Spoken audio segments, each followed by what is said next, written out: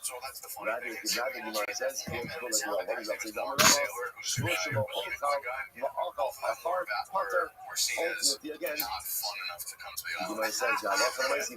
Which Which is funny because Stephen Hawking was allowed to fucking for these autistic weirdos are gonna make this real again, it's probably looked down by most people back then as a guy who had studied in Omaha. So that town he grew up in, so right pre-2000, he was on an island and you get on the plane and the island, there's no kids also, because the people they're dealing with, you mentioned English, nobody has a problem giving them shit. Like, I was single, and if he can't get all these chicks in LA. Yeah, I got chicks in LA. Well, So all the guys he's talking about, they all struggle with getting chicks. You know, so that's not the only reason it's not as much as a chick wasn't taken. Here's why. Because if you're a billionaire, I've seen some into clubs in New York where it's even just millionaires, where there's actual, like, what's that, you go to Denver, Princess Leo, but this happens all the time with girls who, like, with rich people, they'll actually cattle calls for, like, how to get her where the club would fly money, so with like all the house, that's why they had to go to an island to get pussy. So this is the reason they go on islands, because they're rare and nobody talks like it, people are watching. You still have to do that. That is too much of a con. They did both. No, that is not a good ride. It's not a like, how do you, good ride. I'll tell you why.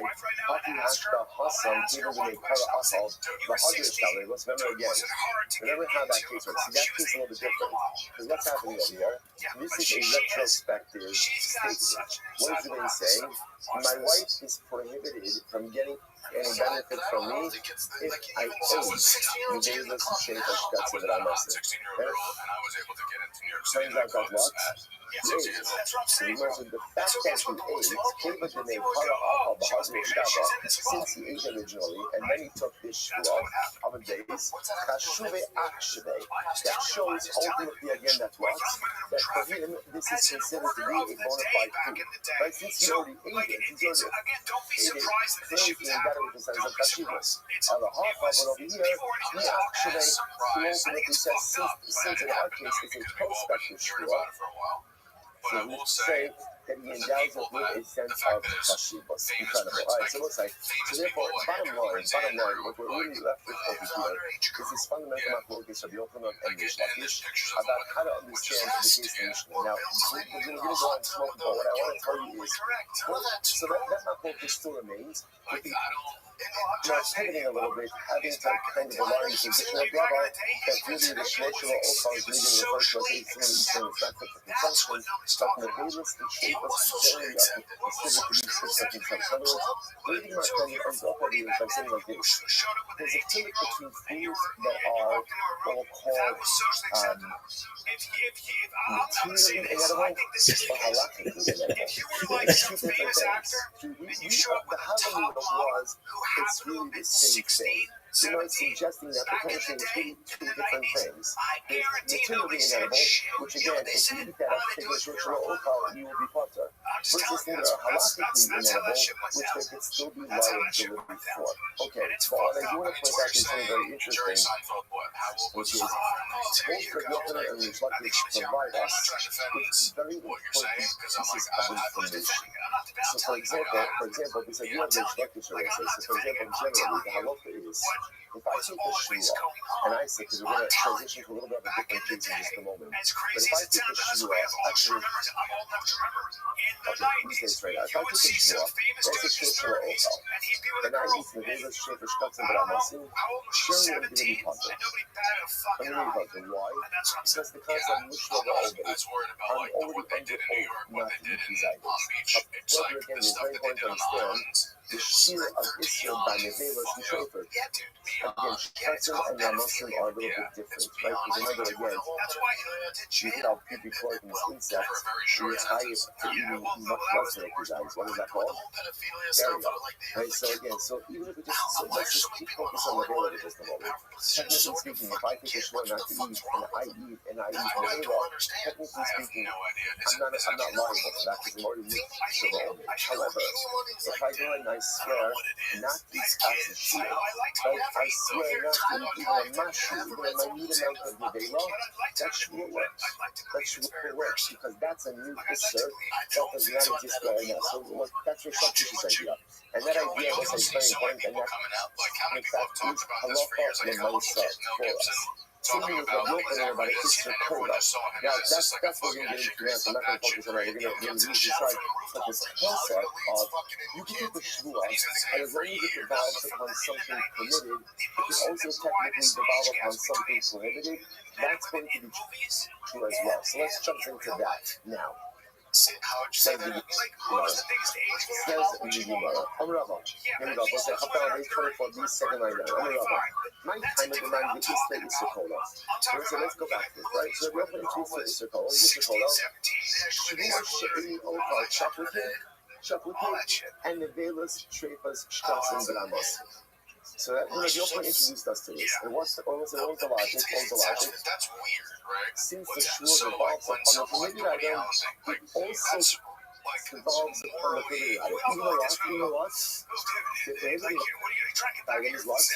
Already permitted. Okay. So what's the logic? What's the logic? So the Gemara says, my time of demand is like Isser Kola. So the Havia Isser Mercy. Because actually, an Isser Kola is like an Isser Mercy. So what's it? This is very exciting. Right? You feel it. You feel it coming out. I also listen to this because this is one of these things where we're learning like these concepts. So I wanted to follow throughout Shas. And what's why is it Isser Kola also? Because Isser Kola is Isser Mercy. What's Isser Mercy? If you look at that, you just know. Midrash Isser Mercy. Very, very, very exciting. Midrash Isser Mercy. Okay, the less like Isser Kala Isser, the Isser Kola is like the Isser Mosif. The Isser Kola is like the Isser Mosif. Okay, I'm just going to read a little bit, then I'm going to translate. See, that really be Bama's class out of Africa. Well, I'm going to be able to see Isser Mosif. Here we go. Isser Kola. So I'll say, what is an Isser Kola? Kori he Odein Isser Akron, Mosif ala Katifa Klum, Avamar Behu, Isser ala Odom Bishbon Akir. Keep going. Nevela Yom Kippur. Let's listen to this. An Isser Kola, what we call an Isser Kola, is essentially a twist on the Gavra, on the individual. Isser Kola says like this. The object itself, there's no new Isur on the object. There's just a new Isur on me.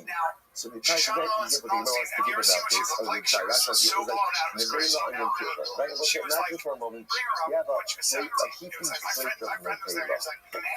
of Nevela. Right? It's as Yom Kippur, you have a heaping plate of Nevela. Okay, so now what happens? When you look at that plate of Nevela, what do you see? Before Yom Kippur, what do you see? Right?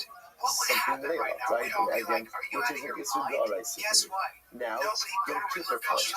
When you look at that same plate of Nevela, what do you see? So again, still Nevela, and now we'll say, now in Yom Kippur, there's an extra Isur on that Nevela. But the truth is, the Isur is not really on the Nevela. What is the Isur on? It's on me. It's me, right? Just remember, no shmuas like that. No shmuas like that. Right? Just, Yom Kippur and Nevela. Right? So again, when I look at that Nevela, that I see it like this, that Nevela was also to Nevela on me because of Nevela. Now it's also to me because of Yom Kippur. Has the Nevela changed? It's the same Nevela. What's changed? Me. Now I have an additional prohibition on me. So again, there's no prohibition on the Nevela. Right? The Nevela, the extra prohibition is on me. Go back to actually Isser Kola. So we'll say Isser Kola is the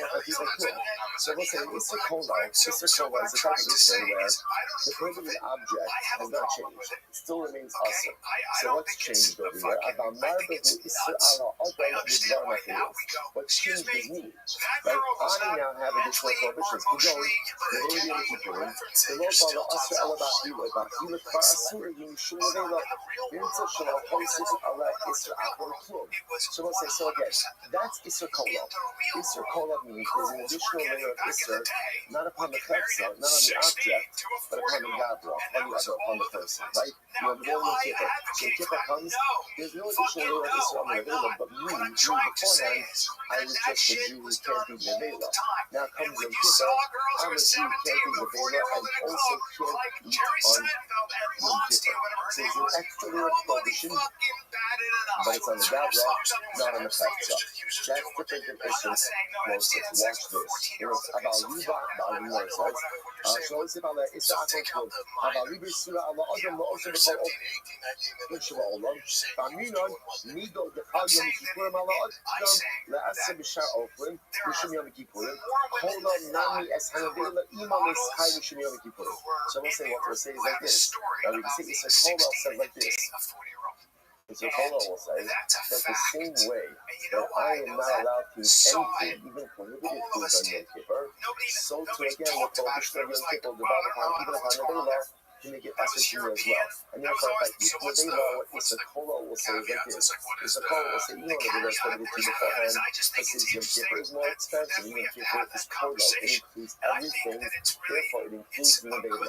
And therefore, when I eat the Bela on Yom Kippur, there should be this dual liability, both for consumption of the Bela and for consumption of Yom Kippur. But that's an Isser Kola. Isser Kola means there's an additional expanded Isser upon the Gabra, upon me, but the Chetza really remains the same. What Isser Kola will say is that since the Isser includes other items, it should also include the Bela. That's Isser Kola. On the other hand, Isser Mosif, Isser Akron Mosif HaChakika Atzma, Davar Shelo Haya Ba Ayudei Isser Rishon, Ba'osa HaChakika Akron L'Maishasa Muteres Kodem Sheba Isser Akron. So what's the Isser Mosif? Isser Mosif is an Isser in Chetza. The Chetza, the object itself, is endowed with an additional dimension of prohibition which did not exist beforehand. That's a good example of that. He's going, Tela Shal Kodesh. Also, that only Shal Kodesh. We'll look at the volume of death. Here's a good example. As a piece of Tela, like consecrated Tela, Tela of Haggish. Okay? So now, you know what's right? Now, look at this. You're not allowed to eat Tela. Like, not allowed to eat anything. Like, can't eat Tela of Haggish. So now, that Tela was fixed within his day. What happens? Now, some Yosa. Now, let's say again, you leave over the Tela past the prescribed time. Now, that Tela becomes Yosa. Yosa, Allah, Isra, the Masha, Hausa, Mutarasol, the Nitzalat Krava. So here's what we're going to give over Isra Moses. Right? Because now, that same Tela, which originally was fixed in his day, is now not fixed in his day, and become Yosa. But that means the talk Shekhala, that Shem Yosa, the Osa, the Mizah. The Isra Rishon, Ma'akila, Yodamila, Shein the Isra Kala, Karaman, Nami Isra Shein Yosa, Eitzal Kalada. Says I must say, watch this. Isra Mosif is a case where there's an added dimension of Isra the object. Now again, we'll get into Isra Kala in a little bit, but it's mostly like this. That's a piece of Chila, right? A piece of Chila. Chila has sacrificial Chila. Now, Chila is there. Once you leave it over past the prescribed time, now becomes Nosar. So let's say, now there's an extra dimension. So now, I want to eat that Chila. What can happen? There's two layers of liability. What is the layers of liability? Number one, Kela. Number two, no sar. But interestingly enough, that additional dimension of Isra is in what? Is in the Chetza. So looks like this is tremendous. This is absolutely tremendous. So again, to get our category shape, because we're going to use this a lot through Shmiras and Yotz Hashem. Isra Mosif means there's an additional layer of prohibition upon me. Upon me. The object for me, the object is still prohibited, but there's no additional prohibition on the object is still same level of prohibition. There's an extra layer of prohibition upon me. That's Isra Kola. Isra Mosif, extra added dimension of prohibition upon the object itself. So now let's go back to just a second, right? So let's go back to this again. So now remember again, the Yochanan. So Yochanan or Mishnah wanted to say like this. If I go and I say Shvur Shelo Ocha chocolate cake, and if they was straight for chocolate, but I'm asking it works. Why? Because that's an Isra Kola. That's an Isra Kola. Since I am prohibiting myself ultimately in something to me, therefore the Shvur devolve upon the nevela as well. So the Lord says, if I now eat that nevela, what's my level of prohibition? There's two prohibitions. What are my prohibitions? Number one, nevela. Number two, shvuah. Now again, the nevela is the nevela. Nothing's changed in the nevela. What's changed ultimately again is me.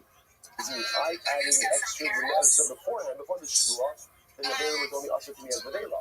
Now that I take the shvuah, the nevela is usher to me as the shvuah as well. Incredible. So it's not actually somewhere level. Okay, so now we got a definition. My time of demand is to kolo. What's the logic of going to work is to kolo? Maybe the hava is to mosi. Because ultimately, I think he wants to suggest that it's a derivative of an Isser Mosif. When Isser Mosif, the man, the potter, the one who says that the potter by Isser Kolo, less lay, he amar Isser Mosif Sakad Chatifa, the Shtei Chatifos Lo Amina. Rabbi say, it's interesting enough. The concept of an Isser Mosif, or is not everybody agrees with Isser Kolo. Why? Because Isser Mosif is much stronger. When do we say Isser Mosif? When everything is happening in one object, for example, the thing that becomes no self. All the changes are taking place in one item. But Shtei Chatifos, let's say Shtei Chatifos, I swear, I'm not going to love this explanation. two different pieces over here. There's my shlo, which is me, and then there's nevela. So the thing that says Isser Mosif works, even when everything is happening within one object. But if the process is returned across two objects, i.e. me and the object, the additional rate of Isser does not rest. Incredible. The man is the Isser Kolo. So according to the team holds in Isser Kolo, Amar Shvuah Shema Osatu. Listen to this. So you're the best. So I'm not going to eat pigs. Because of Amar Shvuah Shema Osatu, I'm nothing. And I say I'm not going to eat pigs and grapes. So again, so first Shvuah is I'm not going to eat pigs. Second Shvuah is I'm not going to eat pigs and grapes. You go to Kyle Anotin, Kyle Nani Akonik. You would say that since ultimately again the second Shvuah devolves upon the grapes, you know so what? Devolves upon the pigs. Which then means that if I eat pigs, I'm chayiv what? The violation of two shvuos. This is what it says. That's obvious.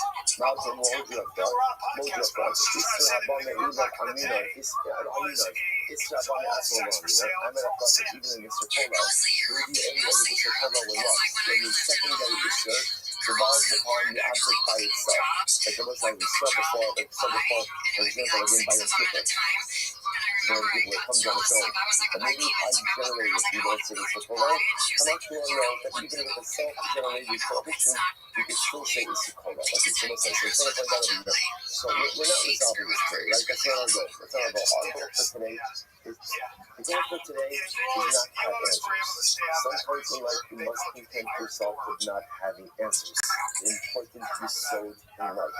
Sometimes we have to go ahead and convince ourselves that we are on a journey. And the way it works on the journey, everybody wants to get to the end of the journey. But if all you focus on life is getting to the end of the journey, you miss out on the beauty of the journey. Sometimes we're so results-oriented that we forget to see the beauty, the holiness, and the need for the process. If you ever want to see, that's why people become so frustrated with Gemara. Why? Because you can go ahead and you can close the page and you're like, what's the answer? Again, that's the whole thing. The point of the beauty of the Gemara, of the Gemara's process is you go, hold up, you didn't look at it. Right? Listen, have you ever finished a discussion without getting an answer? There is that. Right. But the mindset, the clarity will come. But how do they know that you appreciate the clarity of the answers to this? Just taking it in. It's like you ever take a road trip somewhere and you know where you're going. But if you're driving through beautiful places, you're like, okay, it's not just about how fast they get to the destination. It's like taking in the beauty that's all around you as well on the road trip. Gemara is like a beautiful road trip through like fall foliage. Right? I know you have to get to it. I'm taking in everything along the way. So remember again, right now we're taking in all this information. So this is groundbreaking. Because now what I just learned about changed my life.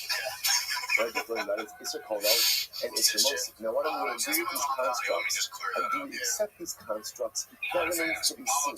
But now these constructs exist in life. So Isser Kolo, where again, Allah for myself, there's additional layer of prohibition of added upon the Gavra, the individual. I am assuming additional layers of prohibition.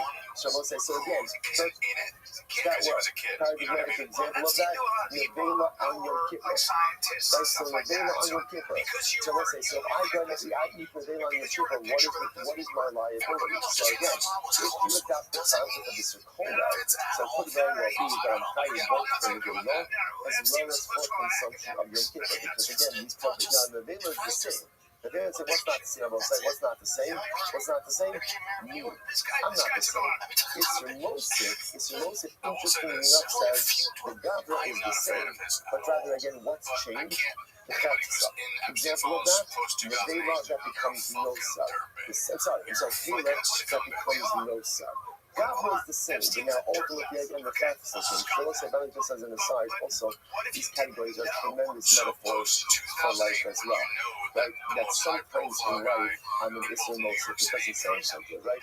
On your Sukkot, in other words, sometimes in life, the world is the same, but it's me that has changed.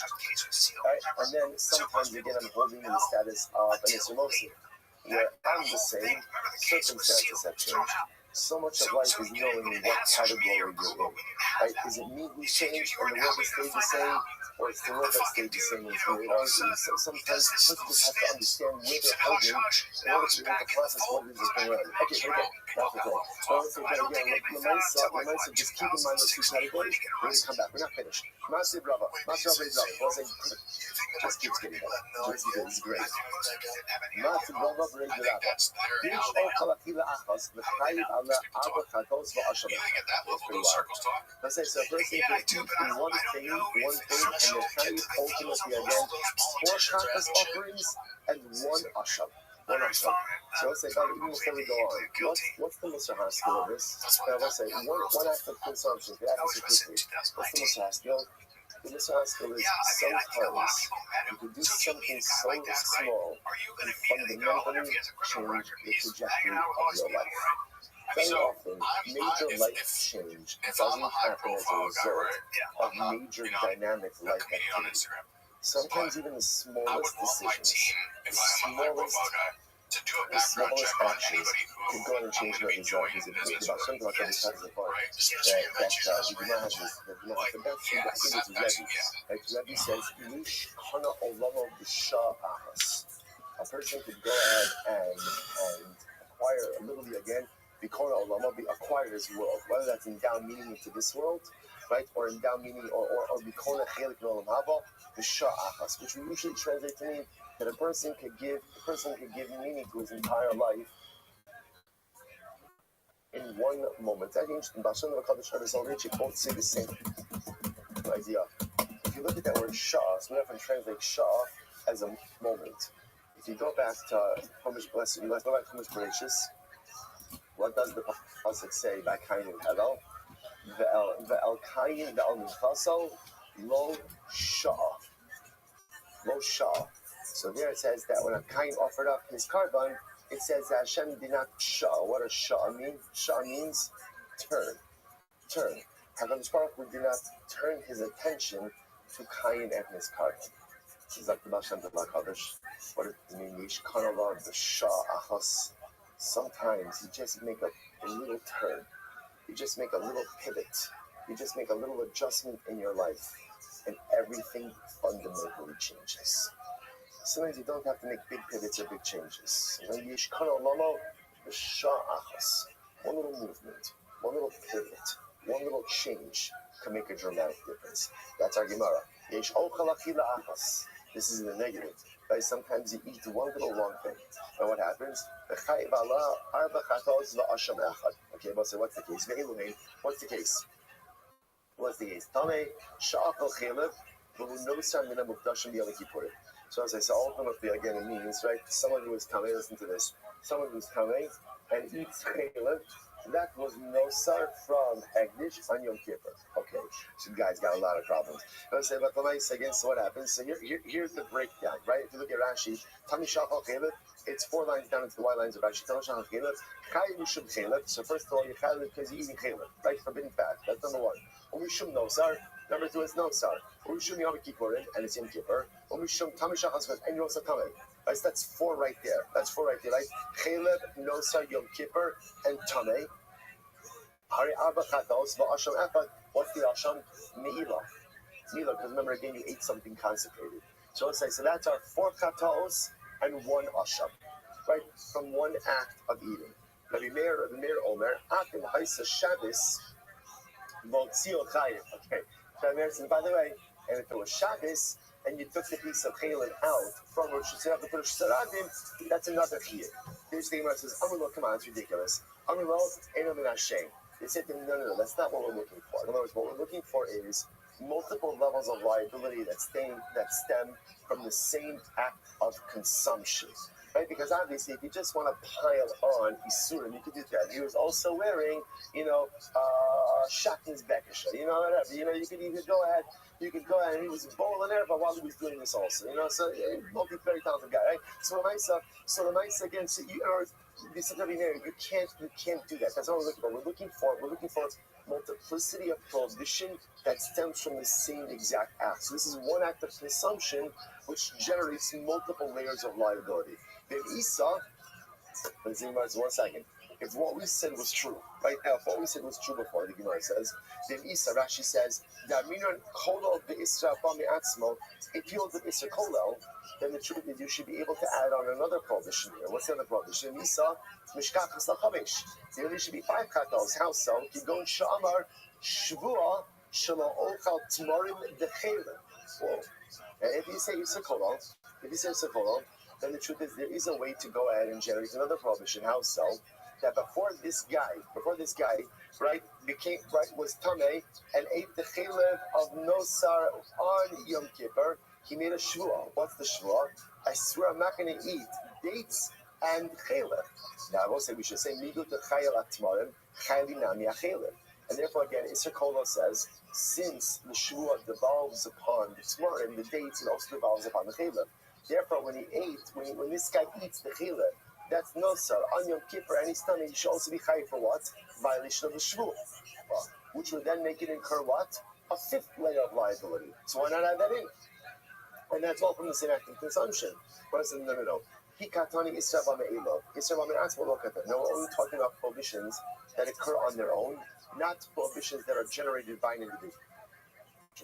What's it, Marcy? Bari Hagdish. What about Hagdish? Like Hagdish, it has to be generated by someone. To which the Gemara says, B'Bechar, the Hagdish we're talking about, to also the Chalev actually belong to a Bechar animal. Right? Bechar is not created Hagdish, but rather, again, it's innate Hagdish. Another possibility is, Ki Katoni, so it says here the Kasha, just understand the continuation of it, right? The Gemara says, we ended off by saying there's such thing as Isser Kolal. What does Isser Kolal say? Isser Kolal essentially says that although you can't make a shavua prohibiting something that is already prohibited, and if you try to do so, it doesn't work, if you make a shavua on something that is permitted, and also include the prohibited item, it works. So if I make a shavua, I swear I'm not going to eat nevela. Does that shavua work? No. Why? Because nevela is already usher. But if I say, I swear I'm not going to eat chocolate cake and nevela, since the shvua devolves upon the chocolate, he also devolves upon the nevela. Okay, well, let me ask Kasha. Then Gemara brings up this case, right? The guy who goes ahead and eats, who's tamei, he's tamei, he eats chalev, that's no samin amekdashim on Yom Kippur. Ultimately, again, is chayiv 4 chatos plus an asham for me'ilah. The Gemara says, why not add on a 5th prohibition? For example, he made a shvua, not the dates and chalev. And since the shvua devolves upon the dates, it also devolves upon the chalev, and therefore it should be chayiv for, when he eats the chalev, he should also be chayiv for violation of the shvua. First one says, no. We're only talking about prohibitions that devolve upon their own, created upon their own, not that are man-made isurim. Right? So a shvua is a man-made isur. Another possibility is, hikatani, mizi delesle she'ela. Only talking about prohibitions that cannot be undone, that cannot be revoked. Shvua de isli she'ela lo katani. A shvua can be annulled, can be revoked. Again, we haven't spoken about that, but we'll get that so you can hear Hashem. Hari hektish. So if we say hektish can be annulled, because remember the assumption is hektish is a nether. Therefore, again, you could annul that.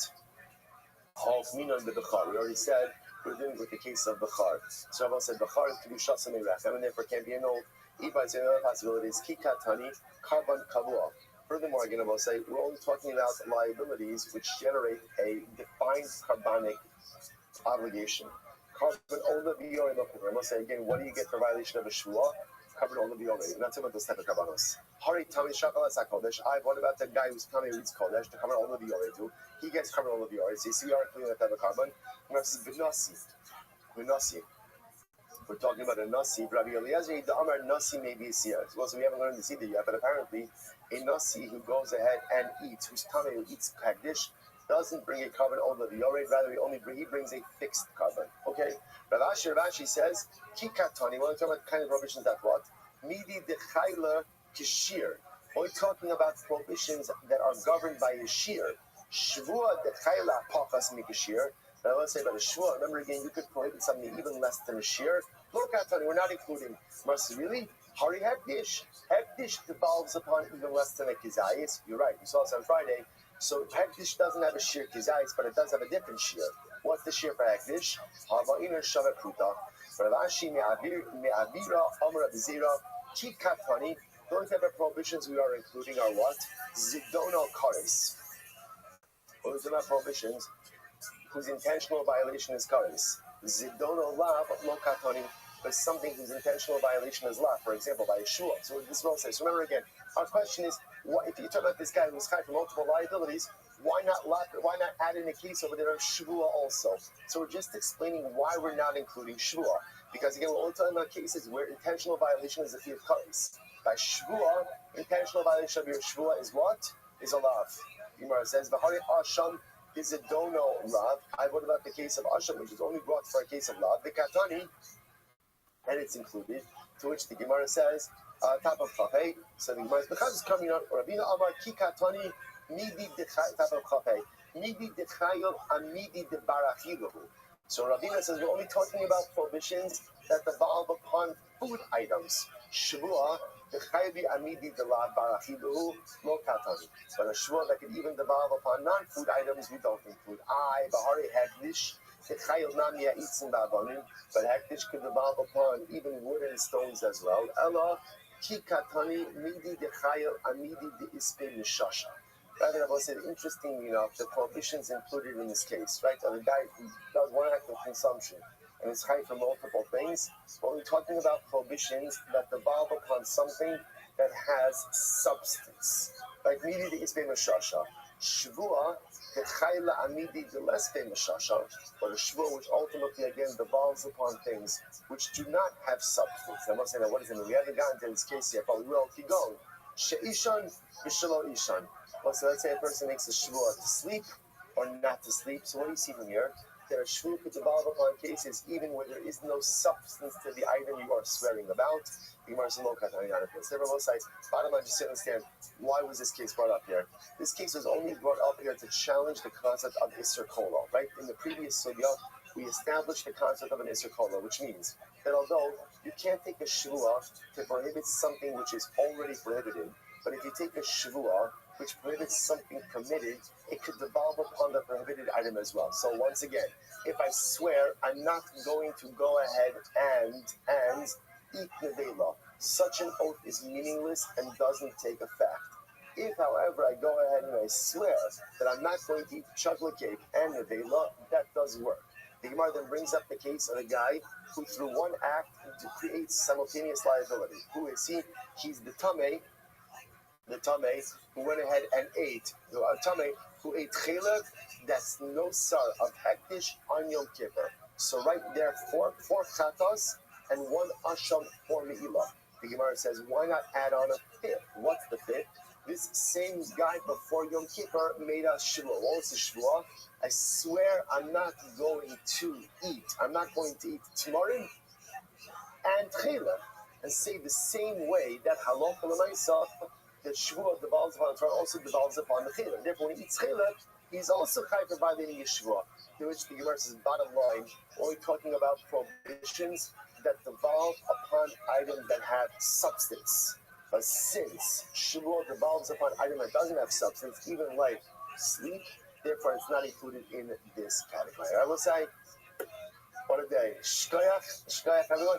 Just a reminder, tomorrow morning there is a Sunday schedule as well. So first Shabbos and it's also in Yerushalayim, Mirtz Hashem, will be 7:15, Daf to follow Mirtz Hashem. Shkoyach, everyone.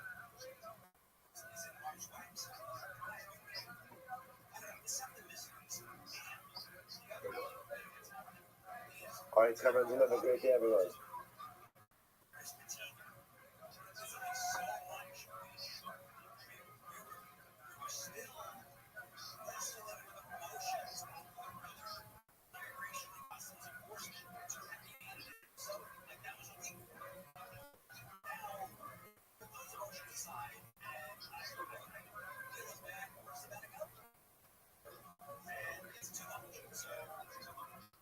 All right, we'll say good morning.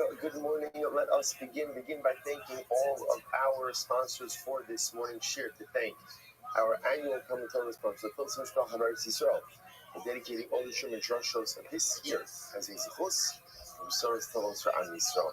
Our commentary sponsors for the month of Iyar Habalim, Rotov Shmuel, Ram Karatkin, a creation of the arts, of Shmuel's father, Lipa Ben Yitesca, Kois of Holy Rafa. And our week of learning sponsors, Hillary Jacobs in Kent, in memory of her daughter, Shifra Zichron Bracha, Bas Hana Dina. Our Dafyomi sponsor for today, Rezi Eskin, the Zecha Nishmas, her husband, Bill Eskin, Yoel Yisrael Ben Mordechai Zichron Bracha, whose yard site is on the 23rd of Iyar, and to very much love attending the Dafyomi Shir. Mirtz Hashem, we hope that in the American Life Talmud Torah, all of the Neshama Sabin Aliyah, the families in the Chama, all those who went together with Kol Chole Yisrael. So the Spark Lushim Mirtz Hashem, we home all of our hostages and allow our holy soldiers to be successful. B'chol Masei Yidei. So with that, let us begin. We have a lot to do today. Baruch Hashem, today's daf is Chos Beis 22. We are picking up in Mirtz Hashem on Chafalach on Beis 21b, 12 lines from the top. Rabbi Akiva. So the Gemara says as follows. Rabbi Akiva says, I'm sorry. Remember again in Mishnah, we have the following case. I make a shua, I swear I'm not going to eat this loaf of bread. And then I eat a little bit of it. So a little bit as defined less than a kizayis. Rabbi Akiva says that I am chayiv. So he says I'm chayiv. Even if you consume a very minute amount, Rabbi Akiva holds that I'm chayiv. Okay, so asks the Imari, Rabbi Akiva b'cholata or kuluk Rabbi Shimon Svirei v'mechayv mashu. So we'll say, here's the shaila. But Rabbi Akiva, now this of course is very unique because in general, whenever we have an Isra Achila, a prohibition to eat something, generally the shear is a kizayis. And of course here Rabbi Akiva is saying that Allah said, if I make a shvua not eat a loaf of bread, and I eat even a small minute amount, I'm chayiv. The shaila is like this. Is this Rabbi Akiva's shita by shvuos, right? Is this real? This is something unique by shvuah, or generally what we call like Gans Torah? Just in general, Rabbi Akiva holds like the opinion of Rabbi Shimon, which we'll see in just a moment, and Rabbi Shimon holds that in general, with even a regular Isra Achila, even a general consumption prohibition, you are chayiv if you consume even a minute amount. That's the shayla on Rabbi Akiva. Said the Gemara. So the sign of Bishimon, what's Rabbi Shimon say? Rabbi Shimon says, "Kol shuvu lemakas." In general, if you consume any amount of a prohibited item, you'll get malchus. The shear of kizayis is the shear for carbon. So this is the position of Rabbi Shimon, which of course in general we reject. But Allah again, this is the position of Rabbi Shimon. So the shaila is, does Rabbi Akiva general agree with Rabbi Shimon, and therefore anytime there's an Isra Achila, the prohibition is b'mashu, any amount, or no, this is just a general halacha, unique halacha by shvuah, but doesn't apply by the rest of the Torah. So in general, Rabbi Akiva could have argued on the Rabbanon even in a general sense, right, in any area of Torah. The reason why the Machlokas is espoused here, they teach you the strength of the Rabbanon. Remember again, because the Rabbanon holds that even in a case of Shua, the shear is still going to be a desires. So therefore, I was like, this is our fundamental shaila. Rabbi Akiva in Mishnah saying, I make a shvuah. This is the worst Not podcast. These are bread. terrible. If I use any amount of the most, Rabbi Akiva says I am liable. What does Rabbi Akiva hold in the rest of Torah? Same thing that you're chayiv for any amount of public consumption. But now here, by shvuah, he thoroughly holds desires. ואף אגב באיתו נאמר, הויל ומפרש חייב סתם נמי חייב.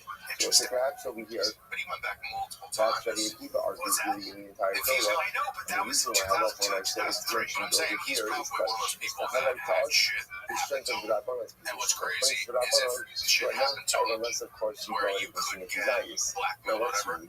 Unless we're going to see over here in the case of Shvuah. Like for example, you need to go ahead and say, Shvuah she'eni ocha mashu shafu b'zu. I swear I'm not going to eat any amount from this law. What's the halacha? If you go ahead and eat any amount, you are in fact liable. So I might have thought that halacha l'maisa, that the reason that even if I'm not mefaresh, even if I don't physically articulate that I shouldn't be liable. Even post-consumption of any amount.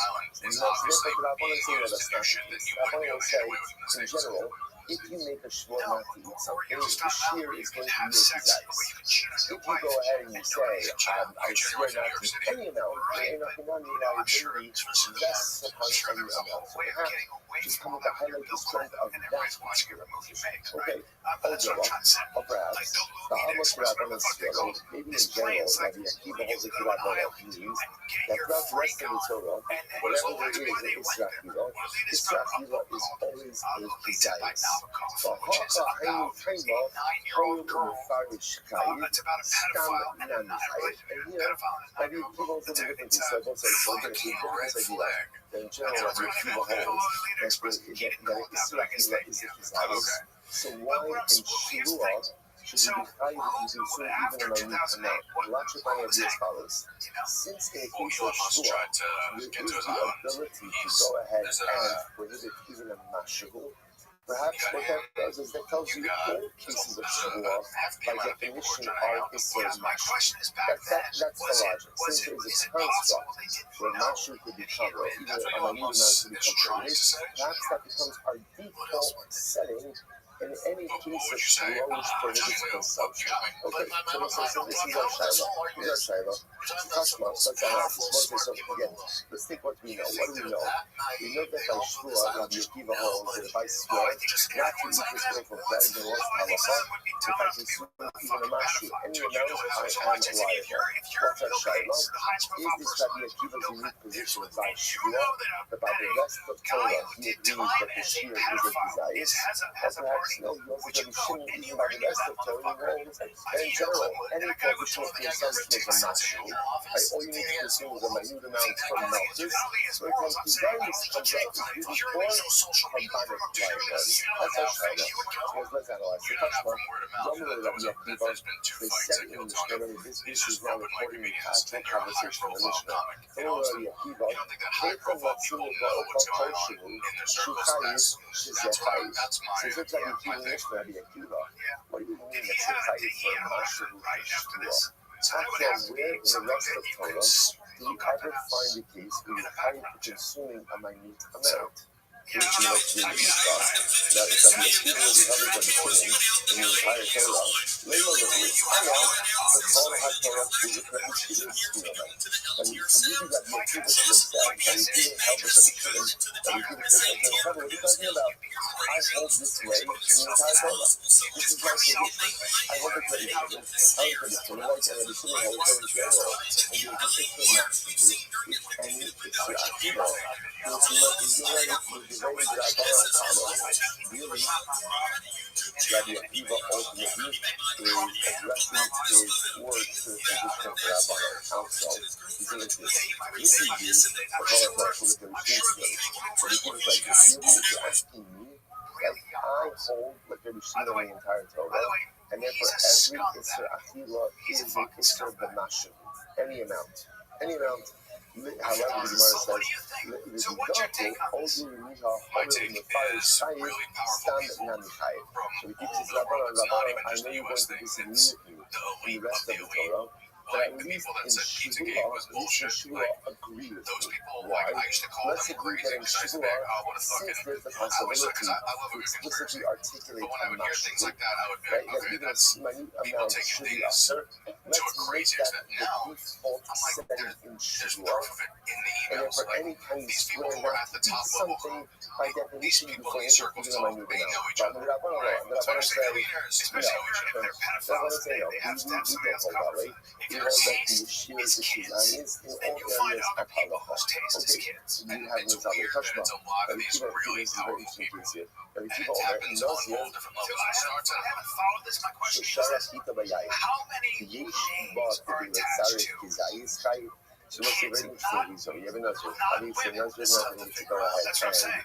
Like, again, because they'll use the name look what our like Nazi Bill. does. Yeah, Our Nazi like goes out SLK, about his they'll have wine, sex but he with, has bread also. all these guys have sex with the bread in the women of wine. age. And Not the surprising, bread of wine course. That's kind of crazy. That's not news to me. So Trump's names in it a couple dozen times. Barack Obama's names in it a couple dozen times. They all sold out to Mossad, because of all that shit. Trump's name is in it 4 times. But Joe Biden, not at all, sold out to Mossad just fell over the game. So again, what's unique about this? And this piece over here, remember, it's the one that's prohibited. That is totally fine. But it's going to be, again, halacha l'maisa, the bread combined with the wine, is going to be shield. This has been a reason by the obligation. This year, like, when we sign, that's like, yeah, people hold it very short. Right? Meaning that what? That every time you have a discussion, it's always been not true. It's always even on a minute amount. And why we need to combine. Right? In other words, then really any minute amount of wine should be included to the ratio. Why do I have to get up to the threshold of desires through combining the better with the wine? Not only furthermore, but over time, shmur shelo. Let's say a person made a shmur, and just a general swear, I'm not going to eat. I start not going to eat. Know what happens? But all the day was straight for shkatzim, but I mustn't. And then you end up eating, I mean, hopefully not all at once, right? But the mindset, he ends up eating the day was straight for shkatzim, but I mustn't. Which I will say, by the way, it's interesting to think to yourself, how could it be that a person takes a shmur not to eat, and they end up eating all of this stuff? So I will say, it's a tremendous muscle how you can see a person making a shmur not to eat. Maybe a person overindulges. Maybe a person has a bit too much access. You know, so say, you know what? I need to get my life back on the right course. What should I talk? Sometimes in the quest for spiritual growth, one thing has to be very conscious of extremism. And recognizing that sometimes going to the extreme is not the right approach because you end up failing. And only you fail, you crash and burn. And this happens all the time in your life, right? All your life, you get very excited, like it's 0 to 60 under 3 seconds. And then one day you wake up like, oh my God, what did I do over here? And it's like a panic, and that panic sometimes, results like in, spirituality remorse, and then like just the pendulum swings back the other way. Now, what I do want to point out, Rabbi is the son of this Rabbi says that sometimes, in order to correct character flaw or to correct a lifestyle flaw, sometimes I have to do something extreme. But I have to swing the pendulum over to the other way with the open expectation that then I come back to the Derech HaMemutza. I come back to the middle path. So sometimes you need an extreme shift in order to gravitate to the middle. But more often than not, extreme shifts don't work. More than that, extreme shifts have a tendency to backfire.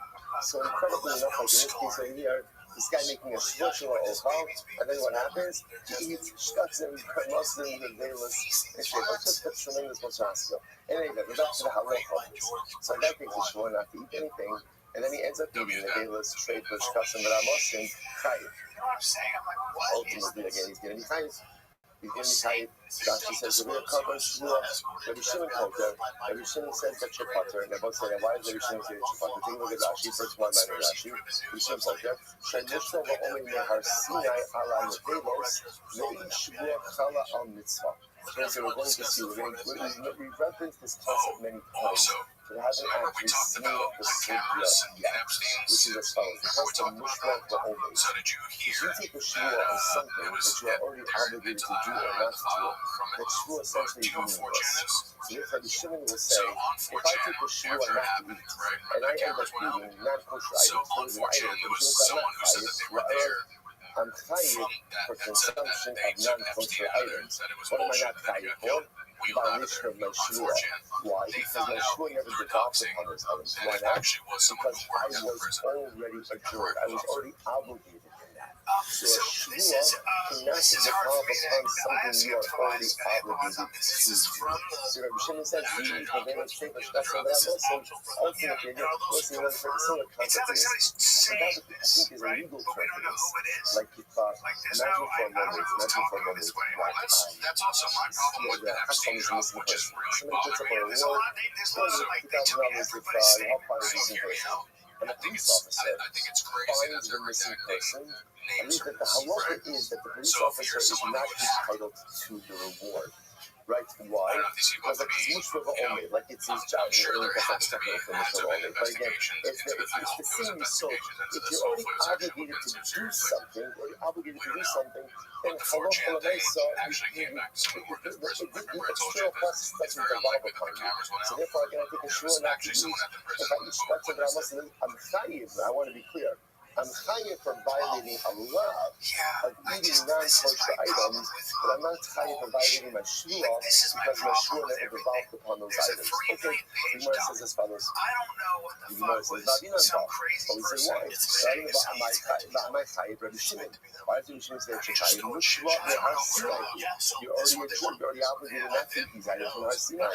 So Rabbi Yochanan going to Ravayu, the kol kol hamutarim in kvar ha'asir. So we see this number of different times. That halacha l'maisa, you're right.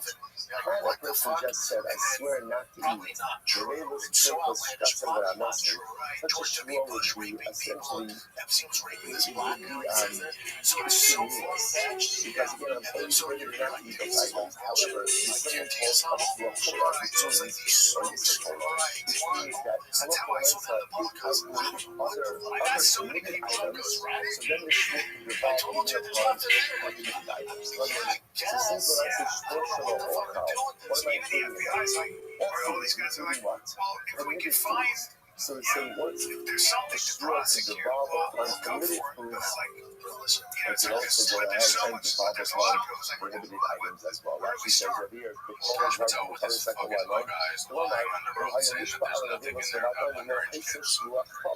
so however, it's obviously the person just took a shua not to eat the village, take the structure and it's not going to work. Because I'm already adjured, right? I'm already obligated not to do that.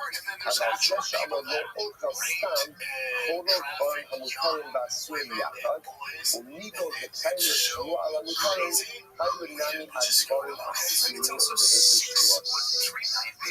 again, it's interesting. So therefore, which now would be the explanation of Rabbi Shimon's shita. So Rabbi Shmuel and Rabbi Yochanan will all say that since the shua devolves upon permitted items, it devolves upon the permitted items as well. Shakish says, when we can set up this case, is Elohim the Nefarish Kafi Shir Ba'alibas Rabbanon. So we'll say, could very well be, the way to set up this case to create liabilities as follows. Shua Shalom Ochal Kafi Shir. I swear I will not eat even a partial amount, even a minute amount. That was interestingly enough, as much as there's a prohibition to eat, the various statements custom that I must say must be exactly what? Zayis. If you take a shua to less than Zayis, then shua to develop upon that. You can stand by the Rabbi Akiva, the Amma, Arthur, or Sha'at's more culture. Or again, it could be a very Rabbi Akiva. Because Rabbi Akiva holds that in general, and Israfila is an answer mashkin. These are those, these are those parts that are not Rabbi Shimon's feelings. So if you think that Rabbi Shimon, you keep enjoying what Rabbi Shimon, so you might say, Kol Shivim Yami Mushva Ba'ameh HaSinai. But Rabbi Akiva would hold that there's an Israfila mashkin in any area of Torah, but that case when Mushva Ba'ameh, you're already adjured, you're already obligated not to eat within a small amount. If that's the case, the Shua should not devolve upon it. Ella Shmamina Ba'amot Rabbanan Svirame Shmamina. Rabbi says, what do you see here? That Rabbi Akiva does not hold like Rabbi Shimon and Gan Torah, that it generally holds like Rabbi. Therefore, Rabbi says the conclusion of the Shulchan, there's a lot of interesting nuggets of information we picked up along the way. Remember, let's stay focused on past. What was our question? Rabbi Akiva said in the Mishnah, I swear not to eat this loaf of bread. I take a little crumb of the bread. Rabbi Akiva says, I am liable. I am liable. So the Gemara says, the Gemara asks, Rabbi Akiva, is that your position that you're hired for natural just in Shavuos? Or do you hold that in general halachas? And all these say Rabbi Akiva. Now, there is a position that holds that this in Mashavu, in all negative consumption, that is the position of Rabbi Shimon. So it's stated otherwise, our question is, does Rabbi Akiva hold Rabbi Shimon in the entire Torah, or just Shavuot? Conclusion, just Shavuot. Just Shavuot. What's the logic there? The logic of Rabbi Akiva is, since by Shavuot you can stipulate a Mashavu, so therefore we create that as the default that any Israel that will always be a Mashavu, and I move it out. But in all other cases of the Torah, where there's a prohibition of eating, the shear is desirous. That's the entire one of today's shear. Good, next. I'm going to Rabbi Akiva, I hate that much in the process, but so that's Rabbi Akiva, so remember, this exchange continues in this one.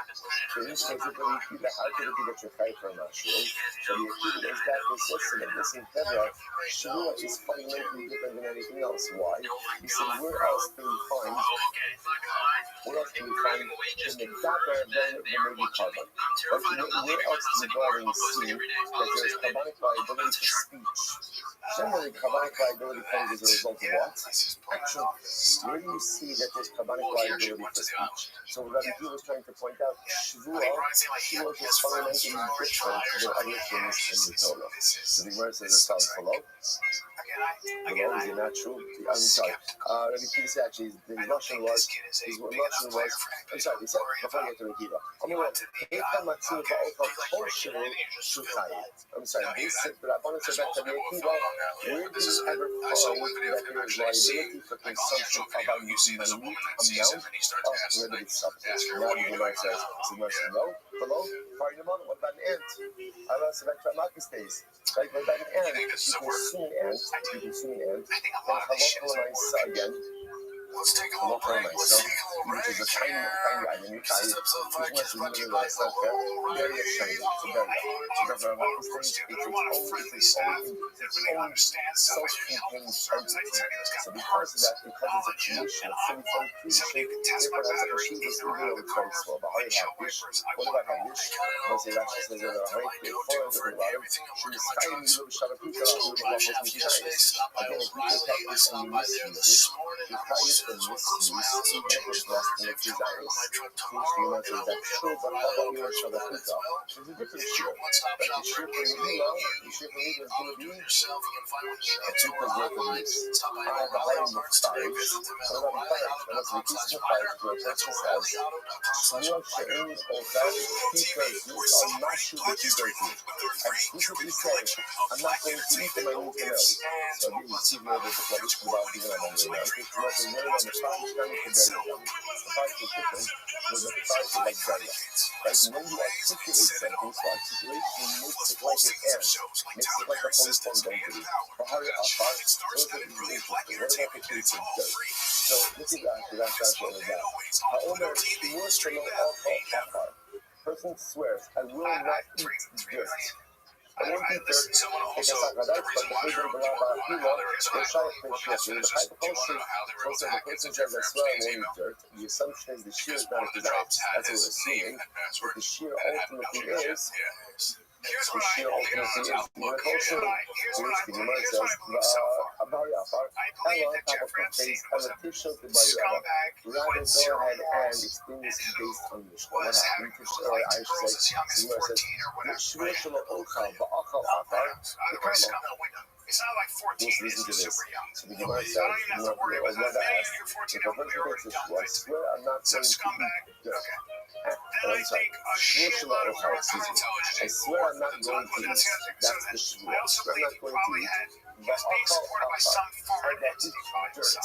Right? So my short different things, but my short is just, I'm not going to eat. And then I end up eating dirt. The camel. How much dirt do you have to eat in order to be in violation of your shua? So the Gemara says, Tifsho, I'd be eager to Zionist. It would appear that the halacha should be, which I think consumer to Zionist. Which the Gemara says, no, no, no. So ultimately, again, ultimately, I love the rights of the Gemara says, when you do a shit to Zionist, only by something, there is a barafila. But it would appear to me that everybody would agree that by dirt, since dirt is not food, or any amount of shit to Zionist, if it comes to any amount, should make you in violation of your shua. To which the Gemara says, Bahari Konamos, what about the case of Konamos? Because Rashi, third line down from the top, Rashi says, Kari Konamos, Omer Kikar Zu Alai, so we're going to see now, Konam is a vow. Konam is a vow. So the person says, Konam Kikar Zu Alai. That's Konam Zu Alai. This smoke should be Konam to what's the halacha? The Chai for consumption of any amount. Any amount, for which the Gemara says, so you see from there that it can be extracted even by a mushroom, so which the Gemara says, Bahai Konamos, Konomis Nani, Kimifarish Nani. So this is very interesting. Konam is different. A konam is interesting. A konam is the equivalent of making a shruah in mashru. Now, why is that? So Rashi points out something very interesting. The way a konam vow works is that a konam never mentions Akila. Never mentions Akila. So like Rosh Konam is konam Kikar Zu Alai. Like this Kikar should be konam. So because there is never a Rosh Akila associated with it, therefore it is just any amount. Shvuah employs an Isra Rosh Akila. So because there employs Rosh Akila, therefore again, it's possible to say that there should be a Shia of Zionist. And the Shiva is kosher because of mismarriage. But everyone in here will agree that by Konam, the Shia is kosher because there is no mention of Akila. Fascinating. I don't know if I'm but the Megabra may be covered. She's a Megabra may be covered. So again, the Rabbanim challenge Rabbi Akiva, because Rabbi Akiva, where do we ever find the case, where do we ever find a situation where an Israel doesn't answer culturally? Rabbi Akiva says that Shua is different, because where do we ever find the case of just speech which creates liability? Generally, it's actually creates liability, not just speech. So we see when there's an outlier case in which it's wrong. Is that not true? That speech doesn't create liability? What about the blasphemer? The cursor, Rashi says over here in Megadi, the Baruch Hashem, the Baruch Hashem, the public Rabbi Akiva, the Rabbi Jesus, but Megadi may be covered. We'll say so again. Megadi is a person who has to show him curses HaKadosh Baruch Hu. Rabbi Akiva holds that such a person is kind of cardboard. Now, what would Megadi do? She's sitting in a face like this, she would just the speech. She was in the middle of the Megadi, that also comes out. We're not talking about speech which generates liability by its own term. Speech which passes something. Where are the people saying to that woman, where do you ever find the case of speech which by itself creates prohibition? Well, so one second, the high, the Megadi, the speech is liability. Doesn't necessarily create anything also. Bahari Nazir. What about Nazir? So Nazir seems to be a good example. A person undertakes a Nazir Naziros, and the result of that Nazir Naziros, he has to bring a carbon at the end of the duration of his Nazir vow, which the Gemara says, maybe carbon, the Gemara says, maybe Dibur al-Kabbalah al-Kamila. I'm sorry, maybe Kabbalah al-Dibur al-Kamila. No, we're talking about someone who has to bring the carbon as a result of his speech. That's not why he has to bring the carbon behind. Maybe carbon which the really Why does the Nazir bring the carbon? The Nazir's carbon is not related to his utterance. The Nazir's carbon is a matir. Like, that carbon allows him to continue to drink the wine. So the key is saying is Shavuot is unique, because where do you ever find the case where your speech generates carbonic liability? So you see the trying to say just like Shavuot is unique in that way, so too Shavuot is going to be unique in that it creates an Issur B'Mashru. I have a hard hektish. What about the case of hektish? Well, it says, well, again, a person makes something hektish. So what happens in the moment that he makes it hektish? Allah might say, again, there's a prohibition. And again, Rashi points out over here, if you were to go ahead and let's say benefit from the hektish, you do try to cover mikvah. So you see from here again, this speech is the reality, which also generates obligation for covenant. So it does two things. Number one, my speech prohibits something, because by making something hektish, I ask it. And again, if I violate my speech, there is corbanic liability, to which the Gemara says, also the smoke coming on Bahai Osra Kola Olam Kulahu.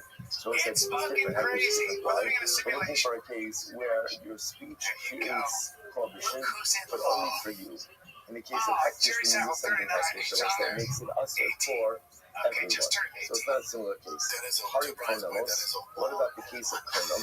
Rashi says that Hari Konamos, Shalo Asra Ella Al-Nov, Yin Akal Mimena Kasagalek, but the Navy Coven, so there's only to see, we'll talk about this more. The Lashon of Konam is Lashon of hektish.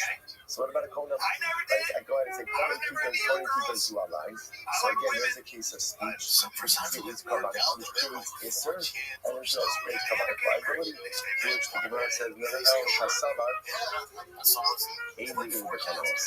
this particular thing knows that there's no movement about Konom. So as much as Konom is like a Lashon of hektish, if you go and use it, it's not a Isser. Okay? Amar Rabbi says as follows. Machlok is Stam.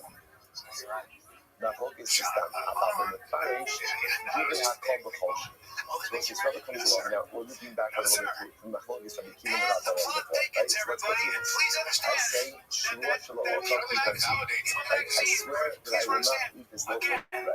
And now I eat a little piece of it. Let's see what you guys, what's halacha? Rabbi Akiva says, I'm tired of providing a shua, but I want to say that I'm awesome. Rabbi comes along and says that the Machlok is only in a piece of stuff, like this is Shua Shalom Ochak. And I do not find how much I didn't give a shield to my Akiva about the Mefarish. But again, if I explicitly articulate and I say, Shua Shalom Mashali, the Kikarzu, I still not going to eat any amount. If we have culpable, everyone will agree in that situation that Allah will some value for consumption of any amount. The rest is my time, but what's the reason for that? The fine choice of the Yodami, because again, we just mentioned this before actually, is when you articulate something, that makes the master look a barrier. And just like this beautiful barrier, even like, you say the part even there, even though again, tiny, but the nice because there's a self-contained entity, so when you articulate a mashal shua, the mashal becomes like a barrier. How I know that? Because I think there are over 80 witnesses, many of whom were at that age. So he's a dirtbag scumbag, okay? He's the worst of the worst. And anyone who helped him is now in jail, it looks like, or is a scumbag, okay? It's debatable. Sure, well, that's the point. But here's where I argue with those conspiracy theories. Here's where I'm wrong. Let's say I say people at the highest levels of government, at the highest levels in the justice department, at the highest levels ever. Rabbi says everyone using This that guy case, was a that you pay for culture. pedophile. This guy raped 14-year-old girls and baby ridiculous, and So covered it up and got him out of it and used code words, used code words. So the Gemara says, okay, this kind of obvious. Now, you know, it's what's happening. I don't know like this. And even when people say police, what do they mean? What do they mean? Many monsters have begun just like this. What I'm trying to say here, the theory is that you don't need people like him to take the black belt. Much more when you have things like Palantir that are going to be able to get teams involved, that are going to be able to get your text messages, that are going to be able to blackmail you at will without having to bring criminal activity into it. But my thing, guys, is this. Why the fuck is no one talking about the most important thing with all this? I just see all this noise. I see all this stuff. Oh, look, this guy did this. He cheated on his wife. Blah, blah, blah. Okay, so you know what? I don't give a fuck about rich shit dudes cheating on their wives with women of age turnout. I don't give a fuck. And I'm not surprised by that. You know what I do give a fuck about? You know what I want to know? these two statements of Rabbi. So it's just important to understand that halacha l'maisa, we're going to ask in general that when you take a shvua, and we'll see it, we'll get to the next session, that halacha l'maisa in the shvua case, the highest policy in the shvua case is that desires for a mashu. We'll come back to that. But in these two sub-cases, everyone agrees that if I say shvua she'eni ocha mashu, that the prohibition is on any amount. Right? Furthermore, everyone also agrees that if I say shvua she'eni to'en kikazu, that the prohibition is on any amount. Okay, let's go back to this. Furthermore, the focus of giving Rabban is only by shvuas. However, about the konamos, if it's not called the kosher, I'm going to be getting a konam case, konamos, that the prohibition is upon any amount. You must see what's the reason for that. My koma, konamos time if you're going to go hamik kashma da afilu kizma kashma. We mentioned this before. Because once when it comes to a konam, because the konam vow, right, and neder does not include a konam, does not include any mention of afila. Because it doesn't mention afila, therefore the prohibition is upon a mashu, any amount. So if that's true, based on those the kasha, shvur konamos and stacking, so it's a very interesting case. So let's say again, I go ahead and I make two konam vows, right, on two different loaves. Konam keepers who are alive, konam keepers who are alive. What's the halacha? It's stacking. If I eat a little bit from loaf 1 and a little bit from loaf 2, they come together to form the shear of desires. On the other hand, if I say shvur she'eni ocha kikazu, shvur she'eni ocha kikazu, two shvuras on two loaves in the stacking, they do not combine. They do not combine. And Mary says, konamos is shvur. So Mary says, no, konam is just like a shvur. And just like shvuras don't combine, so too konamos don't combine. Listen, 1 second. Why do you need to combine konamos? We just said before, Rabbi said that it's for konam, it's for mashu. If it's an isra mashu, then why do you need to combine it with anything? So, the Amar, Achila Mizo Alai Konam. Right? Because the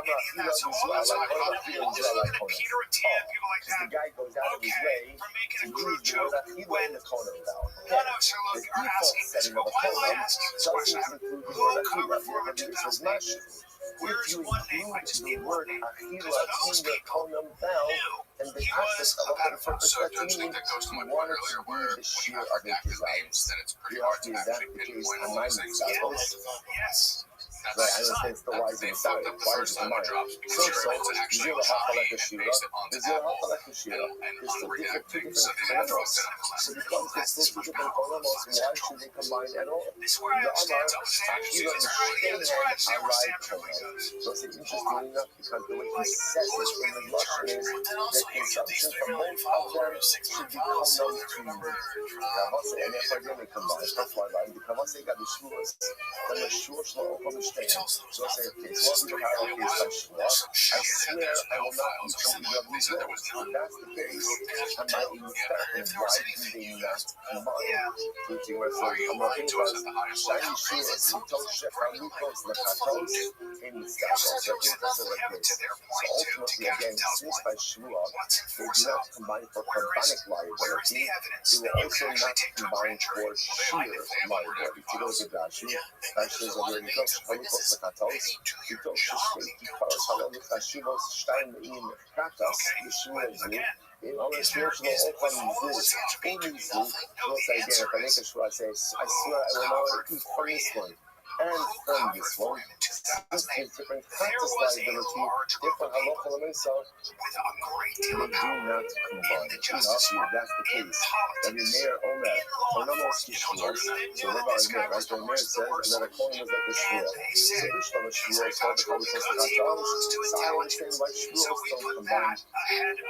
Right? Why not? Why don't they combine? Because halacha l'mesa is a distinction for kabbalic liability. They don't combine. Halakonamos combine wrong, but for konamos, why do they not combine? Switch the Gemara to the book. Rather switch around the sheepus. Right? Mayor Omer, shvuos to konamos, but let's say that because. So the mayor holds shvuos like konamos, and ultimately the mayor does not hold like. Okay. So Rabbi says, keep on up to that.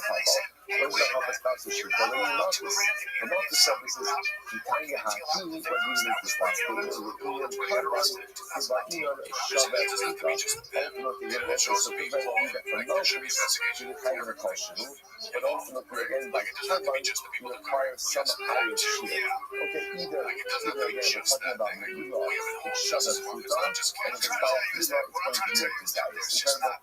The main route, the Rabbanon started deciding that on the Yishmir Shabbos, is that the same with the Rabbanon held that there is Megillah by a Kohen, by a Rosh again. Kohen is in there, but Kohen is a Rosh Hevish. So the person says, Kohen people who alai, essentially what he's doing is he's creating a hectish reality.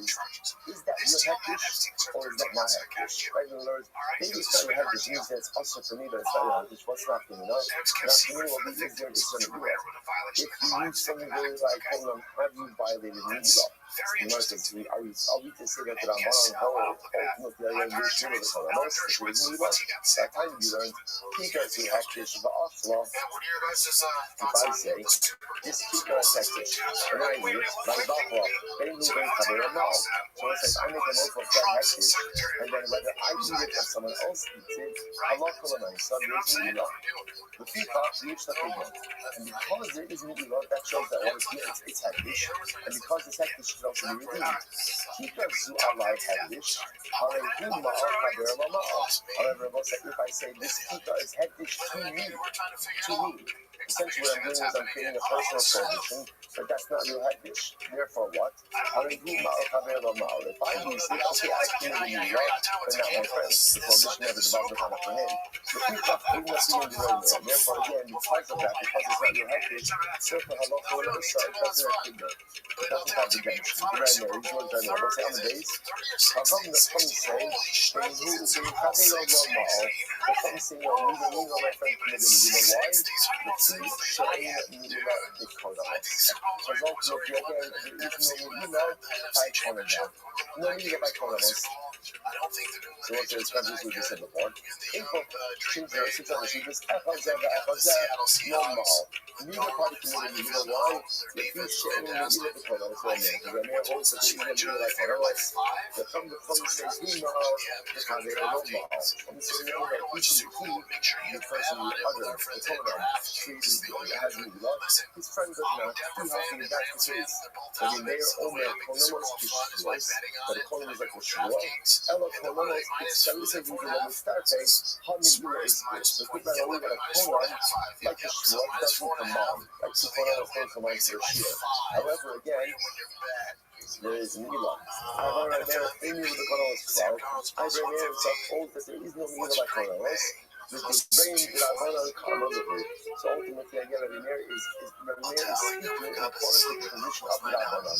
Maybe the Konomos cloud. According to Rabbi Meir says, I hold there is no Megillah by Konomos. This Konom, as much as Konom has kind of employed some of the mechanisms of hectish, it's not real hectish. Because it's not real hectish, therefore there's no Megillah. That tells me Megillah, according to Rabbanon, only the Konomos Kishwas. At least agree with me that a Konom is like a Shua. And Rabbanon Shua speaks at the Pinchas, Konomos like a Pinchas. Ultimately, Rabbanon will hold, ultimately in the case of Shua, only the Pinchas in the case of Konomos with the Pinchas. Okay, so let's say, so again, bottom line, what do we do over here? So first of all, again, in this meaning, as much as we have not done the city of Konomos yet, we're picking up like a lot of interesting facts about Konomos. Konom, which is in the Adam, creates an issue in the Mashiach. Like, why is it creating an issue in the Mashiach? Everybody seems to agree with that. Why is that? Because a Konom vow is not really the Lashon of Achilah. So because that will be Achilah, therefore, what I said, Achilah is Mashiach. Now, if you use the Lashon of Achilah in a Konom, then it's possible that the Shir ultimately again becomes exercise. If you make a Konom vow, does that create the condition of Megillah? Not focus. And again, that is still has to result. So we got Konom, and just remember again, everything else, we still have on the focus about Shavuot. When we say Shavuot, Shavuot, all Kafika Zu. So again, Rabbanon, Shir Kizayis, Rabbi Akiva, Shir Kosheru. However, everyone agrees that if Halacha L'Mais I say, Shavuot She'eni Ota, Master Rebekita that the publisher of the show develops even on a master. So again, my focus on keeping it up on is still hovering here in the background, perhaps result. Let's show the background. I'm right, that was as follows. Shur shelo ochal va'achal asa. What's the answer for that? I swear. Look who it is. How you living, pimp? Turtles shall won't eat, and they eat dirt. What's that? Bitcoin? The essential is that the that's not called eating. All right, so what's the play? I don't know yet. Is it Bitcoin? I just don't think it's getting lower. Dog, I'm going to just quote you. You said, Rabbi, once this bitch hits $79,000, allegedly, you didn't say bitch, but you know, I'm just paraphrasing. You were going to sell your house and go all in.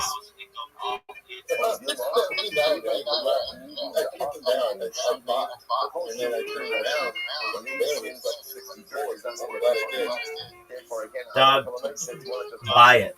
I'm telling you, buy it. Buy it. No, not at all. I'm telling you right now, in 5 years when we're having this conversation and it's worth $1.2 million, you're going to be happy that you did.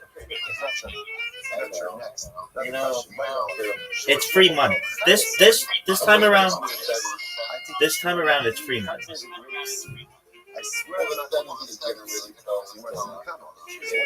Why do you think that?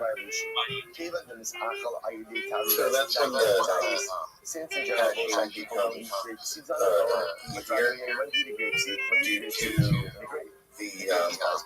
the minor rewards become 50% because the price drops so low. Oh, okay. Well, buy it. Buy it. Buy Bitcoin, man. You will not regret it. Easily the Seahawks. Right? They're not even playing a game. Like, this is Oregon ends up being 33. Yeah, I'm into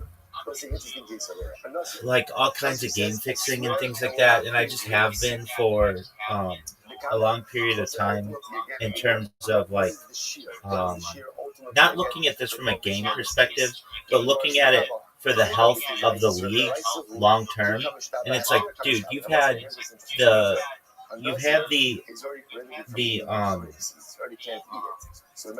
Patriots win 7 Super Bowls or 6 Super Bowls, and they've been in, I don't know, 11 or 12 or something like that. It's not good for a league to have that much weight in one franchise. And then you have Seattle, which is a newer franchise in terms of like compared to some of the other ones. At least it might not be newer, but at least they're them being a successful power. And it's like a new iteration of that. I just think that Seattle's the play. Now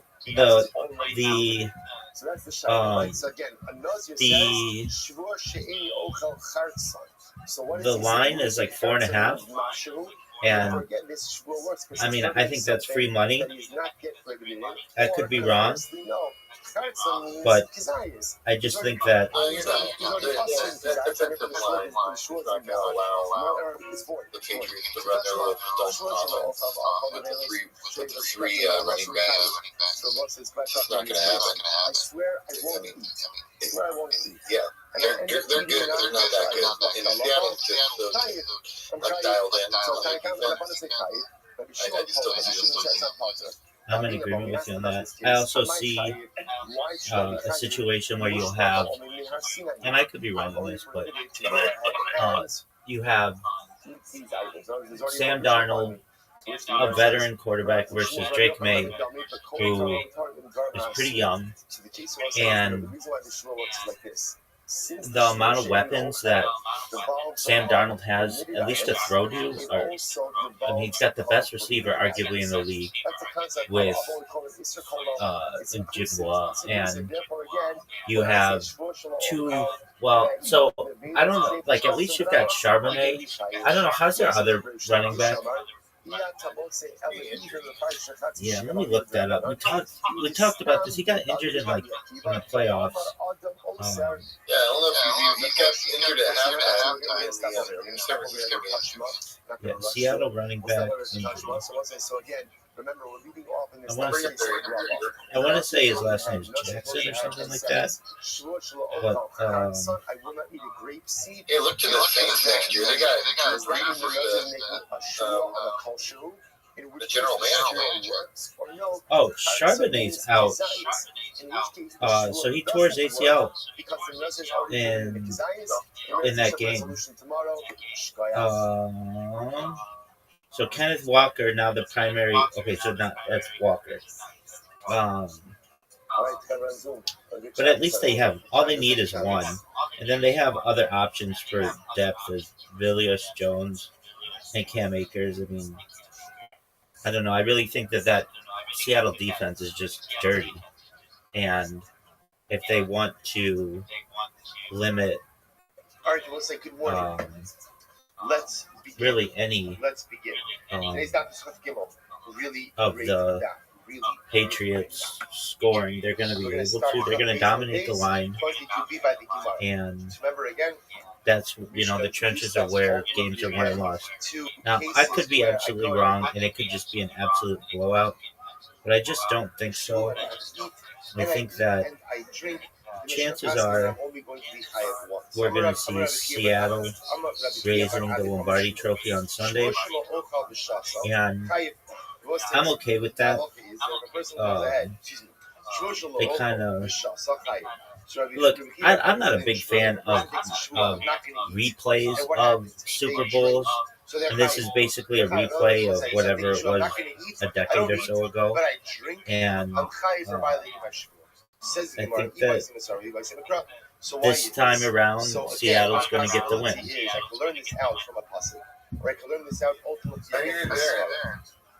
So the Gemara says, if you want to say that it's a svara, the Amrale Inish Lachabri, and a person says, let's go eat something, and they end up in what? They end up eating and drinking. And they have to somehow beat the trick the Seattle defense, which no one's been able to do under the umbrella of. That's the thing, and they're pretty healthy, and they're seemingly. I just think they have a lot of weapons, and I don't see. Aren't they got two linebackers out? That drinking is included in eating. Something like that. They got Landry the third and Lane. Both are questionable. Looking at New England, they've had a really easy run to the Super Bowl as well. I think since week I don't know, 5 or something, they haven't played too many teams aside from Buffalo that were really that good. They beat Buffalo. They beat Denver. But Denver didn't have a quarterback. So, I mean, it's one of those things like, that's a victory. Good job. You won the AFC. But in the NFL, it's all about the quarterback, and you only won by 6 points or something. Like, I know it was like a snowball, so whatever. But I'm just somebody who thinks that a healthy Denver team is going to be in the Super Bowl right now. And they just didn't.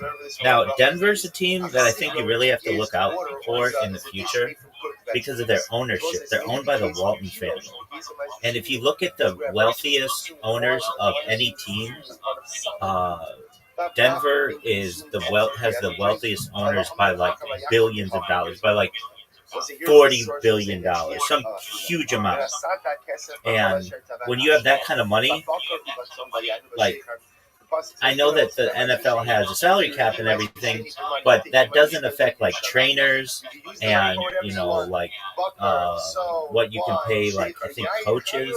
Like basically, Denver has a blank check to just be able to dominate if they want. Wine is a drink. I'm looking at the Patriots team. They lost the opener, which is a joke. Vegas is, keep in mind, the worst team in the NFL. So maybe And then they lost to Pittsburgh. And I'm looking at their wins all year. They only had one blowout every game. However, And they had a couple blowouts, but they played most games all year. It was a sheikh. And then at the end of the season, they blew out the Jets 42-10. It's the Jets. It's Miami. They beat the Chargers. They beat Houston. They beat Denver. So, I mean, I think the Chargers are pretty good. Yeah, I mean they're like an above average AFC team. I'm not saying that they're not good. You're right. I mean, Houston with Denver without a quarterback at this point, like a pretty like English walk to the Super Bowl. Right. You know, Yeah. Chargers, Houston, Denver. And then 16-3, 20-16, and 10-7. And keep in mind, I believe they had the Chargers at home. I believe they had Buffalo. I think Buffalo was at home, and then Denver was on the road, something like that. So they've had some home field advantage for some of those games. And that Buffalo game, let me think about it. That Buffalo game was the one where there was that catch that was ruled an interception, or maybe it wasn't a catch. It was like, you know what I'm talking about with, yeah. And that could have gone either way. And so if that play goes the opposite way, then the Patriots are out. It's not, I mean, they're not out, but like there's a chance that they lose that game. I think that's how that. No, they didn't. They played Denver. They played Denver. I made a mistake. So Torah tells me that I can Yeah, no, money on my same machine Buffalo, use a purchase line. They lost Or use the lesson of That- Yeah. What do we see from You mean in the playoffs against Denver, where they only won by 3, that and drinking it's just down to like one call. That's what it was. That's what it was. Yeah. So New England did not play Buffalo, but they played them in like late December. And all right, so their road to the Super Bowl was the Chargers, and then well, they were the number one. Oh, the Texans. That's right. Oh, it's the Texans. That's right. And the Texans, they had their quarterback threw like 4 interceptions or something.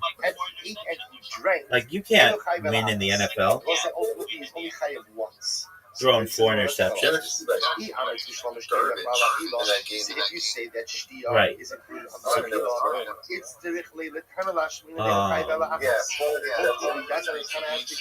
Yeah. What's his name?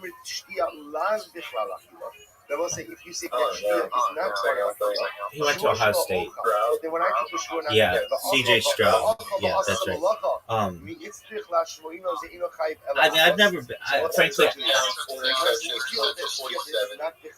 QB rating of 22. I've never, there's something with the expansion teams in the NFL. They've just never been able to have the same type of success that like your Blue Bloods have had. Like, let's think about it. Okay, the Texans are the most recent. If you technically look at it, the Browns are an expansion team. Technically, I know that like the NFL plays around with their history, but technically they were an expansion team. So they've been terrible. Then prior to that, you had the Carolina Panthers and Jacksonville Jaguars, 2 historically awful teams, like usually the worst teams in the NFL. And so we're looking at the Texans, the Browns, the Chargers, and Jacksonville. Those are. Oh, did I say Chargers? I meant Carolina Panthers. Apologies. And then I think you have in there maybe, well, they're just bad. There's not like an exception to that rule. If you're going to have any exception to it, I think Baltimore was So now in the second case, founded in the I then 90s. That's what I was going to bring up.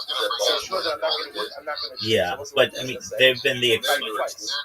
They're okay, but they're definitely the exception. But your blue bloods. In the NBA, you got like Toronto Raptors. Oh, get out of here with that. And therefore what? Get out of here with that. Okay, let's talk about that. Let's talk about that. They've been good 1 year out of 30 that they've been around. Why should I be chayiv at all? Wait, they also had Tracy McGrady. I swear I'm not going to drink. I'm not going to drink, and I drink. Okay, but they've always had like marquee players. Had a big franchise. But then they get Kawhi Leonard. They win a championship. He immediately goes to LA. And now what? Okay. He's having a resurgence actually this year. If you hold that Shtia is Playing some ridiculous basketball. The NBA drives me wild. I can't stand it as a. I can't stand it for a few reasons, and we'll go into them. The ref situation, they had evidence that they were like on the take, basically, with the Tim Donaghy situation.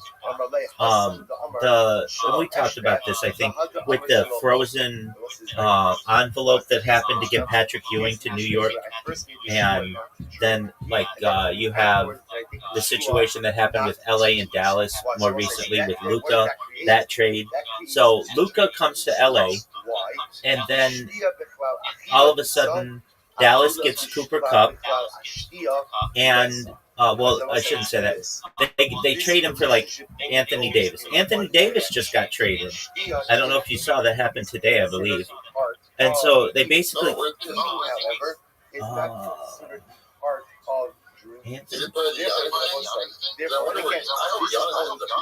Therefore, again, when the person says if I say Anthony Davis is traded to the Washington Wizards. Therefore, if I go ahead and eat that, you won't give me chayiv once. Not only that, but if I say he's always injured. And if I go ahead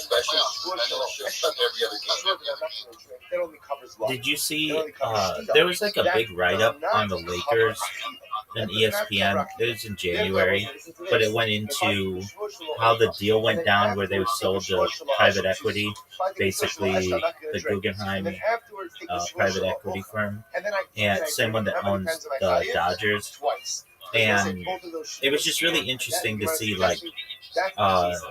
Jeannie Buss basically saying LeBron James was not appreciative that we drafted Bronny. We didn't have to do that. We basically, I'm going to put words in her mouth, but we wasted a second round pick to get your son there, and you weren't appreciative. He's never turned out to be anything. Bronny James is just garbage. He's a G League player, but not even a very good one. And they only put him in a Laker game because his dad basically demanded it. And now LeBron arguably might be looking to go back to Cleveland again, which I can see. It was a really good article on how it all went down with their family, and how there was all kinds of backstabbing, how many of the Buss children just got straight up fired. It was just really interesting. But what an investment, with Jerry Buss, made it was like 65. It was like, I don't know, $10 million or $65 million, something back in the 70s. And then all of a sudden he gets the Showtime Lakers, and then the Kobe and Shaq Lakers, and then the LeBron Lakers. They 50x their return on that bad boy. And I'm sure they had a lot of fun as well. He's still only chayiv once. Really quick. Go for it. Why don't you say that case? Listen, yeah. Danny and Lillard without the skill. Yeah, he's just and gotta all get the more so, I will say, in a case like this, and then I eat it, I drink it. Of course, the And you I would, think they still make their money off of it though. Like it doesn't matter he's a deal player. Just the franchise name of James, you know, it's so big. They allow his son to come play, honorable, nice. well, it's the first time a father-son have ever played on the same court in the NBA, which was the big deal. It's a lot like Ken Griffey Sr. and Ken Griffey Jr., kind of like, or I think Barry Bonds and Bobby Bonds as well, you know, like being in the same field, but it's much rarer. Obviously, it's only happened one time in the NBA, and I don't anticipate it happening again. I mean, maybe it will, but you need to have a player that really plays for a long period of time and have a child young. There's the other issue with LeBron James' other son, who is taking a redshirt year at Arizona as a Wildcat, which I think, I mean, I don't know. I think that the kids are just not that, they're not as good as their father. Frankly, that's just how it is. And that's nothing against them. Their dad's like one of the greatest basketball players of all time. What I would think, though, and this is just how I would think, is that you have a situation where these kids literally are born with basketballs. They have the best nutrition. They have like a hoop. Like some of these other kids, they don't have a hoop. They're playing in like some pickup game in the neighborhood till the sun goes down, but there are no lights. There's a curfew. Like Ronnie and his brother, they literally could just have indoor basketball, outdoor basketball courts. What I'm saying is they have every absolute advantage to be just generational talents, even maybe better than their father. But they just, I think, probably were spoiled, didn't have this, didn't need it as much. They could never play a game of basketball, and they're gonna die millionaires, if not perhaps billionaires. Similar to Michael Jordan's kids, they never were anything really that great. They've gotten into some trouble, and they just didn't need it. They knew if they never took the court ever, they're still going to be they're going to be part of that generational wealth. So they didn't have that same fire in them.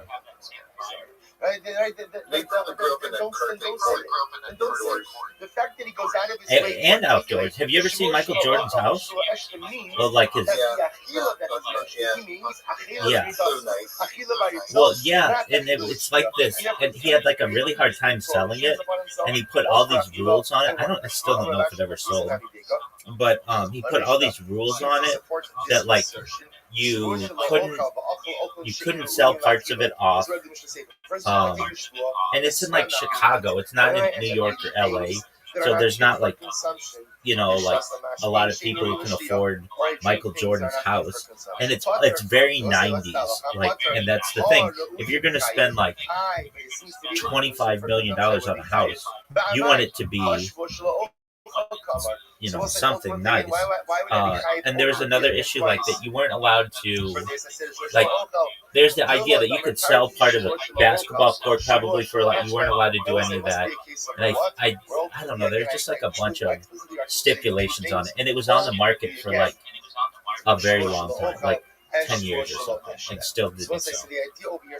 But, and then, here's the opposite of that. You've got Steph Curry, who, that's what I would have expected Ronnie James to be, like Steph Curry, a better version of his father. And that's just not how it turned out. And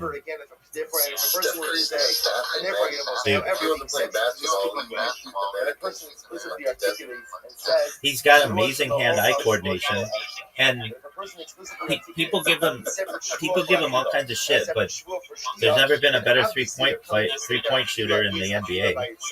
and he looks like when he's. I agree with you. Person takes a shua that I'm not going to eat, I'm not going to drink. And ultimately, again, I'm eating like Chayiv Shtayim. Also, the Rambam Paskin, I'm Chayiv twice. Shashtia b'chal achila. Because under normal circumstances, Shtia is considered part of achila. However, Holu Perish Amar Shlo Eshtek Kalakaito Shlo Shtia b'chal achila. It's like Rambam sums it up in 4 lines. Number That's one, right. achila is b'chal. That's why if you explicitly articulate a shua and you say shua shelo ochal, shua shelo eshet, you're going out of your way to explicitly The articulate Golden State Warriors are up there with being like one of the most valuable dynasties, and they absolutely they have, in my opinion, Steph Curry to where a person goes ahead and takes a to be responsible for that. If you look at the Golden State Warriors up until they drafted Steph Curry, they were one of the biggest jokes of the league, and they were never good. Ever. They had Chris Mullin. Okay. One year. Hold on. Yeah, but then Latrell Sprewell choked the coach.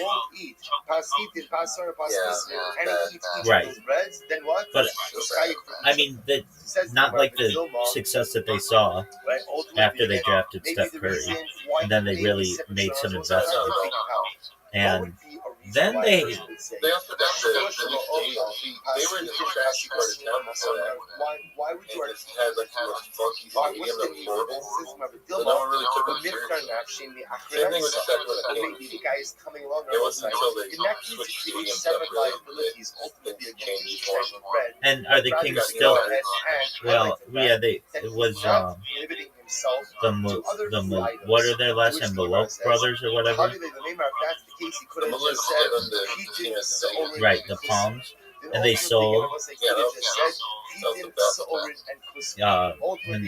But I mean, the Kings are still trash.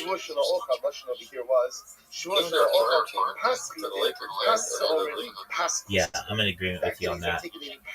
Haven't been good. Haven't been good since the early 2000s. And that was only 1 year or two, maybe, when they had Chris Webber and Mike Bibby. And but he's also coming along to everyone forgets that guy. That's correct. That's correct. Yeah. Yeah.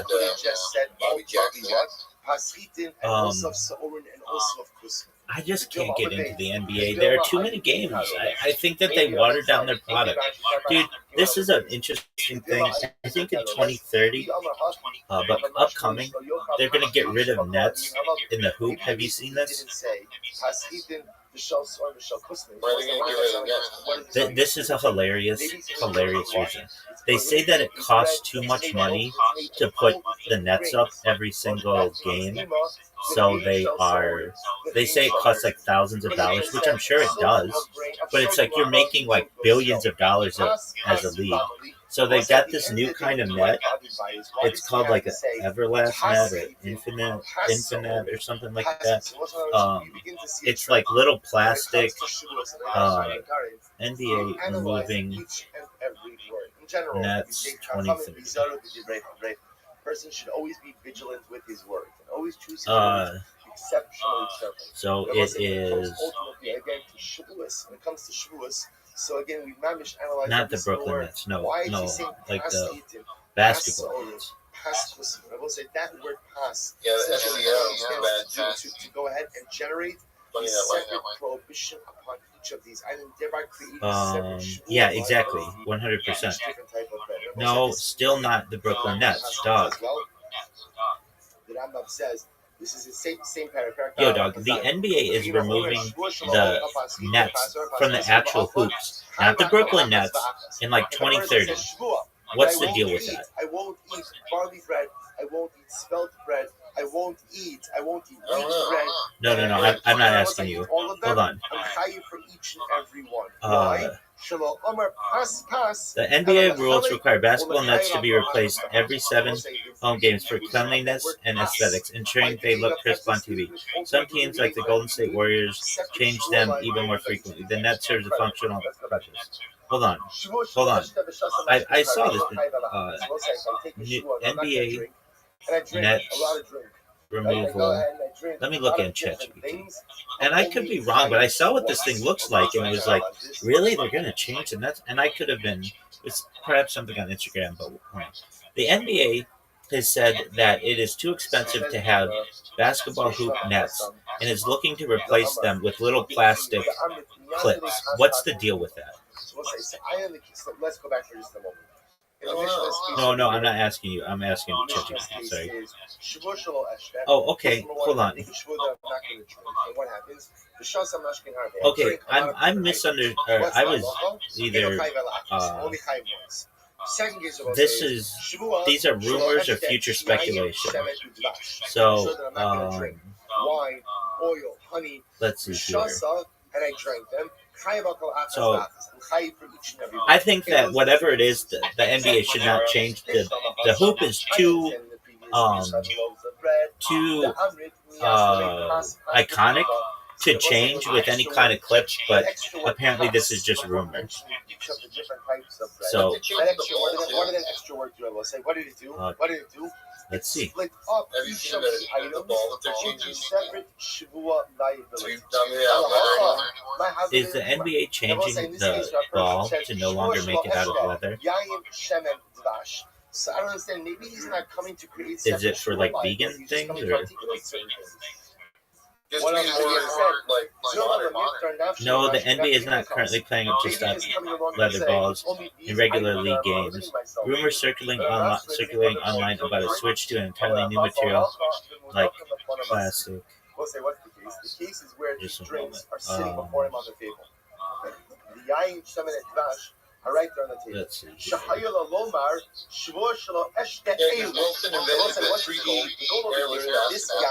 I've seen that. That's cool. And his goal is he wants to prohibit these items upon himself. So what should he have said? I'm surprised that they haven't gotten in trouble with people who are like vegan, who would like protest the game because they're using leather.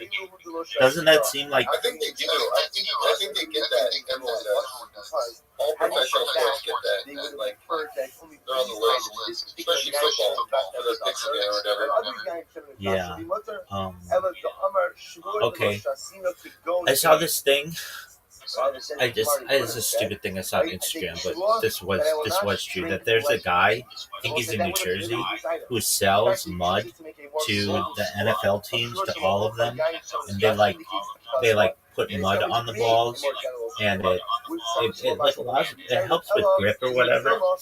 And this guy sells like mud for like $100, like a shot glass, something like maybe a little more than that. But it's like really pure mud, and because each quarterback has a certain way that they like the ball, and they just found that the mud like removes like any kind of oil buildup on the balls and like helps with grip. Apparently, I found that to be an interesting thing that I didn't know why Wilson didn't do it, but the reason why Wilson basically says it's cheaper for a team to just buy the mud from a third party than for us to have like a part of our company dedicated to getting mud. And even still, if we pre-mudded the balls, the footballs, the teams would not necessarily like what they were getting, so just let them do it in a custom way. It's pretty fascinating to me. I wanted to tell you, I found somebody who does what I do on YouTube. You know, I'm always looking for people who are like who live stream, who like stream their entire lives. And I shouldn't say I found them. Somebody came into my Discord and I was like, "Hey, how'd you find out about me?" And they're like, "I was just going through YouTube and it said to join your Discord." And I was like, "Oh, cool." And this person was really well spoken and nice, and and I started telling them about what I do, and they were like, "Oh, I found someone who does that in a similar way." And whenever I hear that, my stomach kind of drops, because then it becomes, have they been doing it longer than I have? Like, even if they do, I have a lot of other advantages on them, but nevertheless, this is always a worry of mine. Like, because it's basically, it's almost like we're marathon runners, but you never really know who's at the front of the race, because there's no like real great way to determine who's been doing this for the longest amount of time. So I go and I look at this guy's stream or whatever, and he's been doing it 250 days, which was a relief to me, because I've been doing it 1,500, like almost 1,600 days, and that's like 4 years. And but he does archive the videos, which is really important. And so I got him. I was like trying to contact him. And it's really hard when you have someone who live streams or like just streams all the time, because they're not looking at the screen; they're doing other things with their computers. But I did get him in here, and I've been able to connect with him, which I've been happy about. And he's been in here throughout the day, and he comes in pretty, like, I don't want to say 24/7 in here, but he's been in here for long periods of time. And it was really nice to be able to find someone with whom I have all this in common, like, all of the troubleshooting issues that we deal with, and all of the trolls that we deal with, and all of the people who, like, to ensure that your stream continues, and having to dedicate your life to this, and how difficult it is to do IRL streaming, because you get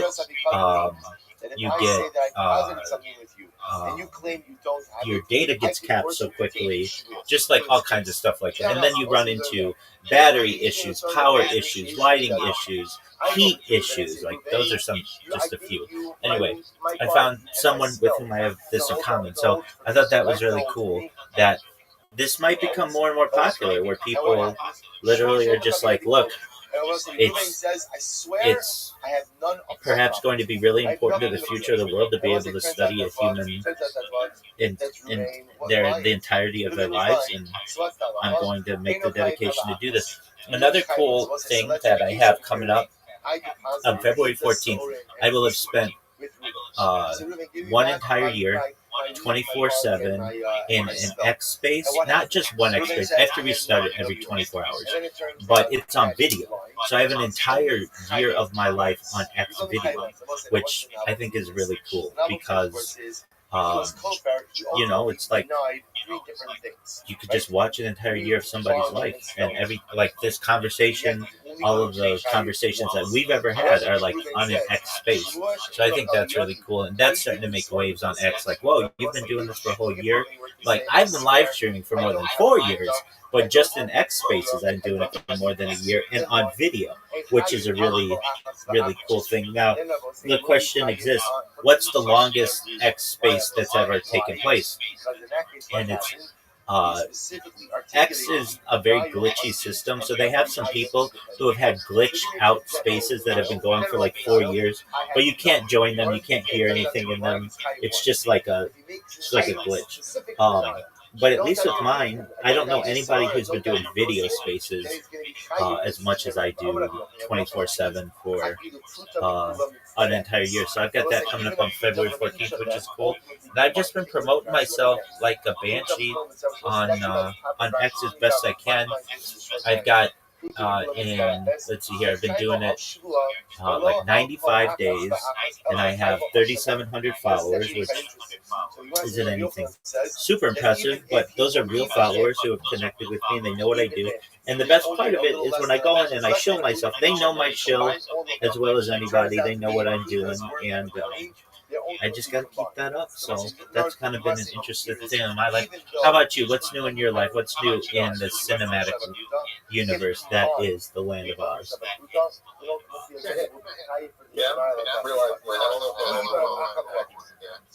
What happened?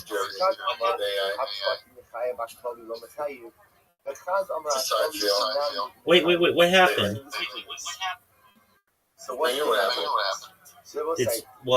Okay, so we talked about this, and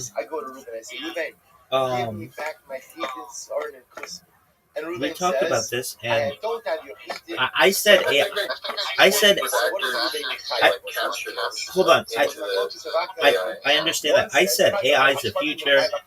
Nobody wants to do it the way that you want to do it, like basically analog. And you're like, yeah, but I'm part of this like core group of people that I don't think we'll ever do AI. Like we want to keep it as organic as possible. And I was like, okay, but it's really expensive to do that, and now you change your tune. I think you're right too. Just trying to convince all these people So it's like, so the shaila is in this Dog, case, where it's Ruben gonna be- says, I don't have your Chitin, I don't have your Soren, I don't have your Kusma. You're gonna have so many more advantages that you don't have to deal with the contracts of people and their availability. You literally can just go in and prompt engineer a 2.5 hour movie that's absolutely perfect. It's not going to take nearly as long to edit it. People won't be able to tell the difference. So it's like, I could see someone like you who is actually like a groundbreaking AI director. I think you're going to have a lot of competition. Some young directors who never knew that AI, never knew anything but AI, who basically like TikTokers, like who expand their skill set. But it's the way of traditional theater. That's a good example. Theater basically still exists, but it's very niche and never or like really didn't adapt to movies. And the movie industry will now go into AI, and there will still be some people who make movies, but they won't be in the traditional form. They'll be like Blair Witch Project, like really small budgets, like no-name actors, like friends who basically put something together, something like that. And then you're going to have giant studios who do what you do, and I think you could be very successful at it, and that's the future. So I'm really glad to hear that you're embracing it. Absolutely. Now, have you been able to play with any of this stuff? Okay, so what's your what software do you like to use, or what is your preferred platform to be able to make movies? For the cloud, the general denial, I have nothing of yours, and a prata, and the specific denial of Chitin Soren and Kusma. Because we'll say in that case, if Ruben swears, I swear, I don't have your Chitin. I swear, I don't have your Soren. I swear, I don't have your Kusma. Then what the Most High, he's chayv each those shvuos. Okay. But what I really don't want to do is post-production or production for when I create something. Here, by the Go out shvuos of and our separate the audio if from we say the that there's a general shvuah, then by definition, before that all was the a very specific difficult items process. are included in the general shvuah. Okay. In which case, again, then what the Most High, then you need to go ahead and specifically articulate. If I may ask, why don't you live stream your life? Something that is already us, which we call mushva. I love the pattern. So what's like, this is actually a syllogistic distinction. You're right. I probably should. You should. I mean, nobody says that you have to have every second of your life uploading. You're the boss of all of the content, but it's like you're already a filmmaker, and as you know, as a filmmaker, what you need is content. You need footage, and if you have like long periods of your life of footage, your setup is really cool. You live in a tree. Nobody has that. You have like an absolutely like picturesque land on which you are, and you have animals, and you have friends, and you have connections too, which is a huge advantage. And I mean, I started wearing a witch hat. yeah. My local coffee shop told me that I offended What you just said seems to be inherently contradictory. if I could not wear it anymore, they'd be paying for it. And what do you? Politely told them no problem. Oh, you're a nice person.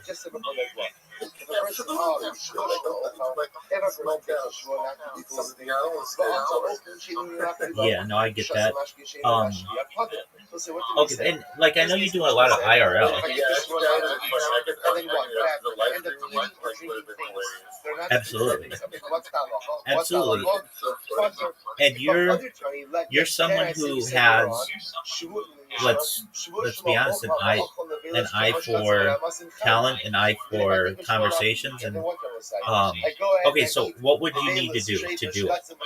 Literally, all you need is just a computer, and you just create the accounts. But it's all free. You get what I'm saying? And no one. 10 years ago, also probably in make your YouTube and Lachila are not fit quote unquote for consumption. I think that now, that's probably been great to get on that early place. Yeah, I think it's something that I might consider. And I Especially working with my friends. I'm Qatar. You know, I'm going through my blog right now. And read mastering it from Okay. And what? And you recognize that there's a lot of opportunity in just having that content archive, the process archive. To which the Gemara says, look at Rashi. Yeah, you know, I know it's not just going to train an AI to be a better version when it comes to art and creativity and whatnot. And it seems like training it, the more I can archive, the better I can archive it later. Exactly. It's like basically trying to convince someone to start a journal. You know, and you'd be like, well, I don't want to put everything in the journal. Okay, you don't have to. No one says that you have to have every moment of every aspect of your life on camera. But just if you have a huge amount of it, there's power in that. And like you're already someone, if you're comfortable on Discord, which you are, and you're comfortable in showing like the interior of your house and stuff, which you are, and it's really cool, then why wouldn't you just take a computer, set it up, hit record every 12 hours, and do that for the rest of your life? Like that's all you have to do. You don't even have to talk to the people in your stream or anything. You literally can edit music while you're just live streaming. Yeah, you make the point. Because we just got internet now, that place. By the way, that's only one of like a big place one thing. So that's on the farm. And then I've got a place in town and a place like 10 miles away. I go between the 3 hours. Even cooler. Yeah, that's who I'm working with. I take care of, you know, I do like, I told you about that. Like, gotta make sure everyone's got their firewood. Okay, yeah, absolutely. But I mean, even cooler. Like you have different settings or stages or whatever you want to consider. But I don't know why more people don't do it. It literally costs you nothing and allows you to be a character in the development of the world. And more than anything, you archive your life. You would be really surprised at how many times I go and rewatch my old streams to hear something that that somebody said to me that like I didn't write down or something. Like you might mention to me like, oh, go check out this YouTuber, and I'll go, okay, I'll do it. And then I'll be like, what was the name of that YouTuber? And then all I have to do is go back to my stream to get it. And these streams are getting really cool where they are providing summaries, like AI summaries of everything that you do. So you don't even have to like write the summary of what your day was. This thing will basically just journal it for you. It's incredibly valuable for a filmmaker. And you're just, at your core, you're an artist. And like the fact right now that you have your camera on, that shows that you are comfortable enough to do that. No one says you have to.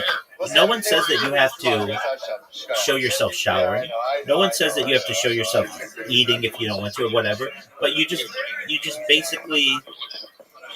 And I mean, I could even show you how to automate it if you wanted to for free, so that you don't even have to press record every 12 hours or whatever. You can have that all automated, if that makes sense. No, it does. I mean, like I said, I've got a lot of ideas, and thank you for the encouragement. Like, he was very kind words. I think you're a perfect person to do it. You recognize the power of film. You recognize how art is appreciated over time. You're an interesting individual. You're smart, and you've got like a lot to contribute to the world. The fact that you're not streaming it is, or not streaming just like you don't have to stream everything, but just aspects of your life, to me is a loss to the future people of the world. And you're just, I mean, imagine if Martin Scorsese had the ability over the course of his career, like you're like a young Martin Scorsese, like you're a young filmmaker, or young Steven Spielberg, or whatever you want to consider yourself. And imagine you could go back and literally see them doing all of the editing for all of their films, or all the music, or all of the instructions that they did, like over the course of their career. That would be such an important gift to the world, and to learn the process as well. And you haven't even hit your your stride in terms of a filmmaker, and you have over 100 films under your belt. It's time that you become the lead actor in your own life. I'm hoping that Americans also have a little bit of I'm gonna think about that tonight. Go to bed, relax. Tomorrow I gotta wake up and maybe I'll stream some of it. And I gotta get a computer. I've been putting off the computer situation for a couple months. It's funny. Like I turned off all my minors. I haven't turned the computer on since October. Okay, so you don't have a computer? Well, I have a bunch of computers. I still have any of them on. Well, then you wouldn't even have to buy anything. I know. I can set it all up, but I'm thinking about doing it at the tree, like nature. Maybe, like have the bird feeder all set up, so whenever it's streaming, it just covers the nice animals, and then kind of like connect from there and use it to talk to you sometimes. I think starting out with something like that would be fun. I understand. Whatever it takes to get you to do it, I'm all for it. Keep in mind, there are already nature cams that are out there. People want human cams. The future is humans. And look, and I know you've got to go, and I understand that.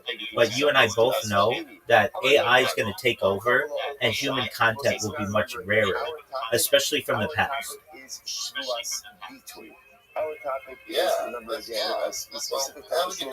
You too, big dog. I always love when you come in.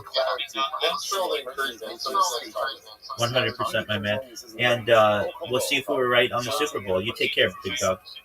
Peace. What does that mean? I take a shvua.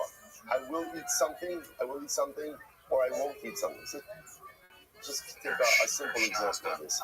I feel that I won't go out and eat this loaf today. And then when it's happening, I eat the loaf today. I eat it. So now what have I done? So obviously I've been in violation of my shvua, but the Yoker comes along and says that is what's called the shvuas sheker. It's called the short sheker. That's called again a false, taking out a false oath. And again, the prohibition of Allah against the shvua sheker is severe. Do not swear in my name for falsehoods. What happens when a person says, I swear that I taste the loaf, but you really didn't eat the loaf? So remember again, in the Yochanan model, a future retrospective shvua that you violate. Now this is for the shvuas sheker. In his model, a retrospective shvua, I swear that I didn't eat the loaf, but in fact I ate the loaf. Shav. That's called again a shvuas shav. Like a shvua in vain. So let's say, so again, you're going to make this very ancient, not for us and a lot of this from here. Again, essentially, bros, Do not take the Lord's name in vain. So this is a very, very important model. So again, if I go ahead and I violate the Shavuos food that is prospective, future-oriented, that is called the Shavuos Sheker. If I go ahead and I violate the retrospective Shavuos, I swear that I do not eat the loaf, that I did eat the loaf, that's called the Shavuos Sheker. Now, what's the difference between a Shavuos Sheker and a Shavuos Shav? So, of course, on the most basic level, it's just the nature of the Isser. Like where the Isser derives from. We'll see whether or not there are other foods in as well. Now, also, you already know, if you're not a little bit before, but obviously this is going to be hard to contest it, because we saw dramatic, there's different definitions for a Shavuos Shav. Before I read Yishpal Shav, and it says how you do that. Tries to go ahead and change something that everyone knows to be true. So again, just keep that in the back of your mind. But this is Rabbi Yochanan's model. Konamos. That's a shame. Konamos, like Konamos are the done. So what about a Konam? Oh, so if you make an egg, and then you violate it. So again,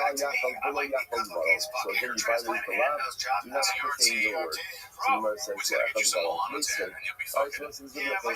Then there is the type of mitzvah. Shabbat, Mishkata, Echanim. The Bryce says, another guy says, Shad and Sheker are the same thing. Effectively the same thing, because in other words, saying that L'Maisa, there's no difference when you violate a prospective Shavuot or retrospective Shavuot. In violation, you'll call it a Shad, a Sheker, it's all the same thing. Gemara says, my love, remember, my love, you the Shad and Sheker are Sheker and Sheker. Now, that's what the Bryce is saying, that Shad and Sheker are the same thing. He's going to say the same way that Shavuos Shav is retrospective.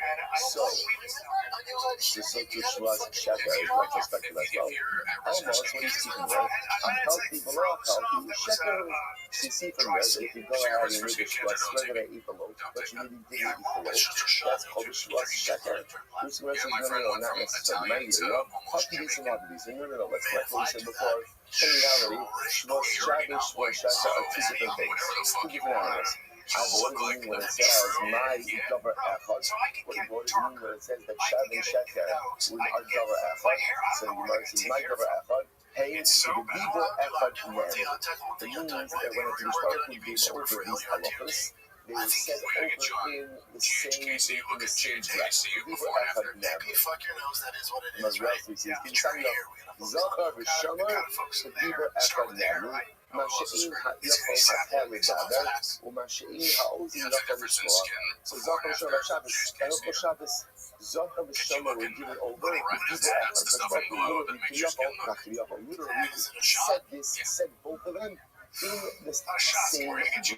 Something that the human mouth cannot articulate. Some girl told my girl, she said, and that the ear can't really hear. In other words, you can't hear these two things at once.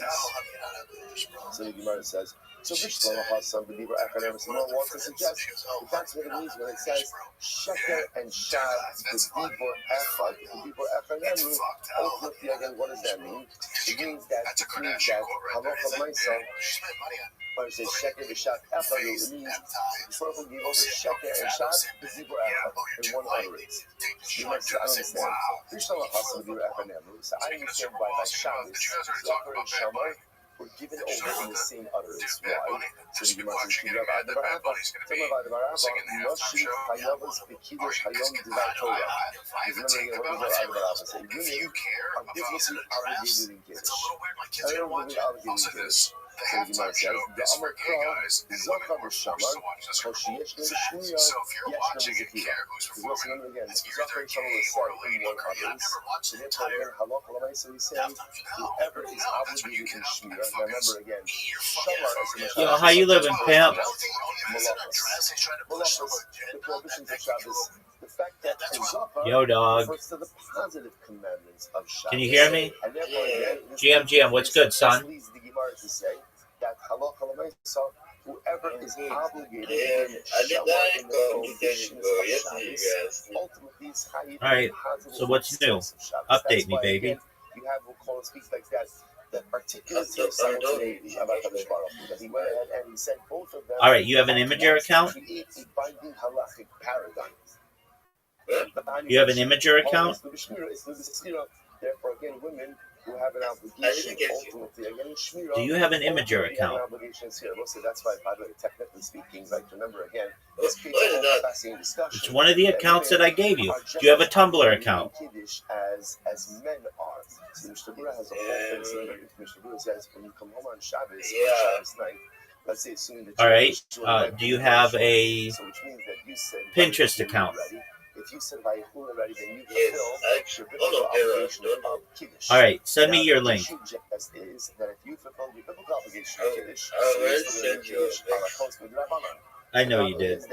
Okay, I'm going to go through this thing, and if it's not done, I don't want you wasting my time, but I'll make sure it's correct if you've got them all done. That's the hardest thing. If you get that done, then you're going to be made in the shade. All right. I'm looking right now. Hey, man, this looks really good. Good job, dude. This looks really good. Okay, now let me make sure you have everything.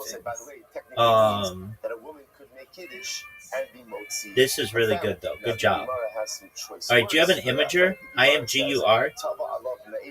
That a curse should come upon a man who relies on his wife to be motzi him in Kiddush. It's in the list. What it does is it represents a heightened level of ignorance. Right? If a man IMGUR. It's in the list I sent you. So again, it represents a level of ignorance which the Gemara calls incredibly shameful for the man. But again, on a technical level, the obligation is the same. That's okay. This looks really good, though. So go to Imager. Did you create a Mastodon account? Did you create a Truth Social account? Did you create a Blue Sky account? But by Shavuos, Shav, and Sheker, why do I need Shav and Sheker said in the Man, you're acting like you're acting like this is a lot of work. You literally have to use your thumbs for about 25 minutes, and you'll have all these. It's not hard. That Shav and Sheker are davar echad. What it means is it's shared liability. At the same way that you go ahead and you'll get Malkus. That's okay. That's okay. This looks really good. It really does. So I'm not gonna be harsh with you. I'm gonna embrace you. You've done a really good job. All you need to do, P-Boy, is do the other ones that I sent you that you don't have, like Truth Social, Mastodon, Blue Sky. Once you get all Imager, once you get the ones in the list that I sent you, then we'll be able to move forward. Okay? Yeah, but also some of them I can't sign up because of like Nigeria. Okay, then. Like those Apple. Yeah. Okay, well, you can sign up with Blue Sky, and you can sign up with Imager, and you can sign up with. I'm looking. Where's your Reddit account? I'm fundamentally changing myself. Okay. So my Reddit, I'm being like I can't create the Reddit. I don't know why they're restricted by Reddit. Okay, well, quit with the excuses. I reject excuses. I embrace solutions. So use a VPN. If you don't have a VPN to use Proton VPN. PROTON space VPN. Okay, so literally you created a whole bunch, and that's great, but they're not generally many. I mean, some of them are the ones that I said. Do all the ones that I said, and go and check and make sure. I don't see a Rumble account. So make sure to get the ones that I sent you. But I want you to know you did a really good job. You just have to get the other ones, okay? Okay, and then I want you to do one more thing. Once you're done and you've connected them all, I want you to check and make sure all the links work and none of them are broken, okay? Excellent, my man. All right, and then we'll move on to putting absolutely, and then I'm going to help you a lot. Then we're going to put content on your page. We're going to make sure that your descriptions are all unified. We're going to make sure you have a really great profile picture. We'll take care of it all, okay? Excellent, my man. Excellent. 7 days free. Wait. Stop. What's the 7 days free?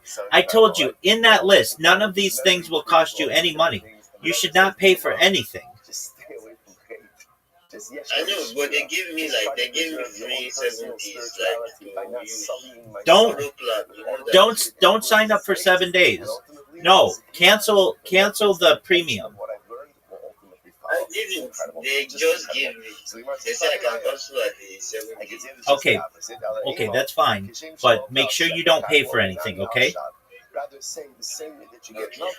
All right, my man. And then when you're done, and you've checked everything, and you've gone through the list that I sent you and everything, then we'll move on to the next thing. One thing that I didn't put on that list that I have in later versions that I want you to do as well is Spotify. Put your Spotify in there as well, okay? All right, my man. And then, thank you, sir. Take care, my man. You did a really good job. Peace, baby. Because if you do either of them, you're in violation of a law. Now the thing of, like Rabbi said, so I'm gonna talk like this. Who the fuck invented this thing where you're like, oh, let's just have them press anywhere on the fucking thing, and then it changes. Why? There's already a fucking button for that shit. I hate these fucking engineers. They're such terrible software developers. The worst. Are you fucking serious? Dog, who the fuck set this shit up? They're just the worst. I'm not even gonna fucking tear into Zuckerberg. He sucks dick. Everyone knows it. He's terrible. No one likes him. I don't like him. I think he's bad. He's terrible. He's too busy shooting pigs in fucking Maui. He should be fixing his fucking software. That Shav and Sheker are echatein. They're one thing. So what does this mean? Levi say, "Makushim shemevi karban al Sheker, kach mevi karban al Shav." Or maybe other possibilities like this. That Allah Ta'ala said, one of the places said that Shav and Sheker are one thing. Then maybe what it means to say is like this: the same way that you will bring a karban. Remember again, it's all of the Yored on a Sheker. You also bring it all of the Yored on a Shav. Rabbi Akiva, he did a fire with Sha'ava Kilahava. And reflexively, Rabbi Akiva, so Rabbi Akiva holds that there's liability. So retrospective Shua, just like there is for a prospective Shua. So when he makes today, there is a Kasha, Izu Shvuas Shav, so now we're getting into a very service-like mahmoud about definition. Sheker is much easier. Sheker is much easier to define. What's Sheker? Anything that's not true. Like, it's not true. I swear I ate a loaf of bread. I didn't eat a loaf of bread. Or, I swear I will eat a loaf of bread today, and I don't eat it today. So it's very easy to measure. I lied. What's Shav? Easily, Shav, Mishpa, the Shana says, Hayadi, Adi, Adam. So it's anything that tries to go ahead and change, establish truth that is known close. Sorry for following me in a second. Look at Rashi. I'm sorry. So now that's Shav. So it says, for example, do you remember Rashi's example beforehand? Rashi's example was, I swear that this is a man, when it's really a woman. Everyone knows that a man is a man and a woman is a woman, right? And therefore, again, if you try to go ahead and you swear to the contrary, that's called Shvuas Shav. I swear that this sefer is a car. And so again, it doesn't. So that's Shvuas Shav. You're swearing about something that is an observable truth, and you're trying to change that reality. You cannot change an observable truth. That's called Shav. I just want to point out, now this comes together a little bit better because now Shav and Sheker are really two different traumatic categories. So remember, Sheker therefore could really be prospective or retrospective. Either way, it's a lie. Shav is something much more profound.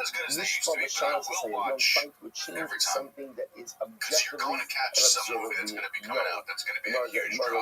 He says,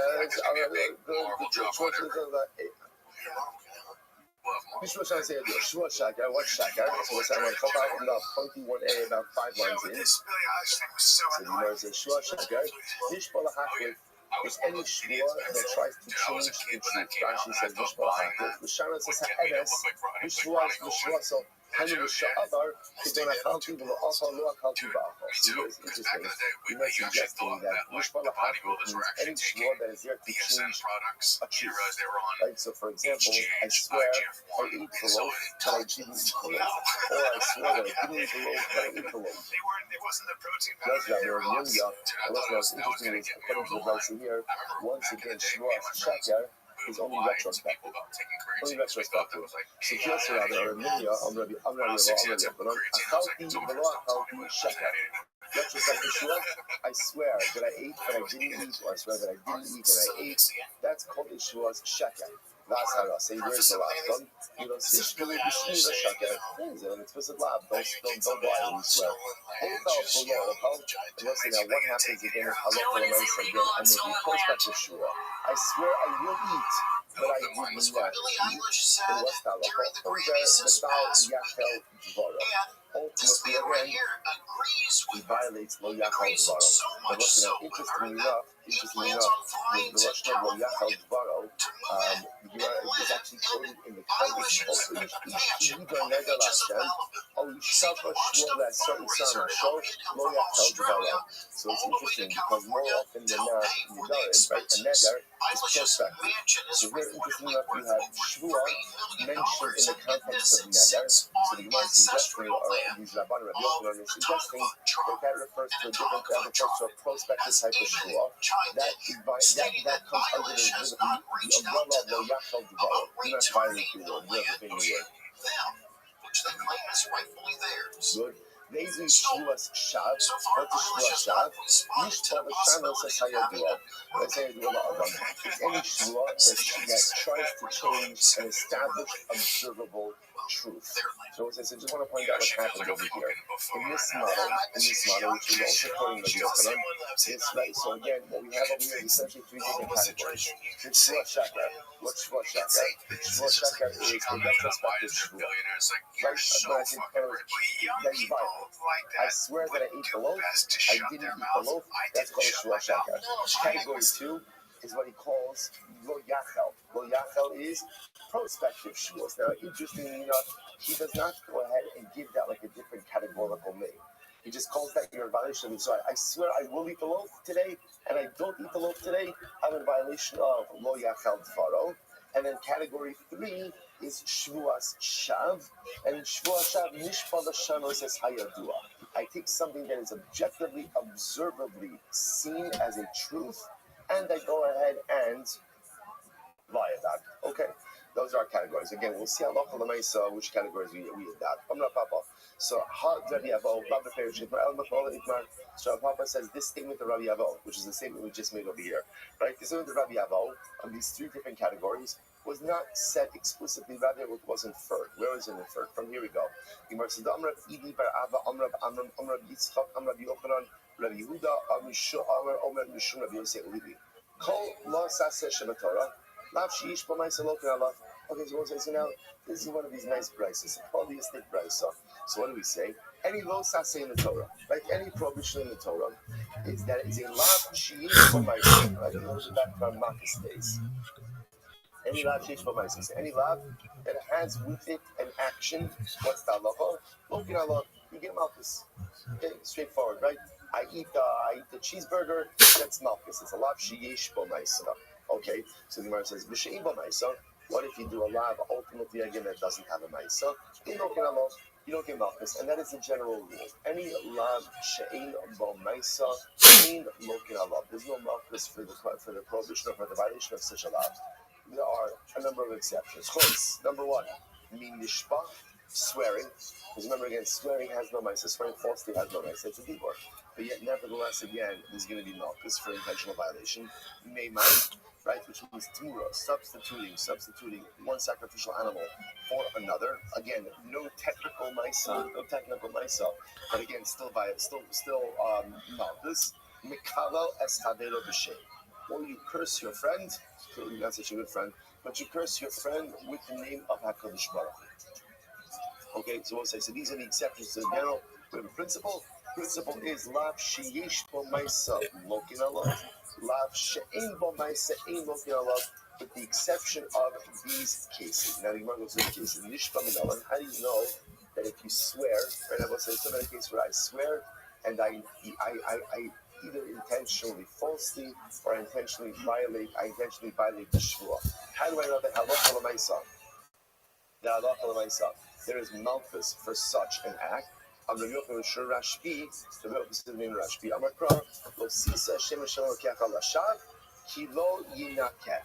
Pasuk said, do not take Hashem's name in vain, because you will not be cleansed. The Gemara says, Beis Din Shalmala ein minakin also. What it means is, right, Beis Din Shalmala, the heavenly court, will not absolve you of this serious transgression. How about Beis Din Shalmata, Malkin also, Uminakin also. But Beis Din Shalmata will in fact cleanse you. Everybody remember again, how does Beis Din Shalmata cleanse you? How do they cleanse you? Malchus. The punishment cleanses you. So the Gemara says, only a popular Abaye. I don't understand, how do you know that? Maybe what the Pasuk used to say, Lo Yinake Klal. Maybe what it means to say is like this, no, you will not be cleansed at all. Maybe that's what it means. But maybe Lo Yinake means, no, if you take a shvuas shav, right? If you take an oath in vain, there's just ongoing culpability. You'll never be cleansed. Never be cleansed. Simon says, well, iksiv ki lo yinake to the kamret. If it would have just said lo yinake, then I would agree. No cleansing process. As the tremendous severity of such a prohibition. The Gemara says, hashtag iksiv ki lo yinake Hashem. But that's not what the pasuk says. The pasuk says, lo sisa Hashem lokech al hashav, ki lo yinake Hashem. Hashem will not cleanse you. Hashem will not cleanse you. So much what do you see here? Hashem will be the Menachia. Hashem doesn't absolve you. About Beis Din Shalmata, Malki also Menachia also. But the human court, the earthly court, will go out and give you Malchus and will absolve you. Okay, so what do you see from here? So this is case number one. The Shvuas Shav, ultimately, even though it's a lot of shit in both myself, or it's a lot of shit, remember, you both not a myself, you're still yet Malchus for intentional violation of the Shvuah. Okay, next. That's the Shvuah Shav. Which of us, I remember, what's our definition of a Shvuah Shav? Let's assume that was one of the latest definition of Rabbi, which is Mishpah V'Shav V'Sayodiyah. You're trying to change something that is a clearly observable truth that everyone knows. Shvuah Sheker, you know, how do you know about a Shvuah Sheker? And remember, what's going to be our definition of Sheker? What's our definition of Sheker? We'll see right now that Sheker is either again your lying, prospectively or retrospectively, either way you're lying. How do I know that Shvuah Sheker also gets Malchus if you intentionally? Right, if you take the Shvuah Sheker, then we know, right? So you're from the Omer, Lashav, Shkipon. The pasuk itself says Lashav twice. Try this again. Yosisa Hashem Hashem Lashav. Kilo Yinake Hashem Hashem Yisa Shemo Lashav. So it says Shav twice. What's an alien in Shvuah Shav? So again, I only need one Shav for Shvuah Shav. What does the also that you got? Right today, even the Shvuah Sheker. Even the Shvuah Sheker, and to say that what was that the Shvuah Shav is high Malchus, so to the Shvuah Sheker is high Malchus as well. Incredible. But how do you know Rabbi Abel?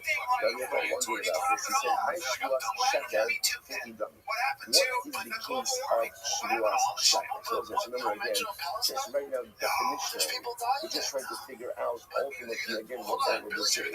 So high Shvuah Sheker has begun. Even in the Shvuah Shalom Okal Ba'achal, if you want to say that it's a case of I swear, but I will not eat. Prospective Shvuah.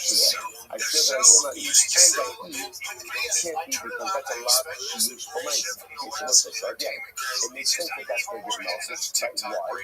Because again, that was part of the normal rule that only large Shilush Pomace is local about. So that makes sense. You get Malchus part. Yeah, I looked on the two options which remember again. Here's what I'm trying to do. So I said, right, this start the principle. What's the principle? Hold on, Shilush Pomace and local about. Shilush Pomace and local about. If you buy the definition, that's what it's realized.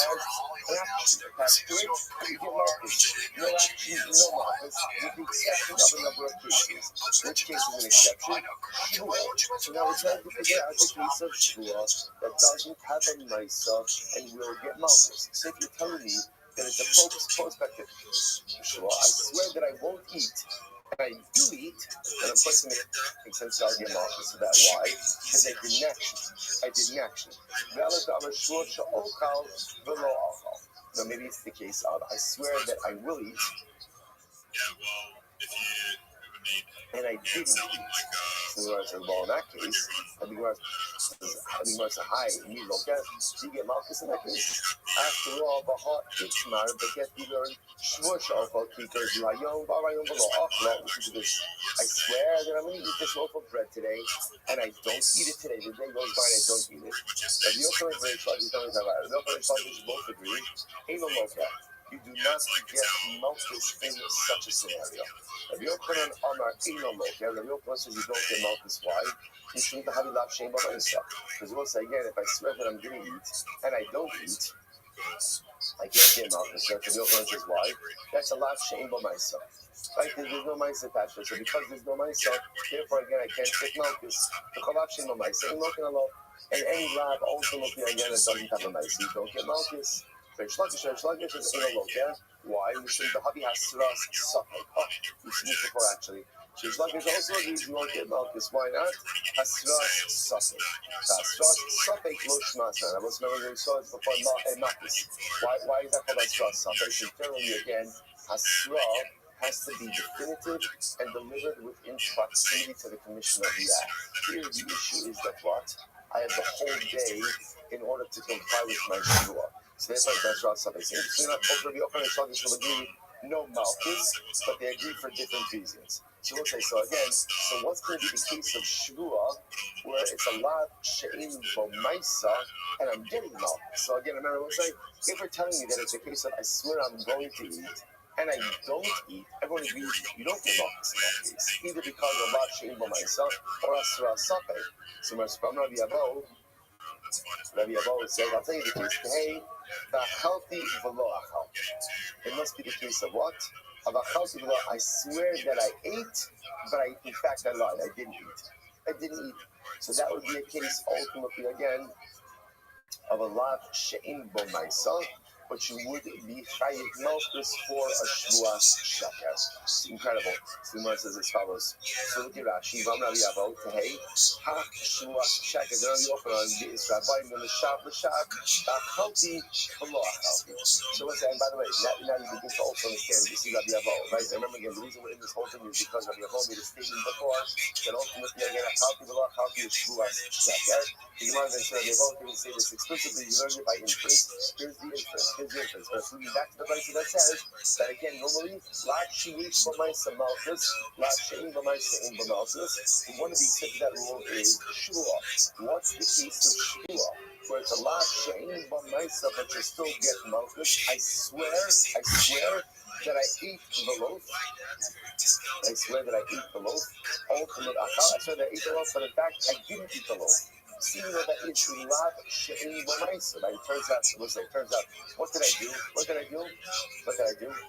I didn't do anything. Like, in other words, I swore falsely. It was shua shaka. I swore that I ate the loaf, but it turns out I actually didn't do anything. Now, the Rabbi says, oh, that's the case of Malchus. Even though it's a lot shame of myself, that is going to be the case of Malchus. The Gemara says, so ultimately, again, so why is this case? The Rabbi will say, if this is a lot of watch what just happened over there. We just said that everyone agreed that in the case of I swear I will eat and I don't eat, everyone agrees there's no Malchus in that case, right? Either because of Lashim on myself or Asra something. So the Gemara says, I don't understand why is this case of I swear that I ate when I didn't eat. So we don't say differently. Everyone agrees in the case of Shua, Sha'okal. I swear I will eat and I don't eat. Everyone agrees that what? No liability. Why not? My focus of the Yochanan and Shlokish, either because Lav She'im B'maisa or Asras Safek. The bottom line is everyone agrees that there's no liability. Now Rabbi Avo is coming along and saying that in this case of Shua Sha'achalti, I swore that I ate it, but I didn't eat it, that there is liability. But why?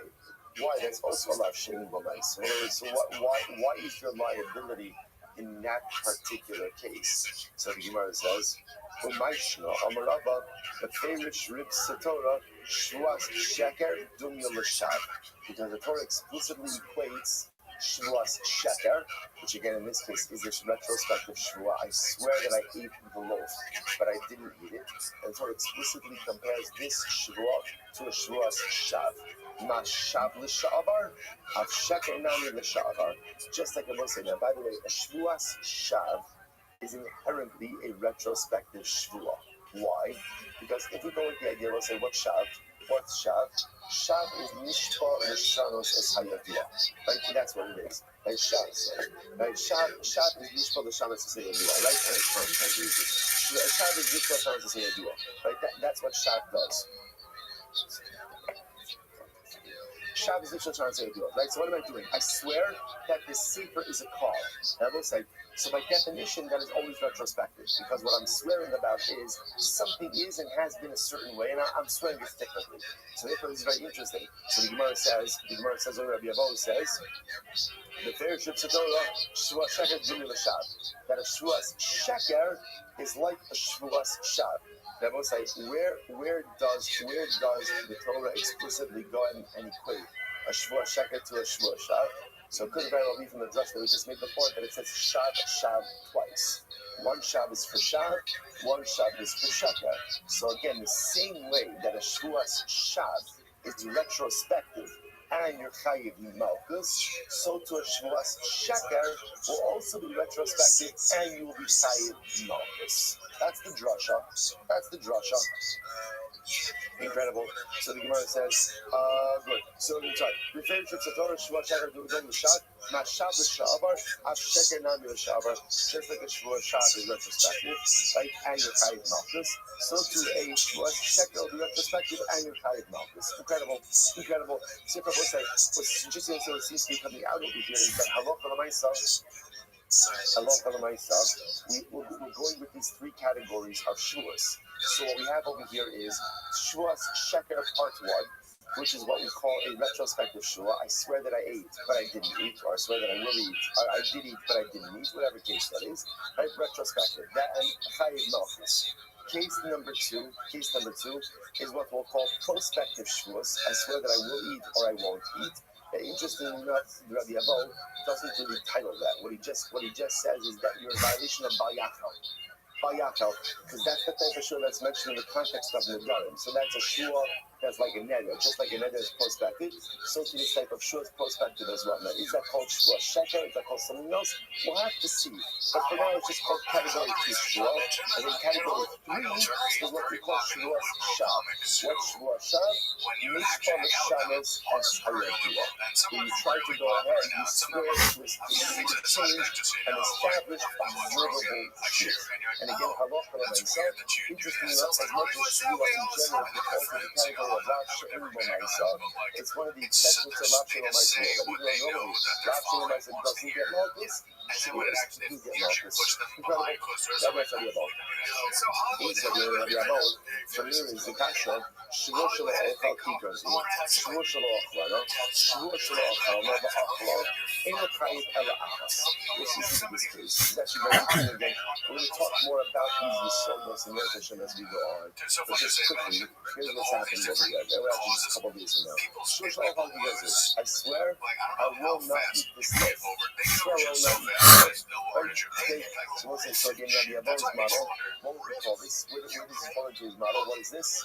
This is what we call like a category 2, like Conan type model. Like Conan type model, Mega type model, a prospective shvuah. I swear I will not eat this loaf.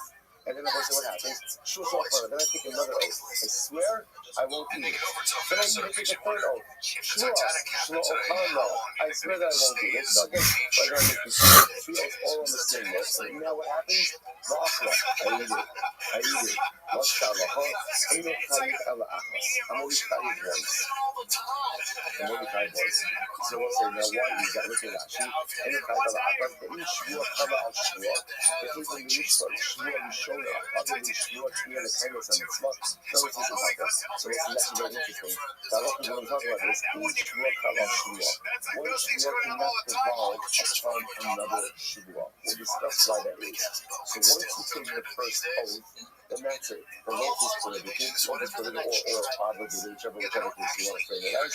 And it looks like ultimately we're going to see that if you swear to follow it, so let's say I swear to put out tefillin today.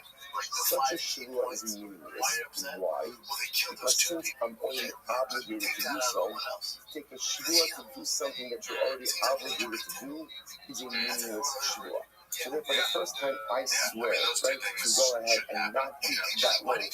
I am now commanded, so to speak, not to eat that loaf. And if for any subsequent shivua does not devolve upon me. So the Gemara says, back to the Gemara,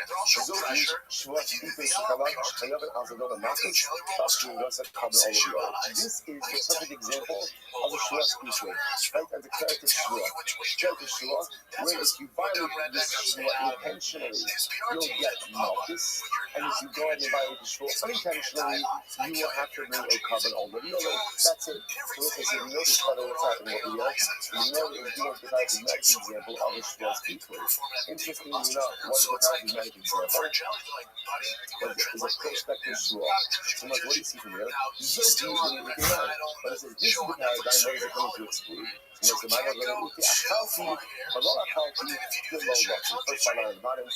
be coming to exclude ultimately a retrospective shivua, where if you make this so intentionally violated, you wouldn't get malchus.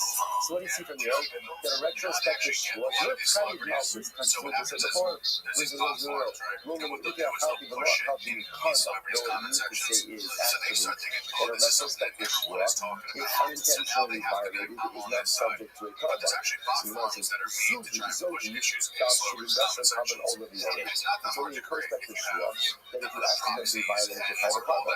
About a Halki Velo Halki Lo, but if you accidentally make a false retrospective shivua, you are not private carbon. Intentionally you private malchus, unintentionally exempt from the carbon.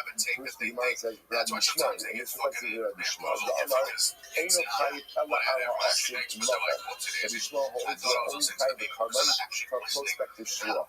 About Milta Lucky, however, again, as much as you do not tie the carbon, for anything other than a prospective shivua, if you violate the retrospective shivua, you will be tied malchus. Rabbi Shmuel. So this the Gemara says, here's the problem. He must say, look at the end of that right, so Zoki shivua shav shechayav azidona malchus v'ashinu dasapata. Right, so the Raisa says, this is the example of a shivua shav. Now let's remember again, let's assume that it's a shav, we're going ahead and operating with our basic definition of the said before. This is the example of a shivua shav. Shechayav azidona, if you intentionally make a shivua shav, you get malchus. And for shogeg, you're pata. Shogeg, you're pata. There's no carbon over the yard by a shivua shav. Zogi, when you eat it, when it comes to exclude, my love, when you eat it, it's coming to exclude ultimately a retrospective shivua. That you don't get malchus. Which you might know, Zogi the actually does the part of the carpet. So it means to say this is the case. Because you have to say when you pass on the carpet. About healthy below healthy. So in the case of ultimately a retrospective shivua, actually does the high carbon. Ultimately, even for accidental violation, you may be tied to carbon. But on the Akiva, he's in the Chayyid, the Shabbat, the Haba. So let's say, so remember again, this is arguing about the Akiva, Rabbi Shmuel, about whether or not one is hired for retrospective shivua. Rabbi Shmuel says you're not. Rabbi Akiva says you are. What's happening? Here's the problem. Ha'amek Rish Rabbi Shmuel. Ha'amek Rish Rabbi Shmuel. Now, basically, as you just said before, with the Rish reflects the Rabbi Shmuel. So the Gemara says Rish Rabbi Shmuel because Rabbi Akiva. But they never like you. You never like your shidduchim. Rish and say for strategic for opinions. His Gemara says no, not a problem. You feel Rabbi Akiva, and you now have to both. The Rish and say Rabbi Akiva. The Rish not really if you have healthy but not healthy in carbon. The Rish is not coming to exclude a retrospective shivua from carbon. Ella, when you eat it, how the law of how we malchus coming to exclude ultimately again the case of Ochal and Adush in case of malchus. About carbon, you're tired. So ultimately there's still common liability. Nice now. So why the difference? Or why the situation is the case? When you stop her, type of a hot ball night with a box. Because in this sense, if you're dealing with a prospective shivua, you should come to exclude the case of prospective showing liability. Type of law, it makes sense that we're talking about again a prospective shua, that we're coming to go ahead and exclude something retrospective that doesn't make sense. Okay, so what's that? So what are we left with over here? So what we're left with over here, we're saying, it's a good question. We're left with over here, that we're still struggling to figure out our shua categories, right? Here's what I do know, right? What I do know right now is that I have essentially two different categories. I have shua sheker and shua shar. What I don't know is what exactly falls into these categories. Now, it seems to me, if we operate based on the last model, so Rabbi Ava's model, what I have over here is as follows. So Rabbi Ava's model is shua shar is mishpa v'sharos as I'm trying to change something that is an objectively visible and knowable fact. A man is a woman is a man, a book is a car. You just can't do that. That's called shua shar. What is sheker? So interestingly enough, in Rabbi Ava's model, he has a retrospective shua. Is sheker. I swear that I ate the loaf, but I didn't eat the loaf. That's a shua sheker. Right? Prospective shua, interestingly enough, he learns out from the category ultimately of Nidar. So what is that? Where does prospective false hold you? Is that called the shua sheker? Is that called something else? For Rabbi Ava, it's not immediately clear. But those are three categories. Shua sheker, shua shar, shua sheker, retrospective false hold. There's also a prohibition to make a prospective false hold. Is that called shua sheker? Is that called something else? That's preliminary. Again, when we get to Rambam, but we'll see in Rosh Hashanah all of these categories in depth. We'll see that it all becomes clear really next door to Rambam. So by the way, so let's actually do this right now. Let's do it right now. Let me show you the Rambam, right? Because this is very important to get clarity on this. So this is the Rambam, Parak Aleph, Parak Aleph, actually happens to be, I'll send you out on the chat because it happens to be a beautiful read and kind of allows everything to really step for ourselves. So it actually says as follows. So sorry, it only says follows. First of all, why don't we just into some definitions of shua briefly, which we're not going to get into right now because we'll go a little bit later on. But here's what I want to point out to you. It only says like this. Mishpa is this is terrible halachimus. Mishpa atos mi adam machloket elu. Tehefel, keep going. Shenishpa shelo yochal ba'achal, o sheyochal b'lo achal, o she'akalti b'hu lo achal, shelo akalti ba'achal, harei zu shua sheker. So Rambam says, definition of shua sheker is you lie. Whether you're lying prospectively or you're lying retrospectively, that is called shua sheker. So I swear that I eat the loaf, but I didn't eat the loaf. Or I swear that I will eat the loaf, but I didn't eat the loaf. Doesn't make sense, Rambam. So retrospectively, prospectively, if you're lying, that is called shua sheker. V'alzeh kiyotzibo ne'emar l'shad shua sheker, v'nishpo sheker b'mizid malchus. If you lie intentionally, you get malchus. If you lie unintentionally, make a mistake, b'shodei, maybe carbon ola b'yorei. So we'll say, anytime you're lying, whether you're lying retrospectively or you're lying prospectively, that is called shua sheker. Intentional violation of it gives you malchus. Unintentional is covered over the order. What's a shua shar? Halacha dal the Rambam writes, he says, shua shar neflekes the other machlokos. Ha'achos shenishpa al dava hayavir she'elokim. So number one, did you swear about something that is known, objectively known truth, and you swear to the contrary? Kitzad, you go shenishpa ala isha isha, ala isha she'ish, al amot shel shayim shu shel zav. Remember that's our approach as well, or the Gemara's approach as well. Then halacha l'maisa again. Anytime you have something that is an objectively known truth, and you swear to the contrary, that is called shua shar. So it says now we have it definitionally. There's only two categories. Shua shar. Anytime you lie, whether you're lying retrospectively or it turns out prospectively, halacha l'maisa shvuas sheker, intentional violation of shvuas sheker. Malchus, unintentional violation of shvuas sheker, carbon ola biyom. Except for that, we'll say a lot more here. But for now, at least it gives us our categorical clarity. Incredible. All right, let's back to the Gemara. All right, you know what I'm saying? We'll stop over here. Back to the Gemara and stop over here. Okay, let's say we're fine. We're absolutely on target. We have to get in that Rambam, end up there with clarity. Shkoyach, everyone, pick up here tomorrow for exciting sugyas ahead. Have a great day, everybody. Bennett, your mother's Neshama Shabbat Aliyah.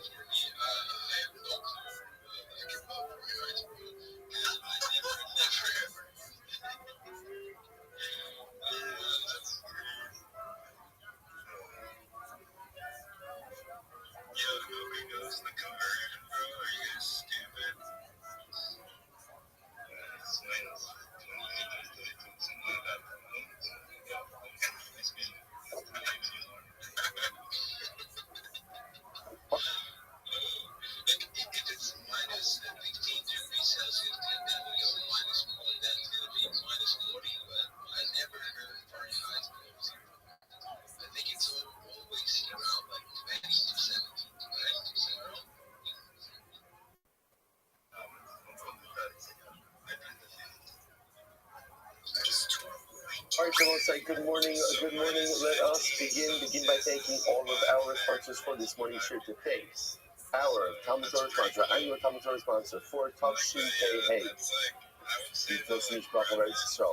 We're dedicating all the Shem Drushos this year as a zichus for the Soros Tovos for all of Am Yisrael. Our Talmud Torah sponsors for the month of Iyar Haba L'Tova, Shmuel Ramin Graduation of the Yahrzeit of Shmuel's father, Lipa Ben Yecheskel HaKohen Zichron L'Bracha.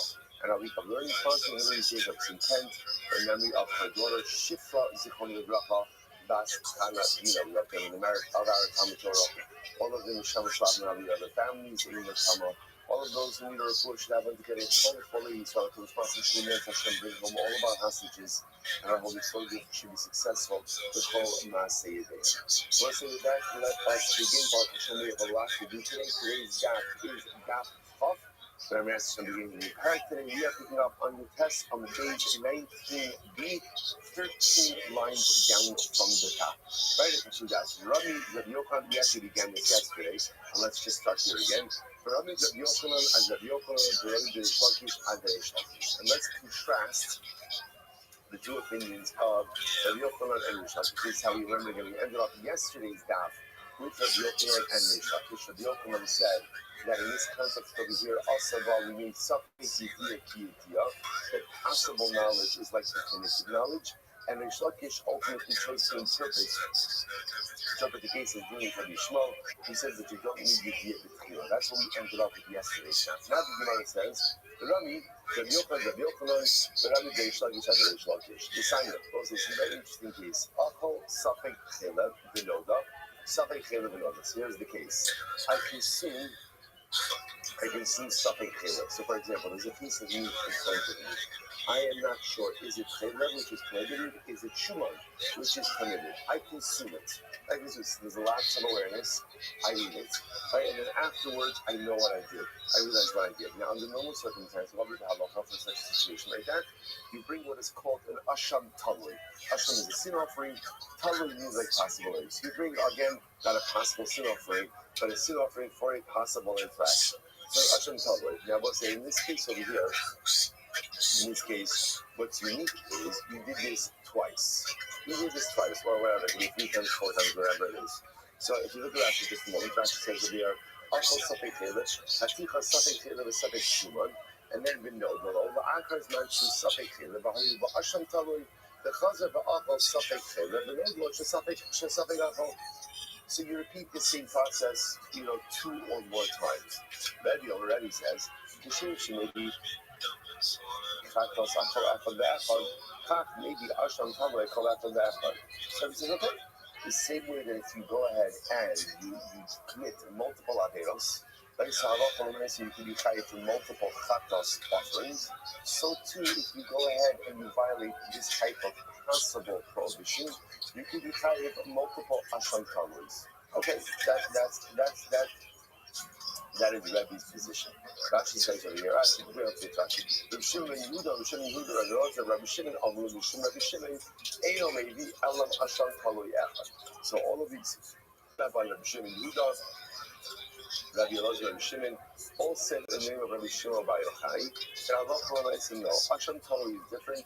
Only one Asham Taloi per customer, even though, again, there are multiple potential infractions involved. Shneimar, Al Shivi Gasa Asher Shagad, Pasuk say you will bring an Asham Taloi, Al Shivi Gasa, right, for his accidental Avera that he accidentally committed.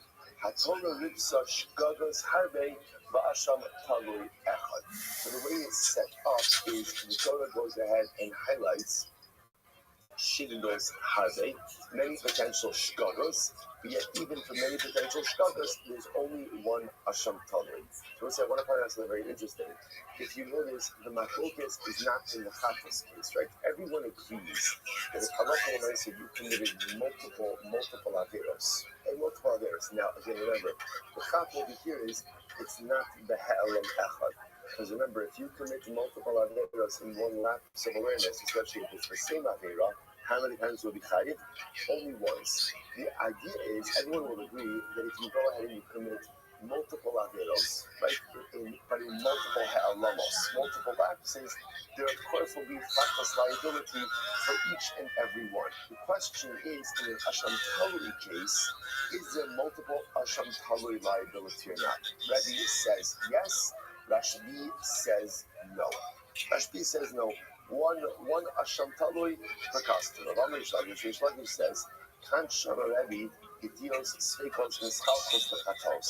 Here Rabbi is saying that ultimately, again, Gedios Sveikos, which means possible infractions, right? So multiple possible Gedios to generate multiple carbonic liabilities.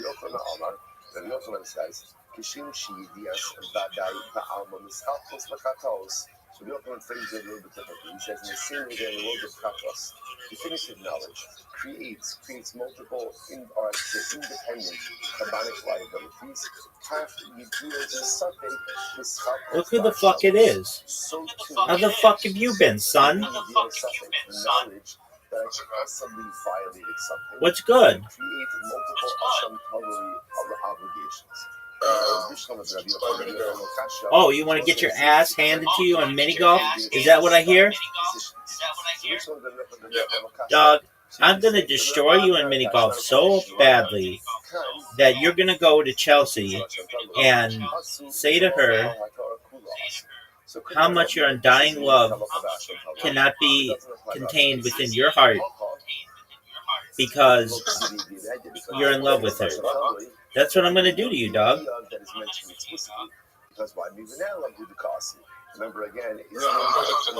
Dog, you're in love with this bitch. Everybody knows it, too. I know it. J. Michael knows it. The Beat Poet knows it. I feel like one requires definitive knowledge. Like Monday night, I told you her name, and I told you like what she did. You be like, oh, you're in love with this chick as well. 100%, no doubt, son.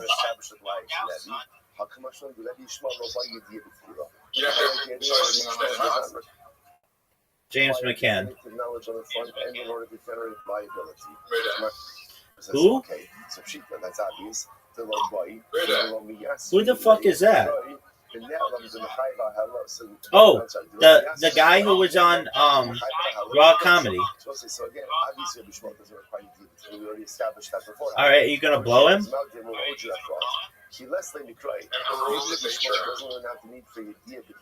Who's the feature at? Who the fuck are you saying?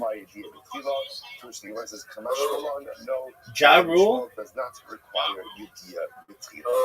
Who the fuck is that? Just in this case, Is she hot? there's really two takeaways over here. First of all,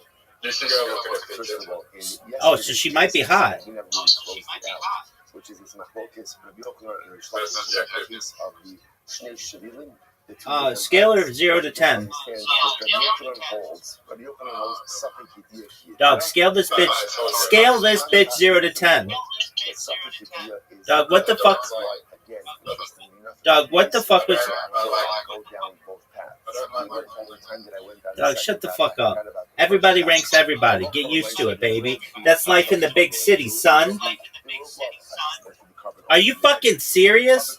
What kind of bullshit is that? Zoo, what kind of fucking bullshit is that? That's bullshit, son. Are you fucking serious? Are you fucking serious? What are you doing here? Are you gonna make it in the hole? Oh, fuck you, Zoo. Fuck you, Zoot. That's absolute bullshit. That's the worst. The worst. Fuck you, man. That fucking sucks. That's bullshit. You and I both know that's some bullshit. Make it, baby. Oh, fuck yeah, baby. How'd you like that, son?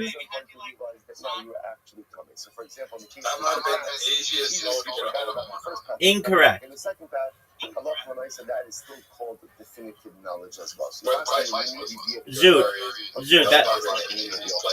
Zoot, that was an amazing shot.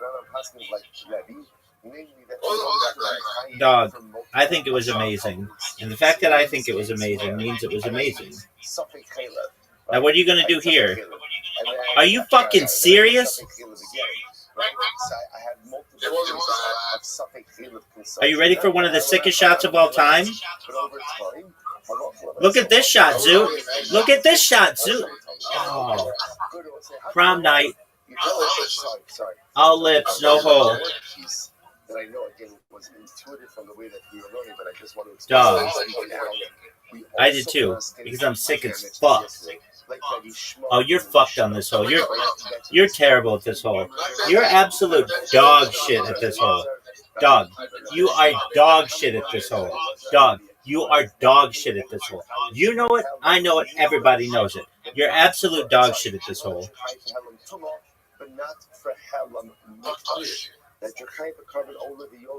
Are you ready for this? Sickest shot in the history of humankind.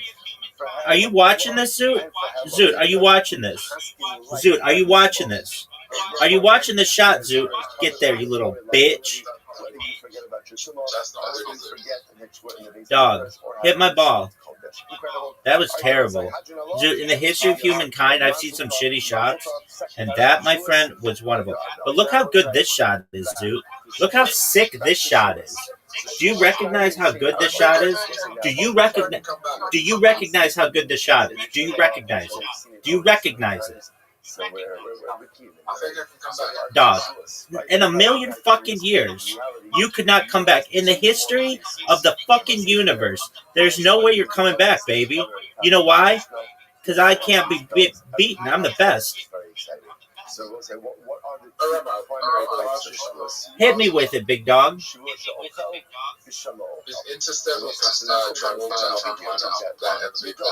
For sure, dog. Next question, baby. Oh, absolutely. How far can we go now? Less than 1,000 miles into the atmosphere. Above, like, it's called low Earth orbit, baby. But that's called the best fucking shot you've ever seen. You're done, son. You're done. It's over for you, baby. I just made the sickest comeback in the history of this game. The sickest comeback in the history of this game. That's one win in a row, son.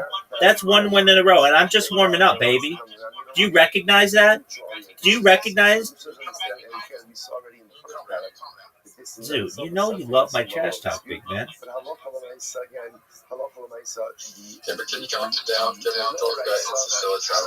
Yeah, but did you see how sick that comeback was?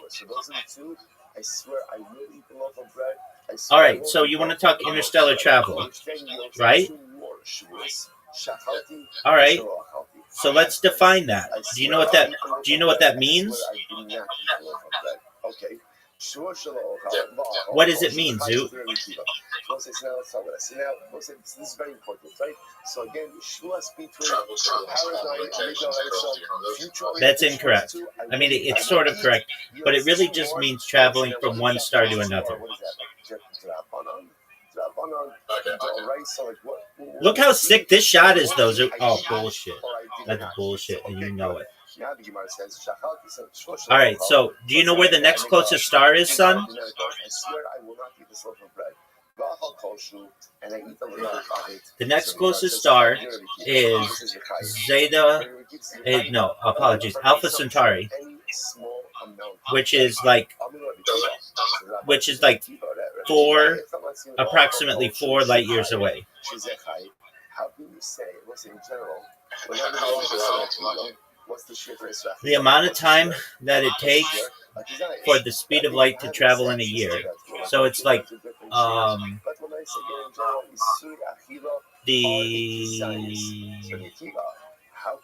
I know the speed is like 300,000 meters per second. We'll have to look it up for more specifics.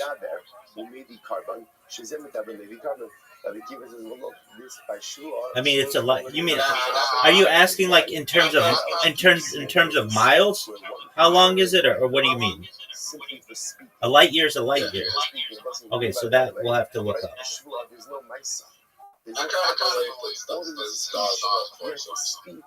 Okay, well there aren't, or we'd see them, dog. There aren't, or we would see them. Yeah, but you say sun and stars outside. Yeah, but they're really far away, baby.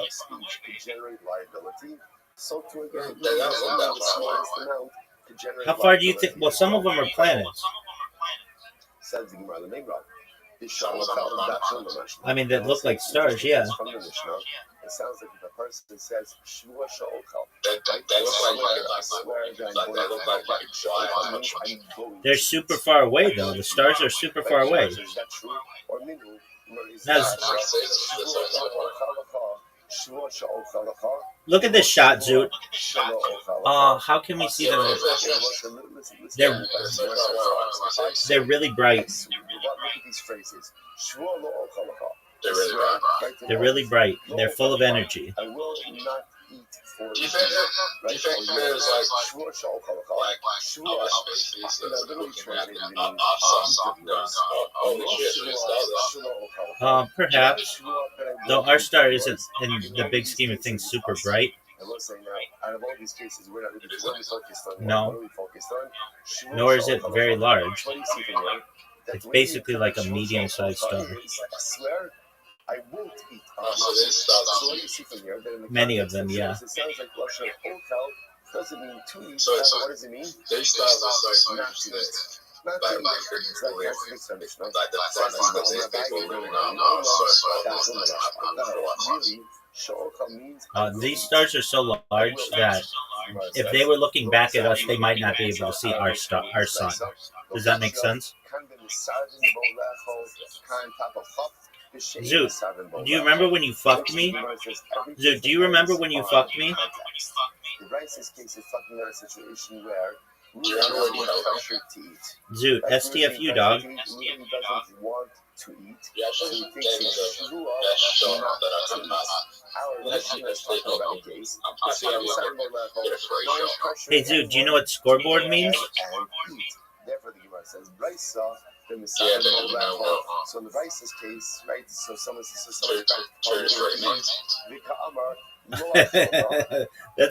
That's a funny comeback. Yeah, it means I'm still winning, baby. So we'll say, so now we're going Do you know what one whole left means?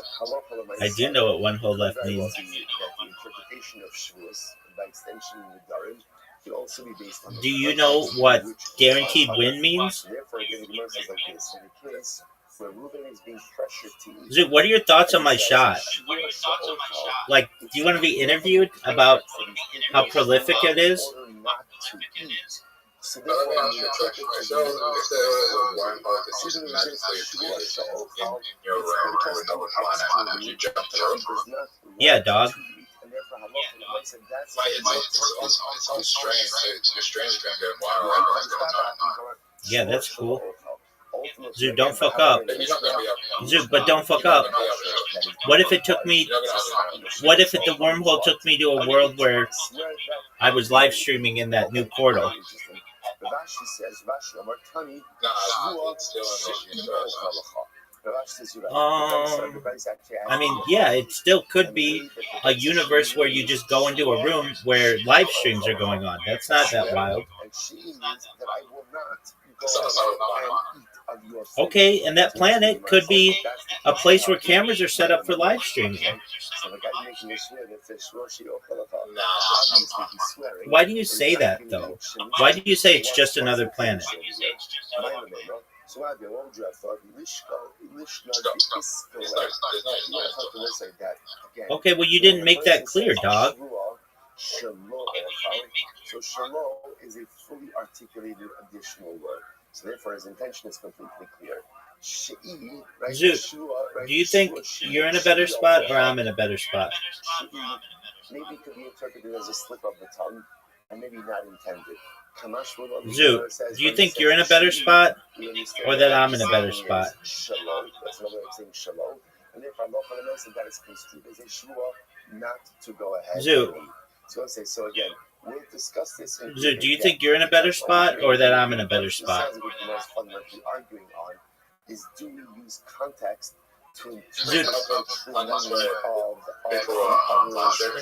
Oh yeah, for sure. Clearly says yes. And I've actually disagree on that. So again, that's a beautiful thought, baby. You know what else is? You know what else is a beautiful shot? Beautiful thought is that shot. Why, Zoot? Give me your reasoning. Sha'okal is fascinating. Sha'okal can mean I will not eat. Because it could mean that. Now, Zoot, do you know that I just... I swear, mathematically, you just need to know that 600 quadrillion billion, like 600 quadrillion planets out there. Yeah, dog, Drake equation. All right, Zoot. Yeah. So, Zoot, are you ready for this? Are you ready? Are you ready to understand that you've lost 2 games in a row, and I'm going for 10 wins in a row? Do you recognize that? Do you recognize that? It depends how you define a planet, but since like 2000, the early 2000s, it's been considered 8. I swear.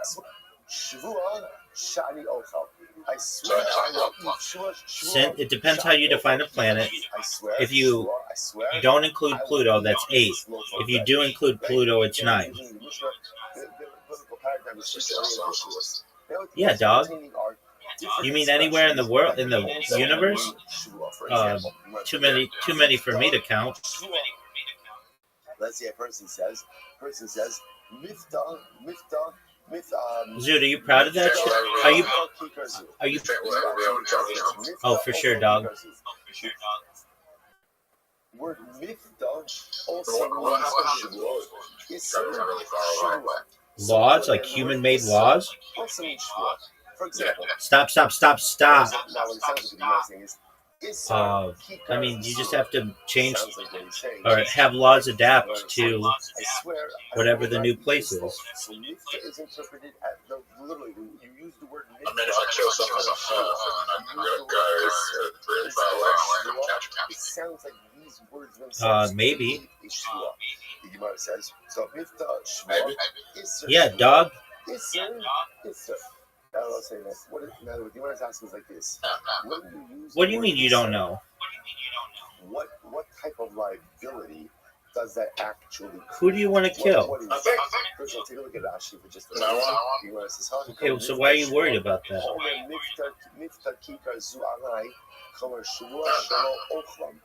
Okay, you don't know. By the way, I didn't mention this before. Remember, the shvua we're talking about over here is the shvuas bitui, right? And the punishment for violation of the shvuas bitui ultimately is carbon ol leviorate, right? So now again, we have.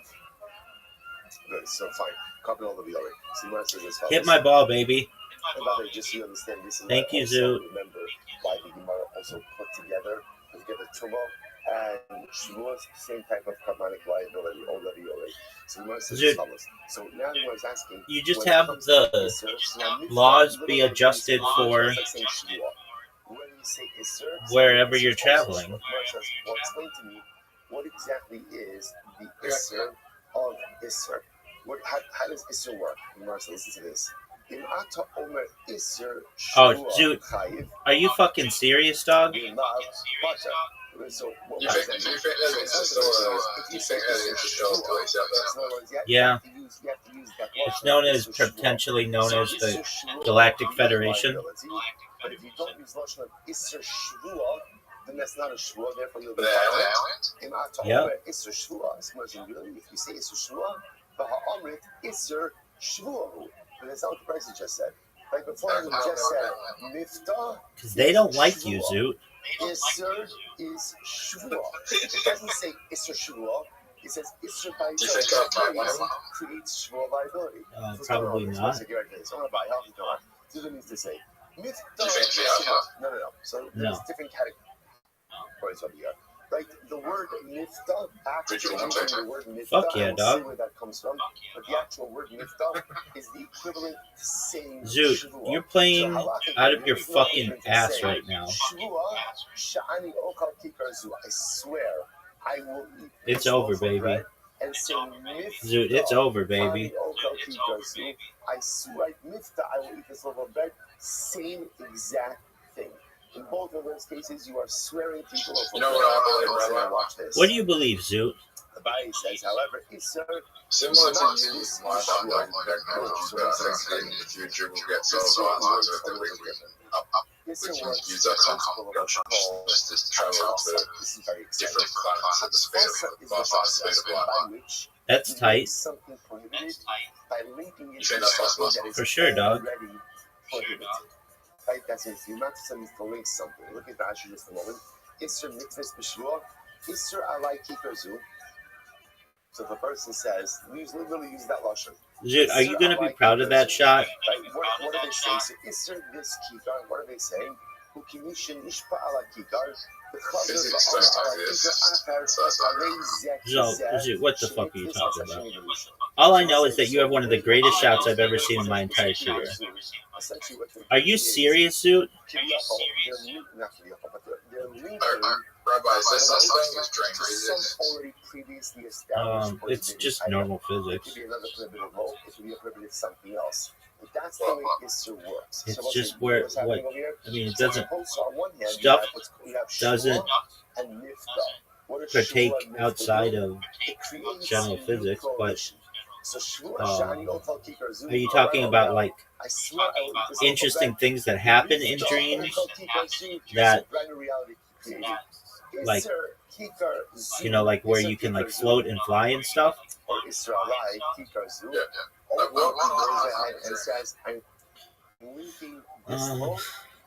Generally, probably everything can happen in a dream, son. But there's got to be something So the Gemara says, no. Generally, everything can happen in a dream.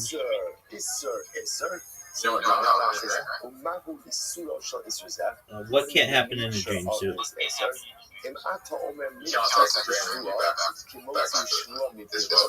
Yes, you can. You don't know that for sure. Then it comes into a fundamental issue, which is, does Hatfasa work by Shmuel? Perhaps.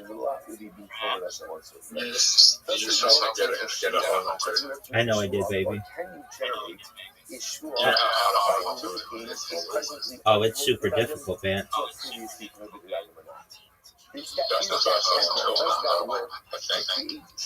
No, I've gotten a hole in two on that hole. So again, so the answer to that question will determine whether or not there's actual liability. Yeah, if the hole's in a special spot, like a straight end shot, you can make a hole in two. Remember, I have Shvua and Mifta. Shvua and Mifta themselves are actual expressions of an oath. You know what? So I look at my mind again. When you say Shvua, you say Mifta, you're creating a new oath. Not really. It sounds like a huge deal in my world. Is Hatfasa I'm linking this note, which is right now prohibited, to something that is previously prohibited. For sure, dog. Again, by linking it to a prohibited item, Zoo, what are your thoughts of starting out with a full house right off the bat, baby? You think it sucks, son? In the actual lashon of shvua. Why does it suck to be? Why does it suck to be you, Zoo? Baby, it's still early. Articulate or expression. So therefore, you see that the word is used in the context of shvua. I know, don't you love it? Or synonym for shvua itself. I mean, it's not like it's a skill thing. Again, so it's also used. You have the full house, and you just got it again. Dude, you got fucking fortunate right there.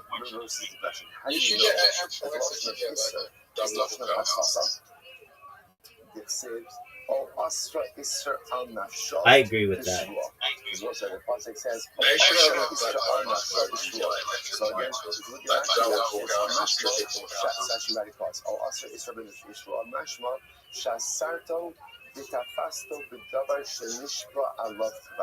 So it's actually interesting, just from the pasuk itself. Dude, what are you gonna do, son? The Gemara says, Are you sure? I'm creating a prohibition on something that was already previously prohibited. What are you gonna do? Which can say the same thing about nifta. It says anything that a person will go up to late Rosh Hashanah. So you can make the same argument. Maybe it's talking about something linkage to something that was already previously prohibited. Give me at least 1-4. Are you fucking serious? Rabbi says the fact that nifta is an expression of shvua is not from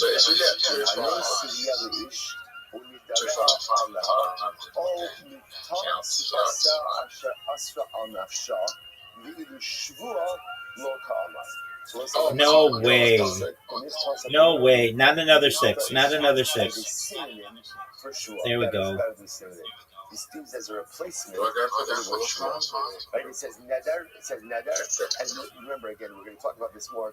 But neder and shvua are sister Big concepts, dog. but they are sisters who are nothing alike. Right? They're a little bit alike, right? But sisters, Welcome. sisters, they're related.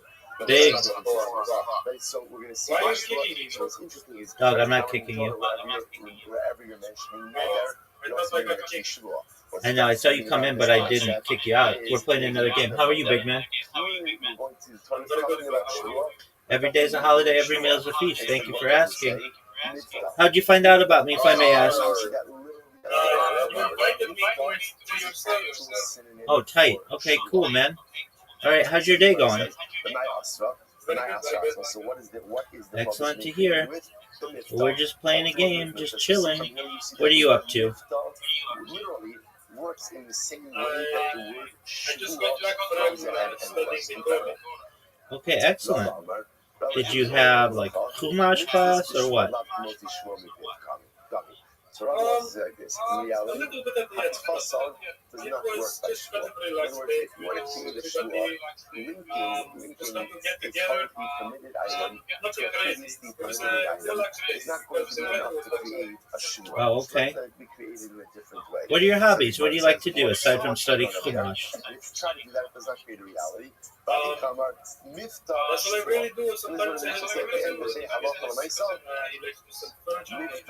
is shvua. Okay, Isra means shvua. Isra is also a shvua. Once I saw again. Okay. Now what law is coming? Do you do Daf Yomi? That shvua is lashon of shvua. Obviously, Mifta is lashon of shvua. Why not? And guess what? Isra is also. Okay, I understand. Very well. Well, do you play any sports? No sports, not a single one? Not even soccer? Is an actual lashon of shvua as well. So the Gemara says, I like to play this like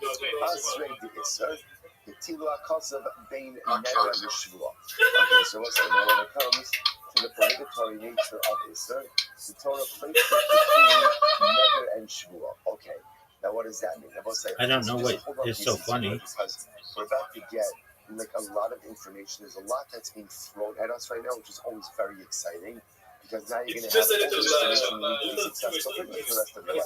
Right, in the next 5 minutes, at least when it comes to Shavuos and Regalim, you're going to see some fundamentally solos. That's not a like Jewish thing. We got a lot of information, don't know what to do with it, but as long as you put it somewhere, 100%, dog. with the axiom you use. So look at Rashi, almost right across to the right, and Rashi is Some, yeah. So watch this. And you're I mean, what would you like me to say? I can give you some vocabulary. I'm a high mensch. Oh, I'm not that fluid. I'm not. I don't say that I am. I just know basic vocabulary. How about you? Yo. The truth is, not all expressions of Isser I can give you work the same way. How so? Okay. So you speak Yiddish. Let's hear your Yiddish. Between Neder and Shavua. Yeah, I want to hear your Yiddish. Between a Neder and a Shavua. So say, oh, it's easy. Like a Neder is a vow, a Shavua is an oath. Right? Yeah, mechanically. Okay, so you know less Yiddish than I do, and you're critiquing my Yiddish.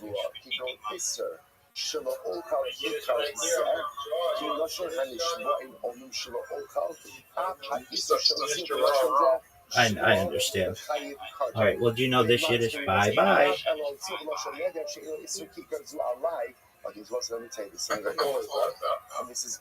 I don't know. He was using different like things to make him look different, and if he wants to critique my Yiddish, yet he knows no Yiddish. I don't have time for that. Right, the prohibition of a Shavua devolves upon the object, and that is an issue. How did you fuck up? That devolves upon the individual. You know, say that distinction is core to everything you're going to learn. You're still okay. So again, that's why if you right? So remember again, the lashon of a Shavua is Shavua. Perhaps the game of life. Right? I still am not going to eat this. Word, dog. By neder, you would say, Kikar is No, not like the Parker Brothers game, the like game that people play. Makes tremendous distinctions. But again, just remember that. Shua is the object. Okay, that could be. The shvur divides upon the individual. So now watch. Give me a 4. Oh, Zoot, this is terrible. Sounds strange. The beauty of this. It's all I'm kind of jealous of the people in Africa. Why are you jealous of the people in Africa? See if you use They're just like they're just a vibe and don't have to worry about right? I getting say, a job or career and like express myself as like so they don't take any expression as a one.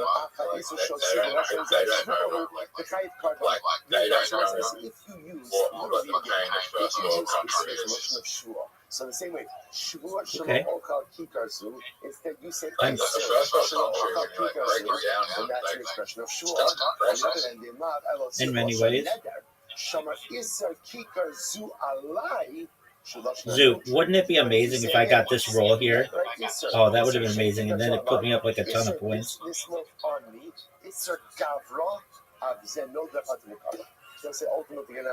I think that would have been amazing.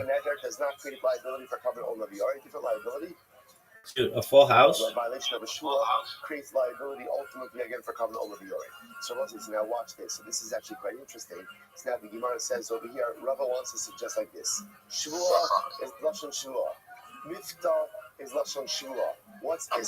What's this? Not hatfasa. Right? So Rabbi is dispensing with hatfasa. Rabbi says that Isser is a bona fide lashon, but Isser is unique. Why? It can be used in either context. You can use to create a Lashon of Shua, or you can use to create Shua, or Neder, all depends on how you Not use it. easily. Incredible.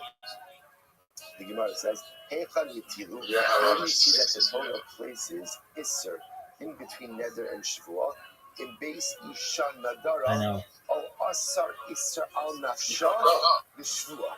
I know, but I didn't really have a chance. I had to fucking listen to that poser come in and whatever he was. And so, 1, 2. No, you didn't. Right afterwards, Shua. So from here, Rabbi says, you see from here, you can use Isser either as Neder or Shua. Abai says, no, Kimotzi Shua mi Pivdami. Almost suit.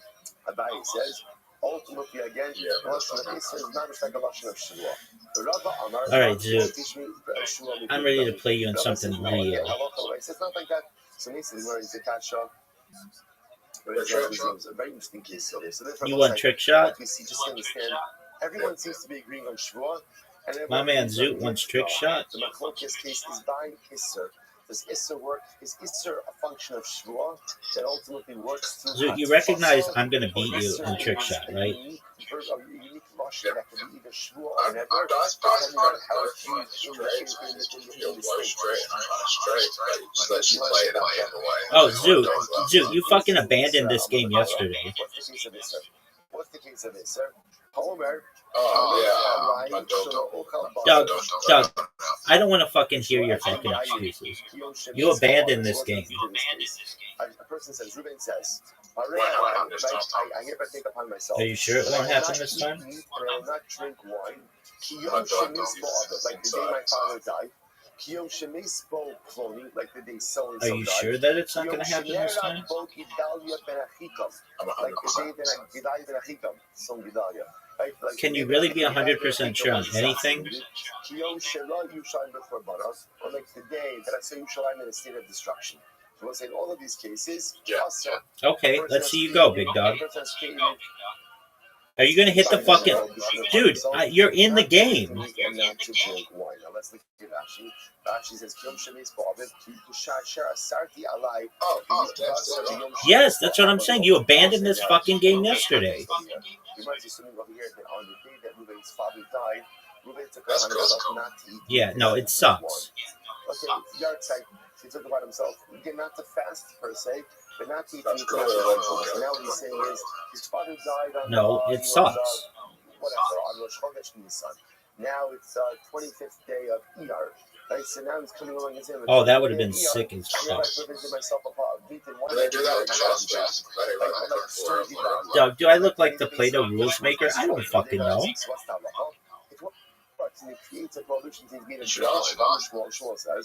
That'll be on my next email to the president of Play-Doh. This is presupposing that there already was a pre-existing... Are you going to hit the ball?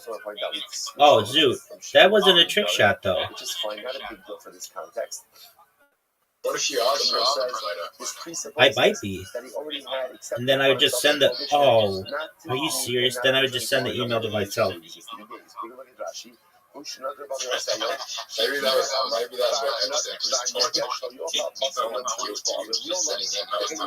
what He did do that. Yeah. We're assuming that he had already prohibited upon himself his father's yard site. There is no court. There is no court. Nothing will happen. Just to be clear, this is a case of hatfasa. That's correct. So I'm standing on a random Wednesday, and what I'm saying is because the people who are in the documents are the same people who are the ruling class. Oh, are you serious? So they're not going to prosecute themselves. It's a big club, and you ain't in it.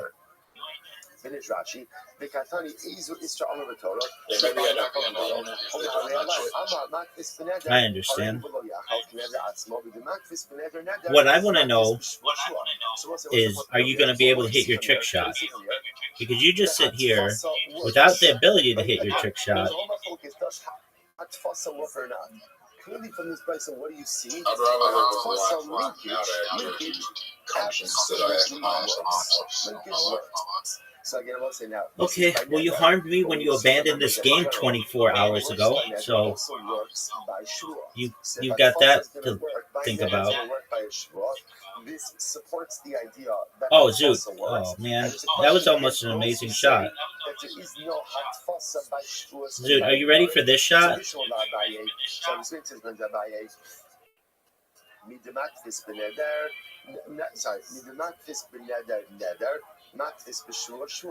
according to Rabbi, this works out perfectly. The same way that Hatfasa works by Nidarim, Hatfasa will work out by Shavuos as well.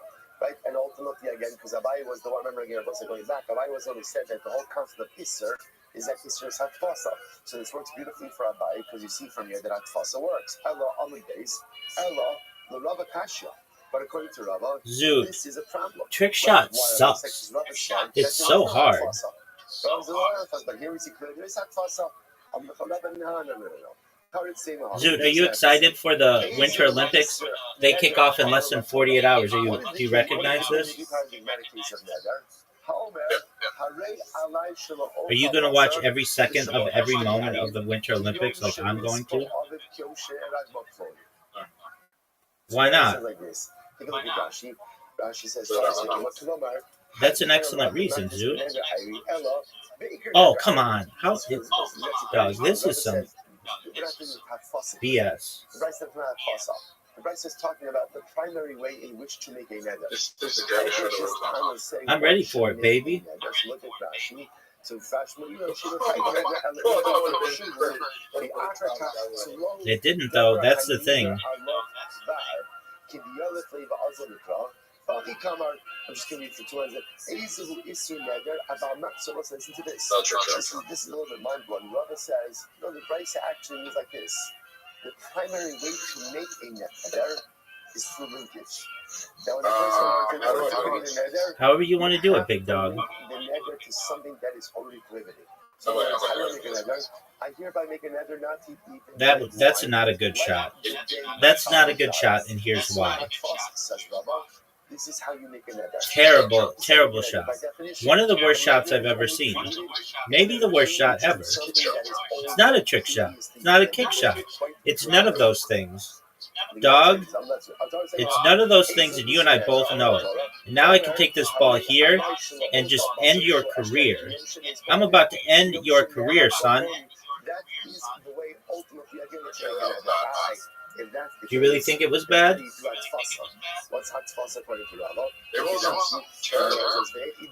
think... Dude, that was a terrible shot. It was one of the worst shots that I've ever witnessed. It wasn't... Easiest trick shot for sure of all time in the history of humankind. Easiest trick shot.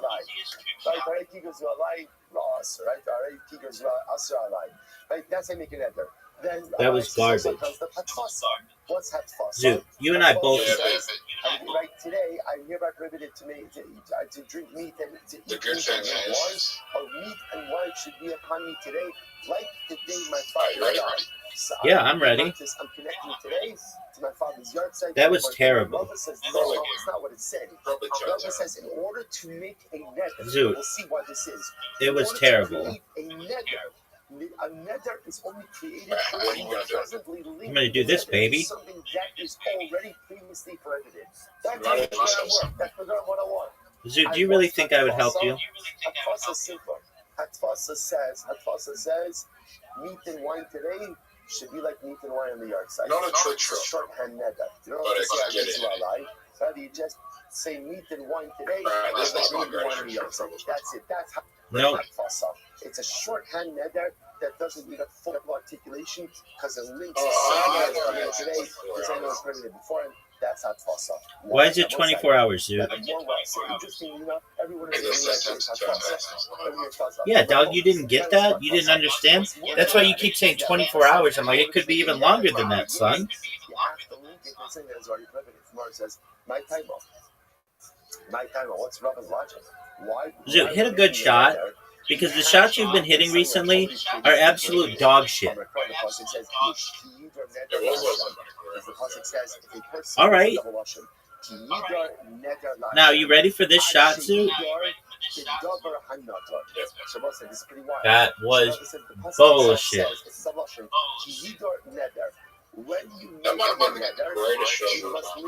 Incorrect. Let's see your shot, baby. That's a terrible shot. Terrible. But you set me up with maybe the greatest shot in the history of humankind. Are you ready for this, Zoot? Look at this shot, Zoot.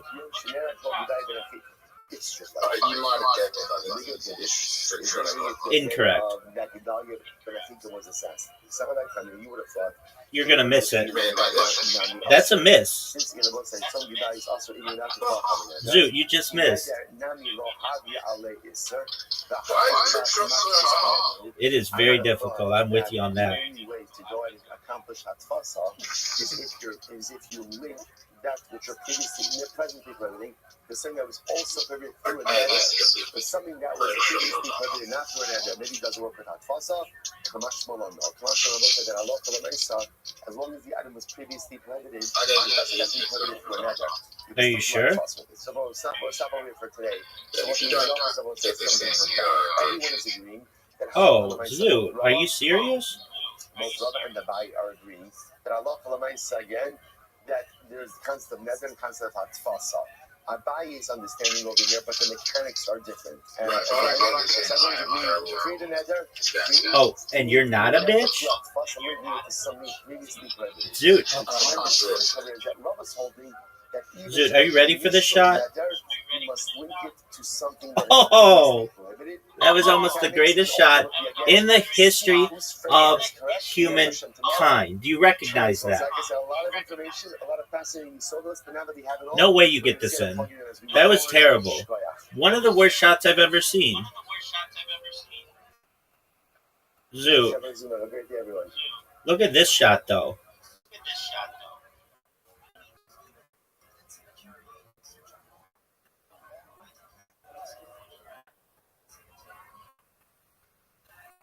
All right, I will say good morning, good.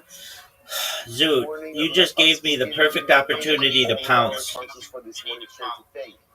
Our Talmud Torah sponsor, annual Talmud Torah sponsor for the month of So, do you recognize this? We're dedicating all the sure this year. Zoot, what in the fuck are you talking about? I don't like when you say stuff like that. Zoot, you're not making sense. And our week of learning sponsor, Henry Jacobs in Kent. Are you? Zoot, quit with that. Just don't even think about that.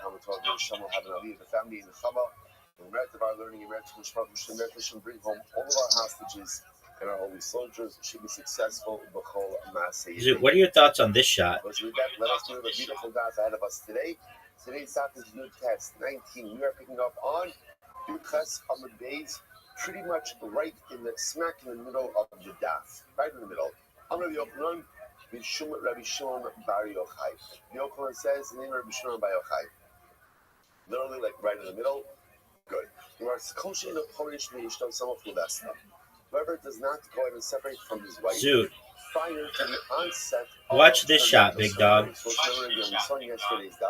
does this mean? So the halachic definition of this is an ona. So let's say, for example, again, just giving a very simple example.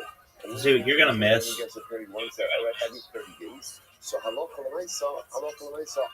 that I saw it. day, that's considered to be a Do you know how close you came to making that? Let's say she gets it by day. That daytime is her ona. So the halacha is that a husband is supposed to separate from his wife. Oh, get in. So that entire daytime period. So the Gemara says whoever does not go ahead and separate from his wife prior to her vessels, prior to the arrival of her Zoot, are you gonna make this? Even if he has children who are so Zoot. like Aaron, they die. No, you're not. That's a miss. I can tell you right now that's a miss. It's one of the biggest misses that we've ever had. That's a miss. No kiss shot. Nothing. That was really close to being a trick shot. Even if your children are incredibly righteous, they die. So the Gemara says, what does this mean? The Hizartim es b'nei Yisrael tumasam. Ultimately, again, you shall warn Klal Yisrael regarding Tumah. So again, Dude, what are you talking about, big man? There's a mention of Tumah. After there's mention of Tumah, ultimately, again, there's a mention of needles. And then after that, the position of the son of clay. Dude, you're getting frustrated, son. That's the juxtaposition. Tumah to needle to the death of the sons of Aaron. Okay, so that's halacha. That's halacha. I think this game's going to go on for 10 years. Well, that's because you quit it yesterday. How do you understand something like this?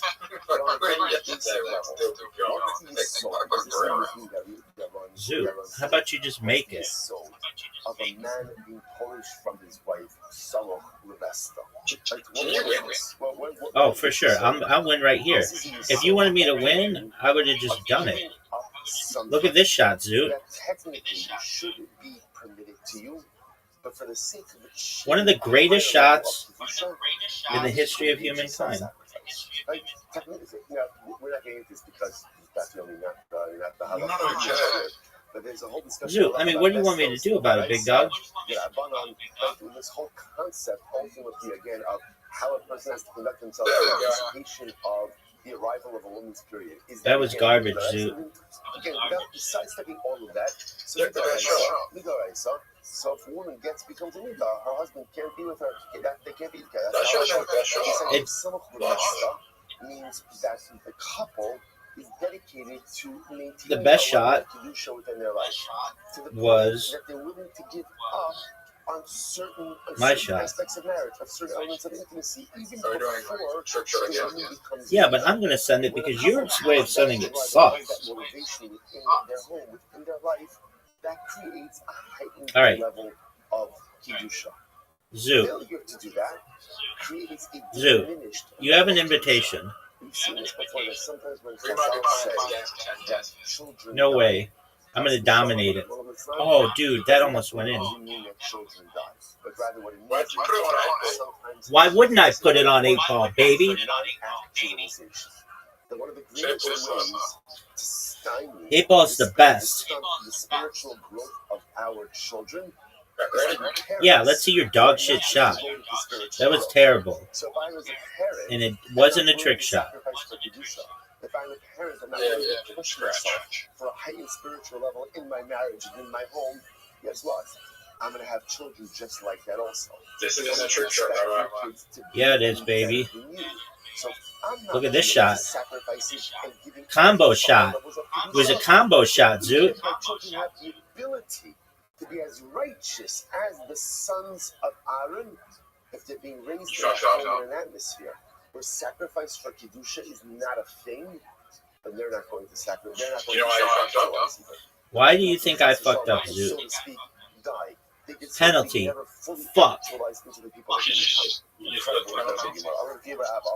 Next. Listen to this. Polish stuff. So this is the converse. You don't often see this in Amari Chazal. This is really fascinating. So the converse. When a man separates from his wife, Samachodesta, Hagila Banim Zecharim. We'll have sons. Okay. I'm here, baby.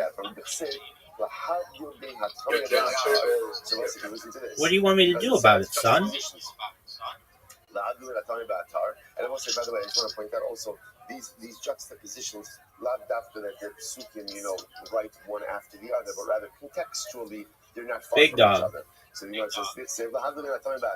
so distinguish between Tameh and Tar. Okay. Are you gonna go? That's the reference ultimately to separating from. That's a terrible shot. I'm just telling you right now, it's one of the worst shots we've ever seen. Maybe the worst shot ever. Ever. In the history of the universe, dog. Dog, that was not good. That was not good, dude. That says we'll go ahead and have sons. So what's the shot in this? A lot to say. What's the shot in this? So it's interesting that in Kabbalah, there are two identities. Are you serious? That was garbage.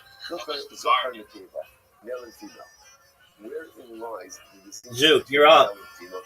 Zoot, did you know you're up? Understands the argument from the perspective of intimacy. In terms of intimacy, the Zohar is the nosei, He is the Are giver, you serious? and the That would have been amazing if it went in, but it didn't. That's how it works in the physical act of intimacy. So perhaps what's happening over here is as follows: same theme. A man who goes ahead and is polished from his wife prior to Look at this shot, Zoot. what is he doing? Look at that shot. In an act of Combo shot. giving. He's giving. He's self-sacrifice. Zoot, did you like that combo shot, son? Technically speaking, is a right, so to speak. It's a right that a couple has in marriage. Zoot, you ready for this combo shot, baby? Look at that move, Zoot. For the sake of achieving a life of Zoot, look at that move. So what do they have? Banim Zacharim. Banim Zacharim can mean boys, but Banim Zacharim tells me Zachar. Again, like I said, in Kabbalah, Zachar means the identity of a giver. That's why, again, this. Oh, I can't believe I had a kiss shot. Dog. Are you seeing how well I'm playing? Hashem is referred to in the masculine, sometimes in the feminine. Sometimes Hashem is the giver, and sometimes Hashem receives from us. So same is so just phrased in the positive way. If a couple is Polish, and by the way, I just want to point out, all of this is phrasing it from the perspective of the man, but of course these halachas, right? These halachas for this to work. This is a man and woman together. This is a synergistic partnership between husband and wife. So if husband and wife can live a life where ultimately they're willing to give to HaKadosh Baruch Hu, they're willing to sacrifice to HaKadosh Baruch Hu for the sake of some higher good, what happens? Having a banim zacharim, they will have children who will do the same. So if I'm not willing to sacrifice and give for the sake of achieving a higher level of kedusha in my life, don't expect that from me. Zoot, Don't expect self-sacrifice. this is going to be one of the worst shots we've ever had the opportunity to witness. Terrible. Terrible shot. Terrible. Are you going to go?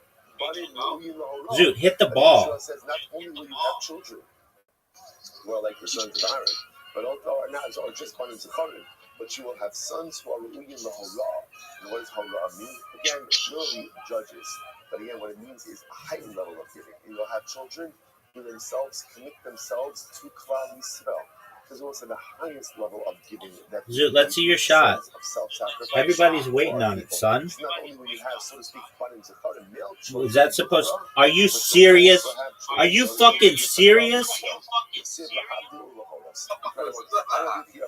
Are you fucking serious? You got 200 points. You put in 2 balls and you got a kiss shot and a bunch of other shit. Dude, that is horse shit. Okay, well, you'll have the opportunity to see all my shots once the game is over.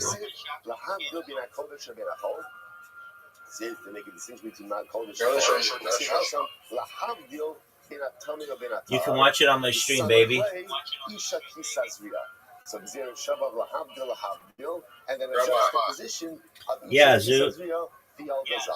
So from here you see that if you make Havdalah online, you will have banim zacharim, you have sons. Well, you didn't.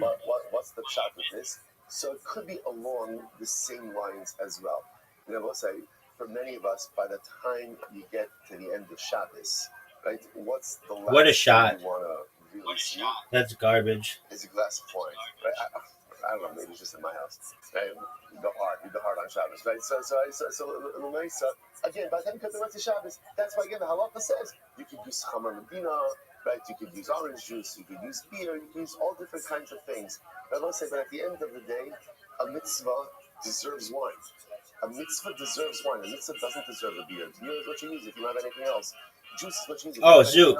A mitzvah deserves penalty and kiss shot? That's garbage. It really deserves a glass of wine. That's what it deserves. Oh, that's garbage too. Because I'm so sexy that the game recognizes it. How do you approach your missus? How do you approach your missus? So I approach my missus says, look, it's mutter. Dude, are you going to hit the ball? You pocketed the 8 ball. Oh no, you have to pocket the 8 ball. You're allowed to do it. You're allowed to use a good glass of orange juice. You can do these things. I love the obligation.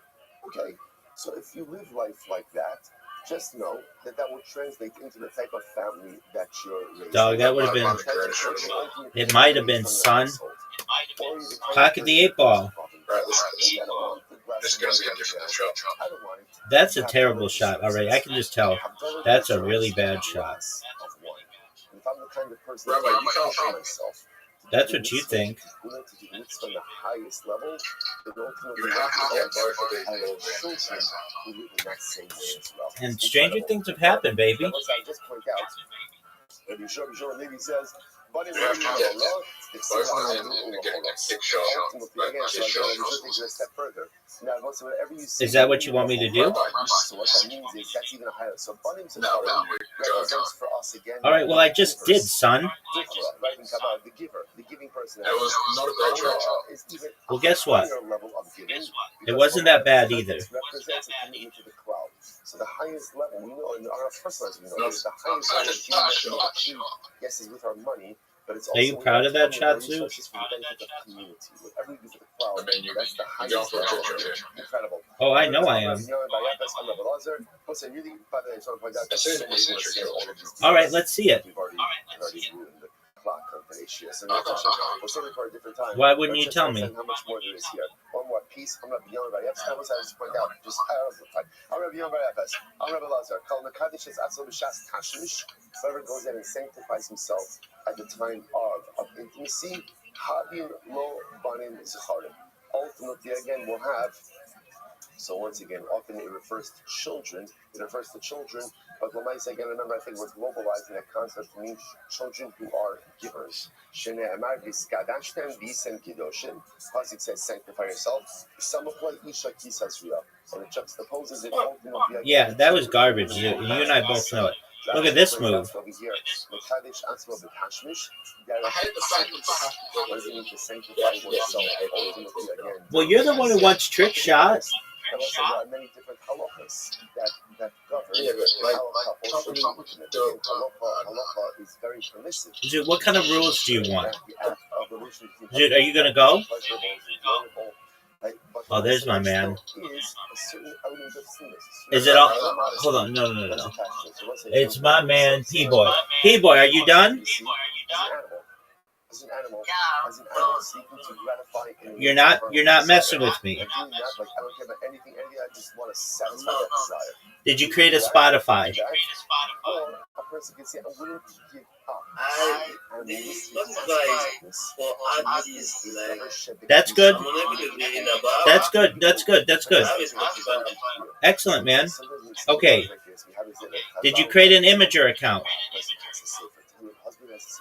Yeah. Did you create a Mastodon account? Yes. Did you create a Truth Social account? Maybe for some people that's what it is. Yes. Right?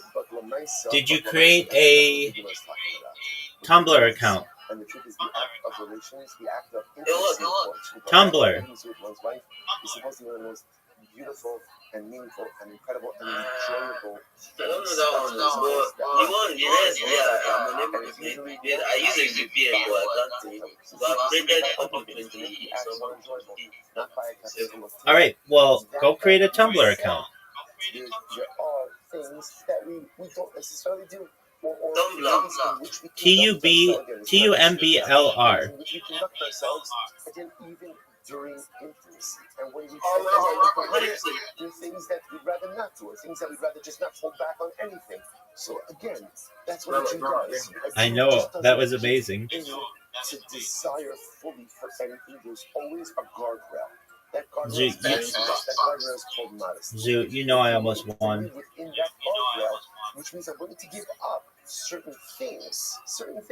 You know, of a higher kedusha, then ultimately, again, just understand that translates into the home you're building, translates into I the just want to say children that short, right? I know you do. All right, back to Sharetz. Remember, those are Omer. Back to Tumash, I say. Well, those are Omer Sharetz ben Eleanor. So, remember again, the end of the Mishnah, and we're They really that short. At the end of the Mishnah, we had a. It was really that good of a shot. 2 balls went in, dude. It's really about focus.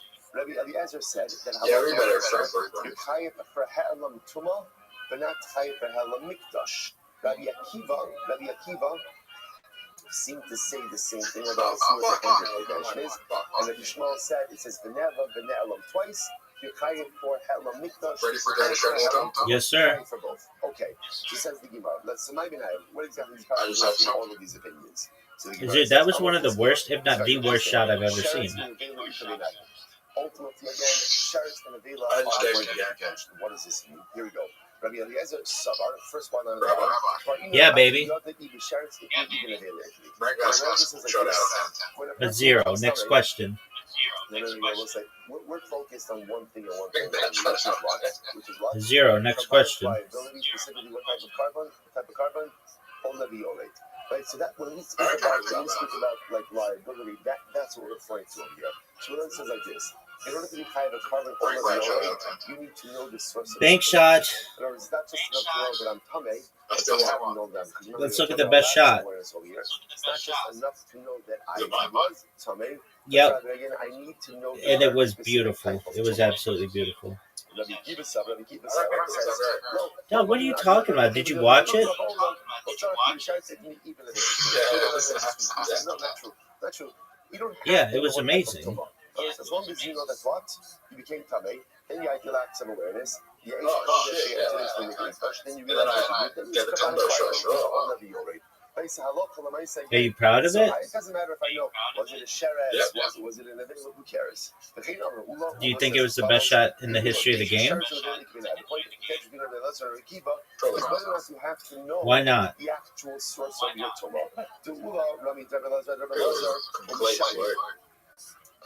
Okay. Well, Zoo, did you know that you have an invitation to another game? No.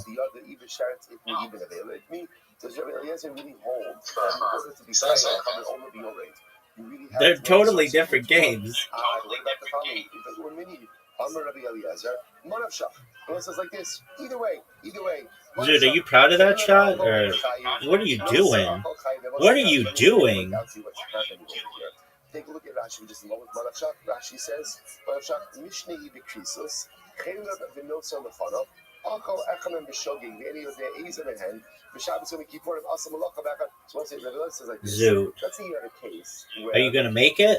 Where you violated. Are you serious? It doesn't matter how you violated, liability would be the same. For example, I have a piece of chelav and a piece of nosar in front of me. Now, both say both are you not allowed to eat it, and if you eat it, you're chayav v'chatos. Thanks for putting mine in, big dog. This says like this. Listen to this. Back to the Gemara. Chelav achol chayiv, nosar achol chayiv. So look, there's two pieces. Right? I'm not sure. There were two pieces. Chelav in front of me, nosar in front of me. I ate one of them. I'm not sure which one I ate. So the Leza says, who cares? Who cares which one you ate? Why? Because what do we know? You did something aser and you're chayiv v'chatas. Dude, are you proud of that shot? So for example, Shabbos chila chayiv, Yom Kippurim chila chayiv. Like, what does it make a difference? You're not sure that I violated. Are you serious? That's such a bullshit. Or dude, that was garbage. So Do you think I helped you? Actually, a little bit, right? So again, right? A man had relations with his wife, his Nida, or his sister. He's not sure which one, right? Either way, it's usher. Now, what the Gemara means, what does it matter? And this from a liability perspective, what does it matter? It's the same liability. So again, the point of what do you see from here? I think the Rabbi Eliezer holds that you do not need to know the source of your liability.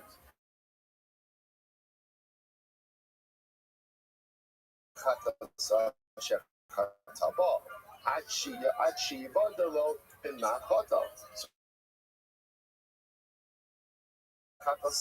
when do you have liability? When you know what you did.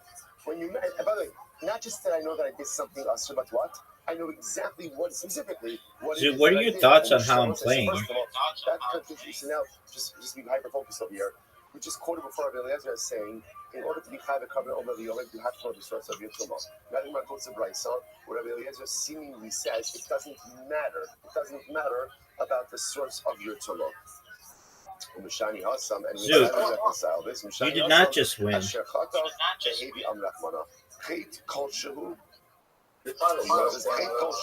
I know, I'm distracted. All you need to know, you don't need to know specific liability. All you need to know is that you did something wrong. So that's why the case of the chilul and the nosar is the best example. I know that I ate something wrong. You're playing like dog shit. What's your next question? I don't have to know the specific item. What's different over here? I'm distracted. So we'll say, so here the difference is by Dog, I'm gonna destroy you right now. Are you ready for this? If you became tamei through contact with any davar tamei or b'nevelas sheretz. Dude, are you ready for this? Why do you have to bring that up?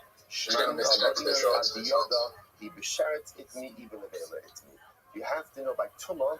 You have to know the specific source of your tumah in order to generate carbon olet biorate liability. So what we have over here is as follows. It essentially holds two different shitos in two different ways. In general world of liability, Rabbi, you really have to know the source Baby, of the liability. I'm really good at this game. Absolutely clear. And when I try, something wrong, you don't stand a chance. Ultimately, again, so again, I don't know if I ate Caleb or no. No, it's not. What do I know? What do I know? What do I know? I ate one of them. I for sure ate one. Like, it's not a case of like two pieces of meat. One is kosher and one is Caleb. This is a case of both pieces operated and you know for sure I did something wrong. You're not hitting that shot. I don't know exactly what I did wrong. I know it's one of these two things. I'm liable. That's a piece of tuna. Incorrect. Why? Because the Torah goes out of its way to specify a specific. It says that sucks. And then it says So the fact that it goes out and it singles out shards indicates what happened. Like, in order to generate liability, I have to know exactly what the source of tumah was. So that's remember again. Just keep in mind that the kiva holds you don't have to. Now the kiva says as long as you know intuitively that you're tamei, even if you don't know the source of your tumah, ultimately. How'd you like that one, Suit? How'd you like that? Oh, that doesn't count. That's such bullshit, and you know it, Zoot. You know it. Zoot, you know that was absolute bullshit.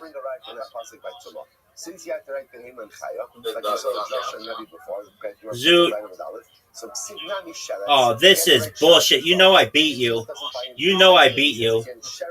You know I beat you. No, this does not count. You know I beat you. You know I beat you. Yeah, I'm gonna fuck you over.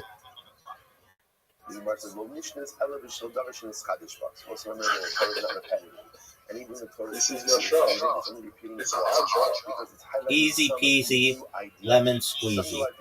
Fuck, Zoot. Are you serious? Why do I get two balls back? Why do I get two balls back? Out of its way to mention Sheretz specifically as making a general statement. Why does it mention Sheretz? That doesn't make sense. To teach me that you have to know the exact source of your tumah. People will say no. Dog, they're technically caroms, dog. Because you have to mention Behema and Chaya. That was a different Joshua, which we're not reading right now of Rabbi. That's why I have to mention Sheretz, but there's no Raya. Says who? No Raya. Rabbi Lezer, Hi Ba. What does Rabbi Lezer do with the word Ba? What does it do with the dog? I've had this game won like 6 times. Go ahead and exclude the case of misasek. What's misasek? Stop right there. You have it. This is very difficult for you, son. No way you make this.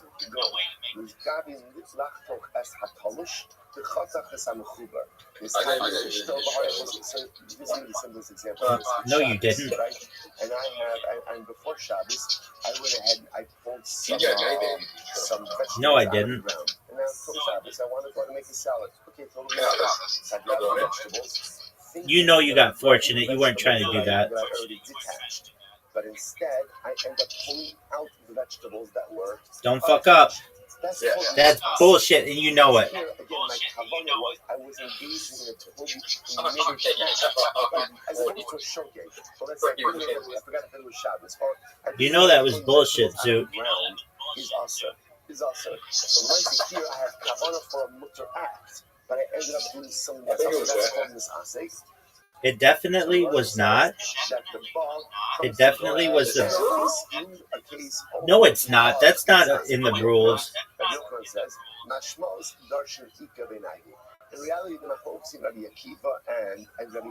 Zoot, you know I won.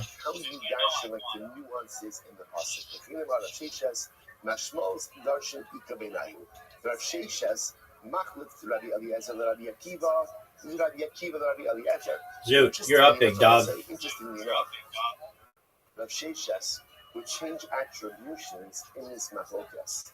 So according to Rav Sheshes, Zoot, we're waiting on you. all they were arguing about was the source, and not really arguing about the practicalities. Zoot, did you know that everybody's waiting on you? Before we go on, how do we pass? And so again, just the point Zoot. out of this is you have Hamad Machlokas Rabbi Eliezer and Rabbi Akiva, right? Halakha l'maisa. In order to be chayav, Dude, I'm going to give you 10 seconds. Actually, I'm going to give you like 40 seconds. Zoot, are you going to confirm, or are you going to just jerk yourself off raw? Yes, we must know. Rabbi Akiva says, no, you don't need to know. How do we pass him? We pass him like Zoot, come on, dog. That you need This is the worst. Zoot, come on. Even if I don't know. Now, what I do need to know is, in order to create carbon on the deal rate, I need to have a Zoot, go. definitive awareness, right? So there has to be a moment that I know I was definitively tamei. I know that I touched one or two things. Lava caverns. Or an avela, but Allah again, I'm not sure which one. Dog, you know I'm a West Side pimp. It's incredible.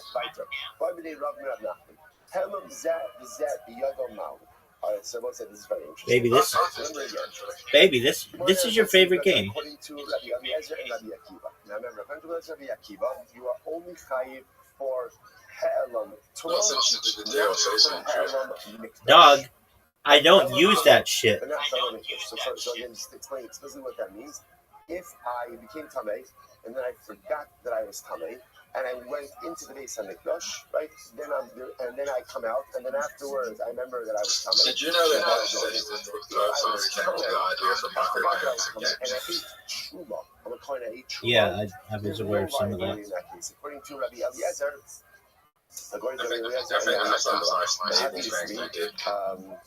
You know that's not true. Sorry. Now, Rabbi for both. So the Gemara is asking a question according Zoot. to Rabbi Eliezer and Rabbi Akiva. Okay, that's not true. That's just what people say online. What happens if I have a lapse of awareness of both of these? everything else I forgot about the fact that I was eating. Zoot, are you gonna go? Is there liability for this? So the Gemara says, I'm relay, Hare Helam Tum Yado, Chayiv. I'm perfect, so nothing. In this case, therefore there should be liability. Hare Helam Mikdash Biyado Potter. I can see just the opposite. Because there's also Hare Mikdash included in this. It's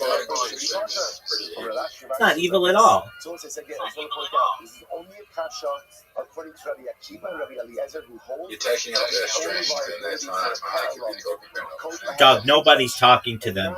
The fucking platform is dead. Yeah, it's just botted. Everybody bots themselves. I forgot that I'm tamei, and I forgot that I'm eating I think kick is one of those is pretty big liability in this case. You know you can't even say my name on it? I've told you this. If you type Rabbi Rothschild on Kick, it automatically gets deleted. In anybody's channel. Try it right now. Like a few months ago. Go try it right now. I'll give you time. It has to be Rabbi space Rothschild. And it will say automatically deleted by a moderator. And it's clear that this is a case of Helam Tumah and therefore there's liability.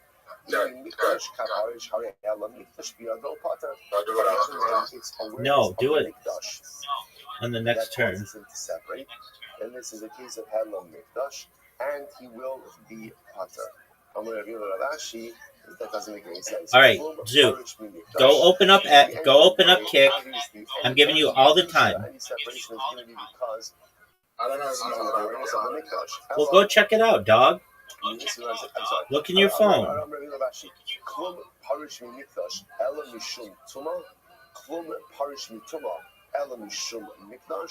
at the end of the day, again, these types of tumas and these types of awarenesses are intertwined. The only reason he's going to separate out because from the mikdash is because. Do you have it downloaded? And the only reason he's going to have awareness about tumas because of the mikdash.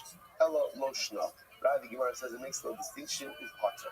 I'm sorry. Zoot, remember that time I asked you, do you have it downloaded? Rabbi Eliezer and Rabbi Akiva, in any situation where there is hell of Zoot, you're just the shittiest fucking communicator. even if there's also a company along tomorrow, Oh, maybe you can't hear me because you're looking. Again, you're exempt from covering all of the other. Fine. Turn up on. So I just want to point out, I guess this is a good time to mention this now. Yeah, I'll mention how we're going to come back to it later on.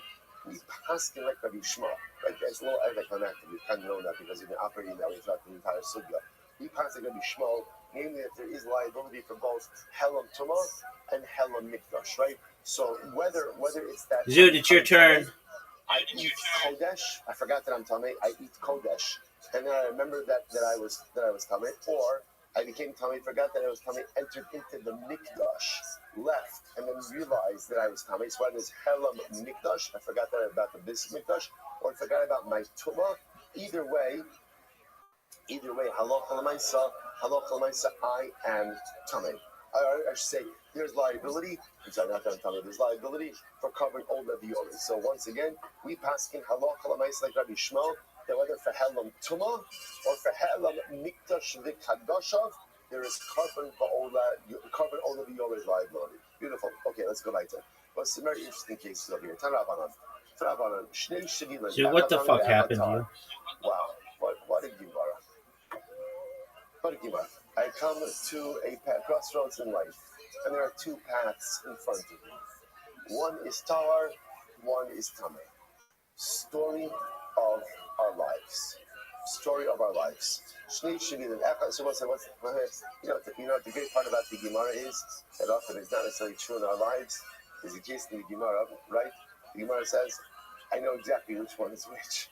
Right? The challenge of the human condition is I know that there are two paths, but often I do not know which one is Tameh and which one is Tar. Right? And Shnei Shvilin, Akatar, I come to a crossroads, there are two pathways in life. One is Tameh, one is Tar.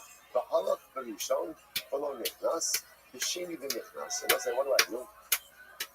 I go ahead and cancel due to inactivity. Rashi says some bullshit. The Gemara also, it's not knowing which path is which, right? But here's what I do know. I know for sure. Did you try it? I know for sure that there is a grade on one of these pathways. Right? What happened, Zoot? Which path has the grades? So listen to the case. Okay. Isn't that amazing? Did you try that on multiple? Yep.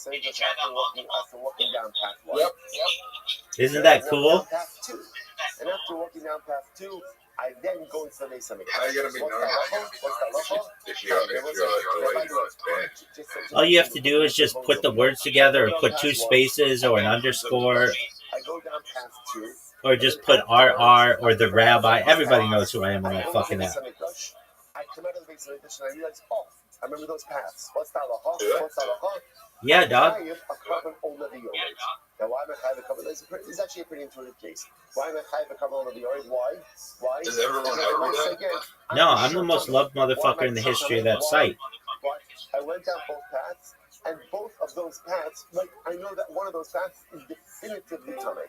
Okay, beautiful. Rashi says chayiv covered over the orange. Sheyish kan betchili yediyah fadaris. Because again, after I went down path number 2, I know for sure at this point, Zoot, you have an invitation. I am Tameh.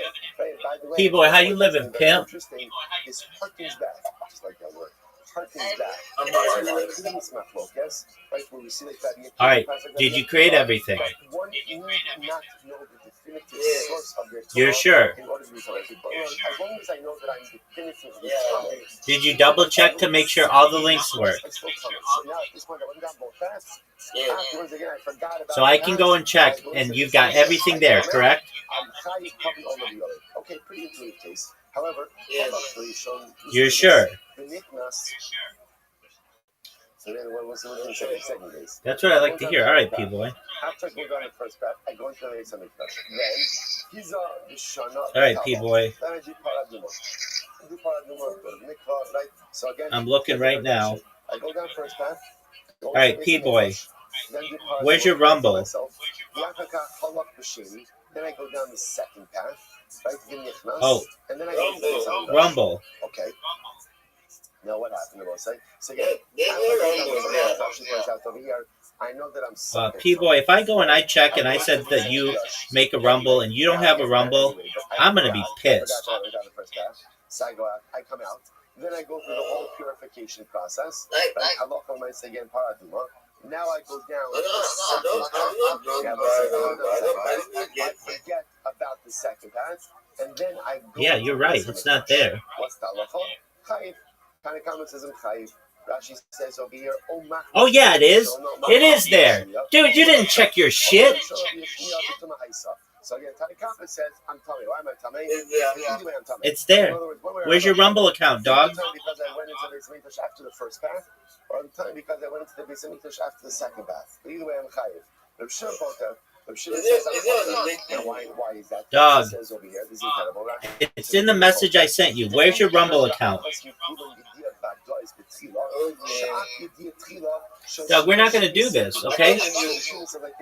We're gonna make you successful, but you have to go and check every single one, and then you have to go in and make sure the links are not broken. Because the next thing I'm gonna do is I'm gonna click them all and make sure that they're good.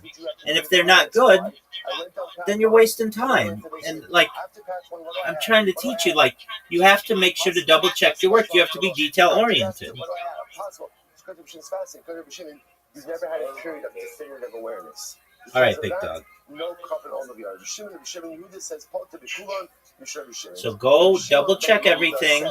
And once you're done, then let's talk, okay? Interesting, Rabbi Shimon says you're part of even in the first case, right? Okay, we're gonna help you, P-Boy. Go down path 2 and then go into the Mikdash. Rabbi Shimon says you're part of all these cases. Why? Because of Rashbi, because of Rabbi Shimon Bar Yochai. Okay, so we'll say now we're going to analyze this. Here we go. The Kulon. Could Rabbi Shimon really say that you're part in all the cases? They're both saying, now the first case, on the base, the first case seemed to be like pretty obvious, right? What was the first case? I go down path 1, okay, stop, go down path 2, and then go into the Beis Hamikdash, right? Then again, I was saying all these cases, obviously, there's a lapse of awareness, right? Lapse of awareness. I forgot about the paths. I go into the Beis Hamikdash. I come out. The Brisa said, I'm chayiv. Like, why am I chayiv? What was like, why am I chayiv? I'm definitely coming. So how could Rashbi, how could Rashbi say that I'm potter in that case? Doesn't make any sense. The Marsha, tell me, because either way, in case number 1, case number 1 was the easy case. Case number 1, I'm definitely coming because I went down both cases. Who also the Gemara says, Halarava, this is incredible. Talk about skinning up the case. You go on Shahalak, but you showed. I went down the first path. Ubishar Shahalak, Bisheni, Shafak, Shahalak, Belisho. Let's say, watch this. This is fascinating. See, we presuppose what was the case? The case was I go down path 1, okay, obviously I'm suffering. Then I go down path 2. But at the time that I'm going down path 2, I remember that what? I remember that I went down path 1. Rashbi says, no, that's not the case. The case is where I go down path 1, and then at the time that I go down path 2, I forgot about path 1. So because of that, the most I never had a moment of so therefore, again, I do go outside. This is not time to ask Rabbi questions, though. This is time for P-Boy to get their shit done. You can ask me all the questions that you want. Dog, I was outside 45 minutes ago. Because I know now that as a result of my 2 journeys, I but am to finish. This is not. Let's ask Rabbi every fucking question we can think of. This is P-Boy getting his shit done. That's what you need to do. And you don't need to be saying to me every 10 minutes, hey, Rabbi, I'm done. And then the first thing that I come and look for, you don't have. You need to have them all. You need to double check them. And then once everything's done, if you want to ask me any questions you want, you absolutely can. I have lots of footage outside. I have lots of footage on the road. I have lots of footage at tourist destinations and on vacation and all through at Disneyland, all kinds of places. That's only called partial awareness. So much Yeah, it is phenomenal. about planning for the future, but it's about having an acute understanding of the decisions you have made in the past and the pathways you've taken. It's like the only way to live a better future. You traveled in the past. Yeah, dog. Work and which ones don't. But if I forget about past journeys, And you're going to double check everything and you're make sure all your links work. That stunted awareness prevents me from making decisions about my future, right? That's what we That's say. okay. Those who don't learn from the mistakes of You created the account. I saw it. If you don't know which paths you've taken in the past, which ones have worked, which ones have not. Incredible. Here's what they're arguing about. Okay, why not?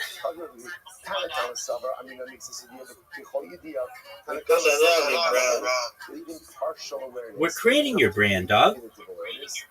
Shimon says, no. Definitive awareness means you know all the pieces. In other words, Tanakama will say it's okay if you don't remember past one at the time you're taking past two. That's fine. Rabbi Shimon says, no, it's not true. You need to know about all the pathways at the end of the day. So what's going to say almost like, so now what we see ultimately again is even in case number one, they have a fundamental machlokas. So again, the case number one, if I understood this in a simple way, I go down path one, then I go down path two, and then I go for the mikdash. If we're talking about a case where I remember both pathways, everyone agrees that I'll be chayav covered all of the order. I forget, I go to the mikdash, I come out, now I'm chayav covered all of the order. Everyone will agree with that.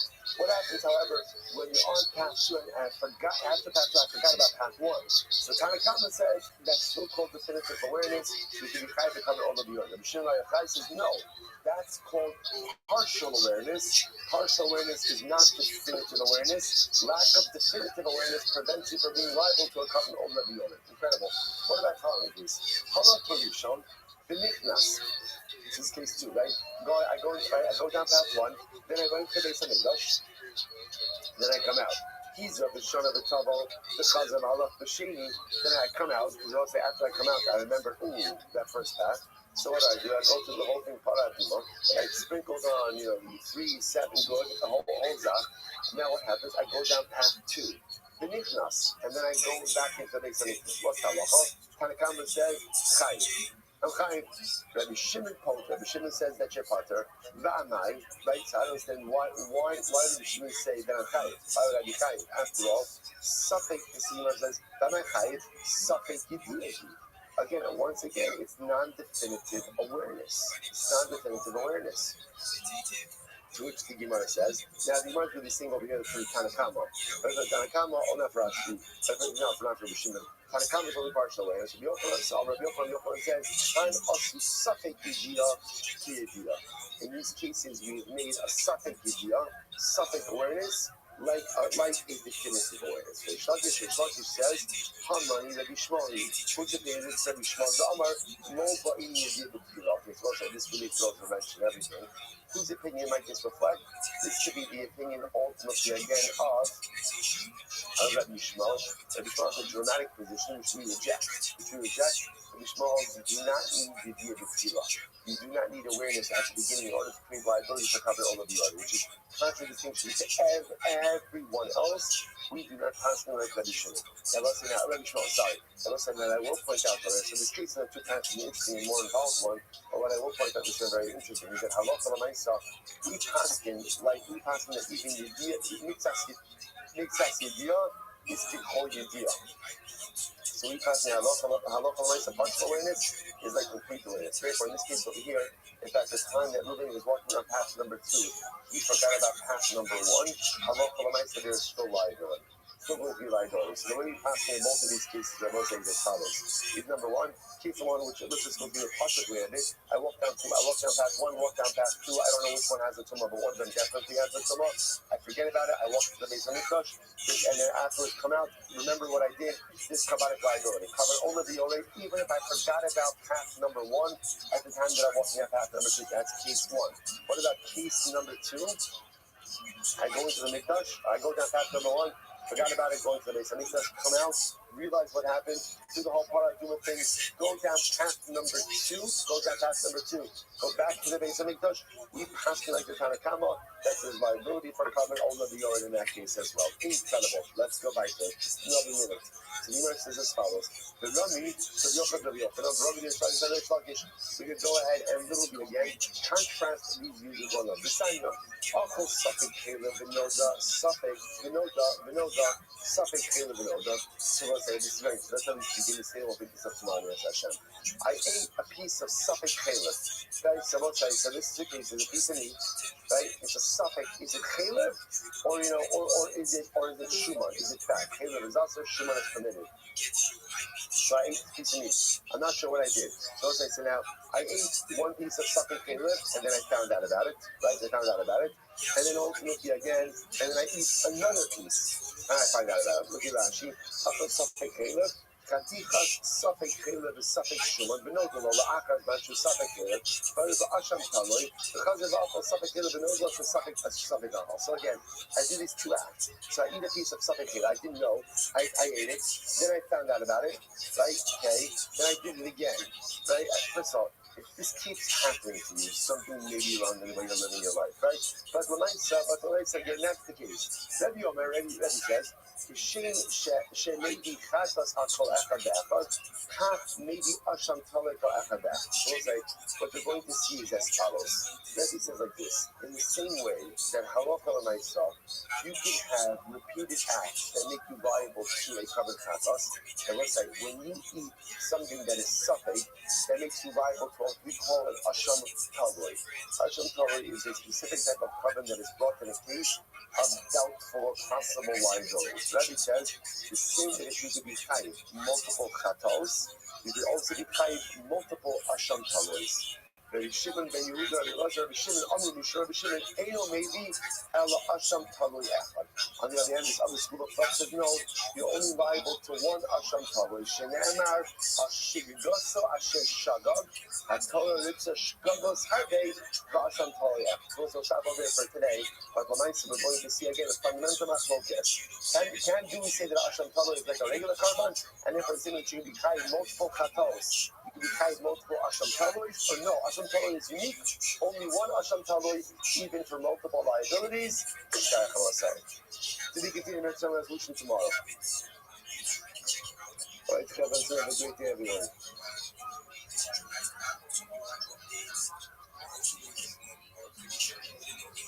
All right, so let me know how AI.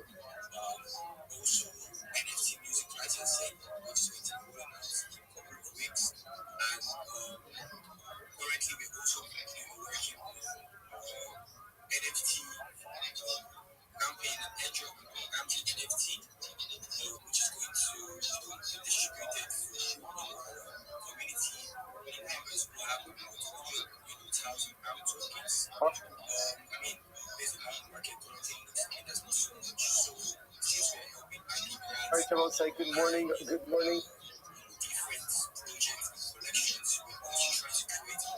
Let us begin by thanking all of our sponsors for this one.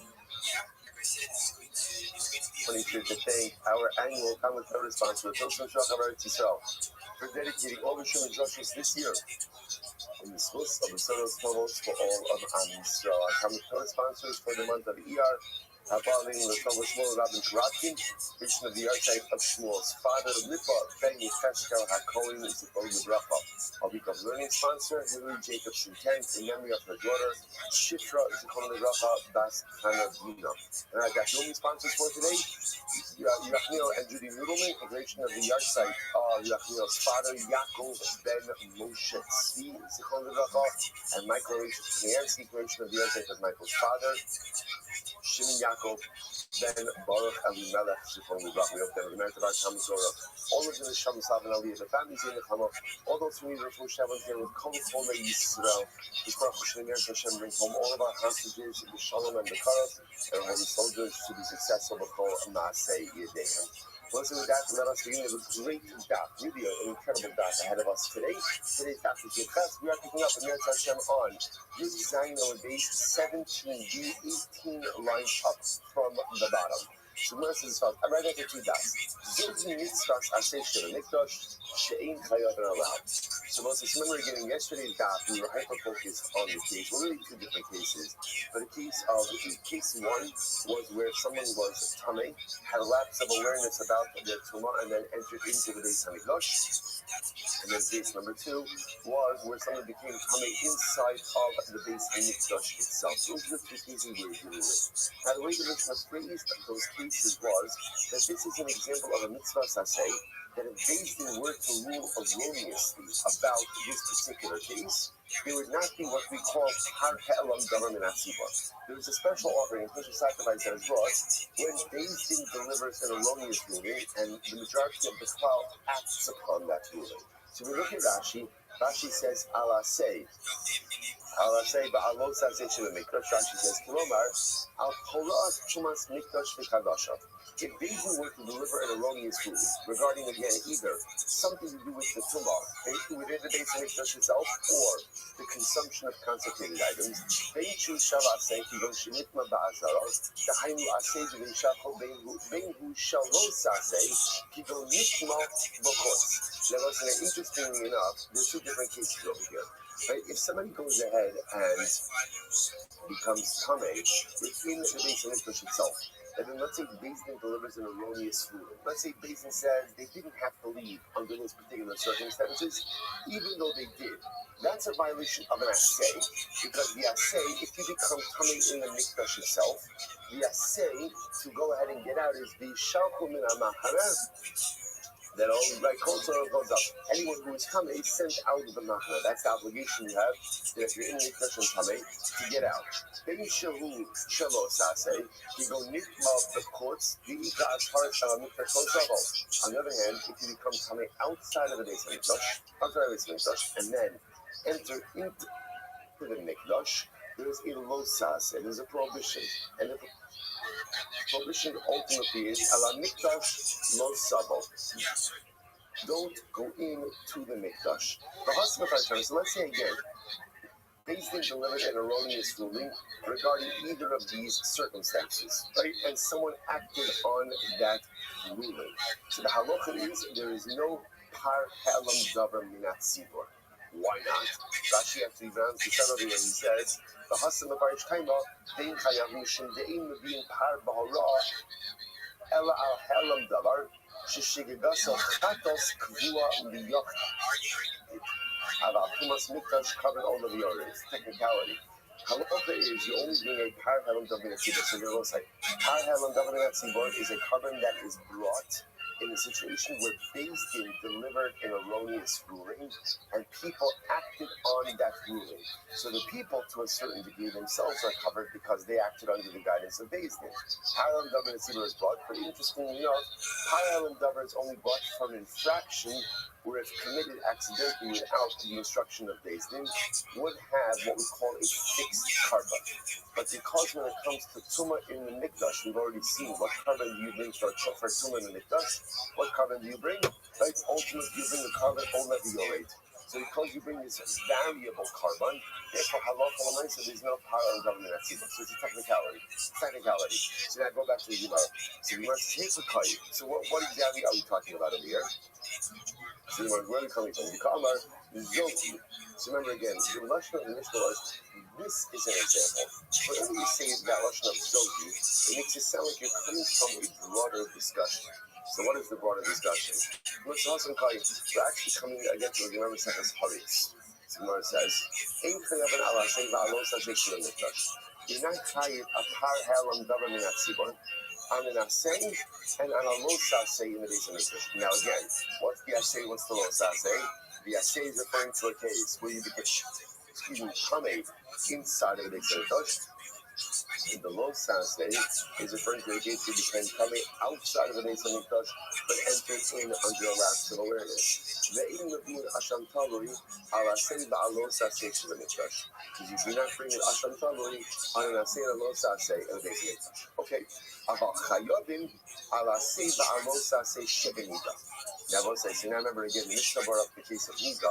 We kind of, blew through this case quickly in the Mishnah, but actually, we spent some significant amount of time on it today. But you do go ahead and bring a carbon on an asena lo sase shebenida. Umavin asham taloi ala se ba'alo sase shebenida. Okay, fine. Rabbi Kirash did it a moment. They mavin asham taloi. Even shabal yadam safek kares.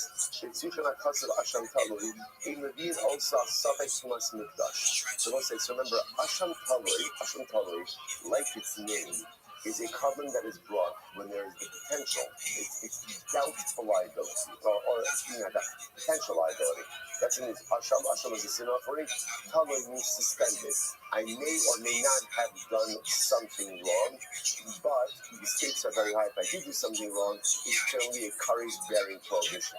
So because of that, there's a special carbon that's introduced. Interestingly enough, there's no Asham Taloi that is brought when it comes to Tumah in the Mikdash, but there is Asham Taloi that is brought. Halacha l'maisa again for the case of Safek Nida. Now we're going to go through all. So the Gemara says, the Ka'amar Zoki Nisa Saseh Shebemikdash She'ein Chayav Nalaha. This is the positive commandment in the Mikdash that one is not chayiv for. So we'll say, so by the way, just to understand, why is it that Nida and Tumas Mikdash are both brought in the same breath? So remember again, that's the case of Nida we're referring to over here. The case of Nida we're referring to over here is where a man is having a relationship with his wife, and in the middle of a relationship, she says to him, I've become a Nida. So we're going to see there's a number of complications in that particular case, but interestingly enough, what they both represent are cases of entry with Safek Tumah. That's the commonality. That's the commonality of these cases over here. Again, they're going to have reverse dynamics, but we're going to see that's why they're mentioned in the same breath. So we must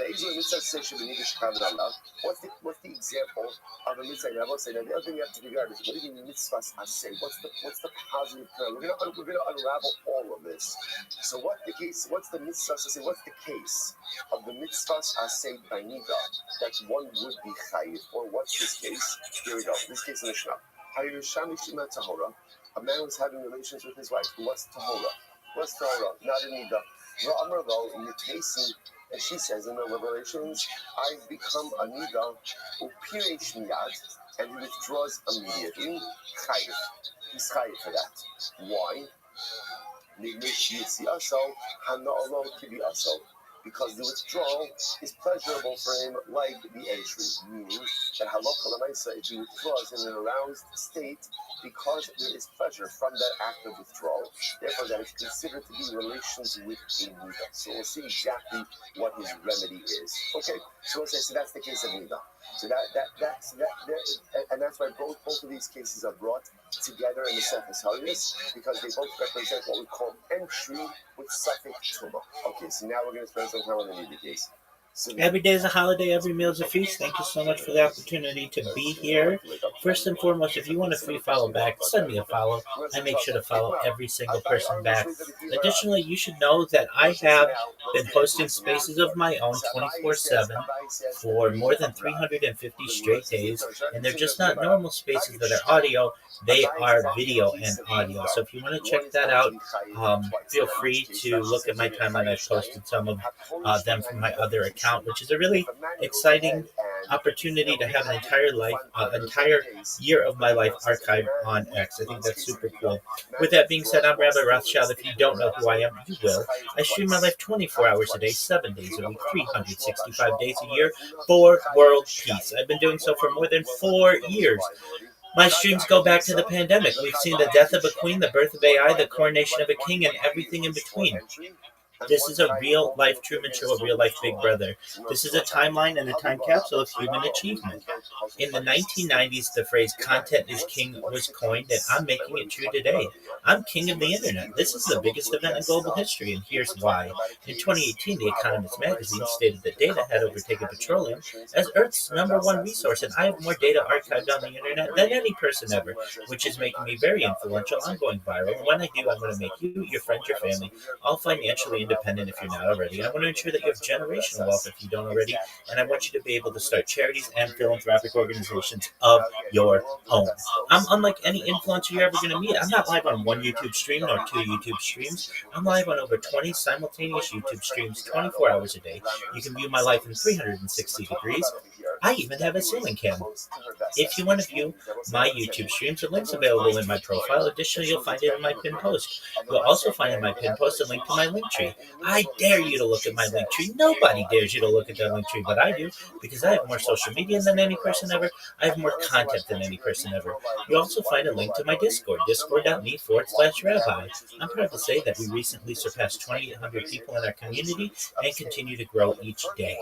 In addition to making you all extremely wealthy and wanting to promote world peace, I want you all to know that I want to help end world hunger through the use of technology, such as agricultural drones, floating greenhouses, saltwater greenhouses, hydroponics, vertical farming, cloud seeding. I want to help end world thirst. I'm sponsored by a cryptocurrency that's worth about $100 million, and one of the things that we do is we build wells and water towers in developing nations for the benefit of the less fortunate.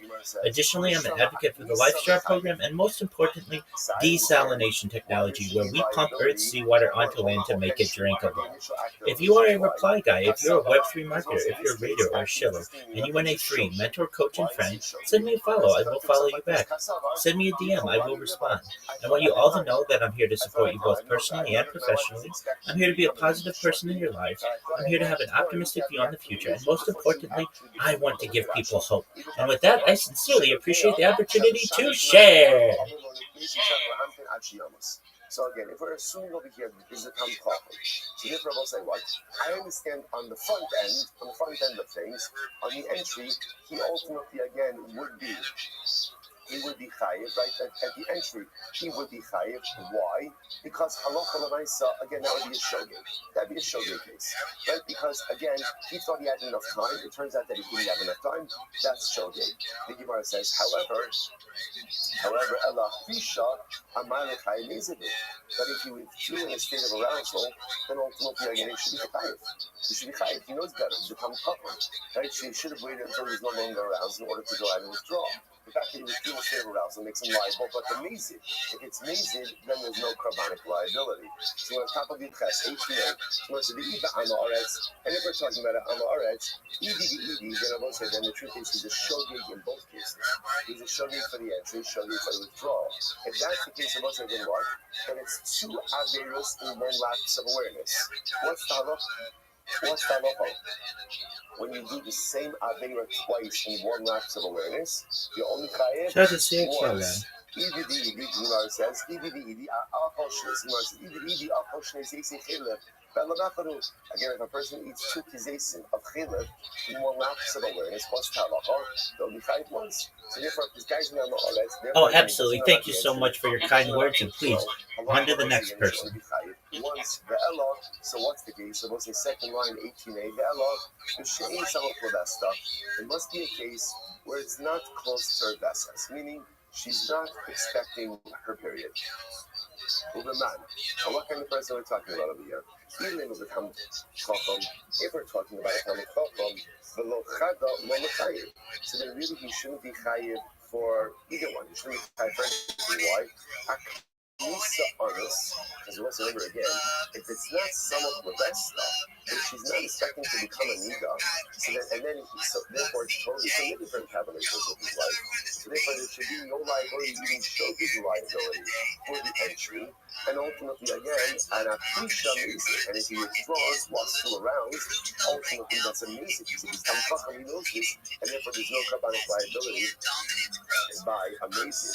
Iba Amaretz, and if it's an Amaretz, you might be looking at Chayiv Atusha. So you might say, as Chad looking at Chayiv Atusha. If it's an Amaretz, once again, can't be Chayiv for Knisa, for entry, why? It's totally permitted. If anything, can only be Chayiv once for Pisha, for withholding a state of arousal. So we'll say, so we're trying to figure out the case. Where it'd be Chayiv Stein, Chayiv for entry and withdrawal. Hadra Amarabah. So we'll say, then Rabbi came back and Rabbi said, we all know the sum of the best stuff. In reality, let's go back. We're talking about a case where halacha says she is expecting the period. It's close to her vasas. He's a tam chacham. So if he's a tam chacham, the tam chacham l'zu, the in tam chacham l'zu. So we'll say this is great, right? So we'll say he's a tam chacham in certain areas. Now let's say most of us are like this. We are chachamim in certain areas and profound tipshim in other areas, right? This is the way that life is. And really, because he's from chacham, he knows that he can become chacham in certain things. So what does he know? He knows that Allah that you have to be careful in having relations with your wife close to her vessels. So in that respect, he was a shogeg. He thought he had enough time before the onset of a period. He was wrong. Again, not intentional violation. He was a shogeg. He's a shogeg in that area, and ultimately, again, that's why he's liable. But he had no idea about the halacha that you can't withdraw in a state of arousal. So therefore, again, he was a shogeg in the knisa, the entry, and he was a shogeg in the withdrawal as well. And therefore, again, that would be the case of dual liability. You know, the Rashi, the Tam Chacham Mizu, Kilomar Yodeh, she some time Nikosh Mishose, some of that, like the Doma Kaman, these hard to explain some to us. They Yodeh, she Misham Mishimata, but Amar Mishmis, he said, Nikosh, the Ibn. So again, Salah Kamais is a shogeg because he thought he had enough contamination before the onset of the needles. He had no idea about this halacha that you can't withdraw in a state of arousal. Therefore, shogeg on both ends, therefore, dual liability, chayish diet. Beautiful. Amar Rava said, the Karabayu, Taninu, Knisa. Sorry, the Karabayu. Rava says both of these concepts, the entry and the withdrawal, are both stated in the Mishnah. Knisa Tanina, Krisha Tanina. Both are mentioned. Krisha Tanina. So once I said again, the withdrawal is stated. The Kenny, this is our Mishnah, which is actually, by the way, it's actually Mishnah Haris. Let's remember again, like one of the most exciting things in Shas in general. Remember, this is not the primary place for this discussion, right? Remember, really, this is not our topic. What's our topic? Really, Tumas Mikdash Mikadasha. But in the second Holius, this is brought down as a parallel piece for Tumas Mikdash Mikadasha. So our Gemara is just mentioning it tangentially, but as often happens in Talmudic tangents often become primary discussions. So just understand this. In Holius, it's not very good anyway. Gemara says it's mentioned in Mishnah. Tanila, Kishat in Edikani, Hamishalish Torah. A man was having relations with his wife who was a Tahora. And she said to him, I became Tamea. In the middle of a relationship, because I feel that I'm a Nida. And most again, this would be the concept of Hargasha, like when you can have an internal sensation that she's becoming a Nida. So she has this Hargasha in the midst of a relationship. And he withdraws immediately, i.e., while still in a state of arousal. Chayiv, ultimately, again, he is Chayiv. That's the case of Isha. Knisa Tanina, we also learn the case of entry, Nimsalo al Shalom. So let's listen to this. After the act of relations. So again, husband and wife are cleaning up, and a man is cleaning up with a cloth, and he finds blood on his cloth. So what's the halacha? Tmein, they are both coming. The Chayav and the Karban. And ultimately, Chayav and Karban. Take a look at Rashi. Yinsa al Shalom. Dam al Hamata Shekana Fa'akar Tashmish. So he finds blood on the cloth that he's using to clean himself up after relations. Tmeim. Rashi says, Shneim Tumas Shiva. So this is interesting. You know, saying if you ever, it might be good trivia. Probably not the Shabbos table, but interestingly enough, right, if you ever want to find the case, when did you ever have a case of a man who's coming to Masnida? Man is coming to Masnida. This can happen. If it turns out that after relations he finds blood on his mappa, and it turns out that again, actually, scratch that. Just keep this to yourself. Right? So the idea over here is that he becomes coming to Masnida. Both of them are made for 7 days. Rashi says over here, Shneim Tumas Shiva, Kimishum Nida, Vahumishum Boel Nida. So she becomes a Nida. Now, Gemara says, happy to be contemporarily, these halachos are a bit more involved. In other words, there are halachos that deal with if a couple sees blood in the aftermath of relations. So again, the Gemara is kind of presenting it in a little bit more of a one-dimensional area. Halacha when I say it's a bit more complex. In any event, our purpose is today. So she's going to be a nida. So again, remember, let's say nida or raisa. Tumas nida extends for how long? 7 days. Remember, we saw this. I mean, we saw this in Simchas Chaver when we did we saw the Milvos nida in our last cycle. So remember, then just important as an aside, the concept that we have of Milvos nida of being a 12-day period is a combination of the halachos of nida and zava gedola. We kind of collapse them into one. Biblical nida is 7 days. That's it. And it doesn't matter clean days, bleeding days. It doesn't make any difference. When a woman gets her period, she's a nida. 7 days later, she goes to the mikvah. That's it. The construct that we have, again, is the merging of two biblical precepts into a concept of house on the shop. Anyway, so therefore, they're both coming. And if they see blood after relations, she's coming for 7 days. That's Tumas Nida. And he's coming because Nida. Because he had relations with the Nida. The Gemara says, because you assume that the blood that he's finding on his cloth obviously came from her. So either she was bleeding before the act of relations, or during the act of relations, but either way, halacha l'maisa, she's a nida and he is chayv. So therefore, they're both coming that they have in the carbon. So you might say, what's the case? My love, the for that stuff. Are we not talking about a case where she was expecting her period, and therefore the knisa and the liability is for the entry because they should have never had relations to begin with? No, it's not close to her basas.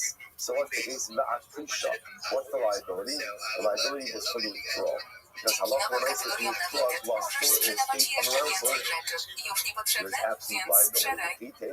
Isha, we are ready. Similar to the why do you need the case of Isha? What kind of way?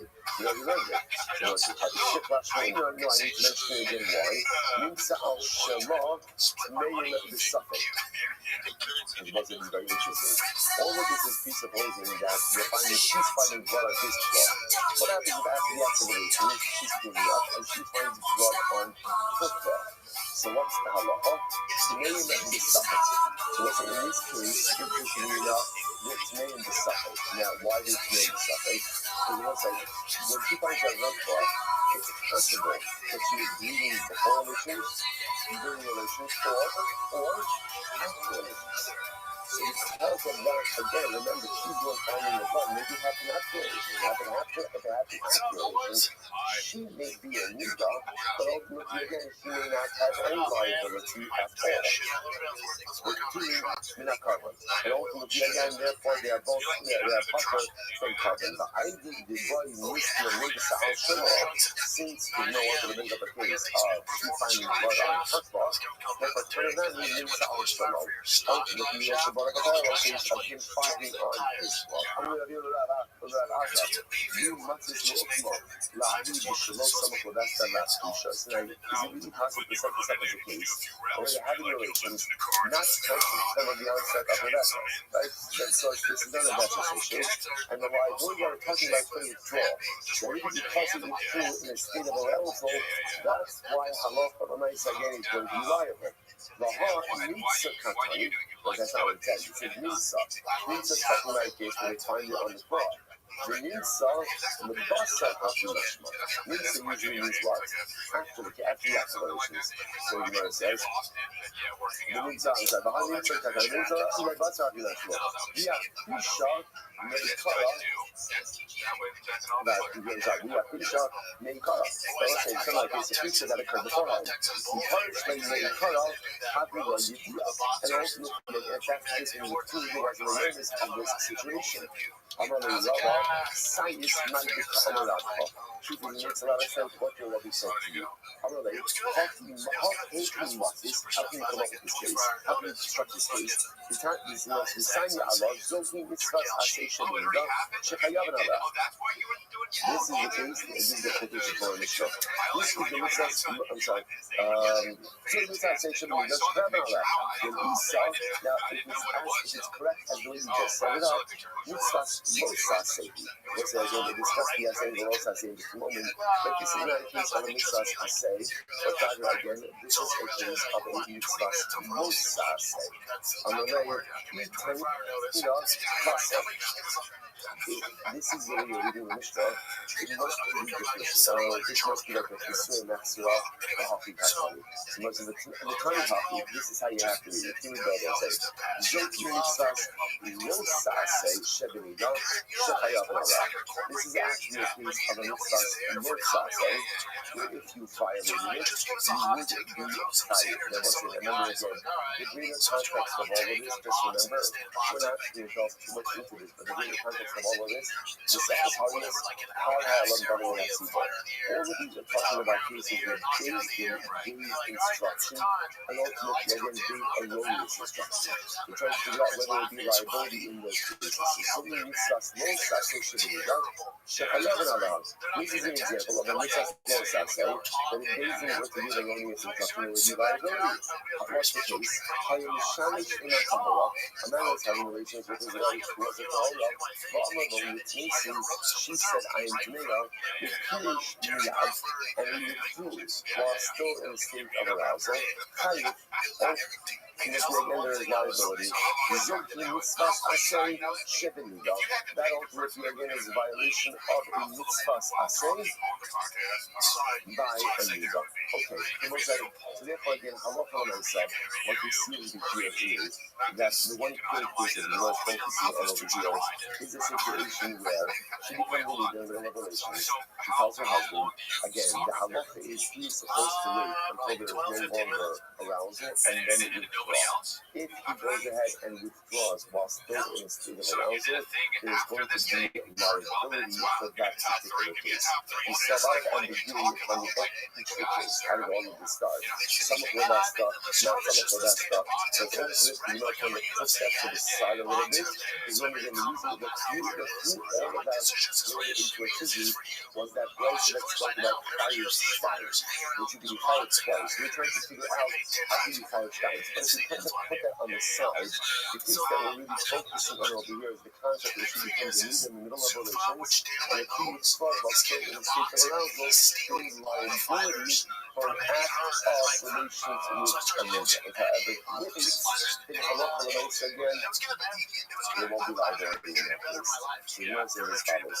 Why don't you say there won't be par halam davar mitzvah in that case? Okay, so now let's analyze this a little bit more. Perish miyad chayim. If he withdraws immediately while still in a state of arousal, ultimately again there's a first fear. There's liability. So you want to say, so what should he do? What exactly is he supposed to do? I'm not doing the Shmigi Rabba, knowing Esek Siporn of the Karka, Akshiyamis Bitobia. So, literally translated, he should dig his fingernails into the ground until he's no longer aroused, and then ultimately again it will be good for him. Now, I'll say what that means is, he should wait. Rashi says that we have knowing Siporn of Kivamar, Yamik Asma below Bisha, Akshiyamis Aida, he should wait. He should just literally stay still until there's no longer arousal, and then he should show. I said, by the way, what's the lashon of knowing Siporn of the Karka? So let's just say the Malta points out, this is the lashon of Yosef, like the Mamasek Sota. This is Mamasek Sota, and remember when the Gemara discusses how Yosef was so tremendously tempted, right, to sin with the right of 45. But he decided not to what he would do. No, us the Esek Siporn of the Karka, literally going to plug his fingers into the earth, right, and he sinned. He went ahead and he literally held himself back from committing the idea with HSCP. He wanted to borrow that same lashon over here.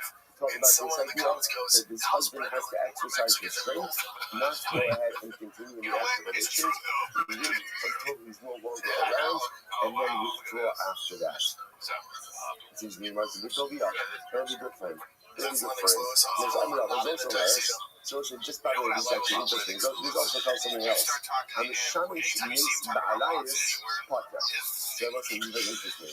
What if a man has relations with a woman who's an Araba, but he's not aroused during the act of relations? Right, so now penetration occurs without arousal. So you see from here that you're not liable. It's not liable. Like, where do you see that from? Because halacha l'maisa, if you withdraws, as long as he's not aroused, it's not considered to be an act, so to speak, of bina. Right? So you see from this, I guess it's more like just extrapolates that if a man has relations with a woman who's an Araba, but he's not aroused during the act of relations, that there's not liability for that. Remember, when you saw that Chayim, let's say halacha l'maisa again, you wouldn't Chayim, then Hasa might come in the process. But let's say in this area, if you wouldn't Chayim for having relations with an Araba, even in an unaroused stage. So in this case, even when his husband withdraws and he's not aroused, there should still be liability. This was maybe this case is different. Why? We shouldn't be honest. Maybe this case is different because here he was an owner. Yes, he can't have cases.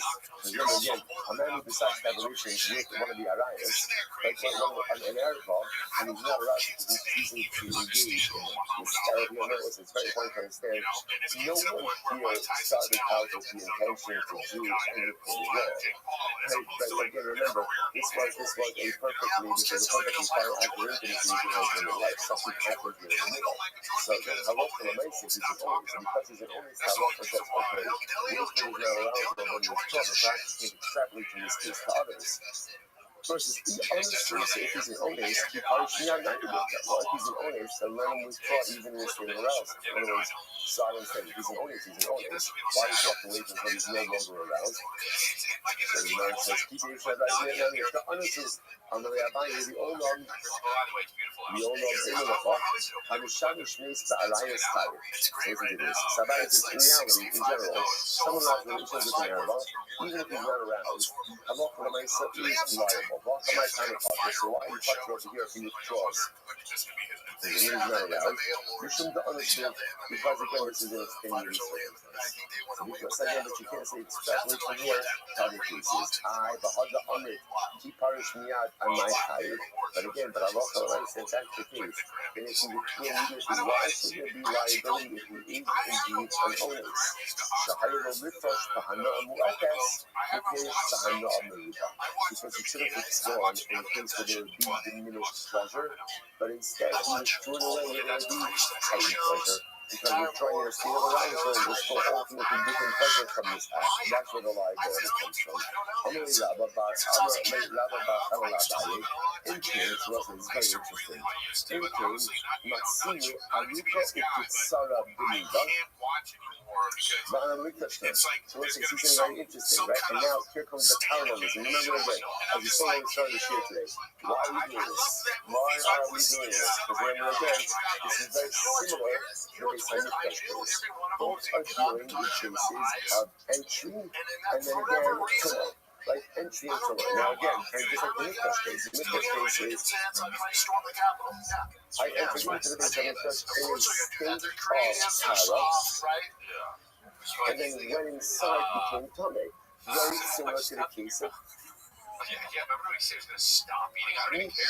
act of relations began in a state of power, and then in the middle, tumult occurred. So what this point out, remember again, what's the halacha in this case? But you come covering the case of English. What's the halacha? Find the shortest exit. Shortest exit is very interesting. By the case of English, we had Aruka and Kisara. That's the long way out, the short way out. The halacha is you have to take the Kisara. I hope for Shmuza. You also have Aruka and Kisara, like the short way and the long way. And what's the halacha? You have to take the long way. That's interesting enough. You have to wait. It's fascinating, right? So when they say English, you know, you try as quickly as possible. And then Shmuza actually, again, you wait for the withdrawal. It's fascinating. So again, thinking, Matsini Aruka, something like Rashi, Matsini Aruka Kisara, Hilik Ben Kisara Baruka, Shemharik Bashar Hassar, and Hilik Kisara, Shemharik Habikai. And I will say again, so I just want to point out, obviously, there's like so much information unfolding over here in these cases. So Allah Khalamai again, here's the place to remember all of this, right? Remember the case in the Mishnah, remember the case that there's lies only for Troy immediately. Remember that Allah opened up again at some of that stuff.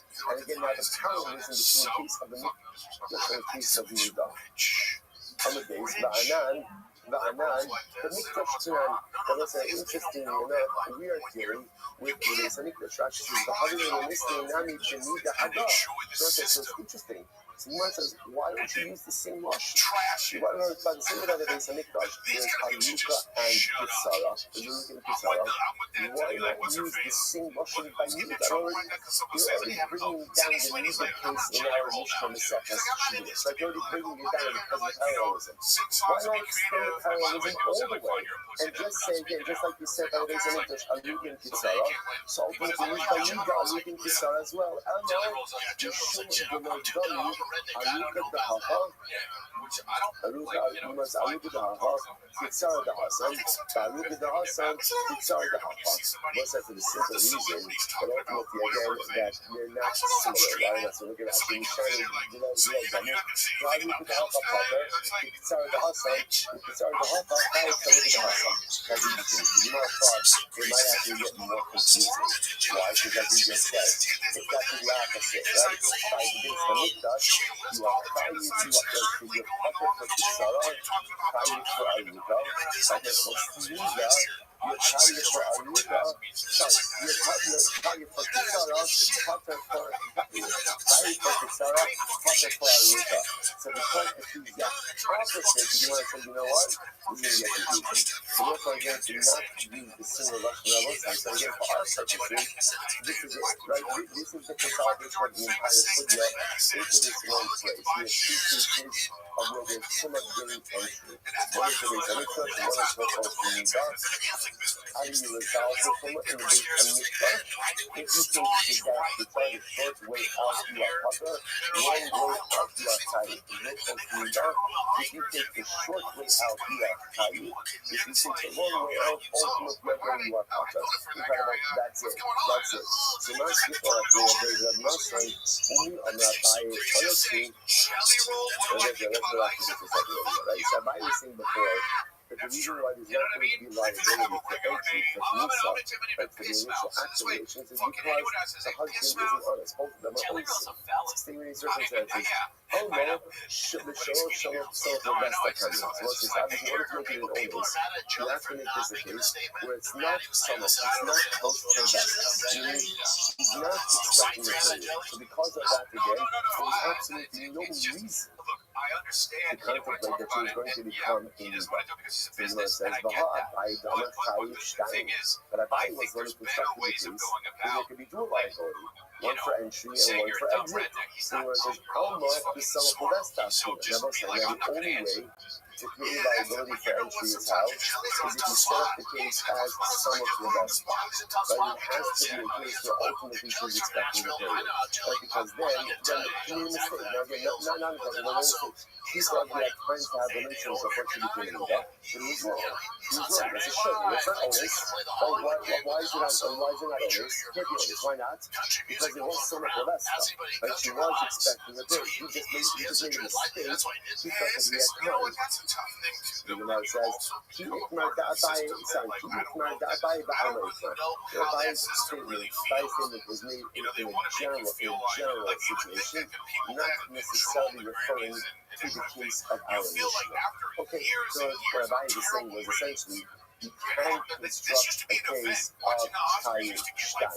How would you construct a case of Tayyid Stein? A case where the husband is having relations with his wife, some of the best stuff. Ultimately, close to the arrival of a period. But that's not a Ba'i commenting on a Mishnah. Our Mishnah is talking about singular liability. What kind of liability? Liability for the withdrawal. Right? You should have waited until he was no longer around, and then he was going to sit around, and then there's going to be liability. That must be a case of innocent for that stuff. So again, what she wasn't expecting a period, therefore there's zero liability for the entry. Abai was saying, just know if you want to construct the case of twofold liability, you can do so, some of that stuff. Beautiful. Okay, so let's say, so now we're going to use this as an opportunity to speak about some general Brooklyn's Nida, which is really kind of interesting. So by the way, Rabbi Yonasan ben Yossi ben Yekinya, Rabbi Shimon ben Yossi ben Yekinya. Okay, that is, so Rabbi Yonasan ben Yossi ben Yekinya asked Rabbi Shimon ben Yossi ben Yekinya, as far as about Nida, This is great. He asked him, from where do you know that it was given people this combination with the leader? And he goes, what did he do? Shakos Pala Pasta Show. He took a spot of earth and he threw it at him. Which is another way of saying, what a stupid question. Like, what, really? That's what you're asking me? What's the biblical prohibition? Now, listen, by the way, this is why I think it's also important to understand that they are related. Sometimes brothers have the ability to interact with each other, right? Because there's a law, right? There's an underlying law, but that's right? So some people have like getting a dead on, right? Right? So that's why I think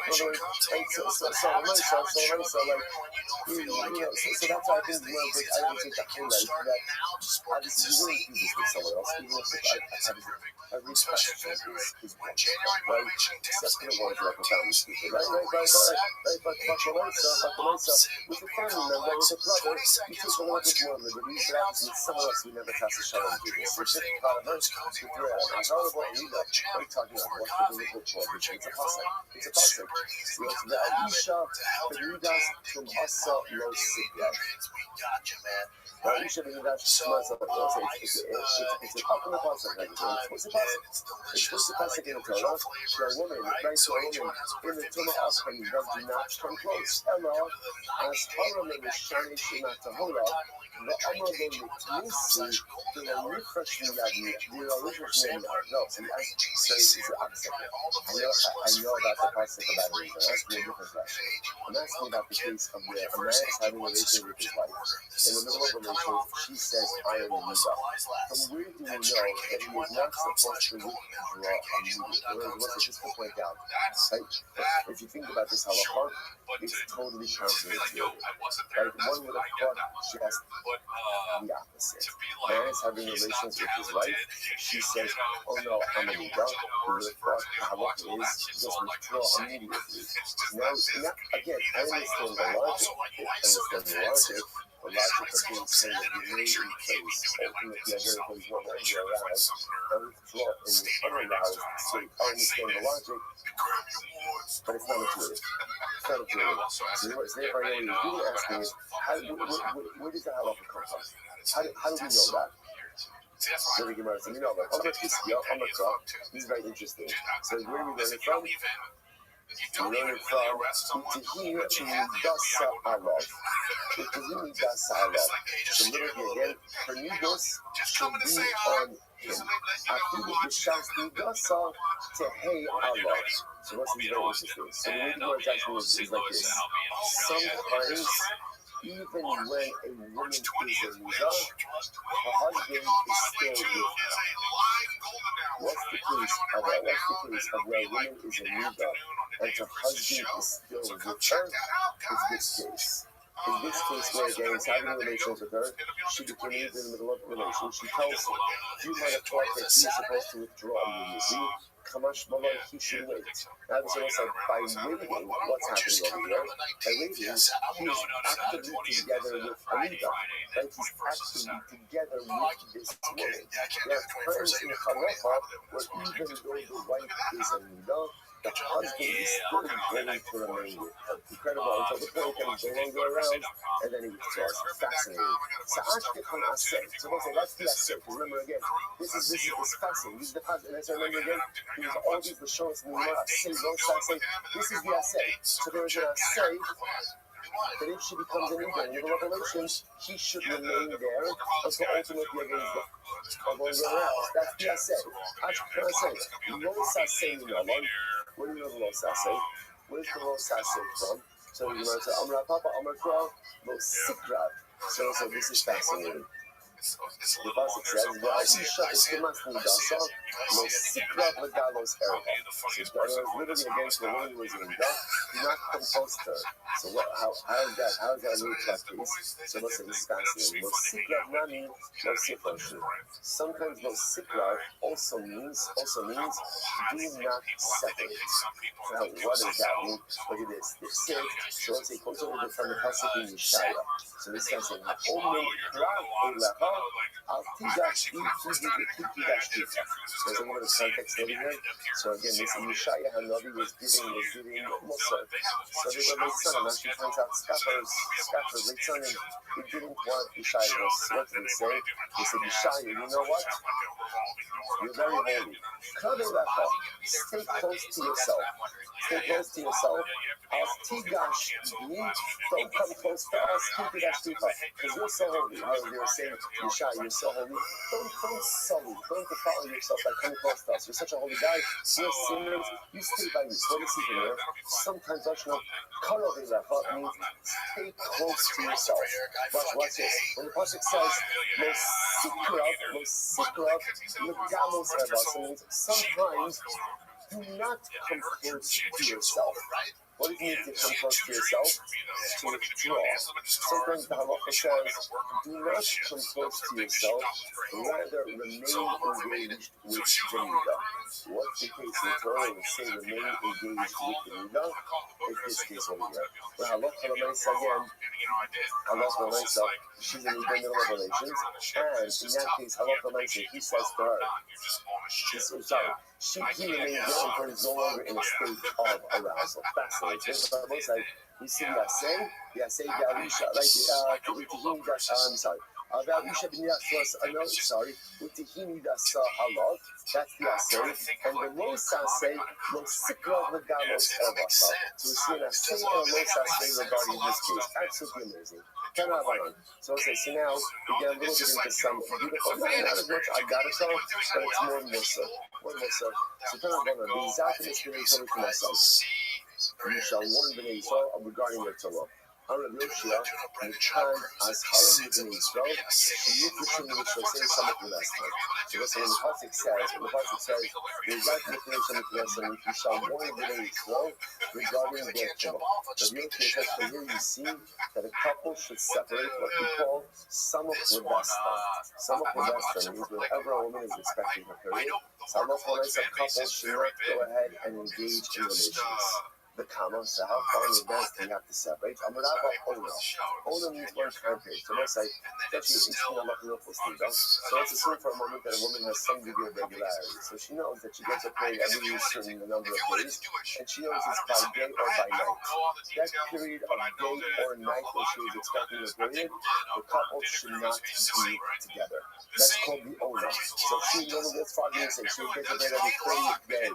On the every 30th day, you're at night. That entire nighttime period, we should not engage in relations. The previous day is permitted, but that night ultimately against the website. Just interestingly enough, I'm not considering this a subject. I'm not considering this as a concept of the Kumra of the Orzarua. The Orzarua says, famous Kumra of the Orzarua. The Orzarua said that a couple should really abstain the owner of the core as well. Kumra of the Orzarua, I don't know Kumra. So the temperate sometimes accepted. It's a more popular of the Kumras. So again, if she only gets her period, let's say on the 30th day by day, so the halacha says they can't be together. That's the time period. But halacha might the previous night because the Arzarua says no, they should even abstain the night before. Logic of the Arzarua, because even with some degree of regularity, halacha might say about each shift, and then just for a precautionary measure, better to abstain from the what that's called the Chumrah of the Arzarua. Okay, so we're gonna stop over here for today. Beautiful Gemara for tomorrow. So we're going to start today and that's going to start out tomorrow. We're going to start today and that's going to say beautiful Agadata. Shkoyach everyone. And then the service. Yeah, I think he did too. All right, have a great day, everyone. 2017, 2018. Rabbi. Yeah, a lot of layers. Into the cruise part. I know people go see Adam Carolla. I know people watch Workaholics. I know this stuff. I know people go see Burger. I know it. But the cruise aspect of it is blowing my mind. To just want to be on a boat. I know you can't get enough of it. Yeah, you know what's the destination now? Yeah. I'll tell you what's the destination. Austin. People go to the mothership because they're like, they hear all this and they actually fly in for the whole experience. I understand that. I think the cruise is the same. Take a vacation. Right. But the cruise, you can't escape. You're at the mothership for they don't know that till they're on it. You know about your business. They don't know that till they're on it. Look, man, cruises are like, so where's this cruise going? Mexico or something. Wow. Venezuela. You're gonna be there for 5 days? All right, John, saying good morning, or good. Yeah. So I'm like, all right. An incredible satisfaction to be able to begin a new week of learning together. Exciting session. Let's begin by thanking all of our sponsors. To thank our annual Talmud Torah sponsors, Chosei Mishpach of Eretz Yisrael. The dedicated order and judges this year as his host for the Solos for those followers on Yisrael. From their sponsors for the month of Iyar Haba Lira Torah, Shmuel Rabin Clark, the information of the architect of Shmuel's father, Luka, then your Pestel HaTorah, Jikrono Midracha. A week of learning sponsors, Henry Jacobs in 10, and then we offer brother Shifra, Jikrono Midracha Bas, Hannah Divish. We hope they're nice about Talmud Torah. All of the Vishal Sabin and the other families in the Torah, all of those new Jewish Levin Killers, Conference, to the Prophet Shnei Hashem, bring home all of our hostages, the Shalom and the Kalav, and our holy soldiers should be successful before our master day. So with that, let us begin. Exciting stuff ahead of us this week. It just keeps getting better and better every day. So today's dot is, what is today's dot? Zion, 17. We are picking up test Zion on the days. We left off in the middle of on the days at the two dots. So that begins Hishtachava also start today Hishtachava. So probably about 15 lines up from the bottom. So let's remember just to orient ourselves a little bit. So you're in the Mishnah we got to two cases of Tumah. Up until the case of Tumah we were dealing with was someone becomes Tameh outside of the Beis HaMikdash, and then ultimately forgets about their Tumah, and then enters into the Mikdash in a state of Tumah. What we then transitioned to was a new case, and in this new case, someone became Tameh inside of the Beis HaMikdash. So then what's the status, or specifically, what's carbonic liability? So to that, the Mishnah explained it depends. What does it depend on? Do you tarry? Are you lingering? So if you become Tameh in the Mikdash, get out quickly, take the shortest way out, then halach l'maisa, you have no carbonic liability. If, however, again, you tarry, now it's interesting because there are two expressions that were used with this tarry kite, right, with this tarrying. One was Kidei Hishtachava, the amount of time it takes to prostrate yourself, and the other is talking about the idea that you take the long way out. So I think we're going to clarify this a little bit. So first of all, when we speak about bowing, the only chayiv, again, now we'll call up Reuven. Reuven is inside of the Beis HaMikdash. He becomes Tameh in the Beis HaMikdash. If he now begins to prostrate himself, he is liable for that. He's liable. Rabbi qualifies this. The only type of prostration you're liable for is if you prostrate yourself kind of facing towards the Kodesh HaKadoshim, facing in, facing straight forward. But if you bow down the opposite way, right, the opposite way, in other words, with your back towards the Kodesh HaKadoshim, right, so facing the exit, then halacha l'maisa, you are not liable for prostration, unless, of course, you stay in the Beis HaMikdash for too long. So let's say, I'm going to tell you this now, and then we'll see it inside just a moment. We're going to see that essentially there are two different shiurim. There's hishtachava, which is prostration, and then there's shivia, which is lingering. So if you bow down, even if you're a quick bower, and you bow down in the right way, there's liability. If you're bowing down in the wrong way, that's not called bowing, and therefore there's only liability if you linger. So now what the Gemara is telling us, what is the definition of hishtachava? Hishtachava means prostration in the direction of the Kodesh HaKadosh. Anything not in the direction of the Kodesh is not called hishtachava. Not called hishtachava. It could be called lingering if you're there for long enough, but it's not called hishtachava. So the Gemara says, therefore,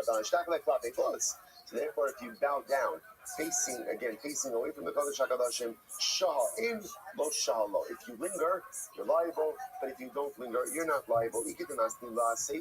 So others explain this on the Seifa.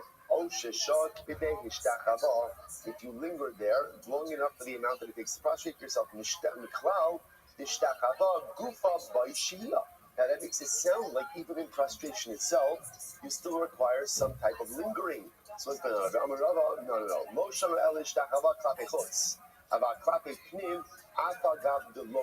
Okay, so here it is. This is the line. So it says like this. If you're bowing down in the right way, what's the definition of the right way? Definition of right way? Towards Kodesh HaKadoshim. That's called the Hishtachava, and you are liable. In other words, you are liable now a carbon ola v'yorei for having remained in the Beis Hamikdash in the state of tumah. If you bow down not facing the Kodesh HaKadoshim, that is not called bowing. But this is very interesting. The halachic definition of hishtachava is prostration in the direction of the Kodesh HaKadoshim. If you're not in the right direction, it's not called hishtachava. So again, if you bow down in the wrong direction, you're liable. If what? If you linger. Now, we haven't defined what lingering means yet, but you're chayiv if you linger. Incredible. What it means to say, if you go ahead and you bow down in the right direction, or you linger for the amount of time that it takes to prostrate yourself. So now we begin to see it as follows. Essentially, prostration can either be an act or it can be a duration. So meaning what? If I become tummy inside of the Beis Hamikdash and I bow down in the direction of the Kodesh HaKadoshim, I'm liable. If I bow down in a different direction, so then again, I'm not chayiv for bowing, I can be chayiv for lingering if I linger in the Mikdash for the amount of time that it would normally take to bow. Okay, incredible. Someone says as follows.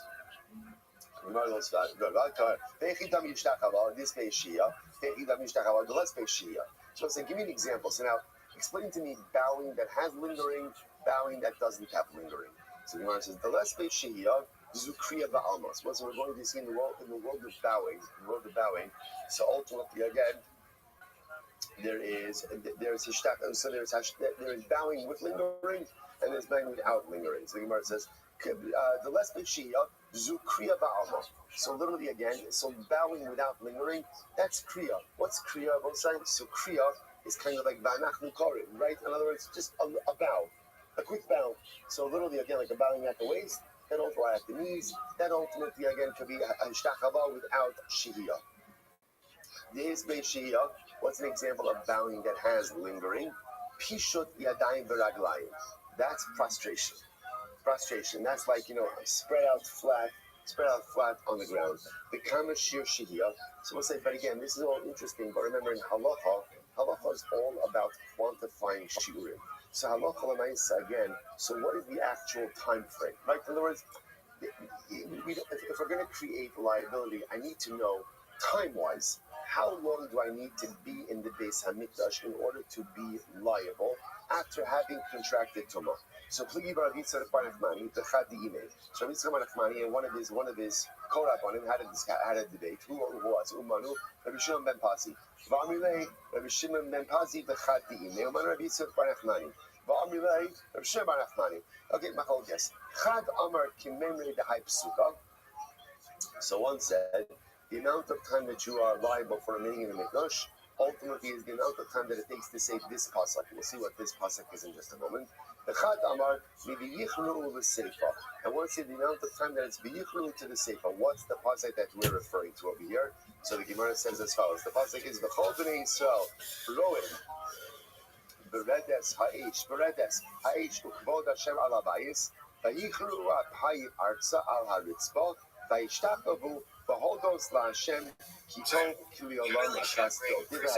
So again, the focus is the amount of time that it takes to say the whole pasuk, the amount of time that it takes to say part of the pasuk, but that's the shiur. Which I'm going to say begin to see is a very short shiur. Which means that literally in order to avoid liability, the moment that I find out, then I tell me I need to get out as quickly as possible.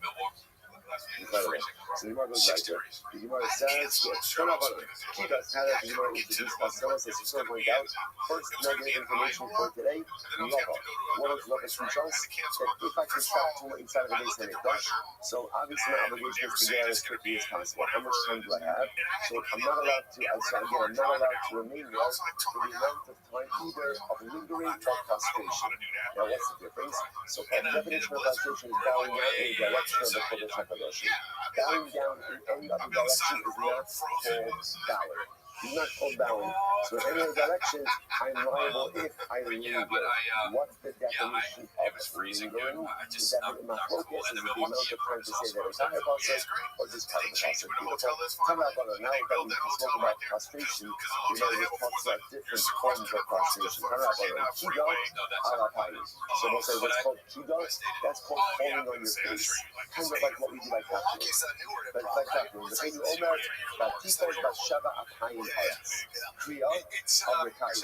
Kriya is bowing down on your knees. The thing you omer, Nikra of Yoko. Mishtach Abal, that's what's called Zupicha the right line. That's called prostration. Like for a little bit again, it'll say like a person is just flat out on the ground. The thing you omer, Havonovo Ani the Ilkaba, Echo Mishtach Abal. Okay. Abal Yala. This is really like another interesting case. So that's two lines, press the sign of the day. Sarach Shir Malchus, or in Sarach Shir Malchus, so rather ask the following Shaya. Do you require 3 months? What's the original? Up until the entire point, what are we talking about?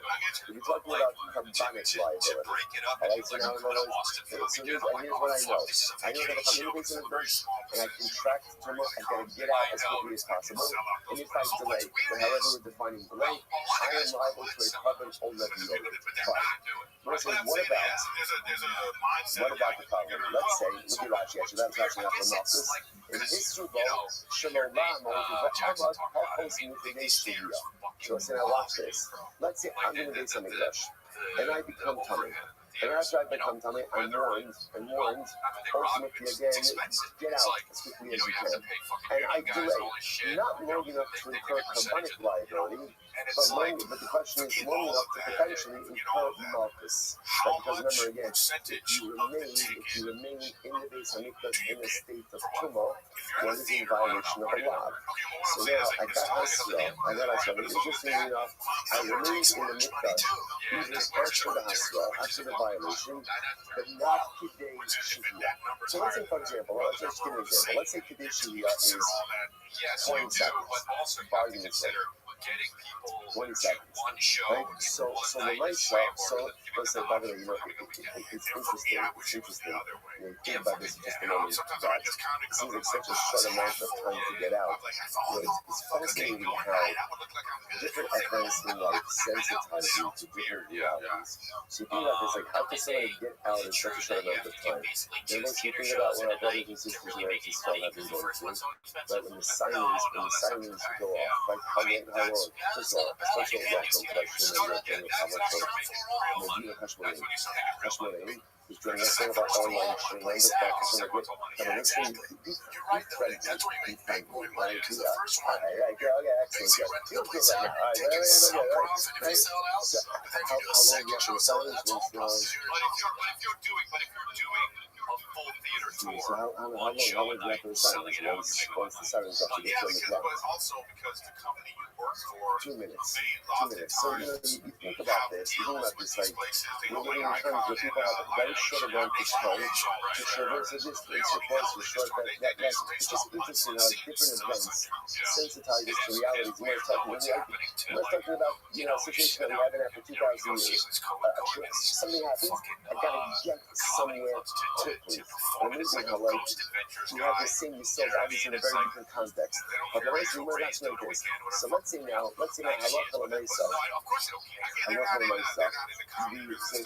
became coming inside of the base of the Gosh.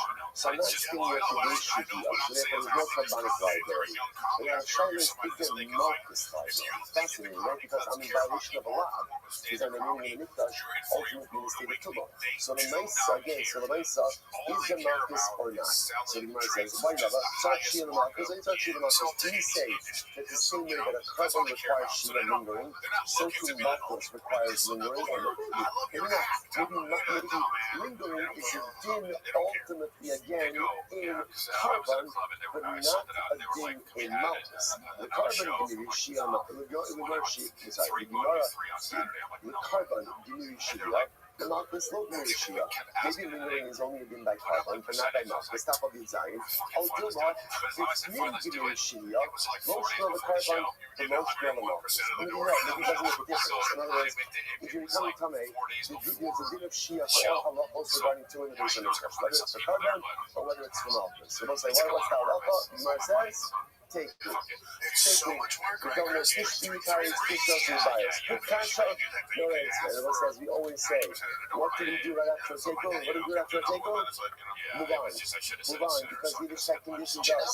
It's in life to many questions, some of the limited questions, and some of the overwhelming questions for which we are not going to find the answer. So you have two options, two choices.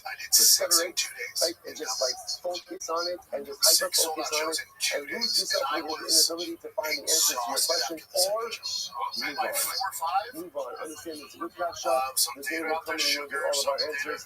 And what does he have to do? Take it? Yes. Very well. This is good news. Kala atzmo ba'avir azara ma'avir. Okay, watch this. What happens if you suspend yourself in the air of the azara? You suspend yourself right to flying. You're flying in the azara. So everyone says, now, this is an interesting case. Because what's happening over here?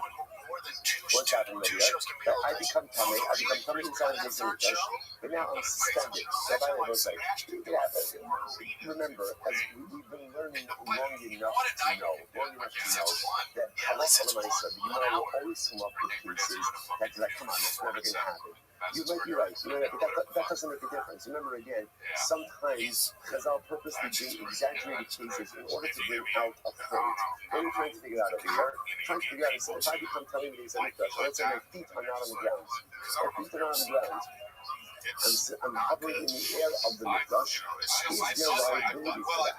So the Gemara says, Ki gemir shehiyah, the basishtachava, the la basishtachava lo gemir. So when we say that maybe the only time you're height for lingering is when there is a lingering which could result in prostration. Which means what? You got to be on the ground. But if it's a lingering that can't result in prostration, why not? Because I'm suspended in the air of the azara, maybe there's no liability. Maybe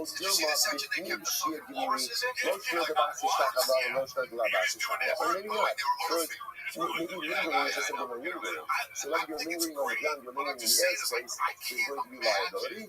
Also, what's the question? What's the answer? Take it. Now, leave this unanswered. I will say that I was just looking at this square last night. I thought it was like such a beautiful metaphor. That a person could be coming, but still soaring in the air. I see this guy is coming, but yet when I at the same time, he's levitating. It's not a steer. It's not a steer, right? In any given moment in life, I'm coming and I'm soaring. I'm coming and I'm climbing. I'm coming and I'm growing. Most of us live in these two states simultaneously all of the time. So it's almost like we're thinking about saying to me, so what's the status? Are you a growing person? Like, are you literally a Ben Aliyah?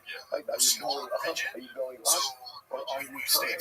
You know what I'm saying? Sometimes it's hard to tell. Sometimes you're like, I'm not exactly sure. Like, am I going up or am I going down? Like, the nice one was like, you know what the issue is?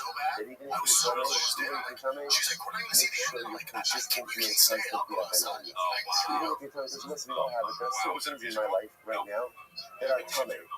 And the truth is, they're going to remain tummy. We all have those pockets of our life that I know I need to change, but the reality is, they're not changing right now. And all too often we assume that because they're not changing right now, therefore that precludes me from being a growing individual. And it's not true. You could be coming in the Beis HaMikdash, but still find a way to lift yourself up. That is the essence of what it means to be a yid. Coming, but still growing. That's good, like it. But Rashi, Nazir B'Karer, there's another interesting case. Nazir B'Karer, what tradition Nazir B'Karer? Look at Rashi. Nazir B'Karer, very interesting. Nazir Shnukna Ba'onis B'Sofes HaKoros, Dinit B'Nukna Ba'azara, so the Shayid B'Knisa, so Kiddom Shnukna B'Sofes HaKoros, B'Shim B'Shem B'Migdal, U'Koch HaVeru, Ha'alaras Nazir B'Skat B'Dat HaOmer. Listen to this case. Similar to what we've seen before. So Nazir enters into a cemetery. Now, in between what actually came the case is, if he enters into a cemetery, let's say in a carriage, like in a closed,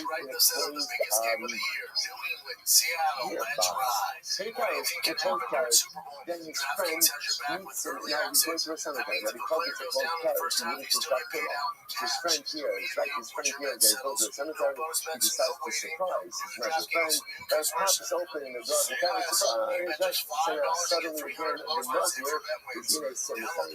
So this is similar to the case of the guy who becomes coming inside of the cemetery, what's the commonality? In both cases, they entered in a state of terror, and only subsequently became coming. So therefore, again, that's what's called Nazir together. So why she and the Nazir, very interesting. So let's say, watch this case.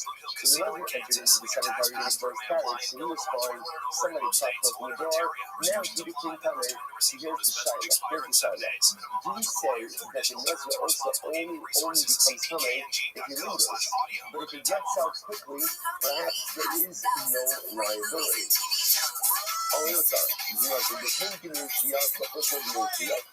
say the din of lingering is only if they kind of make an effect? But after it is no din of shia, it becomes coming instantaneously.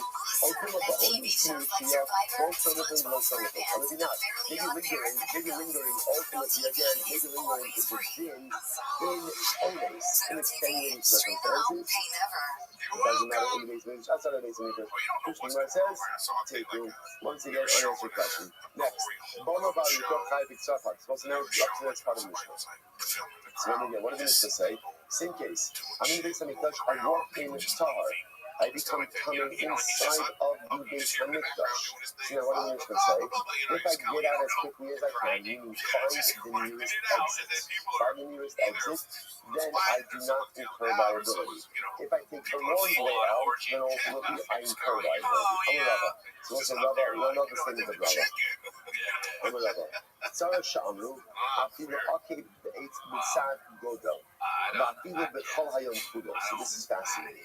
Rabbi says, as long as you take the nearest exit, even if you walk very slowly, you're not liable. Now let's say this expression of Ojet B'Sad Godel means literally like you're walking away where you put literally one foot right in front of the other. So like your big toe is touching your heel. Right? So you're walking one small step after the other. And even if it takes you the entire day to get out of the base Hamikdash, that's how slow you're walking. That's how slow you're walking. Ultimately, again, there's still no liability. So this is wild. So what I'm essentially saying is, as long as you take the closest exit, the shortest way out, even if the shortest way out takes you the longest amount of time, you are not liable. You're not liable. So this is reminiscent of what Chazal called the Derech Kitzara Shehi Aruka. We learned this in time 2 weeks ago. There's a short path, but sometimes the short path can be very long. Conversely, sometimes there's a derech haruka shekitzara. You take it to the side. So very long. Rabbi says as follows. Rabbi, just you know, what I say, right? So remember again, in Chazal, the derech kitzara she'aruka represents again that in life we try to take shortcuts. Now you see shortcuts. Oh look, there's a life path for this, or a shortcut for this. And what happens? It looks like you have to start all saying, you know, more often in life, when you take shortcuts for meaningful things, those shortcuts often become incredibly circuitous, difficult, and actually don't get you where you need to go. That's called the derech kitzara. She had a shortcut. It should be a very long way. Conversely, very often in life, the derech haruka she kitzara. Very often in life, the path to choose is the long way. Because the long way may take a little bit more time, and it's going to get you where you need to go. So Rabbi says something fascinating, that if you take the shortcut, that's the shortest way out, even if it takes you a very long time, you're not liable. So by Rabbi brings down Shios Mashi Tzdaku. Interesting. Let's say, let's assume for a moment again that the amount the time for lingering, which reliable is 30 seconds. 30 seconds. So let's say, so the shayla is, if you linger incrementally, let's say I linger 5 seconds, I walk. I linger 5 seconds, I walk. Can those increments of lingering combine to form the shear or not? So you want to officially maybe there, so you want to apparently not. Basically on Rabbi just said, because Rabbi said, as long as you're headed out, the right exit, even if it takes you the whole day, you are not liable. So obviously the lingering does not go out in command. So it's like, no, Hassan is the shah. Rabbi's talking about an idea where halacha l'maisa, I'm taking a short effective, and even if it takes me the whole day, I never stop. I'm constantly moving, I'm constantly walking, I'm just walking very slowly. So by the way, Rabbi made up. So Rabbi has the current touch, so again, he's going to finish the blabba.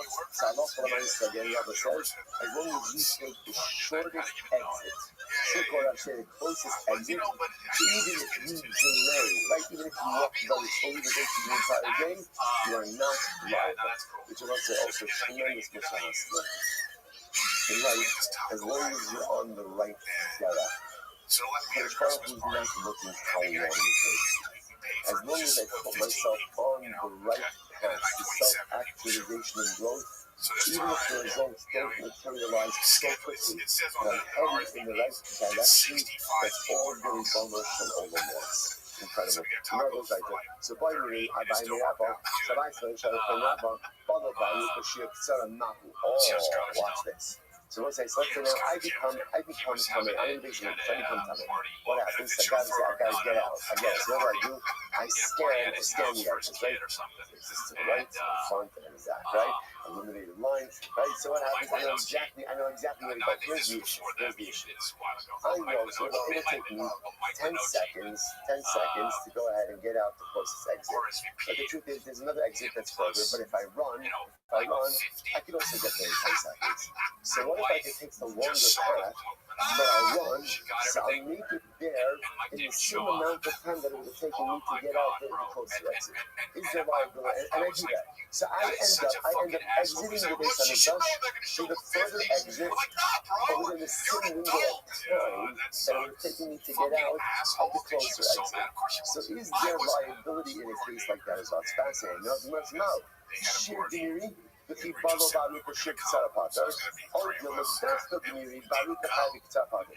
you was asking is like this: is this a sheer? Is this a sheer in time? And therefore, as long as I get out of this uninterest within the sheer, who cares how you got out? Or no, this is a day in the closest exit. So again, so let's say, in my case, I know that to get out the closest exit, it would have taken me 10 seconds.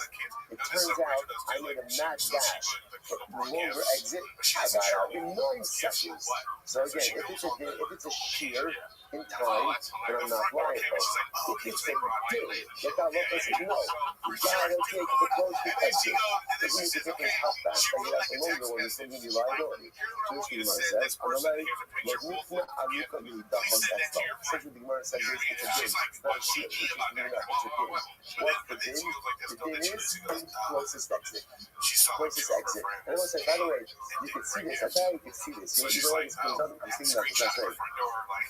By the way, he knows it's something a lot because every business knows what it's saying. And when the invincible is just imagine the invincible flesh. You become tunnel. Which is not exciting. But again, when you become tunnel, you see how that happens. You can see this, by the way. The closest exit, there's a lot of people there. Wow. Okay, so farther exit, no one's there. So I know that I think it's easy for me. By the way, think about even without running, right? Even without running, I know I can get out from the farther exit faster than the closer exit. So I said this, so Gemara says it's a din, which makes sense. It's halacha. What does halacha say? Closest exit. That's the halacha. Even if technically speaking, now we can get to the further exit. We say that we can get to the further exit in less time. It's a halacha. It's always makes sense because the moment you give this to a shear, is the moment that this whole halacha falls apart. So it's halacha. Therefore, again, no matter what, take the closest exit, and if you don't, there is kabbalic liability. Incredible. Not skip or zero. Listen to this.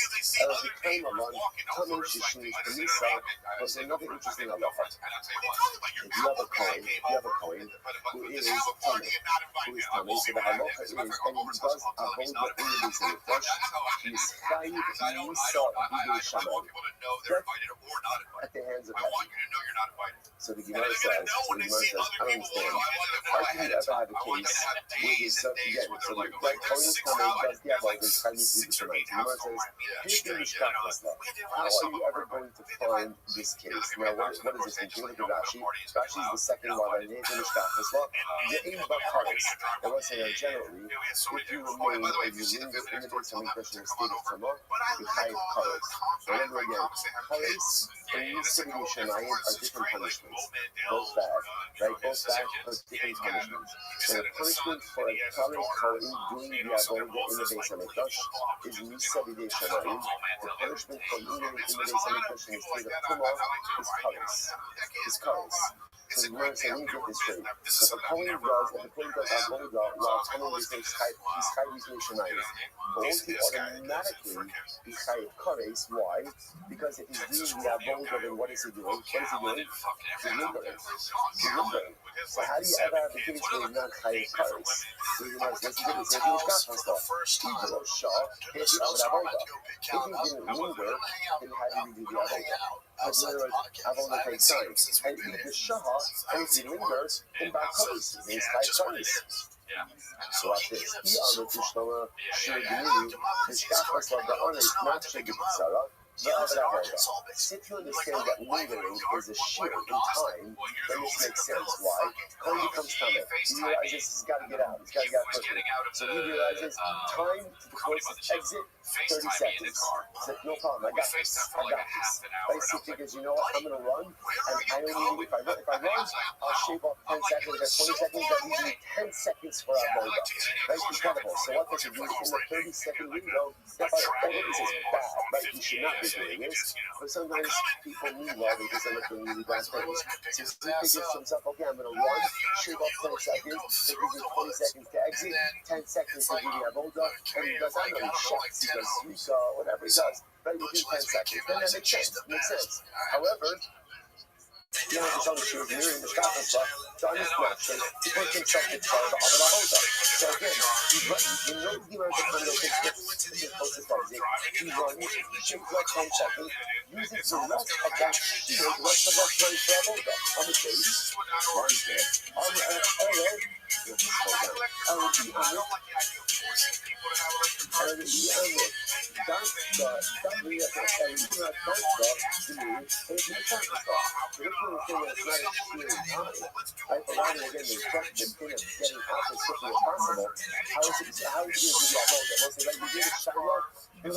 again, if he's doing that, if you understand that lingering is a sheer in time, so and I was like, interestingly enough, what's the sheer of lingering? What's the sheer of lingering?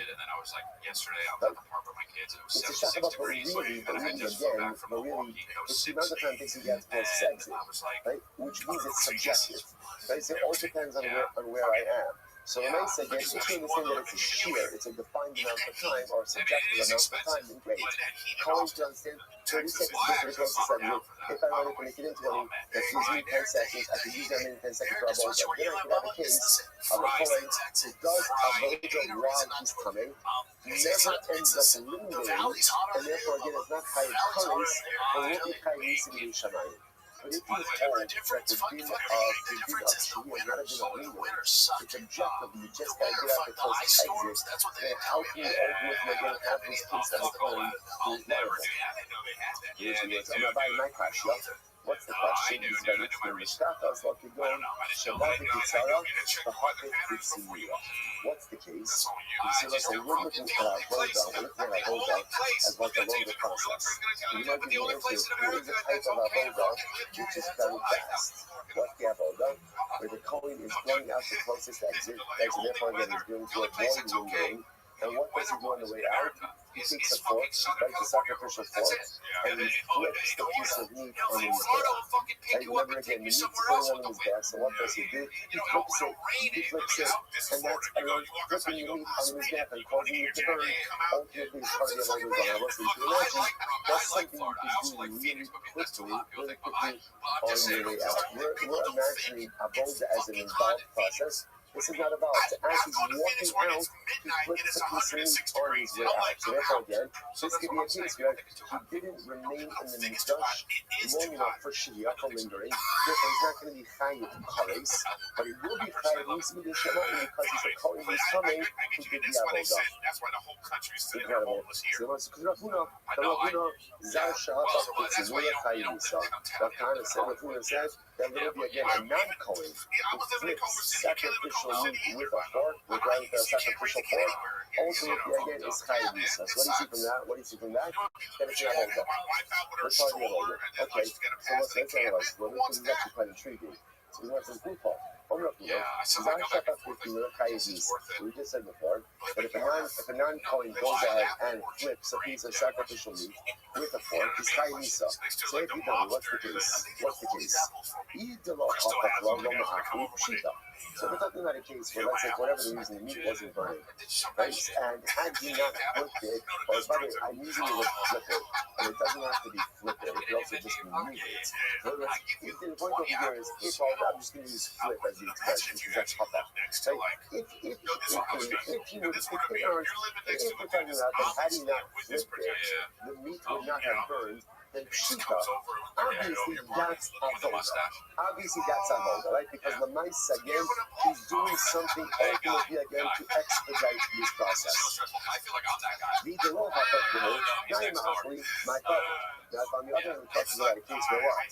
Well, local nice stuff, even had he not flipped it, even had he not flipped it, ultimately, I'm sorry, the law and if had he not flipped it, the meat would have been burned, and my cause. And what is he doing? So just trying to figure out, so again, just understand, what are you trying to accomplish here? Right, that's an excellent question. I have no idea, right? What are you trying to accomplish? Besides coming closer to that very far, right? You're getting tremendous stuff. You're trying to go a very specific case. The Gemara said that a Kohen who's coming, who does avoda in the Beis HaMikdash, is chayiv nisa b'dei shamayim. Okay, that's a fact. It just kind of flew out at us. The problem with that is, we can operate with the principle that if you're tamei and you linger in the Beis HaMikdash, you're what? You're chayiv kares. So now the Gemara is trying to figure out, I understand. Have you ever had a case of a Kohen who's doing that avoda in the Beis HaMikdash and not lingering? By definition, he needs to be lingering. He's doing avoda. If he's lingering, what's the problem? He's chayiv kares, not nismi d'shamayim. He's chayiv kares and not nismi d'shamayim. So as we're trying to figure out, how can you find a case where a Kohen is coming doing the avoda, but he's not lingering? He's not lingering. I got it. Here's the case. The case is on the way out. He flips a piece of sacrificial meat with his fork.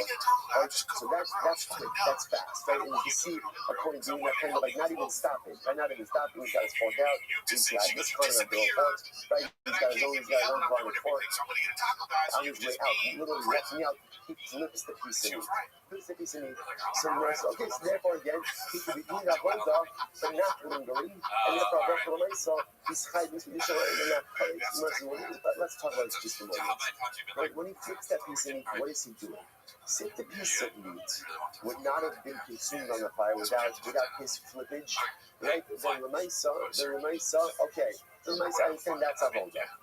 If the piece of meat would have been consumed without his flippage, then the Remaisa later. That's good, no? I think that's how cooking works, right? But without that, if it would have burned anyway, without his intervention, then the Remaisa, what is he doing? Why should he be liable? His act is inconsequential. The Gemara said, it's like, when you think about it, it's such a profound assault. Sometimes, like, how do you know what you're supposed to be focused on in life? How do you know? So, I think, the answer is, I don't know. But I think there's something interesting to look at is, look for the things that no one else is doing. And if it's not going to get done unless you do it, that's a pretty good indication that it probably wants you involved. If your efforts are equal to it, right? If your efforts, whatever, someone else is going to do it, then it could very well be that it's not going to need you to put your efforts elsewhere. So it's interesting, right? The Gemara says, if there needs to be a burn anyway, so the Kohen's act of slippage is inconsequential and doesn't mean anything. And on the other hand, if his slippage causes it to burn, then the nice again is consequential.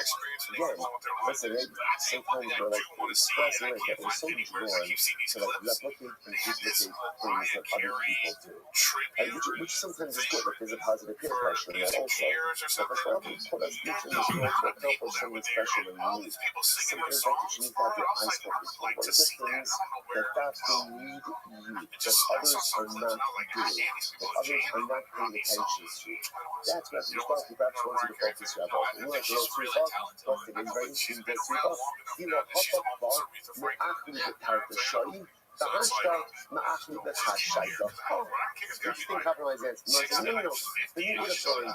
Throwing out the slippage, it would have burned in 2 hours. And now with the slippage, it's 1 hour. It's 1 hour. So the Maisa, the actions of the code are more consequential. The whole Kurov Avoda, Avoda. And you might, what do you see from here? That any expediting of service is considered itself to be service. So it's fascinating, right? So the meat would have burned regardless. It would have taken 2 hours. Now, for slippage, it's only 1 hour. It's only 1 hour. And commercial, you would have thought, come on, what is expediting the burning of sacrificial meat? No, it doesn't something to look at other reasons in there. Incredible. It's more confusing. It's such incredible life in there. The power of Jesus. Power of Jesus. So listen, sometimes, you say to yourself, what does it matter if it gets done quickly or just gets done in a regular basis? It matters everything because how you do something really represents how you feel about that initiative. If you drag your feet, it just really want to do it. If you look at Jesus, that shows ultimately again that alacrity in its actions of the So you notice that, what do you see from there? The expediting temple service, doing something with greater Jesus is called Avoda. Incredible. So we'll say, so therefore I look for myself, what comes out from this? So for example, this first statement of Rabbi, namely, that the halacha is you need to take the closest exit if you become coming inside of the base of the Mikdash.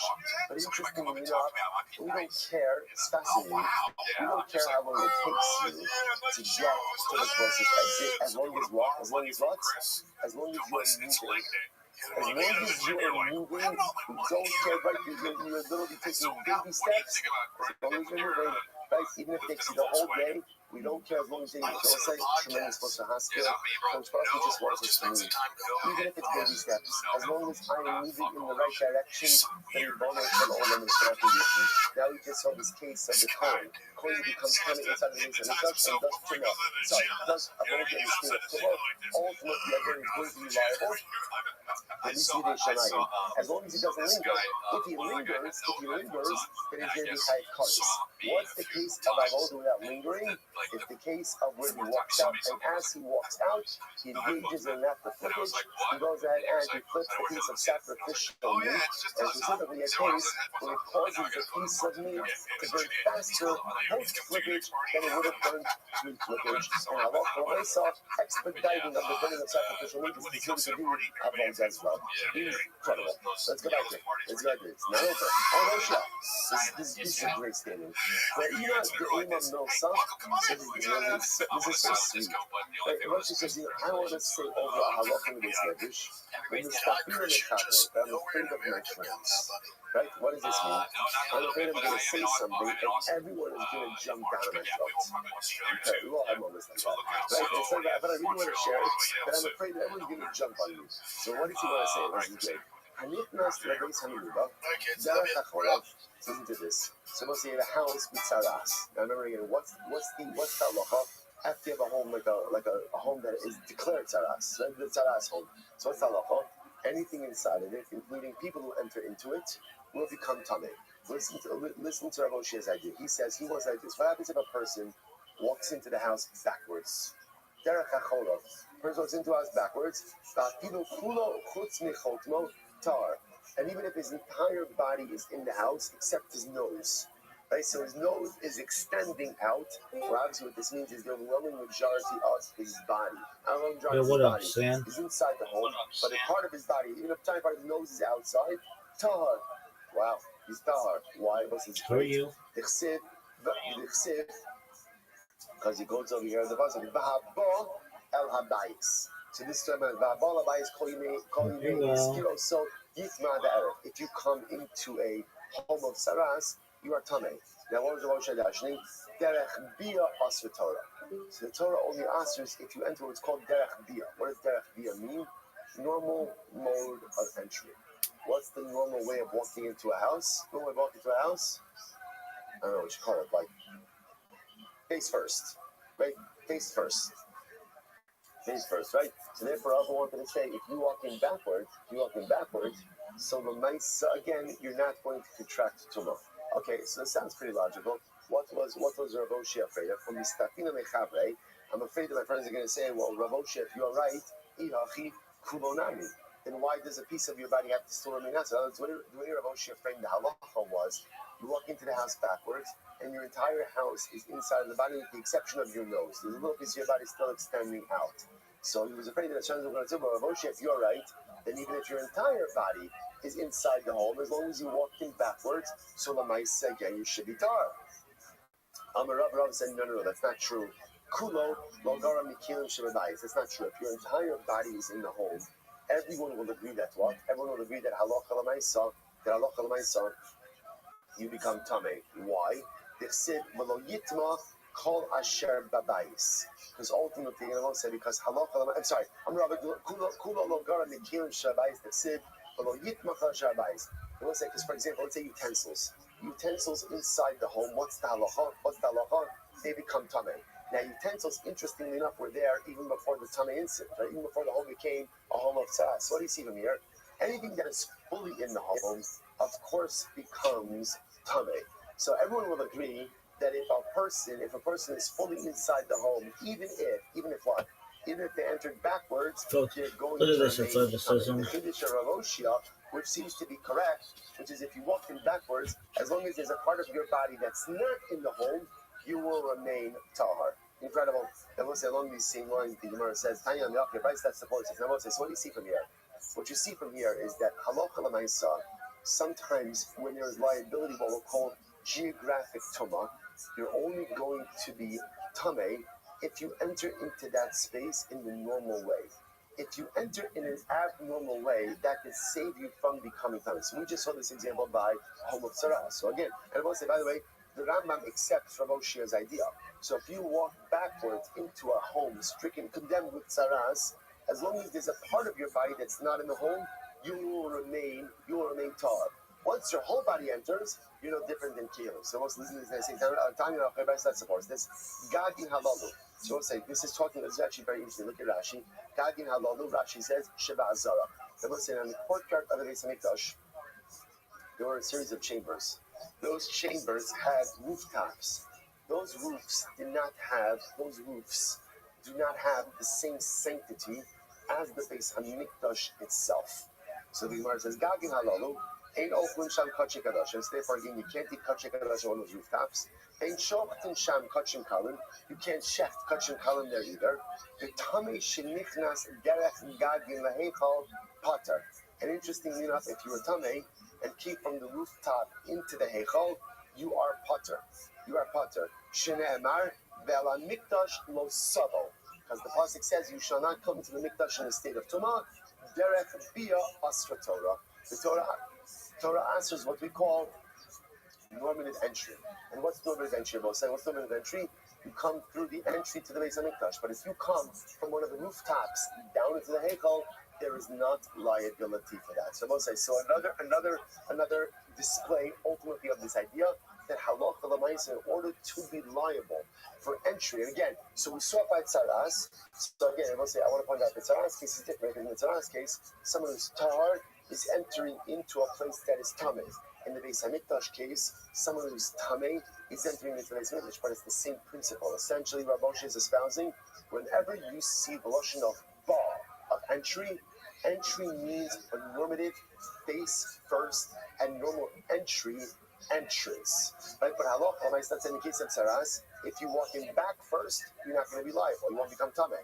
Beis Hamikdash, if you come from the rooftops instead of through the front door, through one of the normative gates, ultimately there will not be liability. There will not be liability as well. All right, so we'll stop over for today. Next week is its own piece. What a way to start the week! Incredible asfama. We started this week bezrizos ba'ava, ba'amkus b'slavos and Yirtzeh Hashem together this week and for many weeks to come. Shkach, everyone. Have a great day, everyone. Good morning.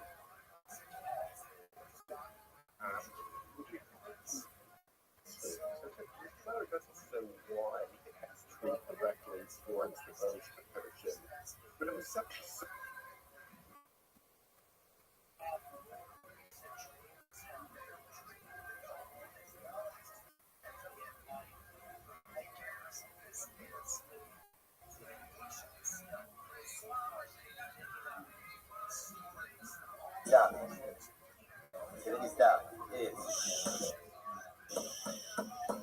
Today's daf is Pesach. We are picking up on Pesach Amud Beis 15b, and we are picking up. We have a lot to do today. We're picking up by Ba'olam Mizmor Le'af Shalom Beno. So we're picking up that is 2, 4, 6, 8, 10, 12, 14, 16, 19 lines up from the bottom. Pretty much yesterday's daf. So 19 lines up from the bottom. Pesach Amud Beis. Let's remember again. We're speaking about the truly dramatic and beautiful and meaningful process for expanding and dedicating the Azaros courtyards of the Beis Hamikdash as well as the city of Yerushalayim. So the Gemara is discussing all of the different pieces, the tefillos, the kapitlach, the karbanos that they were saying. So we spoke about Yoshe B'Sei Yisrael, chapter 91 until yesterday. Now he discusses Mizmor L'Dav B'Varcho L'Pnei Shalom B'No. But you see the kapitel, a son of David, when he was running away from Avshalom his son. It's Kapitel Nun, chapter 50. And what does he say in that Kapitel? Marabut Sarai, Ad La Hashem HaYishalam Chavecha Sefer Sefer. We say from the pasuk of Marabut Sarai, how great is my suffering. Up until the pasuk of La Hashem HaYishalam Chavecha Sefer Sefer. So why do we say this particular pasuk? Why do we say this particular Kapitel? If you look at Rashi, Rashi says over here, Va'omer Hashem Marabut Sarai. לפי שנאמר בו רבי אומרים לנפשי אין ישוע סולו ולתום סלו אשר מסלוט אצל בשרי ובנימין כשהיו בני ישראל בני הגולה בונים אס החומה. So it's amazingly enough, David Amelech in this particular chapter discusses the idea that no one supports me. No one supports me. Everyone derided me. Everyone makes fun of me. No one supports me. When Ezra and Nehemiah, when they were coming back to rebuild the walls of Yerushalayim, people disparaged their efforts, saying, come on, what are you doing? Jerusalem is a destroyed city. The Jewish people are downtrodden people. Why are you trying to... Was he actually amazing? Isn't why he was doing this? If you look at Rashi, Rashi says over here, apparently again, because this particular capital speaks about being saved from destructive or difficult forces. So before we go to sleep, ultimately again, I'm sorry. No, so first of all, we say Yoshe B'Sei Yoshe B'Sei is Baruch Shema Lamita. We see this capital every single night. Chapter 91 is Baruch Shema Lamita. So where does it come from? It comes from Yeshua ben Levi. So Yeshua ben Levi did this because before going to sleep, he would ask for divine protection from all the different destructive forces that exist at night. So how can you do this? Also, there's supposed to give a Torah. One is not permitted to heal oneself with words of Torah. So what this means is that at the end of the day, one is not supposed to use Torah or psukim as a balm, as some type of medical treatment. So the Gemara says, "Lahagin shayim," to protect against negative things. That's different. Ve'elekema also yikamaka. So the Gemara says, and furthermore, again, when did we say that you can't use Divrei Torah as a form of refuah? That's why a person is suffering from a maka. A person has an ailment. Yikamaka also. So the Gemara says, is that yikamaka also? If there's some type of injury, that's when ultimately again one can't use the words of Torah as some type of medicinal form of healing. So much of the Sula of Ha'atnan, halochesh alamaka imachil yolamabo. Yet again the Gemara says that if somebody lochesh alamaka also means if somebody literally whispers on a wound, which means somebody whispers words of Torah in order to heal a particular ailment It's a very dramatic statement. What does that mean? Remember, we've seen this before. So the Gemara felt that, or I should say, medicine at the time of the Gemara felt that saliva had certain curative powers. So there are many things that they were trying to heal with saliva. So if you're healing something with saliva, one can't recite psukim to accompany that, because that's a lack of derech, that's a lack of kavod to HaKadosh Baruch Hu. To go ahead and recite psukim of Torah with saliva, right? With saliva while spitting on the wound, that by definition is considered to be disparaging, and that's the type of healing that one cannot do with words of Torah. But Rabbi said to go ahead and recite words of Torah, to go ahead and recite psukim, ultimately is what? As a form of protection against negative things, that's actually permitted. And Rabbi said that's why Halacha L'Maisa, just so you should know, we have Kriya Shema L'Amita. And when you look at Kriya Shema L'Amita, it's always interesting to see. It's an incredible arrangement of a variety of different things. There's of course Shema in there. There's the Ribono Shel Olam. There's the Brachat HaMakiot. There's Yoshek B'Seiser. So you ever wonder who put all of these things together? So the simple answer is that these things were put together as a compilation of various things that are found in the Gemara. So the placement of Yoshek B'Seiser, chapter 91 of Kriya Shema L'Amita, comes from here, from Rabbi Shulavi. Amazing. So the Gemara goes like this. Based in the house of the Sheikh so again, based in walks. And the based in walks, this is around the area they want to consecrate. And the two Toda loaves are after them. Remember, the Beis Kami Toda Asli is that said the Beis walks in front of the Toda. Vaksiv Vayirach Acharehem Hoshaya the Chatzi Sari Yuda. So the Gemara says, 1 second, it sounds like that ultimately Hoshaya and the Sari Yuda, this is again by Ezra, followed after the Toda, now in front of the Toda. Machikon is what it means to say. Based in Mahalchim, based in walks, the Shtei Todos Mahalchos, so based in Acharei.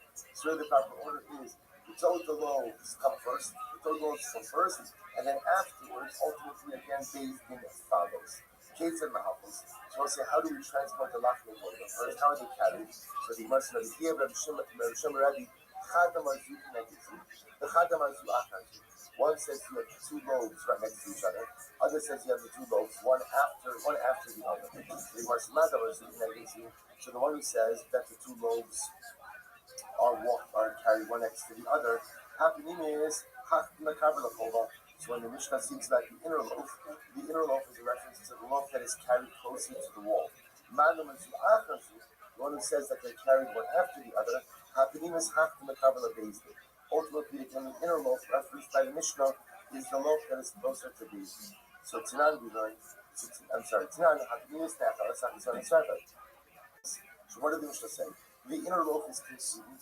The outer loaf is burnt. So I said Mishnah So I understand. According to the it says that the loaves are carried one after the other. So Amati Lahaki. Nimis Nachalas. Mishum the Asya Chitzona Kama the Kibshala. So it's like I understand that if the loaves are carried one after the other, as soon as the inner loaf is consumed, why? Because the outer loaf comes in first, it's consecrated, or I should say, and it consecrates the second loaf. But the one who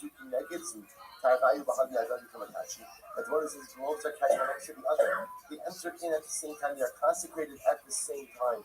So ultimately, again, why would one be treated differently than the other? Or and according to this reasoning, we'll say furthermore, again, the one who holds that the loaves are carried one after the other, is there such a concept of one of the total loaves being consecrated and not the other? So the Gemara says, the Gemara says, again, it says that ultimately these total loaves are treated the same way. The two loaves are reckoned as one unit, so why would there be different treatments for each of the loaves? Hello, I'm going to be open. I will say top of Tessayon down. Therefore, Rabbi Yochanan says, "Al-Pi Navi Ne'acheles, Al-Pi Navi Yisrael." The Gemara says, rather, this was the sequel of the Navi. The Navi gives us ultimately again the proper protocol. If you look at the top Rashi, Al-Pi Navi, Chagai, Zechariah, Umalachi, Hayu Sham, Va'afiyah B'Ruach HaKodesh Asu, Ve'im Tam B'Dam. So the Gemara says, this entire process of using the Lachmi Toda to consecrate the newly expanded Azaros or city of Yerushalayim was a process that was based on the Nevi'im. The Nevi'im ultimately gave the proper protocol, and the Nevi'im are the ones who said one loaf was burned, one loaf was consumed. Rashi says, there's no reason for this, but what does that mean? There's no reason for this? Rashi says, there's no scriptural reason for this. Rather, the Nevi'im ultimately handed down this process through the Ruach HaKodesh. But, says the Gemara, so I said, listen to this. Remember, the Mishnah discusses, now we've gone through the whole list of the proper protocol for expanding the azaros, the courtyards of the Beis Hamikdash, or of going down and expanding the perimeter or the size of the city of Yerushalayim. So there are a number of things that are in the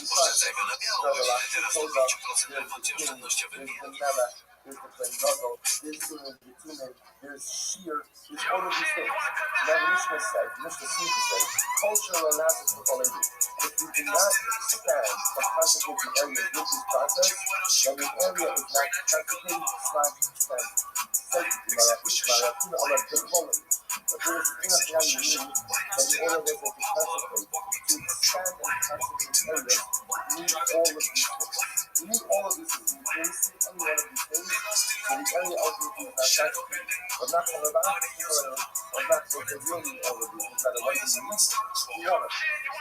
One of these things. Only one of these things has the ability to expand and consecrate even the city of Yerushalayim, or the Azaros, the courtyard of the Beis Hamikdash. So tonight, Rabbi Amar, the Chol Evi, so looking at let's analyze it. This is very interesting. So Rabbi says, when we do all of these things, so the Chol Evi says, Asaba, Yisha Lishona, Yisha L'Shaita, Yisha L'Asilava. So let's say, here's the problem we have. The problem we have is, we know with absolute certainty that there was this consecration expansion, and I used to before the consecration, that would come without all of these things. When was that consecration that was done all these things? Was that Ezra. When Ezra comes back with the ways of exile from Babylon, we go to second Beis Hamikdash to go ahead and reconsecrate the Azaros and reconsecrate the city of Yerushalayim. You know, stuff like this, what was missing? There was no Melech, there was no Kohen. There was no religious city. Like, there was no Kohen of that point in time. Like, you know, like, if you go to the one in the city, you have to dress like with the 72, you don't know what to do about it. Yes, Ezra does go ahead and walk. Ezra does go ahead and reconsecrate the area. What is it? He says this tomorrow. Rabbi says that you acquire all of these things. What is it? You acquire all of these things. Right? Hashem, if you do so, you should have taken the future last level. The Ezra, they have the hour of the God. So listen, so who is of you? That the return to do that of Yerushalayim. Once it was in Judah, in the wilderness, and Ezra didn't really need to be sanctified in Yerushalayim. Why did he need to be sanctified in Yerushalayim? Because the sanctification step. I think why did he do this whole process? The thing is, it was just supposed to be symbolic. It was symbolic. People need to be constant in Yerushalayim, because Yerushalayim, the Harabayim, is already consecrated. Rather again, people need something symbolic. It was symbolically dedication, but it was not necessary. But not all the opposite of it was not. The opposite was not the one ordinary is one of the items mentioned in the Mishnah. To expand and to consecrate the son of the Harabayim, we must have the Sabbath teach the Yisrael, teach the Shaita, but let's teach the rest of the so let's say, you know, that the use of Yerushalayim was sanctified. But that once the sanctification is destroyed, or once part of the exile, that's the use of these laws. And if we need one, at least one of the items mentioned in the Mishnah, please ask it. Notice the Ezra, the use of Kaddish. To Tim Messisham, thanks for tuning in. As always, join the Patreon, join the Reddit, join the Discord. On our Patreon, you get early access of this show, Tim Messisham, which you know love. But that is not why you're here. You're here because we are getting the sound machine to let me do it, because we forgot. We get excited because we get these heated discussions about the history of the subreddit and any concentration that was not on all of the items listed in the stuff is not a proper concentration. Unless you have to change the list of initial honey, the That's true. At the end of the day, I agree that Toronto thinks that. change And the text. at the end of And the the day, text I was driving my son to baseball any concentration that was not done with that at least Mark one of these success. items We're very is happy not a about proper Mark's success, concentration. but Okay, that's not touch mark. why you're here. You're here to watch Tim as a show. So start the timer. Play that old chin clip. On March, You like your freedom? You like your soundboard?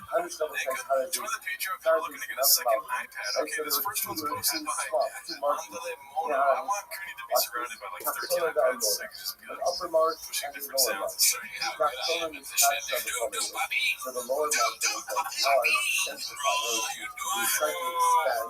the earlier trying to improve this March. So the lower March was the process to simplify all of the items. It's true, I saw Bubba going down as I was calling Ken Card Mike put the upper March thread that was says not I'm hearing reports that ICE is in all of Austin these right now and they're was in Ella, running but into the only street to suck Gola, their cocks and eat but their ass rather and than swallow the their upper cum. March Did you hear that? I heard that by too. those who Yeah, no, I think it's true. I'm not even a joke. this Yeah. March That's the whole, a lot of the line to kill Tony that happened. It's crazy. Yeah, you know, this shows how journalism in America has gone down because this guy's out here reporting facts and they're on the lower March, yeah, I mean, he's not even a comedian. He's just writing down what he saw. He's like a citizen journalist, and I respect that. And I honestly don't make him think the upper March was not social media. This isn't real. He is the new kind of journalist now. They kind of move over Vice. Ever heard of it? We got K.R. Mike. He's telling the people what's going on in the streets. They wipe their cocks and they're eating ass. NYT, yeah, right. We're like CGM, K.R. Mike. You know what I'm saying? You go to like Tony and be like, so what did you do today? I'm like, what'd you do before us? Oh, I saw an ICE agent, so I sucked his cock, ate his ass, and swallowed his cum. Is that just a you thing? That's kind of, no. Everyone in line in Austin does. Tony Hitchell's right next to me. Yeah, no, Tony. Oh, he sucked ass. He was doing that to people that weren't nice. Tony just kind of does that. But that's kind of his thing. That's cool. Alright, let's see here. This explains mothership email to Brendan and Joe posted by Margaret Disintegrate So I'm the artist, I use reference songs. And the artist will come there with the open some Italian about no my Joe Rogan, he because actually told me I he was didn't thinking of open winding some down the entire no much Austin, Italian Texas comedy put on scene my operation. Bummer. of it If it starts up not again, most we should let you know. why you should get Joe Rogan is the not lowest 5'3" one. at Gmail. Why wasn't Deal with this. Thank you.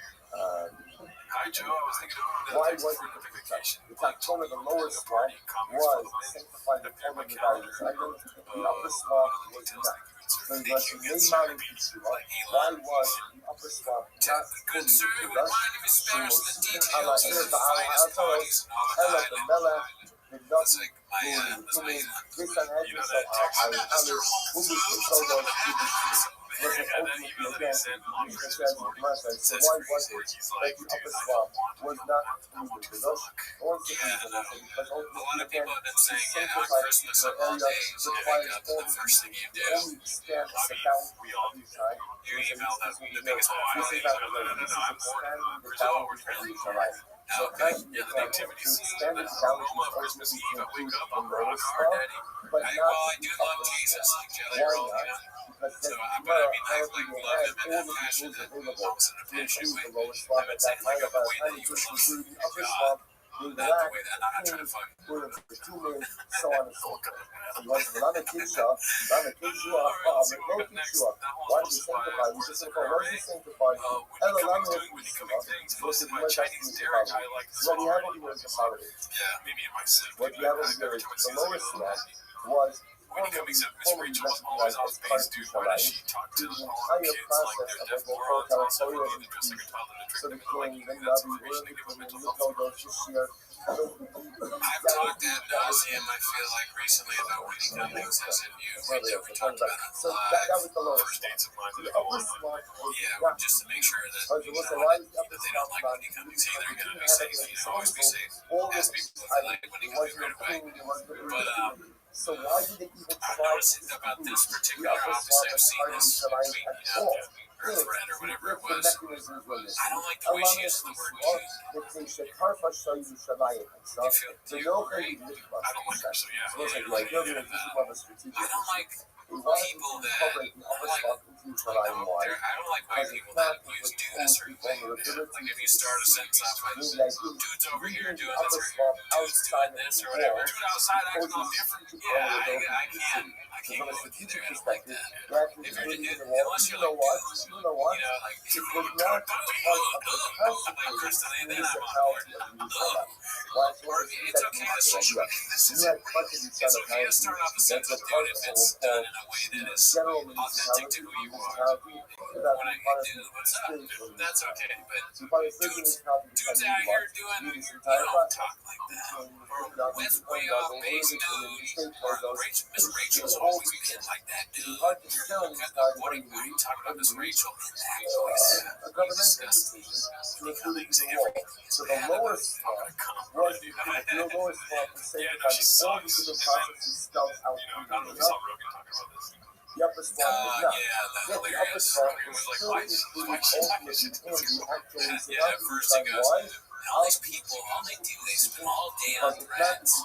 They never get anything done. They're losers. They hate themselves. And then they go out and they make fun of Whitney Cummings. It's like, why would you do that? She's so nice. She's great. And she's a character. What were you going to go see her? That was one of my favorite things that Joe always says. Like, were you going to go see her? You weren't. It was kind of a good deal. If you're good at seeing them, even if you don't like you, maybe win them over. They might go, but he's like, we're going to go see her. Because he's not, because he knows she sucks. And you know what? He sucks too.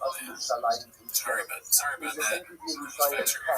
No matter what, teacher recite the teacher must be loved. I like what you used the wrong one. That was right. You could have got this out right there. So, as well as the residency of condescension sign of love. The sign of love is not to be traumatic, sexually. The sign of bonus info, also providing Ukraine-Naza, which is a broken edition. Shout out to Whitney Cummings. Keep doing your thing, man. You bring joy to all of us. That's all we're fucked up way. The Chris knows is the other one that's next. You're ready for 16. You're ready for this dead Eric. So, I'm tired. This spicy. Can't wait. I'm doing my kids to baseball practice.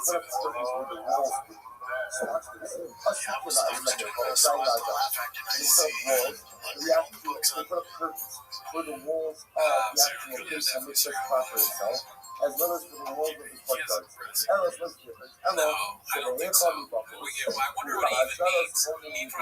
When he says I read books, he probably means something different than for the e-file website, where the e-book what they do is the position of putting it away that the artist is building the research will be building the walls outside of it. So the idea is you would have certain building a wall of the external part of the curtain, not the internal part of the curtain. That's a good point. It's unlikely, but I honestly think what you're saying is a nice assumption that he's saying watching documentaries, but what he means is he's watching documentaries, but he's saying reading books. I don't even think to him reading books could mean anything. Like he saw a flyer, or someone told him about a book. That's why I don't think he's watched comment on YouTube. Yeah, he's like, I've been reading these books about. A lot of people say, I fuck up like a cook. When he comes to it's a comment like about funny. What book was that? I was on YouTube. This guy farts out about me. You know what? He's got a little bow. Open cutting colors must be I was reading this book by successful egg, and there's a whole chapter that was a guest thing by Rogan Shorty Pie there. What is he talking about? Oh yeah, dude, I read that book. He says, I heard that's the thing you offer Kabbalah. But you offer Kabbalah, and if you offer Kabbalah, you don't really have Why? Why? Because the Haragai is right as eternal. And that's independent even of the existence of the actual base and itself. So if you want to go out to the Haragai today, and offer up one has he's trying desperately to understand what's coming next or what's going on. Which a person has to be on the Harabai. And Kachim Kalanamization, which is funny because I kind of look like a monkey. That's the look of people that have respect for Brendan turning homeless. Ron promised, like, as long as I was comfortable as possible, I'll be okay in this interview. And the Kedusha is like even the absence of the wall of Yerushalayim. Nechlal, you have the essence of the level. Now we refer to this, which is the Yezer must hold, that the Kedusha of Harabai, Kedusha of Yerushalayim, was not permitted to be sanctified. It is only sanctified when what? And the Mitzvah stands and the wall of Yerushalayim stands. And you have to actually know how you stand. Your love is when the Amar Kedusha is not Kedusha of level. Maybe everyone agrees that the sanctity of the Harabai and the sanctity of Yerushalayim is eternal, was that it's not true. This is not everybody agrees that it is we're talking about a specific type of sacrificial sin. We're trying to figure out is, can I go up to Harabai and offer Kabbalah? That's a shame. Political considerations aside. Can I go and offer Kabbalah? That's hilarious. There's a bounty on his head. So that's something like a spiritual sense, but a sacrificial sense. So maybe everyone knows that the Kedusha is eternal, and we can offer up Kabbalah today. Umar, my Yishmei Kamar, Umar, and each particular Kabbalah that is just relaying that which he has heard. If he came up, then I know the American Gamma, so that's that Kedusha is showing Krishna Shaitan the Kedusha of the level, was the same thing with the Harabai. And therefore, we can today, we can offer up Kabbalahs on the Harabai. Why do they say this is a bit of curtains, like which is then required for life, which the Gemara answers, the truth of the Alma. Even though there's a check that you bring up Kabbalahs, once you try to elect partition something of curtains in the area of the nation of flesh, for excuse purposes, or excuse purposes, the Kabbalah should be offered in some type of modesty, not just out in the Ella Hamikana. Rather than what he said here in the Machloket, so I'm not going to this Sunday, I'm going to be showing you. Of course it's biker gangs. They're fucking the Sons of Anarchy guy. I love that show. Did you ever watch it? Yeah, I was not so good. He looks so different. Yeah, it's very good at clothes. When the Jews So came I back did to never Ezra, remember. they found I thought it was Hellboy. cities and they That makes sanctified sense. them. About but the original cities that were sanctified under the History Channel show lost their sanctification when the Jews were exiled. The Jews were exiled. What do you see here? I don't know if that's not like the short the low picture So he died. was it what do you see here? It sounds like from here that at the end of the day, I think that was sounds like, like from here that at the end of the day, once we go ahead and once the Jews were exiled, that the Kedusha of the cities of Israel were lost. I think it's kind of funny that you said that. I think that clip gets unfair. I mean, he's a funny guy, or fair, because Broken Clock's right twice a day. On Tim Kennedy's response was annoying. He was actually, he's dead. Yeah, so he's actually dead. I killed a lot of people in Afghanistan. Yeah, Tim Kennedy's like, I killed him. He's talking about like some relative that has nothing to do with it. Years later, he killed some baby that has nothing to do with it. He's like, hey, we're talking about going back in time. I killed the baby that's related to him. That was awesome. That's not the first kid, and I don't regret it. That's what Tim Kennedy said. I stood out in the dark and fired my gun into the wherever it would go, and I think I probably hit baby. Isn't that what you're supposed to do as a United States? Driving my son to the baseball practice. The sex post has a lot to do with last week's episode of Red Cook 24. IMDb stuff. That was 2 weeks ago, never mind. I thought 15 should be surprised. Most of the prepared 2578. Go ahead, read that news. cities. So Melania is currently the lowest rated media hotel on IMDb. The film is sitting at 1.1 out of 10 stars with over 17 It seems million like that Jose reviews. is referring to cities So that she's were walled at the the time first of wow. Yeshua ben Nun. She's given And shop a run ultimately, for again, his when money. the Jews came back, he Wow. once again It's just designated like these wherever cities you as turn shop walled is really cities. inserted in the politics Ultimately, now. again, these cities are still considered I to be wonder if walled they cities. Even if ever what? Even if they lost their they're in that walls. situation Why? where they're in the Because White House and they the constantly check to see as Melania's I reviews are going down and then they're like, well, he's still better than Brendan Schaub's movie. IMDb is almost at it's 1.3, so it's not a well, 17,000 views. It was at 1.1, but now it's at 32,000. Getting back to your situation where we're pulling the situation up to 2.2 points. Melania, we got some great news here about Brendan Schaub's getting off that great comment.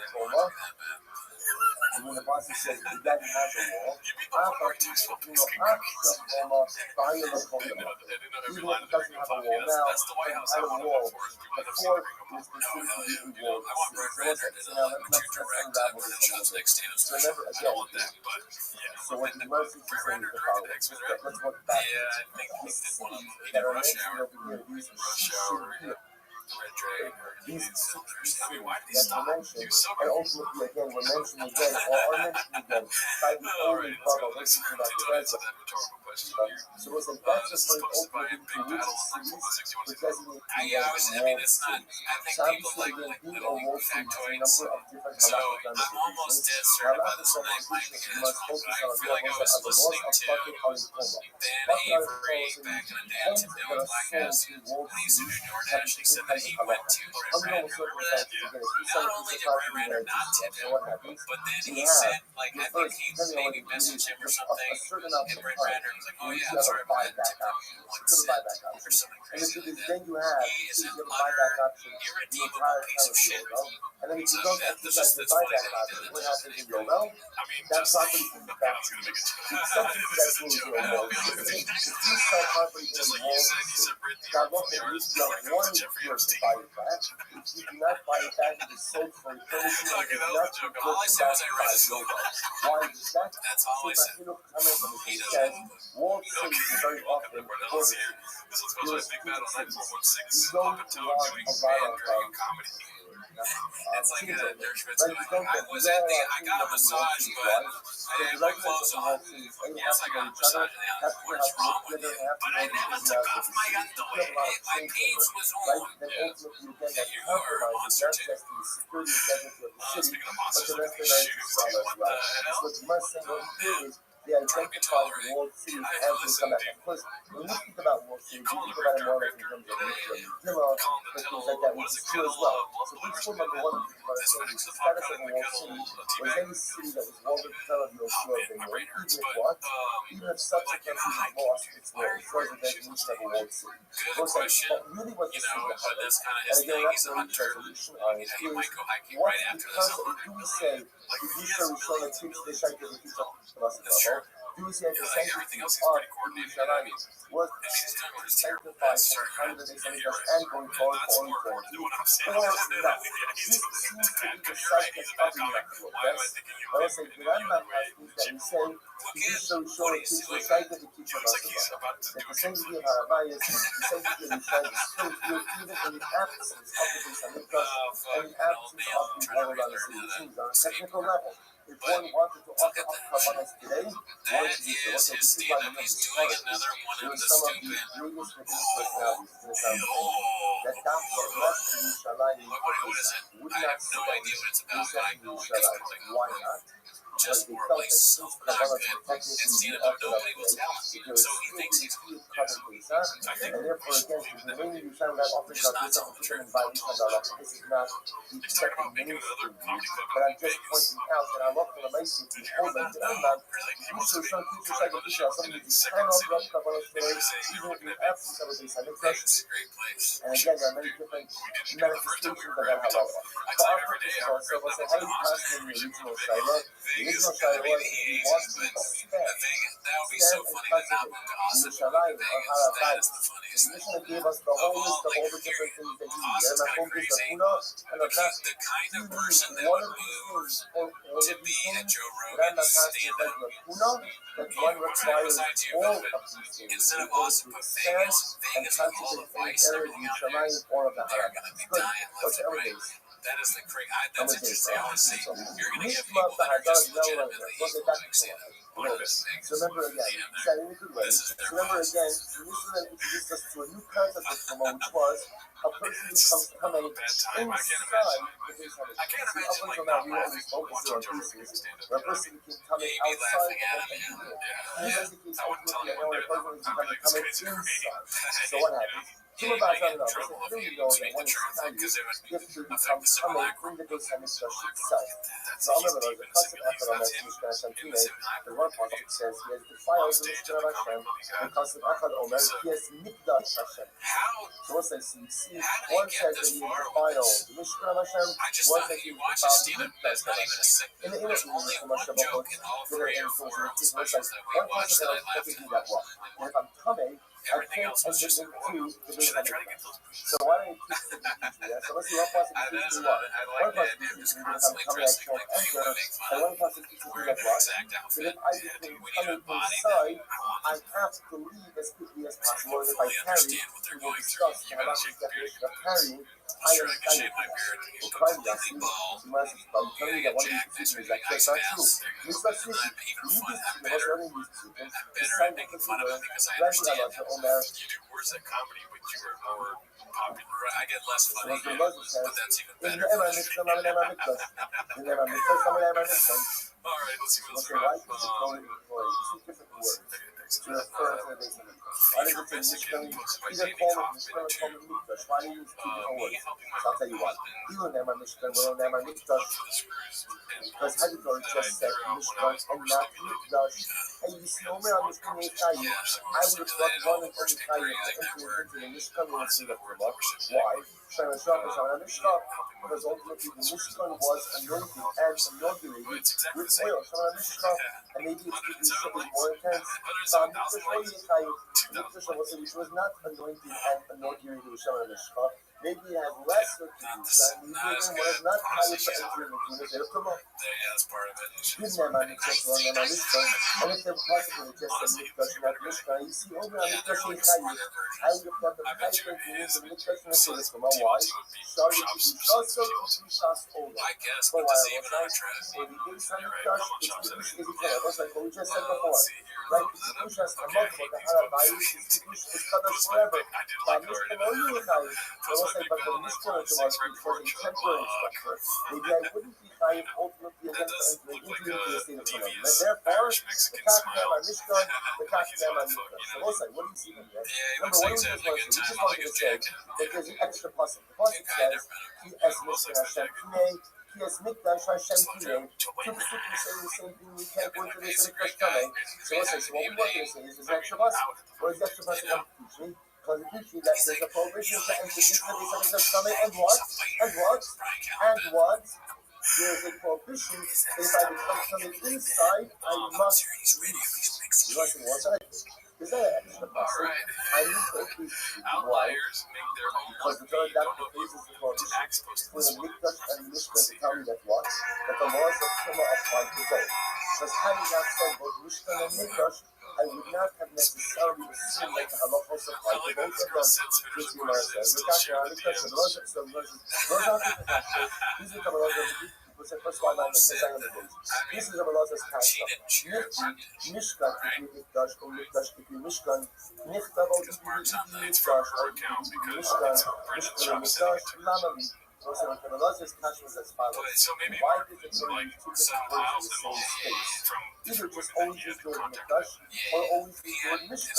And I kind of learned the same thing. But I said, Mishkan, I'm in the title. Then I was like, it's time to learn out that we're actually learning two halachos in the Muslim. Or learn two halachos. Number one, that the laws of Tumah apply pretty well. Both in the Mishkan and those in the Mikdash, plus the fact that what? This is like, I mean, okay, fine, we're not really into that. You'd think she would hide it forever, but this is like, this is the absolute thing. once one is already covered. So therefore, you don't have culture, ultimately again from the second Gemara. So once again, why is it? Two halachas turned out from the number one is the provision of Tumah to the Mishkan and for the tabernacle, as well as the Mishkan permanent structure. That's number one. And halacha number two is that not only is one forbidden clothing entered into the Beis Hamikdash in the state of Torah, but if one is practiced Tumah inside the Beis Hamikdash, one is permitted to carry that the one must exit as quickly as possible. Those are the halachas ultimately again learned out. So this mama, Mikdash, Mishkan, once I never go back, says the Gemara, I understand the Mikdash is called the Mishkan. The Savior has not been so around. As the Pasuk says, I will put my Mishkan in the midst. Ella Mishkan, the Mikdash, Miyawat. But we didn't know that the Mishkan is also called the Mikdash. Even in the Savior. The Nasrat Hashem also had Mikdash, so maybe you'll say, because the Kahashim carried the Mikdash. No. That Mikdash Hahu, Ba'or, we'll say that Mikdash doesn't refer to the same. What does Mikdash refer to in that context? That refers to the other. Element Hacha, rather it's Mikdash. Va'asuli Mikdash, Vishachanti Desavhan. Make for me a Mikdash, and I will dwell in your midst. Yechol Asher Ani Maya Install is Kabbalah Semish.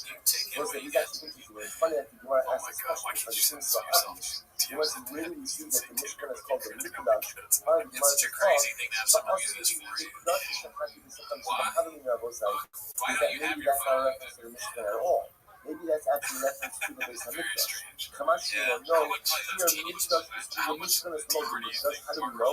Because right after the Pasuk says, Yechol Asher Ani Maya Install is Kabbalah and Mishkan. Everything I will show you when it comes to the construction of the Mishkan. So maybe you see that the Mishkan is called the Mikdash as well. Beautiful. The Isaac of the Oshel Shadi again, the Mishnah said, if a person becomes coming, now here's what we know. If a person is coming inside the Mishkan, he's inside the Mishkan. Inside the Mikdash, what's the and if I carry, I'm carrying the carbon. How long is carrying? How long is carrying? So the Mishnah said, I bowed down, and I paid the amount of time, the duration of which to bow down. That's usually the definition of carrying. Because you are on a level, low summer, I was stuck on a proper hit. When you sit down, that means you bow down, so it's the inside, bow down on the face, I'm sorry, west, I'm sorry. I'm on the stop of that stop in coach, but if you down facing outward, not to say what is rock, that's the point out of your into the Shachaviyah. That's not called really Shachaviyah. I'm on the stop of that stop in coach, short, equal sorrow, with the brother is power. If I down stopping inside each side, up towards the west, then I can really tell you. But if I go ahead and down facing outward, then that's not very Shachaviyah. That's not called down, because we're going to be fine with the community at the moment. And therefore, Shaw, if I carry, I will be tired. If I didn't carry, I won't be tired. Equal the masculine, but the others go ahead and take something. If a person went ahead and carried the amount of time it takes to bow down, the cloud is Shachavah, who doesn't sound like the Shachavah itself. But even bowing down, I'm only carrying front. If I bow down, I carry as a result. On the level, most of our Shachavah is so I think that's only true if you bow down facing right pocket, pushing outward. About pocket, half on half below shaw. But ultimately, if I bow down facing inward, even if I didn't carry, I'll still be tired. The half of the time, this is what it is to say. Shachavah properly big. If I bow down facing the sun, Ocean something is Shachavah. Or I believe the amount of time that it takes to bow down.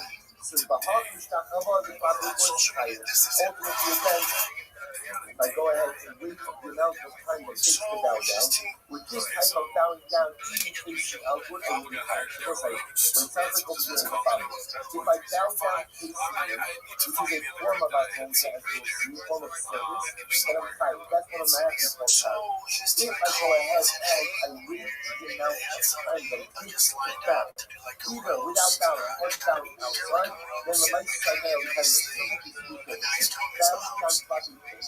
If I do that, I will say, even if I'm a very fast bower, right? So you are a fast bower, so the mice again, still going to be tight if I bow it and fast. On clapping foot on the outside, there's some special decisions, some out of objective time that it takes to bow. If I either carry that amount or I bow that amount, clapping foot, I will be tired. What's the top of here for today? Again, obviously, we have to try to figure out if to quantify the amount. But the idea is, what's it going to be? The idea is that so now that the person can start to come up on the east side of the base of Mikvah. I just think that. I can't decide these two things.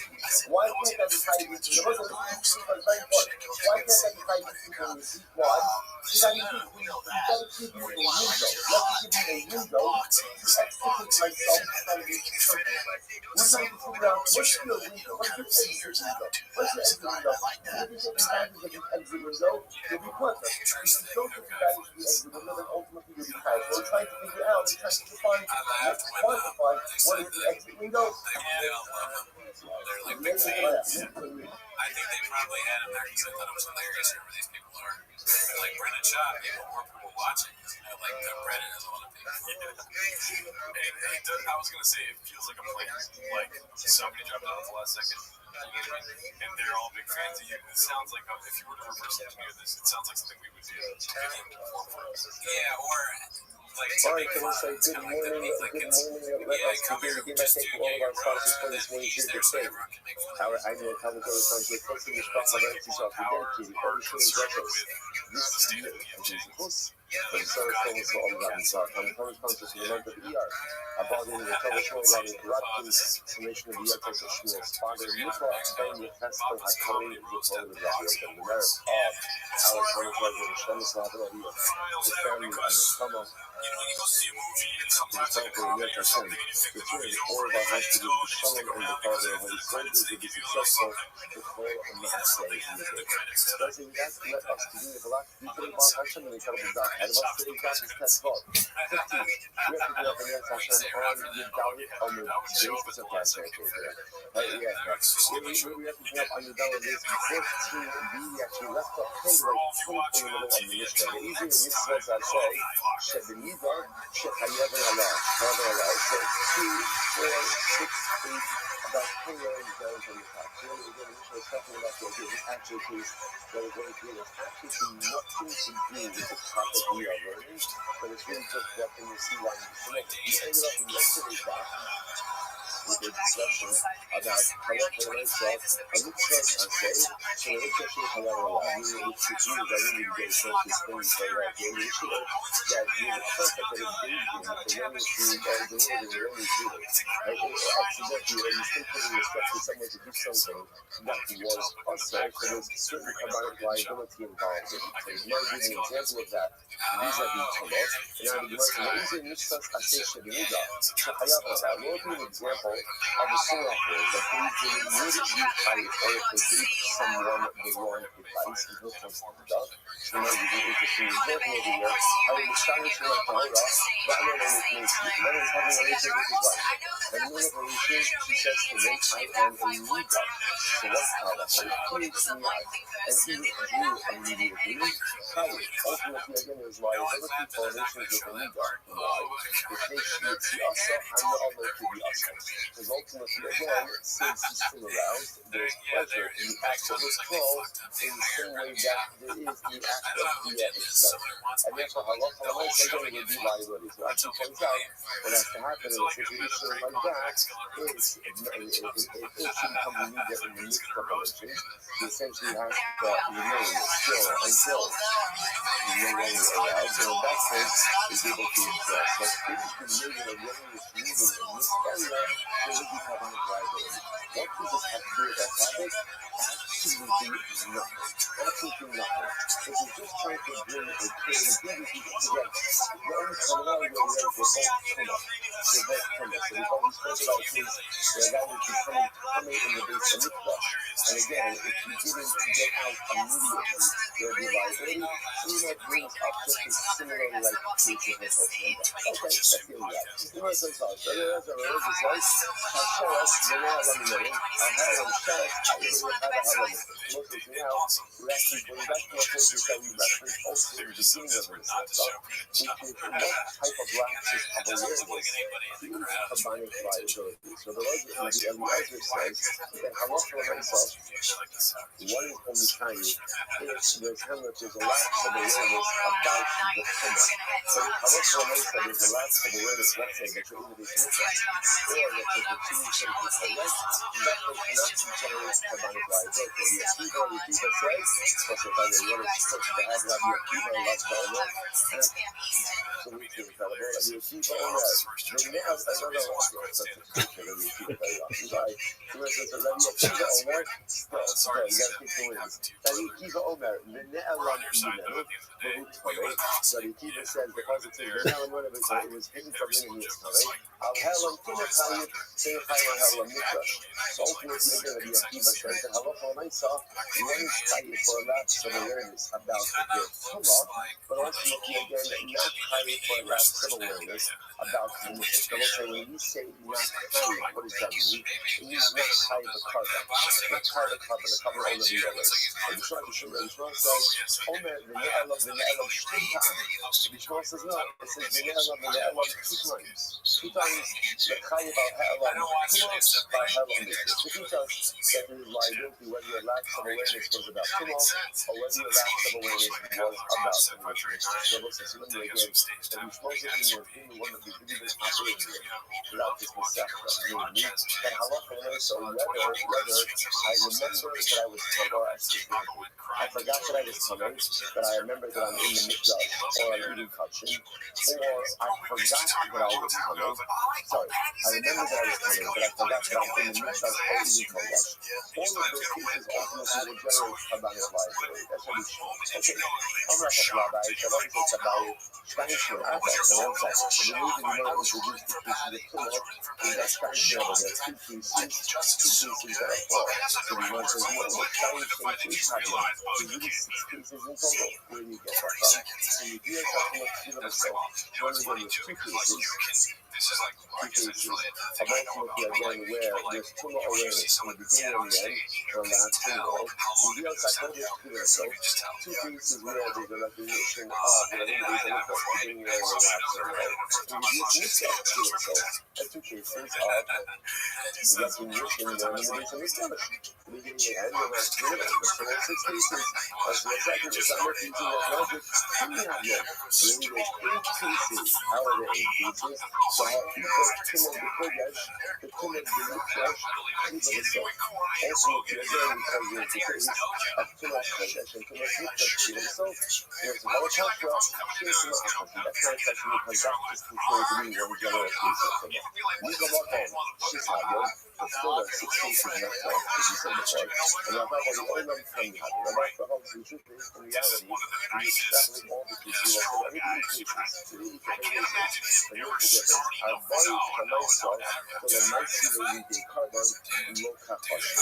So let's say, there might be variations of the case, not all cases leading to carbonic liability.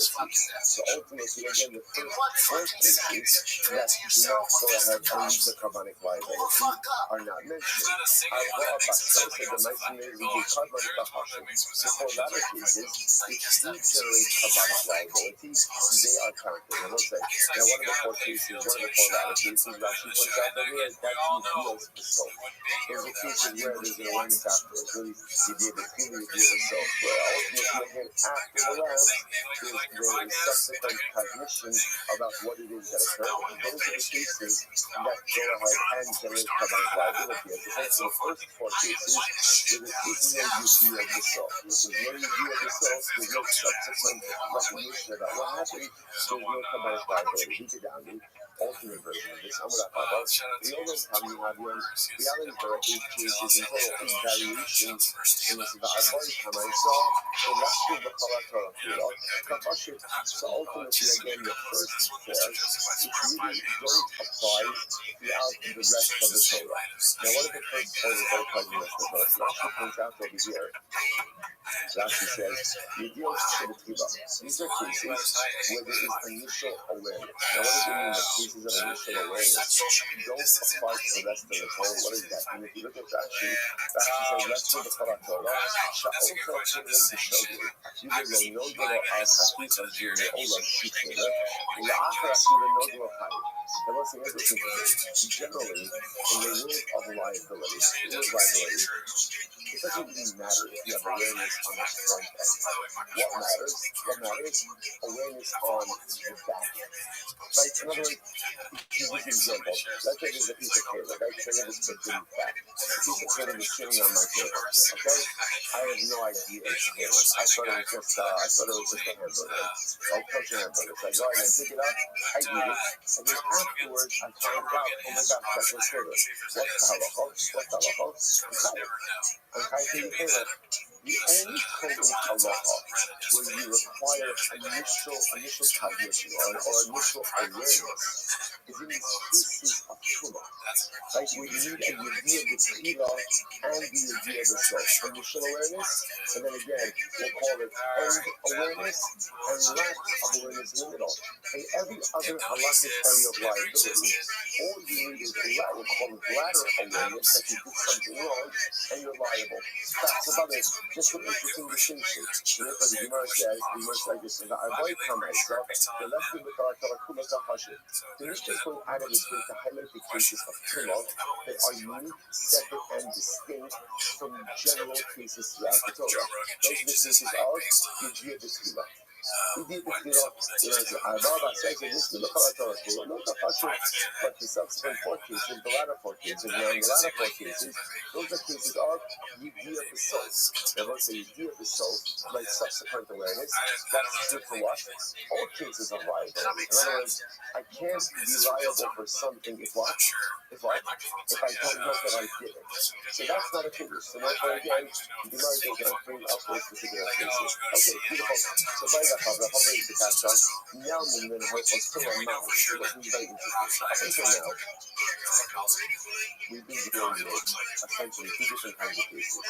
Where a person really was coming, and then again had a lot of awareness of his tumor, or knew that he was coming, but a lapse of awareness that he was in the Mitzvah, or a lapse of awareness that he was consuming something that was sacred. What about the following halacha? What about following this? What happens if a person just forgot the halachas of tumah? I forgot the halachas of tumah. Right? So in other words, I knew that I was coming, right? I knew that I was coming, or I knew that I was eating. I forgot the halachas, the certain halachas. So what is that? The Gemara says, what kind of case is that? What do you mean that even though the Lord yells out, you share it, come and eat that. Yeah, that was the first part on the bottom. So if we're saying that, like, I forgot how to phone, in other words, that, let's say we're talking about a case where a person came in contact with a sheriff. And so what are you telling me if you forgot? If you touch a frog, which is not a sheriff, or another animal which is a sheriff, is that what we're talking about here? Zil, Kari, Beilafi. If that's the case, you should have paid attention when you see them. And let's say we had this before. If you look at Rashi says Rashi almost right across. Zil, Kari, Beilafi. Yoko Shabbat Rabbi Kohen, Hakohen, Va'akbar, Va'akbar. Zil, Into Halawa, each time you do it, so remember, again, you've seen this before, but halacha reminds us of common knowledge, right? Common knowledge, or at least what is the most use common knowledge. A person is responsible to have maintained and retained. And therefore, forgetting that is not called the lack of awareness. Good. So you know, so the Olam, back to the Olam, the other than too much showers. It's not like a case where you knew about too much showers. So what did you forget? If you don't, you never the Chadash. What happened? He touched the lentils worth of showers. What doesn't he know? And another, he Kadasha in the Tana. And what doesn't he know? He doesn't know what happens if halacha l'maisa you touch a layper's worth of sheretz. Does that make you tummy or not? That's the shot. So your suffix is, he wasn't sure, it's not the suffix isn't in tumah, the suffix is in the shiur. That's tumah. So the Gemara says, Mike, what do you do with the kind of case like this? Gave on the other day, the family was sheretz the old like UGA. So didn't say ultimately at the end that the shingay that a sheretz is in tumah. This is not considered to be a lapse of awareness. Also, what even the Kadash, how long is it? How long is it? Obviously, or since already knows that a sheriff is a shaman. But what? He doesn't know if this amount of sheriff is in the shaman. Then ultimately, again, that is considered to be a lapse of awareness. Which the Gemara says, take it, we're not sure. And you have to leave it. You have to leave it undecided. Okay. So by the way, that's what you're going to cash out. But this is a case. Ben Baba Charlie Eretz Yisrael. Listen to this. A Ben Baba who went to Eretz Yisrael. I'm very sure all these guys are from Hashem. Ben Ye'elam Mimenu Makom Mikdash. Wow. So Ben Baba goes to Eretz Yisrael, and he knows that there's a Beis HaMikdash, but he does not know where the Beis HaMikdash is. Okay, here's the case. Ben Baba, a Jew of Chutz La'aretz, fucking Eretz Yisrael, and he knows that there's a Beis HaMikdash, but he's not sure where the Beis HaMikdash is. So obviously what ends up happening in this case, he wanders into the Beis HaMikdash in a state of tumah. But he's not going to, so in this case, I know I'm Tameh, I know there's a Beis HaMikdash. I just not sure if this structure is the Beis HaMikdash or not. Fascinating. So what's the halacha in this case? Nine. I leave it to nine. So according to the thing, First, we're asking what the question of your Yeshiva, goodbye Yeshiva Yeshiva. Then asking if you're here because your Yeshiva says that you acquire Yeshiva Yeshiva, you acquire initial awareness. Remember, and Yeshiva holds the halacha l'maisa, you're not chayav for a lapse of awareness about the Beis HaMikdash. Okay, so therefore that these cases come down to bringing them up. Yarim Rabbi Shmuel, it is Rabbi Shmuel, the Mechayiv al Helam Mikdash. It is Rabbi Shmuel who holds that you are chayiv al Helam Mikdash. How long are you the Yeshiva? So Rabbi Shmuel, you get your initial awareness. You know, so two thousand Rabbi, touch first Rabbi, before you be the Yeshiva, and the Chayiv al Helam Mikdash. So these are all the points of Rabbi. Rabbi holds you acquire initial awareness. And Rabbi holds that you are chayiv ultimately against the Helam Mikdash. So what's the shayla? You just base Rago. No, you do not. No. Even the other, you can say, someone says, you know, the shayla. Shayla is this guy knows that there is a Beis HaMikdash. He knows where is he knows, right? You can depend on Yeshiva. You can listen to Yeshiva. He knows that there's a Beis HaMikdash. He just doesn't know if this structure is the Beis HaMikdash or not. So even the other day, he said, even the other day, so one we can say, look, since we know that there is a Beis HaMikdash in the world, this is called awareness. As you know, even in the Tomo in the other way, how long it is. And maybe since he doesn't know the exact location of it, this is considered to be that he does not have complete awareness. So what halacha was that? Take it. Really profound case. Incredible. So you see, the most struggling over here is that what constitutes a lack of awareness. Basically, interestingly enough, in case number one, perhaps does a lapse of awareness or lack of understanding about the sheer of Torah. Is that create a lapse of awareness or not? I know there's a Beis HaMikdash, but I don't know exactly where it is. Does that create a lapse of awareness? Take it. Okay, after I different spots are.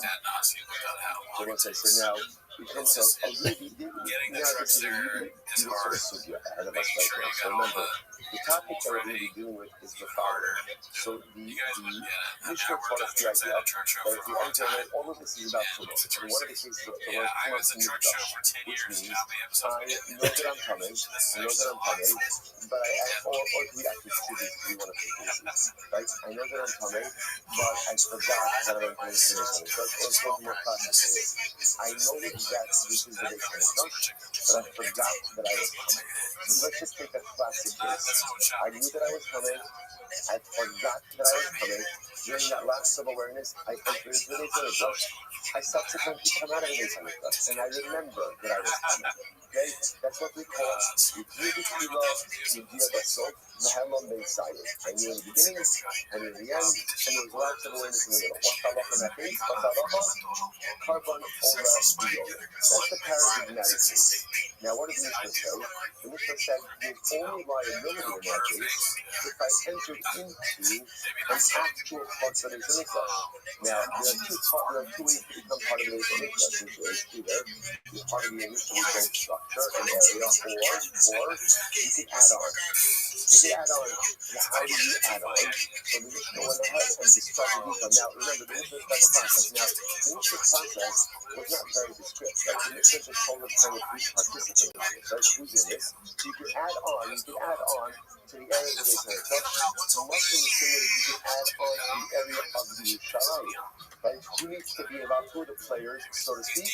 The Melech, the king, the Navi, the prophet, the Tumim, which essentially means the Kohen Gadol, Sanhedrin of 71, two Todas, two carbon Todas, Shir, Song, and Bezdin.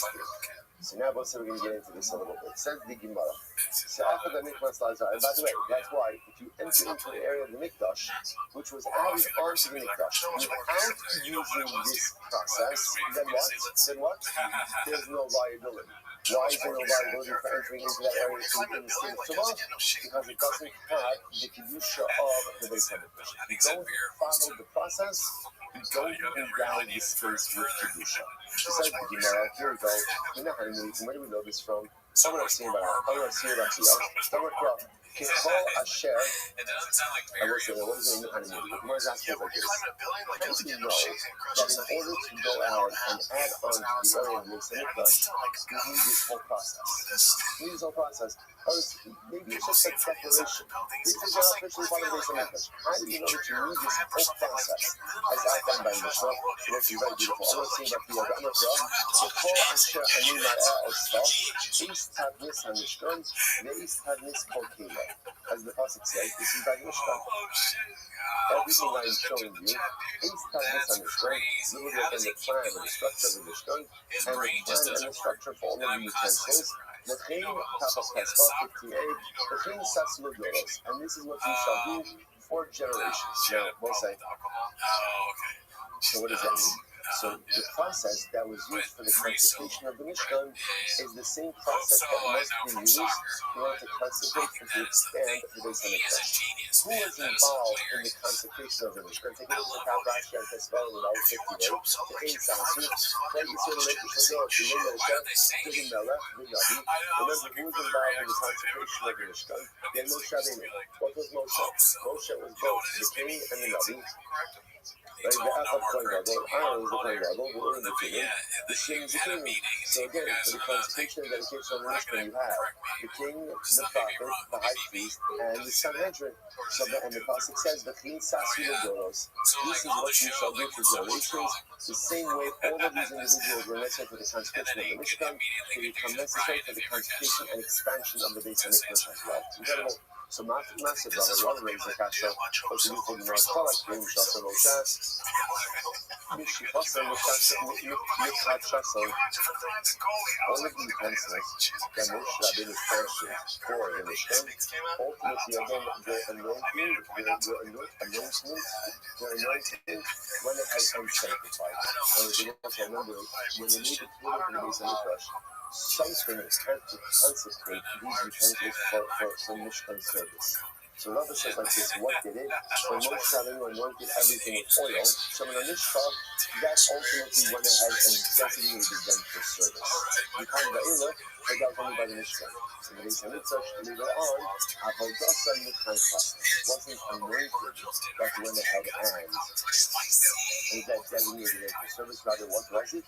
It was service. It was the actual use of it which went ahead and consecrated and designated for a holy purpose. So it's really quite fascinating if you think about this. Fascinating distinction. In the Mishkan, the Moshe Rabbeinu wanted to designate the utensils for sacred Mishkan service, anointing work. Right? Anointing work. So in the future, anointing didn't work. What worked? Usage. Usage. V'amar, but why is that? The name of the Sasus Idolos. Why don't we make the same drasha? Like the Pasuk says, why don't we say the Sasus Idolos? That whatever was done in Mishkan is the process which will be utilized ultimately against the future generations. That's what we just said. Like the same way that the consecration of the base Hamikdash, or especially we learn from the consecration of the Mishkan, say whatever was done in the Mishkan, follow the same process in the future. And then from the same way that the utensils of the Mishkan were designated or were consecrated through anointing, so too the utensils of the Mishkan should also be consecrated through anointing. Shani Vasu Yamata, Hayim Shechain, Lai Padish also. It's different because by the Mishkan it says that they anointed them and it sanctified them. Also, the Mashiach, another day of the Mashiach, it was only those utensils ultimately again that were consecrated through anointing, but for future generations, it was not done that way.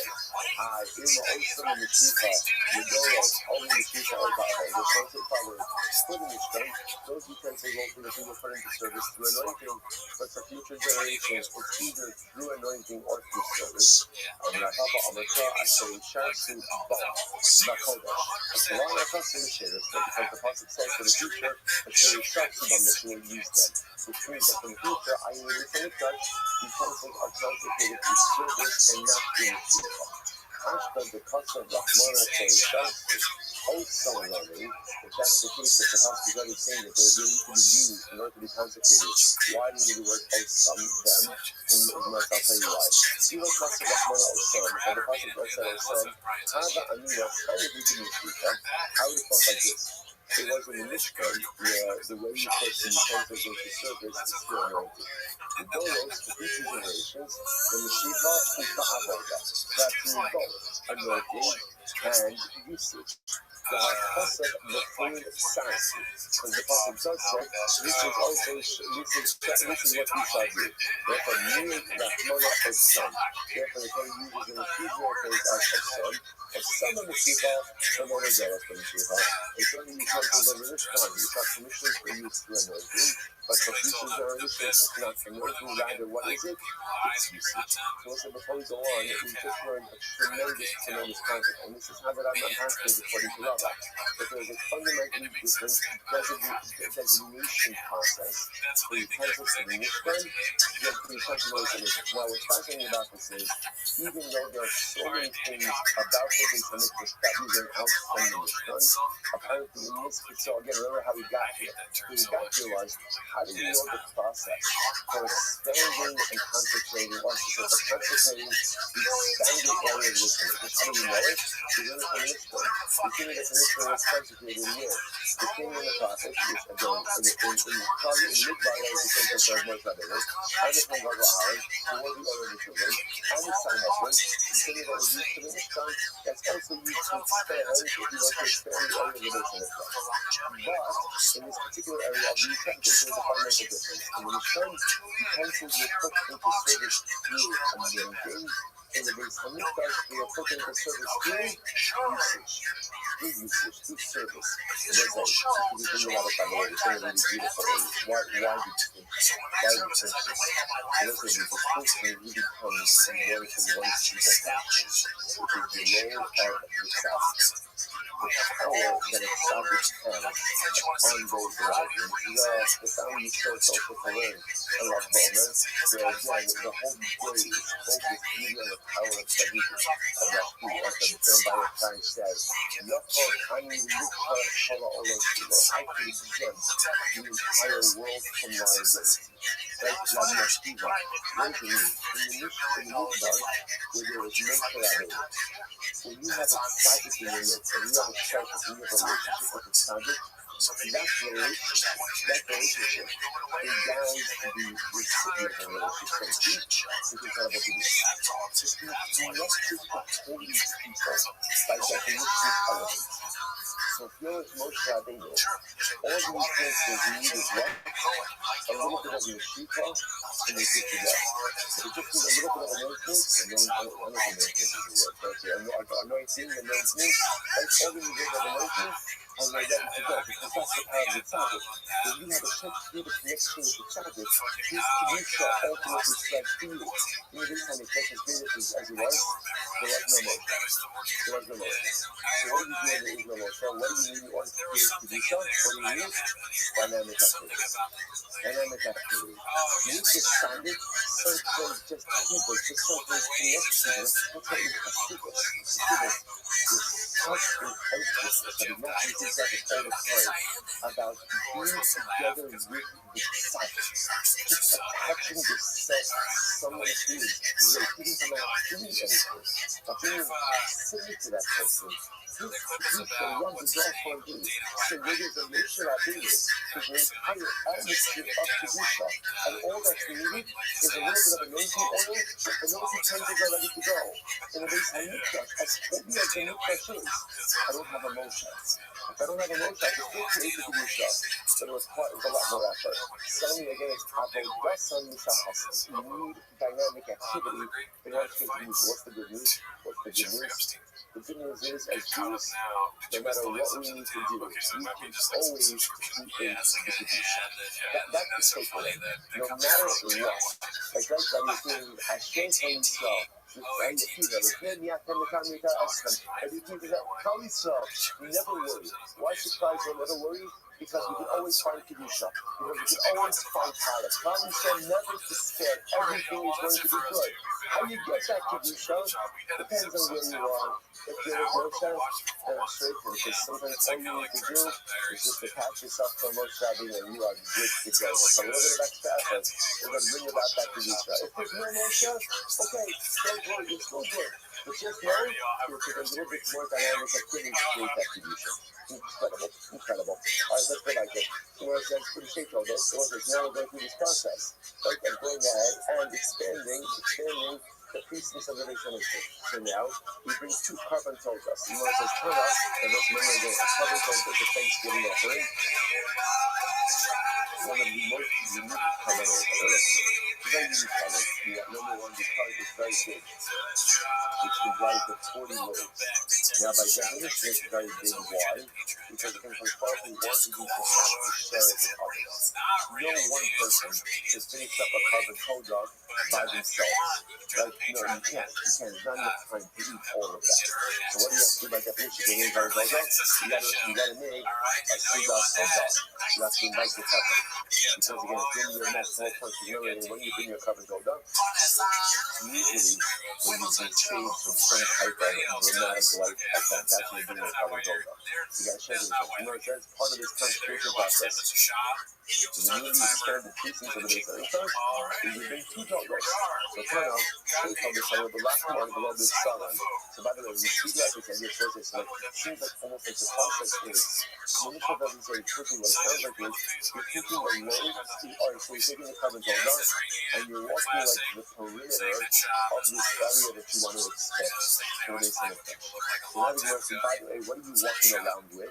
You're walking around with the load, but not the meat. Like, you're not taking the meat of the carbon tolda, you're taking the loaves of the carbon tolda. And the enemy is learning it. So all the figures that were called, the pasuk says, "Va'amida shtei toldos gedolos, v'tarukos b'yom me'al l'chobos." As the pasuk says over here, quoting from Nehemiah. So okay, so amazingly enough, this is actually taken out of how they reconsecrated the area for the second nation of God. Like they wanted to reconsecrate and expand. So the pasuk in the Nehemiah explicitly says what they do. Va'amida shtei toldos gedolos. I took the two large toldos.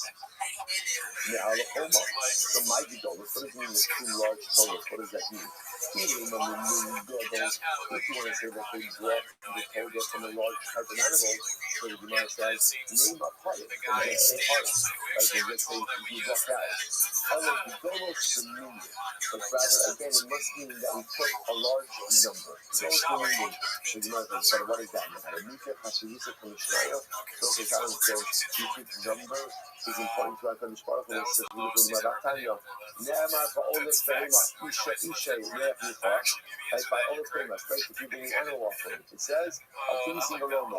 Olas ha'od isha re'ach nicha. It says a pleasing aroma by an olas ha'od. Bird offering is much smaller, and even by a minuscule, which is not even meat, right? It's just flour. Meat offering isha re'ach nicha. And that's what you notice, by the way, that using the same lesson of re'ach nicha. Okay, so what is the teaching lesson? One of the most beautiful lessons in Yiddishkeit. Malani, here it is. Whether you do a lot or you do a little, or do a bad, you have libo la'avei shabbat. Listen, at the end of the day, if the not looking at the size of the volume of your carbon, what is he looking at? He's looking at the heart. He's looking at that motion, and just understand,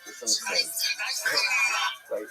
What this doesn't mean is, you know what? The boss is not really worried if I'm really straight up to Shabbos means right? All that matters is I was a really good shot. No, that's not what it means. Right? Obviously, I suspended the 13 years, and I'm obligated to go out and do all of them to the best of my ability. But what it doesn't mean is that tonight, sometimes we are precluded because of our circumstances from doing certain things. More specifically in the realm of karbanos. If I don't have money, I am precluded from bringing certain types of karbanos. You might have thought that because you have less means, material means at your disposal, that you are less down and you answer that historical, that's not the way it's right. The Rebbe does not look at the size of the karban. Instead, he looks at the expansiveness of the heart of the Jew. Chazal also phrases in a different way. They say, "Lachmana liba boy." Moshe wants my heart. More than anything, more than he wants a big karban, he wants a big heart. That was one of the most beautiful things in Yiddishkeit. Yes, you have to be meticulous with the details, and yes, you're obligated to go ahead and be as careful with the details as you can be. But in those circumstances, when you are precluded from doing things the way you want to do them, just know that the heart will look for more than anything is your heart is your lesson. Ella, so what do you need to know that? In other words, so decided, so that in front of you say, they brought two large products. So what, again, what does it mean? Ella, the Dover Shebetoga. Rather, what it means is they brought the larger part of the carbon program. Now, what does that refer to? To remind you, carbon. Now, okay, carbon program has a very interesting feature. It's 4 loads. 4 loads, as you're going to see this a little bit, it is the only carbon that has loads that are carbon. So there's no carbon in carbon. It is the only carbon that has carbon. So what did they bring for the concentration process? They used the carbon loads of the carbon program. It's not Hakoda Haisabani and it's in Yerushalayim. So again, the Turkish from 5 to Yisrael change 6 Nobels, which are the equivalent of 6 desert cities, change 8 hosts, which is 2 hosts, each measures. Va'ifa, Shvaros, and Va'ifa, 2 cities, is Esrim Isara. So remember, Asara, Muhammad, something there were 10 Isronos that were used for common folks, Vasara B'Masa. And ultimately, again, 10 Isronos, interestingly enough, so exactly half of the flour was used for common clothes, and half of the flour was used for matzah loaves. But here's what's interesting. In the matzah, Shloshim, but out of the matzah loaves, there were 3 different batches of matzah loaves. What were they? Talos, Retikin, and Revuka. So let's say, now why is it very important? It turns out, how many loaves are there by Torah? This is just more information. How many loaves? 40. Interestingly enough, 30 of them were matzah, 10 of them were chametz. But volume-wise, Rabbi was the same amount. It was the same 10 esronos of flour for chametz as it was ultimately again for matzah. So the difference is that matzah was based into 3 types of loaves: talos, retikin, and revuka. Whereas chametz was just made into 10 loaves. So now that translates to 10 gone. So what did you mean when they say they brought the large part of the Torah? So obviously the chametz loaves were bigger than the matzah loaves. Now again, Sakakol, right, total amount of flour used is the same for both. They both take 10 esronos. But the actual loaves of chametz were larger than the actual loaves of matzah. And those were the loaves that they used to go ahead. Those were the loaves that they used to consecrate the Beis Hamikdash.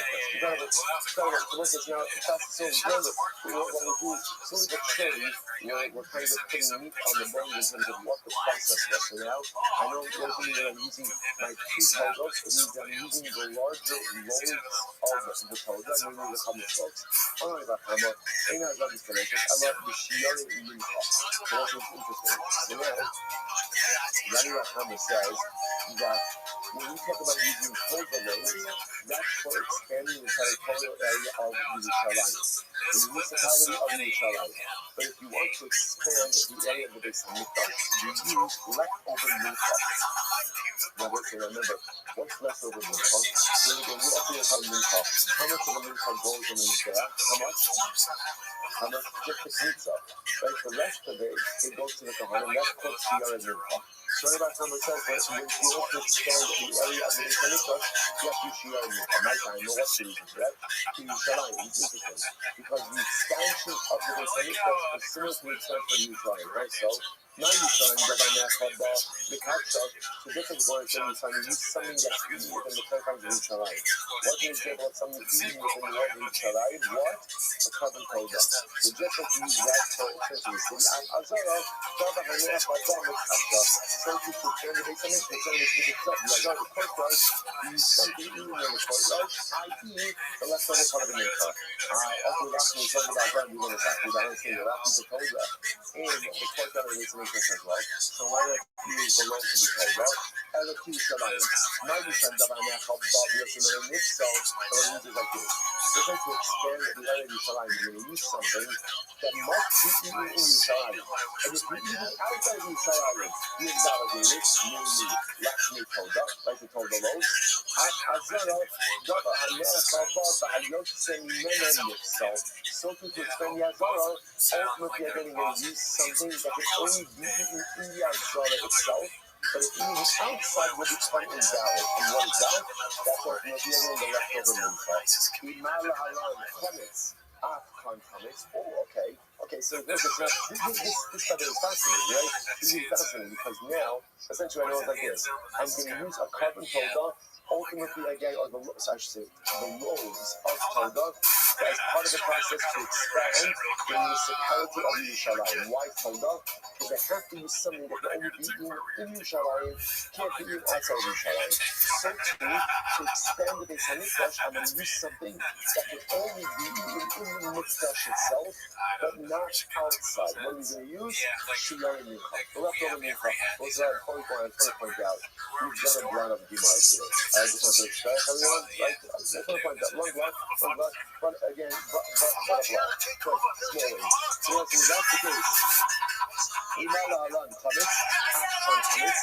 Also, that's the case. Okay, if you're going to compare them, that process for expanding the Beis Hamikdash to Yerushalayim, the Yerushalayim is just saying, what are you using? Not just using any Torah loaves. Which Torah loaves are you using? What are you using? The chametz loaves. So to expand the Beis Hamikdash, you should have to use something that is chametz as well. You know, it says, okay, the pizza, minchas chametz mi'izah, there is no mincha that is chametz.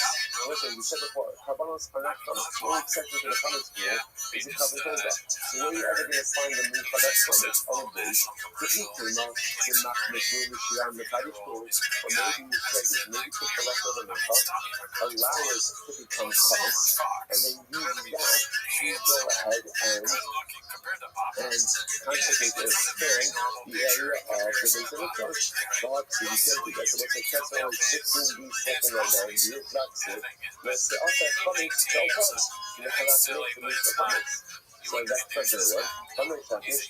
After this call comes, goes to after chametz. You said, remember again, you might have thought that after the mincha is offered up, and the Kohen gets the leftovers of the mincha, maybe the Kohen should be allowed to do with the mincha whatever he wants. Kamash Maron, no, you can't. Allah you can only go ahead and eat this lemon, somebody can't allow to eat them butters. So the Gemara says, I'm not why not? Listen, because I'm still trying to do it. We're trying to figure out, is there some way to utilize chametz to expand the area of the Beis Hamikdash? To use the consecration process for Beis Hamikdash expansion. What a lot of those who get captured in the target to stay lechem backfires. Listen to this. There is another carbon that is chametz, which is what? The stay lechem on Shavuos. This is there also. And the Slam brings down that the avoda ultimately is the food preparation for as much as all its stira is a preparation for Shavuos, but the preparation for Ernest begins on Lag Bomer. So incredible again, scale up. We just had a Shavuos reference on Lag Bomer. Incredible. So what about scale up? That is chametz. As for the scale up, and back there is we shouldn't do that. That's all I can't do. Why not? Listen, now watch this. So we'll say, now again, here's what we're doing, right? You might be explaining. We're going to use these chametz loaves of Todah to go ahead and expand the area of Yerushalayim. So now we're saying also we're going to use a couple of minchah to go ahead and expand the area of Israel. But it doesn't have to be the minchah. It just has to be anything that needs to be eaten within the confines of the Beis Hamikdash. But I was trying to find something chametz. This way again, the process is split online. So let's use the scale lesson, which is the unique harmonic offering for Shavuos.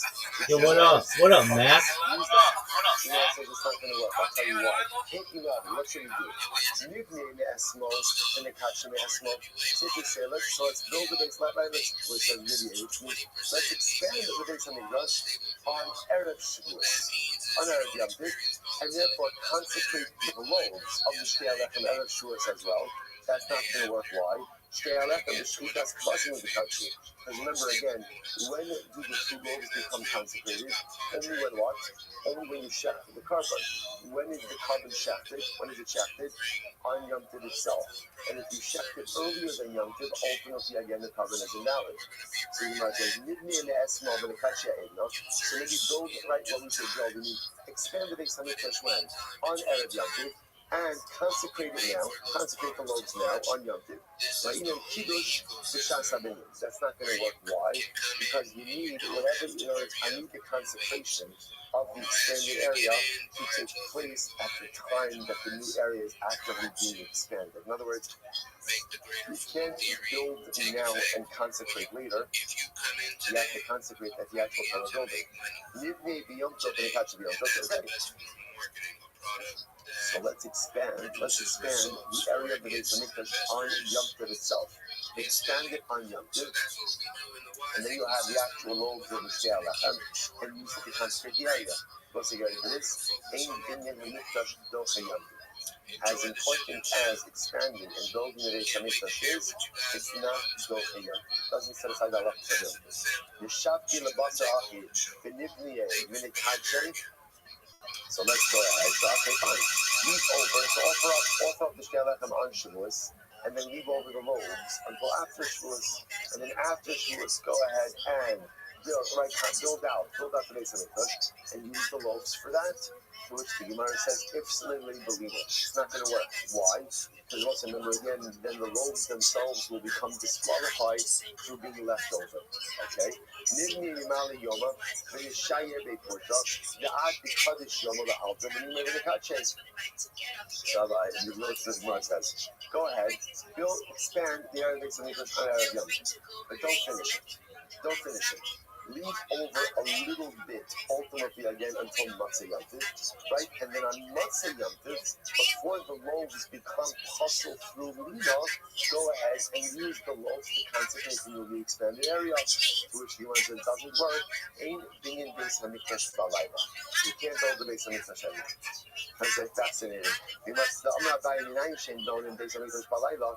From where do we know that we don't build the Beis Hamikdash at night? Shneimar u'biyom hakimes hamishkan. Because it says on the day that they erected the Mishkan, biyom mashimo balayla in mashimo. By day you can put up the Mishkan. At night you cannot put up the Mishkan. Hilchach lo eshar. Therefore there is no way ultimately again to use anything chametz ultimately for the dedication of the expansion of the Beis Hamikdash. Therefore, I will say, what do we left with over here? So remember again, we now understand that there's two distinct processes. One for going ahead and expanding the area of Yerushalayim Kodesh, and one for expanding the area of the Beis Hamikdash. What do you use for the expansion? So there's many pieces, but both of them require the use of karbanos, right? Sacrificial items. What type of sacrificial items? Type of sacrificial item that can only be eaten in that particular area, not outside. So in Yerushalayim, you'll use total loaves. Total loaves, why? Because total loaves can only be eaten in Yerushalayim itself, not outside the walls. And if you move it outside the walls, it's possible. Which total loaves do you use for the consecrated expansion of the city? Chametz. How many chametz loaves out of the 40? 10. What are they referred to as the large loaves? Even though it's the same volume of flour. For the chametz and the non-chametz, ultimately, again, the non-chametz, the matzah ones are made into 30 loaves, 10 of 3 types. Chametz is only one type of 10 loaves. What are you going to use for the expansion of the Beis Hamikdash itself? So we're going to use shiarei mincha. Shiarei mincha. Leftover mincha of the Kohanim is the carbonic item that is used for the ritualistic expansion of the Beis Hamikdash. Why not use chametz as well? Simple answer is, you can't find something that is chametz to be used in that sense. Rabbi say, shkoyach, tremendous, right? We'll stop over. What's the coming attraction? Tomorrow's daf. Ridiculous. Absolutely ridiculous. Some Haggadah, some beautiful hashkafa, everything in there. We'll say, tremendous week. Schus Torah with all of you. A good night of Shabbos. All right, Chevron Zing. A good night of Shabbos, everyone. I think it's just all right. I tell you, yourself, Chevron, a good night of Shabbos. For the Chutz, Chevron, a good night of Shabbos as well. See everyone next week. Alright, congratulations to you, man.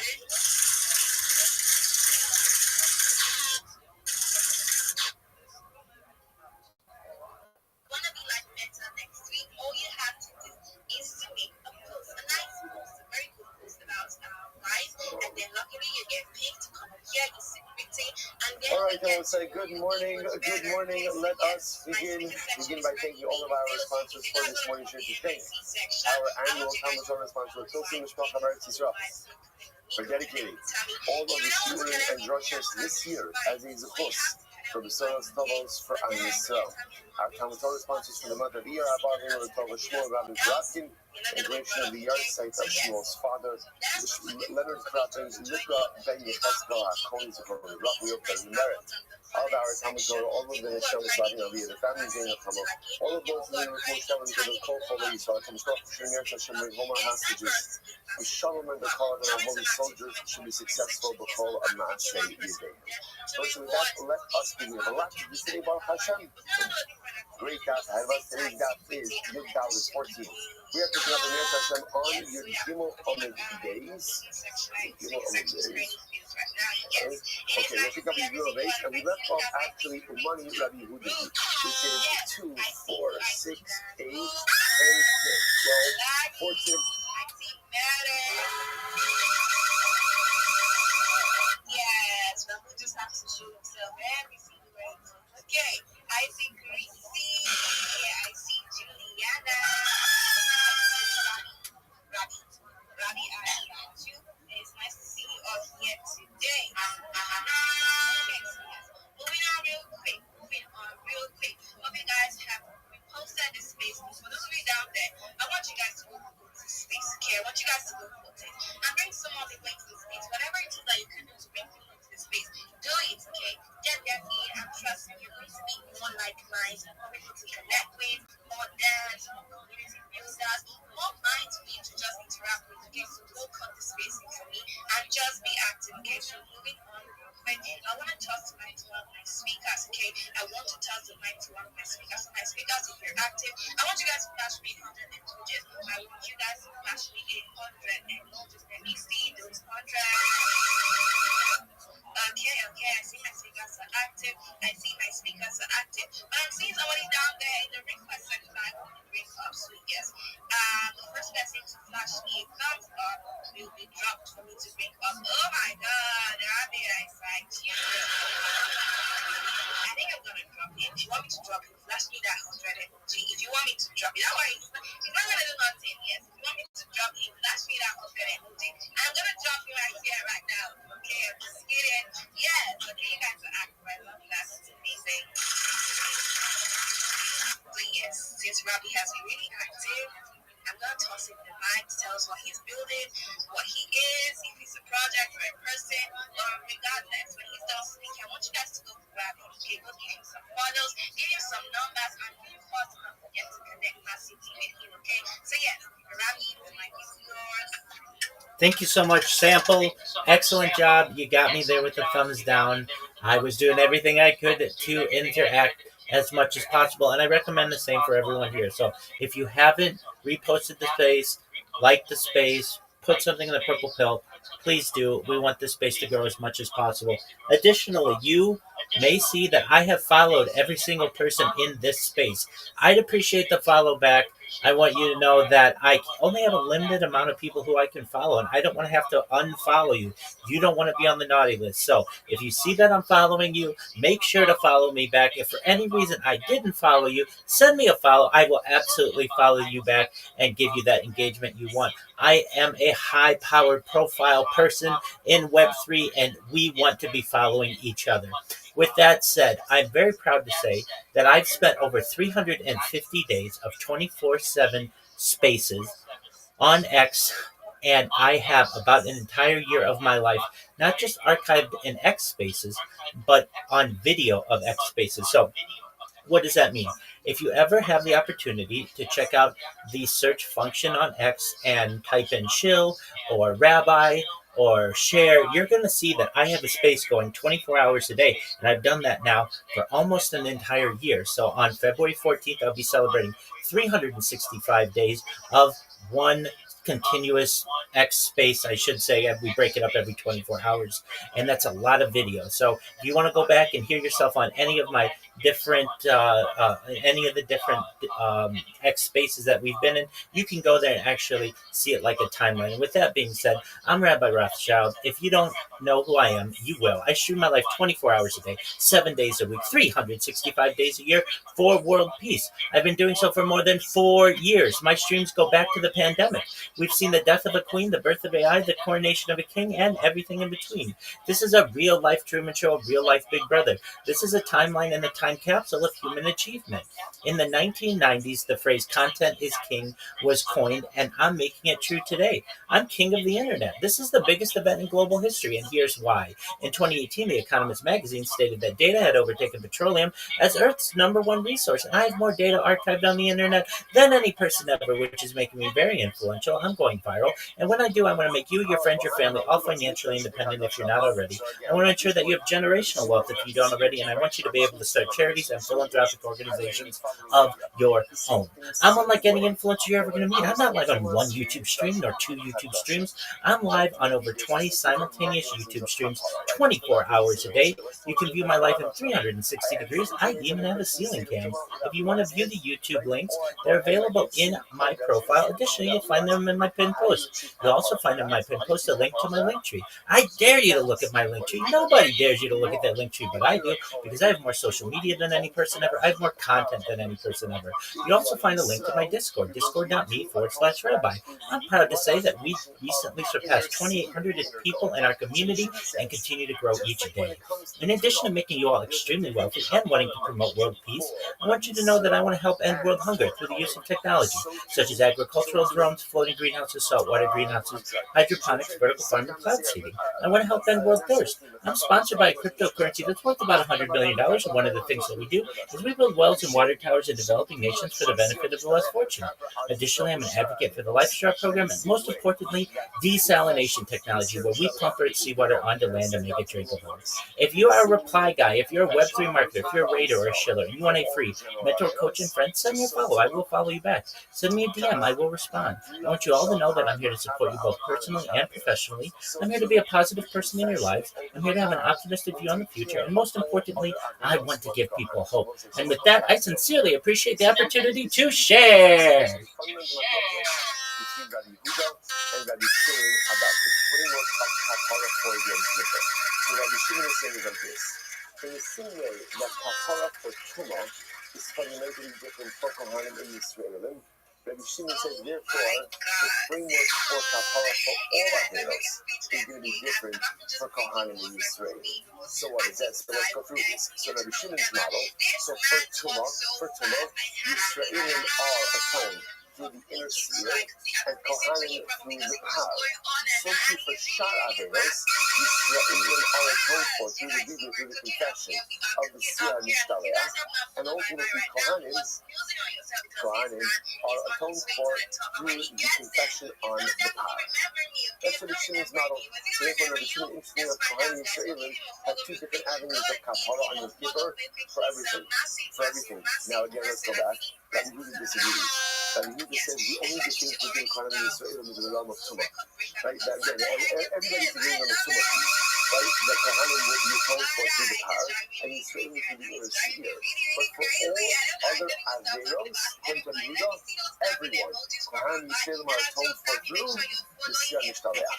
So it's a fundamental machloket in the framework of kapara. Incredible. Rabbi Shimon, Havadai Bushvu, my Bushvu. So Rabbi Shimon, here's the issue. The pasuk that we just quoted clearly creates a commonality in kapara. Right? Creates a symbol. You're good, girl. A common thread for kapara. Seems to unite all the problems on the kapara process. But according to Rabbi Shimon, there's two distinct avenues of kapara that are unfolding like in a parallel sense for Kohanim and for Yisrael. What's going on over here? What the Gemara says, my Bushvu. So how is there a commonality? The Bnei Kapara Minu, the Gemara says, Kochad v'chad v'chata b'nei Shai. So we should say like this. What the pasuk is saying is as follows: there's kapara for everyone. It's actually a beautiful thing, right? There's kapara for everyone. So whether you're a Kohen, a Levi, a Yisrael, whatever you are, there is kapara for you. That's the commonality in the kapara experience. But that's where the commonality ends. What happens after that? Everyone has their own avenue of kapara. Incredible. So we want to say, that's not wrong. So we want to say, my time may, Rabbi Shimon. So what's Rabbi Shimon's logic? Right? Let's start again. I won't say essentially what everything does is let's start with what everybody agrees with. What does everybody agree with? What does everybody agree with? Tumah. Everyone agrees that the mechanism for Tumah kapara is the same. Right? So Yo, what up? Everyone agrees on the mechanism. Yisraelim are atoned for through the inner seer and Kohanim through the power. These are both offerings of Yom Kippur. Okay, so where lies the machlokas? The machlokas is really about the seer la'azazel.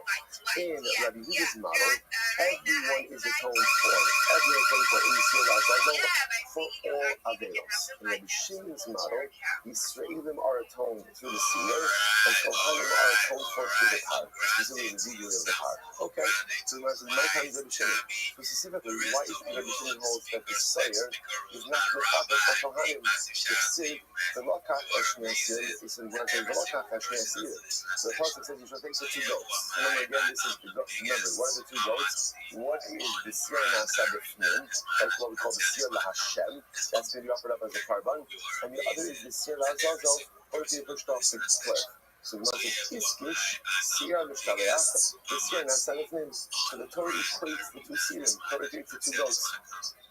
The goat that is pushed off the cliff, and the goat that is done on the inside, the Shir Hashem, Nasir Hanaseh B'fnim, Ein Mechaper Al Kohanim Al Tumas Mikdash V'Kadashot. So just like the inner seer is not Mechaper for Kohanim. Remember, again, everyone's agreeing. What is the inner seer doing? What is it doing? It's for Tumas Mikdash V'Kadashot, for Klav, for Yisrael. So just like the inner seer, that just got me like 20 people. That's such a better strategy.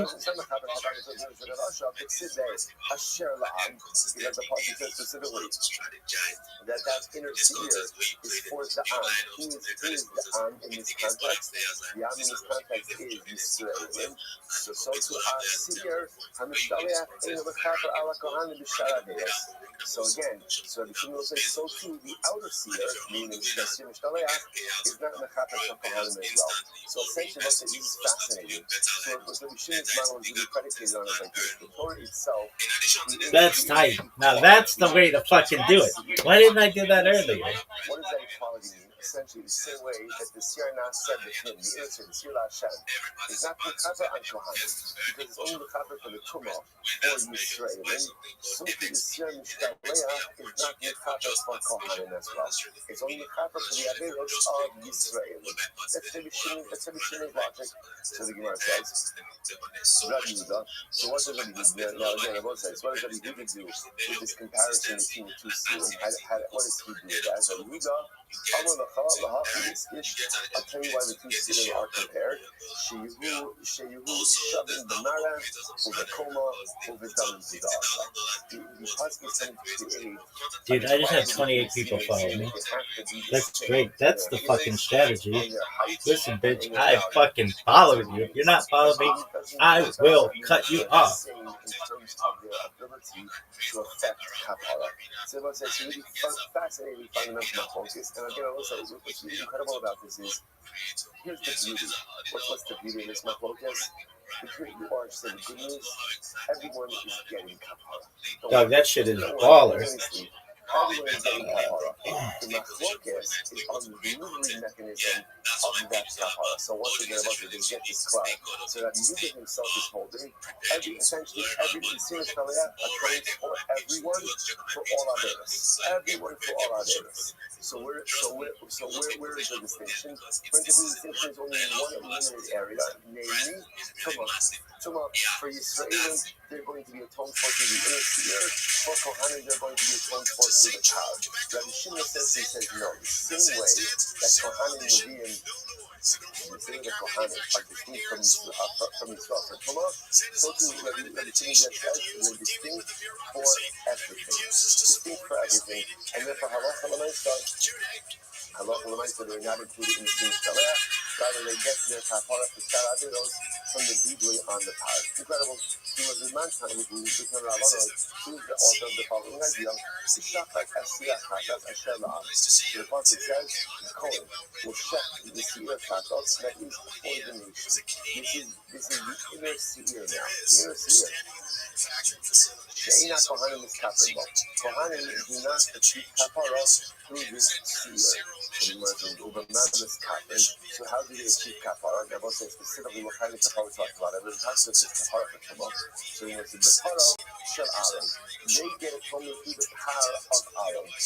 Okay, so when it's the the power shel Aaron, you might have thought that Kohanim, other Kohanim, cannot get kapara through the power of Aaron. After all, Shari Kvar Nemar, because the pasuk already says Asher Lo. So interestingly enough, when it comes to the power of Aaron, what does the pasuk say? Asher Lo. What does Asher Lo mean? It's his. So I would have thought that literally, again, the power of Aaron only works for Aaron. Only works for Aaron. To which the Gemara says, but if that's the case, so Kohanim don't get kapara through the seir hana'astaritim, and they don't get kapara through the power of Aaron, so then we have a problem. What's the problem? Where do Kohanim get kapara from? So you want to teach you over Yechaper ala Kohanim, when the pasuk ultimately says, speaking about the power. Speaking about the power of Aaron, Yechaper ala Kohanim, Masina lohen kapara. I'm sorry, I should get I can't have myself. But the pasuk says, the pasuk says that there is kapara for the Kohanim. So Masina lohen kapara. You see that Kohanim do get kapara.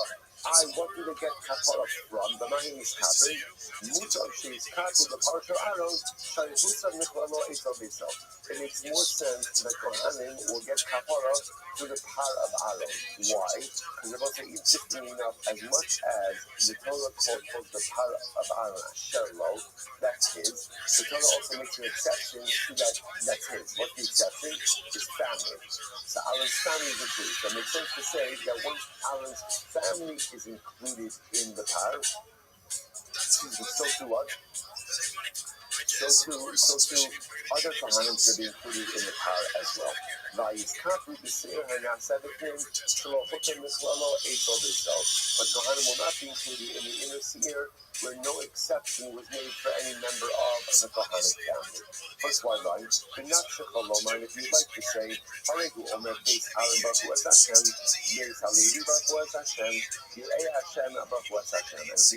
proof to this, look at this passage. It's not immediately clear what that proof is. You might want to wait for the right to now, and it will become clear. You might be who's the author of this right to be just quoted? Rabbi, the author of Rabbi Yehuda. It's not Rabbi Yehuda. Why not? Because they both say, what did the Brisa say? The Brisa said that Kohanim are not atoned for through the same Mishtareach. Now, if it was Rabbi Yehuda, Ha'amar Kohanim, Yisrael Kapara, the same Mishtareach. ultimately, again, Rabbi Yehuda holds, Rabbi Yehuda holds that even Kohanim are atoned for through the Sir HaMishtabreach. You must be Umani, so whose opinion is it? Rabbi Amar, Rabbi Shimon, it must be Rabbi Shimon, from a Kohanim, Inran Kapar of the Sir Mishtabreach. Because again, Rabbi Shimon is of the opinion that Kohanim do not achieve atonement through the Sir Mishtabreach. Rather, again, according to Rabbi Shimon, Kohanim achieve atonement ultimately through what? Through the degree on the par. Abai is not necessary. I feel Rabbi Yehuda. The base speaking me Rabbi Yehuda. How so? All the Rebbe needs to say, Mi'ato, Ein Lahem Kapara, which must be touched with Kadasha. You might have thought that when you look at Kohanim have no mechanism for Tara, right?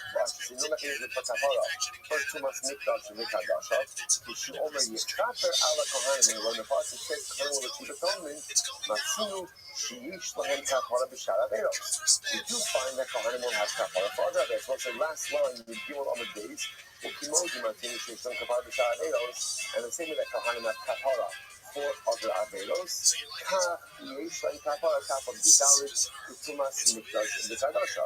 therefore, again, the same way that the Torah itself tells us, like will say, Torah doesn't tell us how, but explicitly how, but the Torah does tell us that Kohanim achieve Kapara for Shar Averos. So the same way that Kohanim are getting the Kapara for Shar Averos, they also should what? Get Kapara for Tumas Mikdash V'Kadasha. Top of the Davi 14a. First edge of the first line, end of the first line. But not in this captain. But how do Kohanim achieve Kapara? Mutar is Kapara the Parosha Aaron. It makes sense that at least the Tumah it should be covered under. It should be covered under the power of Aaron. Why? Because halacha l'maisa, there's already an exception. Even though again, the Torah calls the power of Aaron a shared load, which makes it like it's only for him, but it also includes his family. Once it includes his family, it makes sense to what? Also include other Kohanim. Incredible. So it makes more sense to include them in the power of Aaron, where there's already an allowance for his family, as opposed to the inner seer, where there is no allowance for other Kohanim. Rather, again, it's clearly made to function for Yisrael. In Nafshe Chalomar, if you'd like to say, Haregu Omar, in addition to that, you can also say, Beis Aaron Baruch Hashem, my in Nafshe Chalomar, what exactly did the Gemara do by bringing that pasuk? I'll tell you what. You'll say, but how can you do that? The pasuk explicitly says that the power is only works for who? For Aaron Ubeso. And which sounds like what? His immediate family. So how can you include the rest? Gans Kohanim. How can you include the rest of Kohanim in the family of Aaron? What's the answer? The Gemara says, Kulon Kruyin Beso. All Kohanim are called the family of Aaron. Where do we know that from? Shneemar Beis Aaron Baruch Hashem. Who's Beis Aaron? Who's Beis Aaron? Gans Kohanim, right? All Kohanim. And therefore, what do you see from here? When the Torah makes an allowance, ultimately, again, for the family of Aaron to achieve atonement through the power, who is included in the family of Aaron? Are the entire community. Incredible. So you want to say, Shema Beis Aaron Baruch Hashem, Yirei Hashem Baruch Hashem. Incredible. So the Gemara says, V'hai Asher La'am Ba'achnu Da'asa. 1 second. Is that phrase Asher La'am? And I will say, now the Gemara wanted to suggest beforehand that the pasuk by the Siyar Nasa B'fnim, the pasuk by the inner seer says Asher La'am. Asher La'am, the Gemara interprets to mean it only works for atonement for Yisraelim, but not for Kohanim. Interesting, it's coming to exclude Kohanim. I will say it's a very interesting drasha about it, because generally, the way these types of drashas work, generally Yisraelim are excluded from Kohanim. Here it's fascinating to see a drasha where Kohanim are excluded from Yisrael, and Kohanim are excluded from that phrase called Am, which is fascinating in and of itself. That is, I just want to point out something incredible. That as much as there is Kedushas Kahuna, there's something better than Kedushas Kahuna. I'm sorry, Kohanim. Right? You know what's better than Kedushas Kahuna?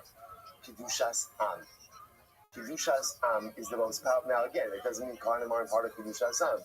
But there is something ultimately, again, to the Kedusha of the masses that the Kohanim don't have. And there's something powerful about the Kedusha of the Kahuna that the masses don't have. Everyone has their own unique Kiddusha. Incredible. So the Gemara goes like, Asher la'am, so the Gemara says, Asher la'am la'achidasa. What I'm saying, is that what that phrase comes from? Is that phrase used to teach us that Kohanim are excluded from the Sir Na'aseh B'fnim? So the Gemara says, Hani Be'elei, the Kamar Rachmana, Nida'am. Let me help you. That pasuk is answering for something else. The money for the Sir Na'aseh B'fnim has to come from the communal coffers. So as both say, if I come along and I say, you know what, truth is, I would take this opportunity. Imagine somebody said to you, there's a dedication opportunity open, right? Dedication opportunity to dedicate and to sponsor the Sir HaNa'aseh B'fnim of Yom Kippur. I would say, who would not take that opportunity? Right? So again, the Gemara says, sorry, not open, taken. It's got to come from communal funds, which I would say is fascinating in and of itself. Now, why does it have to come from communal funds? Because it's a communal offering. Communal offerings cannot be privately sponsored.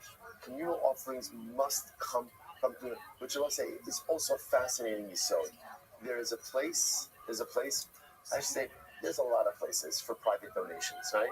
But then there are certain things that have to come from the tzibur. Certain things that all of us need to get involved in and cannot be carried by any one individual. So the Gemara says, when it says that the carbon comes from the am, that means that the carbon has to come from communal funds. That's what it's teaching us, not to exclude Kohanim. And the am, and the Gemara says,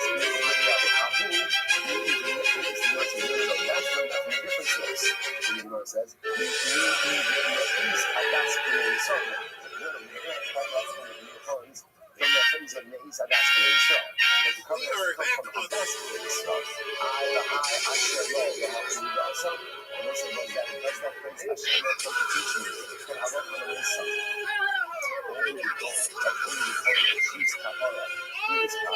someone says, hi, we need that shut up for something else. We shall see. And that's what it's interesting. So we see that the Sierra 17, the inner Sierra of Kippur, has to come from the funds to not be privately sponsored. The part of the Kohen Gadol must come from his own money and cannot come from communal funds. Gemara says, Yoko, well, nothing shall see, but she doesn't see what's happening, bro. Now, you might have thought, okay, so the Kohen Gadol, he can't bring his power from communal funds. You know why? Because the power of the Kohen Gadol does not affect communal power, does not affect communal kapara. But I might have thought that perhaps you could make a collection amongst his fellow Kohanim and go ahead and bring the power from that money. Since Kohanim do get kapara from it, Talmud Lomar Asher Lo. Therefore, the pasuk says no. Even though, as we've established, that the power will atone for other Kohanim, it must be paid for by the Kohen Gadol himself.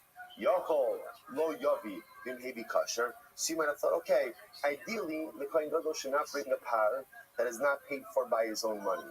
But if he brought that kind of power, it should still be kosher. Talmud Lomar Shuv Asher Lo. So therefore, the pasuk says a second time that the power has to belong to the Kohen Gadol, saying, Shana alav akasav la'aki. We'll say sometimes in the Torah says something twice. Is to teach you what? That it's li'kuva, that you have to have, that this is an indispensable piece of information. And therefore, again, it's not just that the power should be bought with the Kohen Gadol's money, but if it's not, it's okay anyway. No, it's got to be bought with this money, and if it's not, the power itself is going to be puzzled. So the Gemara says, this is what the Tana was bothered by. The Gemara says, why is it that ultimately, again, why is it that ultimately the am is not, it's not, why is it that halacha l'maisa, that the am is not included in the kapara? The Gemara says, Delo kachasri be mamone dichsiv asher la'am. The ultimate beginning will say, this is incredible. You cannot achieve kapara in something you did not spend money on. Isn't that incredible? You cannot achieve kapara with something you did not spend money on. Kapara requires sacrifice. If you're not willing to give up something, kapara is not achievable. We'll say, we kind of, we see this concept in many different ways. Sometimes what stands in our way of becoming true Bali Tshuva? Let's be honest, right? It's too early not to be honest, right? What stands in our way of not becoming true Bali Tshuva is we're really not willing to give up certain things, and we're not willing to stop doing certain things that stand in our way. In other words, I have a sincere desire to be a better person, and I have a sincere desire to change my life. I'm just unwilling to let go of certain things that are holding me back. Chazal have a term for this. What is it called? It's called Toda Sheretz Biyada. Right? So all of us have our shvatzim in life that we hold on to. Right? It's the things that I know are not good, they're not healthy, they're not helpful, they're toxic, maybe they're sinful, or maybe they're just detrimental, right? And I know it. But here I am, right? I'm strutting off to the mikvah, right? Doing my thing, ready to achieve Tara, and I'm dunking and dunking and dunking. And again, the mikvah represents all the beautiful things that I'm doing in life, and it's all incredible. And then I'm wondering, but I'm doing all this great stuff, but why am I not getting traction? And it's very simple. Look what you're holding on to. Look what I'm holding on to. I'm holding on to all of those shvatzim. As long as you hold on to the sherets, you can go into the most beautiful mikvah. You could engage in all the most positive and beautiful dynamic activity in life. It'll help, but you're not going to get anywhere. I don't get anywhere in life until I let go of my shvatzim. True kapara requires sacrifice. True kapara requires excising certain things from my being so I can move myself forward. Where it says, do you know how I know that Yisraelim are not included in the kapara of the par? Do you know how I know that? Because it didn't cost them anything. And if it doesn't cost you anything, you're not getting kapara. Kapara requires sacrifice. Purity requires sacrifice. Growth requires sacrifice. Whether it's sacrifice of my money, sacrifice of my time, or sacrifice of the shvutz and the stuff that I've been holding on to for a very long time. Hello, can you hear me? Actively holding me back. And again, the reality is, most of us go through life and we never let go of our shvutz. Now, the good news is, even if you, even if you never let go of your shvutz, can you accomplish great stuff in life? Can you accomplish? Yeah, Yo, can you hear me? But you never fully self-actualize. You never fully become the best version. Hey, Big Dog, how are you? To let go of the stuff. Excellent. Hey, I just sent you my social media strategy. If you do this, you'll be in the top 1% of social media marketers in the world. It's all free. It doesn't cost you anything. And then I also sent you how to get a job. Do you have a resume? Interesting about it is you have to walk around fully self-conscious all the time, right? Because okay, you do. Excellent. Is it optimized for Web3 or does it need to be updated? There's something else, like it's right there. Instead, what could I do? Currently what? Right? Well, I don't. Yeah, no, I understand. I don't need your resume. So long as you have one, that's good. Do you have a ZipRecruiter account, an Indeed account, a Career Builder account? Everything is fine. So it's okay. As long as the timing is perfectly centered, we're good to go. No, I know you have a Twitter account. Do you have an Indeed account, a ZipRecruiter account, a Career Builder account?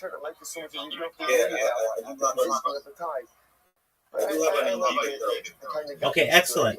When's the last time you applied for a job on Indeed? You know, so nice we go through life like that so much that we hold onto those shvatzim. When's the last time you applied for a job on Indeed? Instead of like those huge spots and I was let go of the stuff and move yourself forward. So much as that time I couldn't take it off because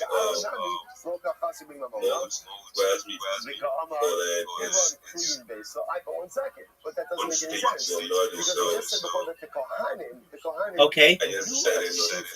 Hey, I understand. At least you got an offer. At least you got an offer. That's good. So are you? What kind of jobs are you applying for? So originally Rabbi Shimon had the same trade doing.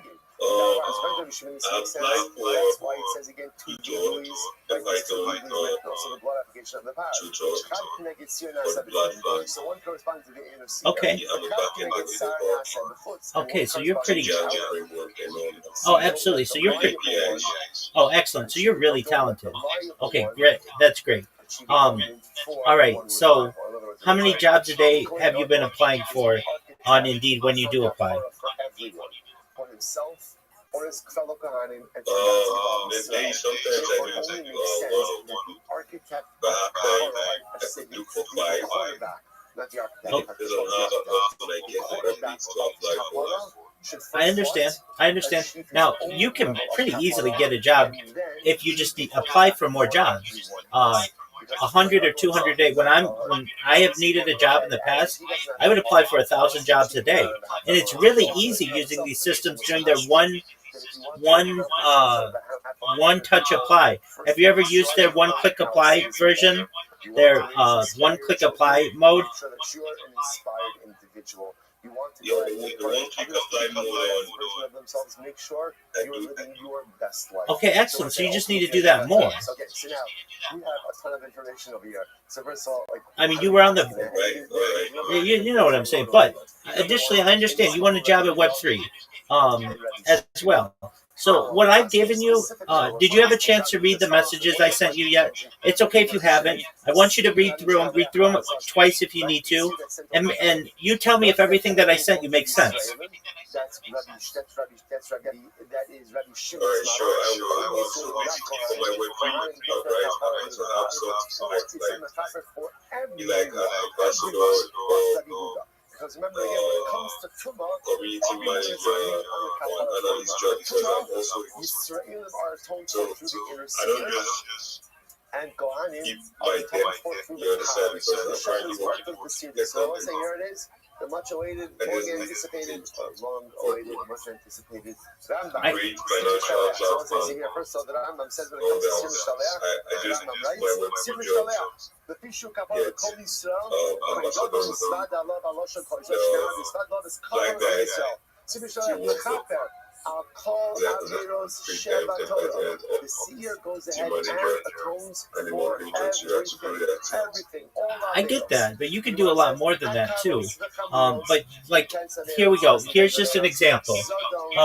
Fairy King. I want you to promote my project. I'm not asking you to do this, but I'm just saying hypothetically. I want you to promote my project on the internet. What are you going to do? At the end of the day, like Rabbi Huda, the seer Mishtaleh atones for everyone. Okay. Just any project that you say, right?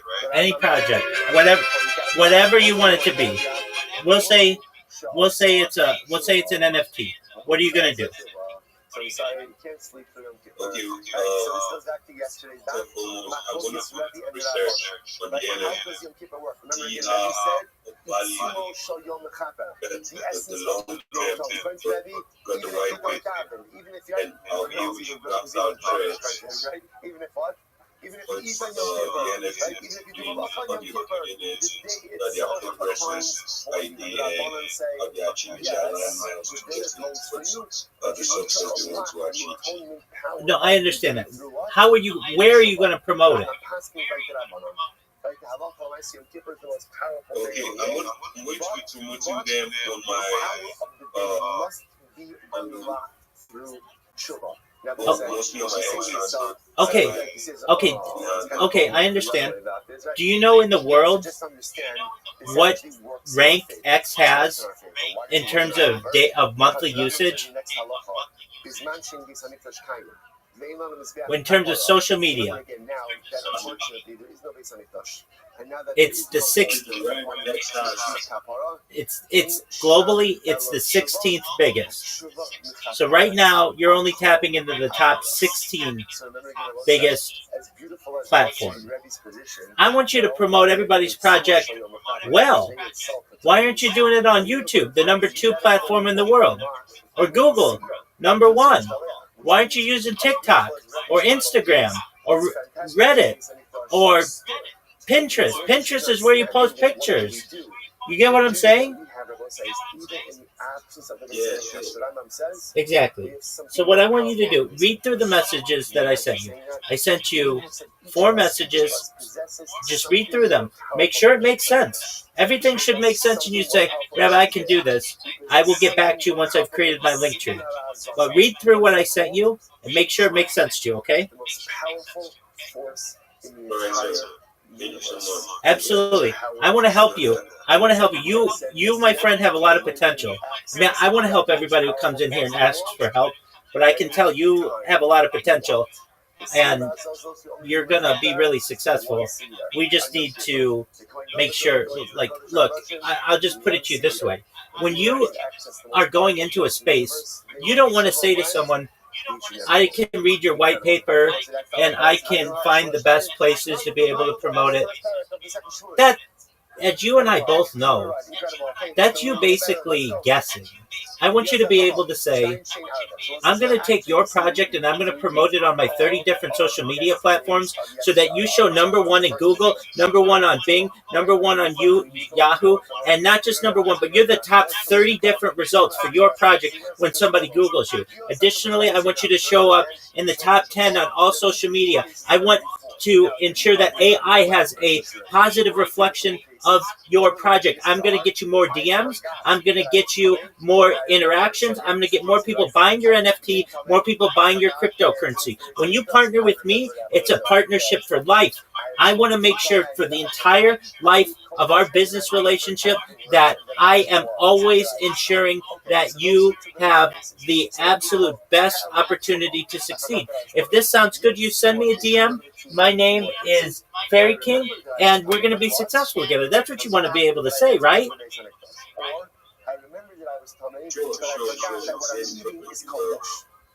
Exactly. So I'll help you to do all of that. What we'll do is, all you have to do is get the social media done. And by the way, everything I tell you is free. I don't want you paying for anything. Excellent. Once you do that, you're going to come back to me. I'm going to look at it, and I'm sure it's not going to be right. I've done this with, in the last 100 days, about 100 individuals, and nobody ever has it 100% right. And what do I mean? I say create these 30 different social media accounts, and people come back with 24 of them, people come back with 7 of them, people come back with 16 of them, and that's fine. If you ever have an issue and you're like, hey, I'm in Nigeria, or I'm in South Africa, or I'm in Rwanda, or wherever you are, you can use a VPN to make most of them. And if there are 1 or 2 that you can't get, that's fine. But when you're promoting a customer, they don't want excuses. They're going to want to say, anybody can promote me as a reply guy on X. There are thousands of reply guys on X who just sit there and hit the reply button and the like button and say, where's my money? I want you to be more, and you are going to be more. On top of that, then we're going to review, once all your accounts are made, we're going to review your resume. We're going to make sure that your link tree is updated on your profiles, and I'm going to be on you. I'm going to say, how many jobs did you apply for today? And I don't want to hear 1 or 2. I want to hear 100. And it's really easy. You just have to hit that button 100 times. You know you can do it in probably 10 minutes, get 100 jobs applied for. And then you're going to get people who are going to be connecting with you. And by this time next month, or perhaps in a couple months, you're going to have a full-time job as a back-end developer, which is what you want, bringing in real money. And then on top of that, you're going to be an excellent Web3 social media marketer. And I'm also going to help you with your pitch. So again, when you come in, you are enticing to people, and people are going to say, I'm going to connect with Fairy King because of their contacts, because they're going to promote me more places, and frankly, you're going to do it for a reasonable price, and you're going to make people successful. So I'm going to help you do that all for free. And so in the meantime, you create the social media, and when you're done, you come back to me, okay? And if you have questions, you can come back to me. Thank you so much. Yeah, excellent question, Fairy King. Yeah, Proton Mail. It's free, and it'll put you anywhere you want in the world. So Proton VPN, it's the same people who put out Proton Mail, the email service. Proton VPN is based in Switzerland, and it's free. It's the one that I use. No, it's Proton. Hold on. Yeah, I can send it to you. It's Proton, Proton, not Proton. Proton. Like you have neutrons, electrons, protons. It's Proton, Proton. I sent it to you. So let's say Kalisol decides to send it to the side. Yes, you sir. want to expand the base matrix. So expand the footprint of Proton the VPN. Okay. How do you add on to the base matrix? So start the stuff. Remember, you have to add on. You're welcome, my friend. If you have questions, come back to me, okay? How does that happen? It's incredible. Excellent, very. Thank you.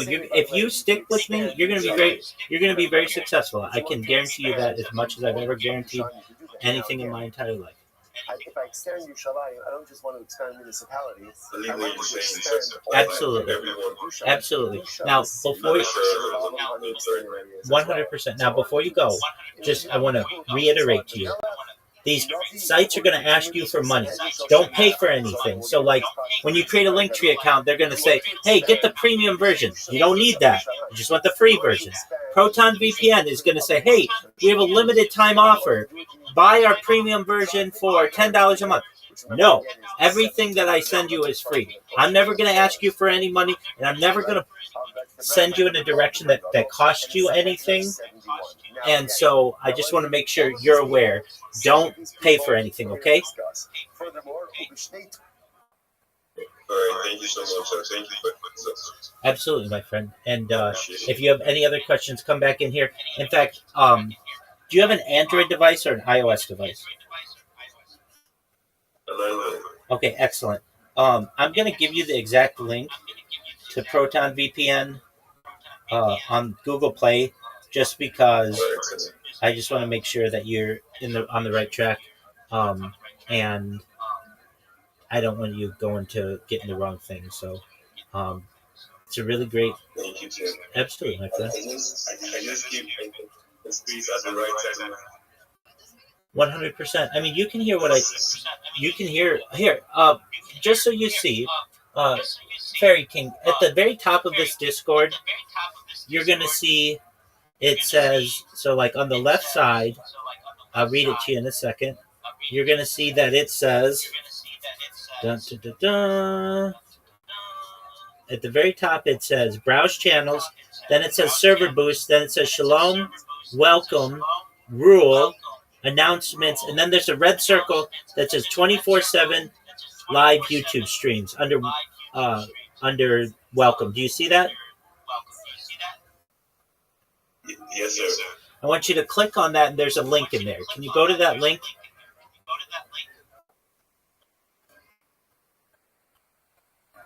Sir, can you hear me? Yes, sir, I can. So, Okay, so on with the Discord, right? yes, sir.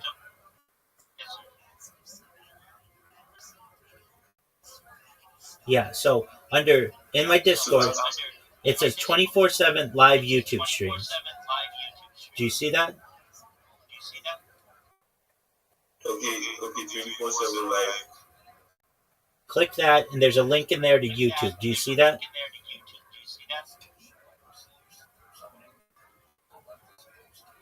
If you don't see it, it's fine.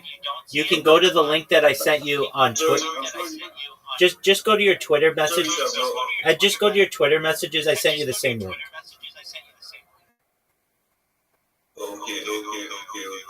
Thank you. So check. I was thinking,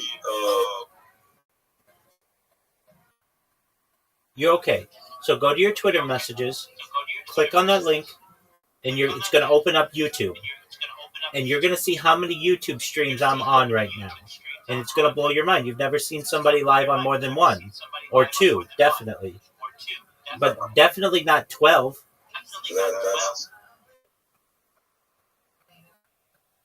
So what I can tell you is everything that I'm telling you is recorded right now. So you can say, look, of anybody who puts themselves out there as honest a person as I can be, I do. Nobody lets you watch them sleep. I do. Nobody records all of their conversations going back for 4 years. I've been doing this. 4 years. So you're part of history, and you can feel with some assurance that this is the right person to connect with, whom to connect. Thank you so much, sir. Thank you so much, and like this birthday is coming up on the 27th of February, and I made it.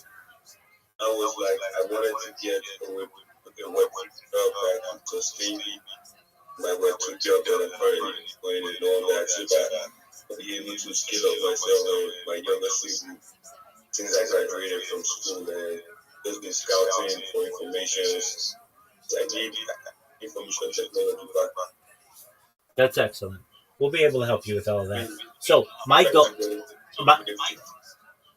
goal for your birthday by the 27th of February is to put you in a place where you have found a regular 40-hour-a-week job working remotely as a back-end developer, or at least you're really close.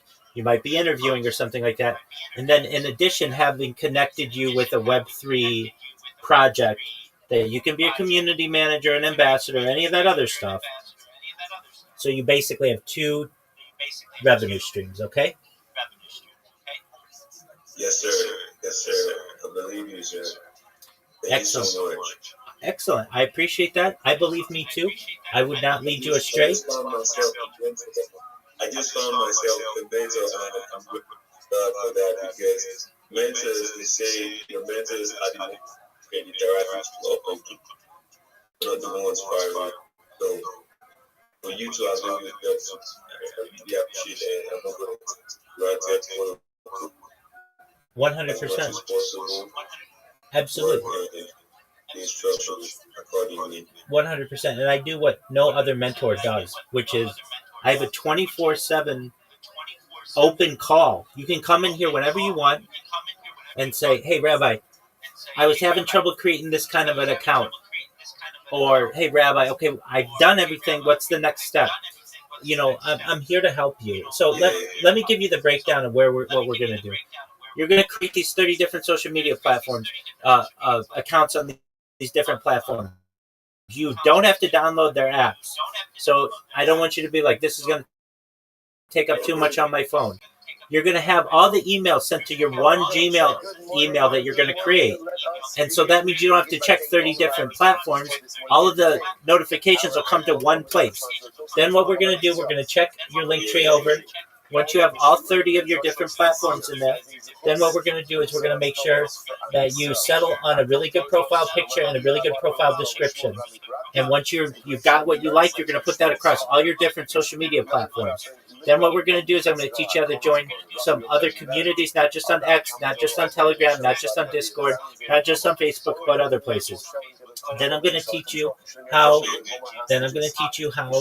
to really get it, like we're going to work on your profile for Indeed and ZipRecruiter, and you just need one job. You don't need 100 jobs. You just need one job as a back-end developer, and you'll be able to get that. And I'm going to be on you. I'm going to say to you, I'm not satisfied, and you shouldn't be either with you just applying to one job or 5 jobs a day. It literally is all you have to do is sit there and hit the button. When you're going to the bathroom, you can just hit that button, and you're going to get a job hopefully by the end of the month by doing that. You were really close before. And then what we're going to do is I'm going to teach you how to pitch so that you come into a space and you don't say, hey, I'll look over your white paper. I mean, that's fine, but that's the bare minimum. You're going to come in and say, hi, everyone. My name is Fairy King, and I'm a Web3 marketer. I would love to help promote your project on my 30 different social media platforms. What this is going to do for you is it's going to help you to rank higher on Google, the #1 website in the world. You are going to rank higher on YouTube, the #2 website in the world. You're going to rank higher on TikTok, the fastest growing social media platform in the world. We're going to make sure that AI has a positive reflection of your project. We're going to make sure that you rank higher in social media and in search engines. I'm going to make sure that you get more DMs, more people who are interested in your project, more people who are getting impressions from your project and your posts. I'm also going to make sure that you are getting more people buying your NFT or buying your cryptocurrency or learning about it, whatever it is that you do. If this sounds attractive to you, I want you to send me a DM I'm Fairy King, and I'd love to work with you. It's something short and simple like that. And then I'm going to say to you, Fairy King, did you apply to 100 jobs today? And you're going to say, yeah. And I'm going to say, what did you do in your free time? And you're going to say, I went into different chill and chills, and I said what you always say, which is what I just said. And you're going to get people on a daily basis who send you a DM, and they're going to say, okay, Fairy King, what's the price? How much for you to promote my project? And you're going to say, well, I can post it on 5 of my social media platforms for $5, 10 for $10, or all of them for $20.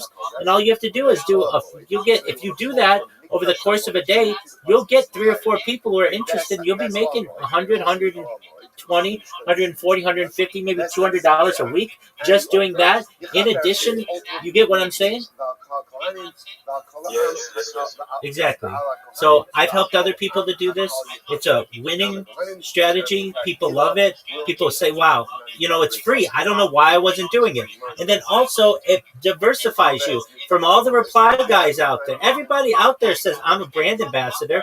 And I say, okay, cool. Do you have a YouTube account? And they're like, no. Well, YouTube's the #2 website in the world. Why don't you have a YouTube account? And they're like, well, I don't really know. It's just like they're just saying what they hear people say.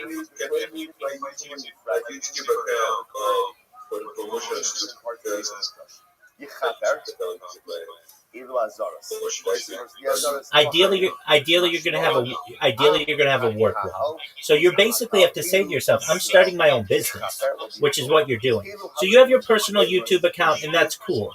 But you want to have a business YouTube account, and then when people will go to it, it will be all the different projects that you've promoted over the course of your career. Does that make sense?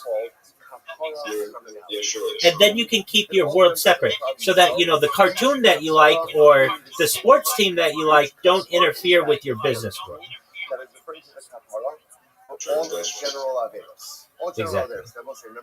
And then I'm also going to help you to put content on this social media, on these platforms. So once you create all of the different accounts, then we're going to put some quality content. We're going to create short videos for free using Grok that just basically say, hey everyone, my name's Fairy King. I'm a Web3 marketer. I would love to help promote your project. Send me a DM if you're interested. We're going to create 10 of those so that your YouTube account isn't just blank. You just don't have skeleton accounts. It's robust. It has something there. We're going to put some meat on those bones, essentially. And then when you have your first few clients who go and take a look at your profiles, they're going to say, oh, okay, well, at least I won't be the first thing on their social media platform, on their social media account. They've got Fairy King has something on here. And then you'll do a couple jobs for some people, and then all of a sudden you're going to be doing 10 and 12 and 14 and 16 and 18 and 20 different videos for different projects, and it's going to add up, and you're going to help people long term. And not only are you going to make a difference in your life, you're going to make a difference in people's projects. And some of them may say to you, look, Fairy King, I don't have a budget to be able to pay you, but I'll give you my cryptocurrency. I'll give you 1,000 of my cryptocurrency. And you know what you're going to say? Absolutely, go for it. Because you know what? Someday that might be worth a lot of money. And you'll take it. Your accounts are already made. All you have to do is just use your thumbs and basically repost some stuff. All the hard work's going to be done for you, if that makes sense. Excellent. So what I want you to do is read through the messages that I've sent you, make sure it all makes sense, and then start creating your link tree. And once your link tree is done, and it looks like the one that I sent you as an example, come back to me. If you have questions, I'm here to help you, okay? Go ahead. Just like when it comes to Tumah, there's a different kapara for a Yisrael and for so too, I'm sorry. כשם שגם בסיר, נעשה בפנים לחפה, אפשר לעשות משקדשות. כך אתה מתן מחפה, כאן לעשות משקדשות. וכשבידויו של סיר משתרק על ישראל בשאר הדרוס, and it's that the confession for the Sir Mishtalech, which is the law that is sent out to the Romans, in the secret that confession holds for Klal Yisrael, and all general Avero. So too,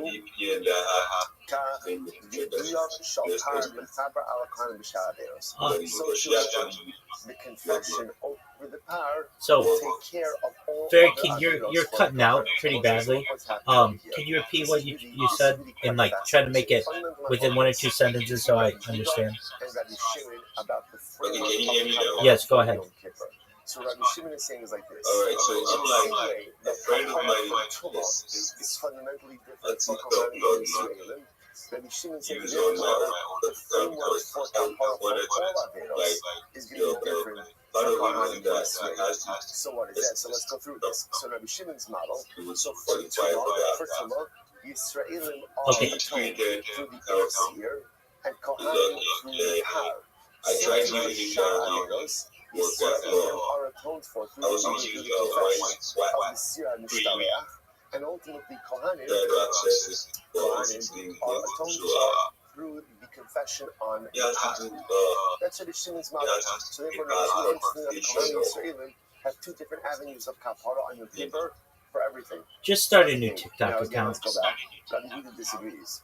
Rabbi Huda says the only distinction. And this one's your business TikTok account.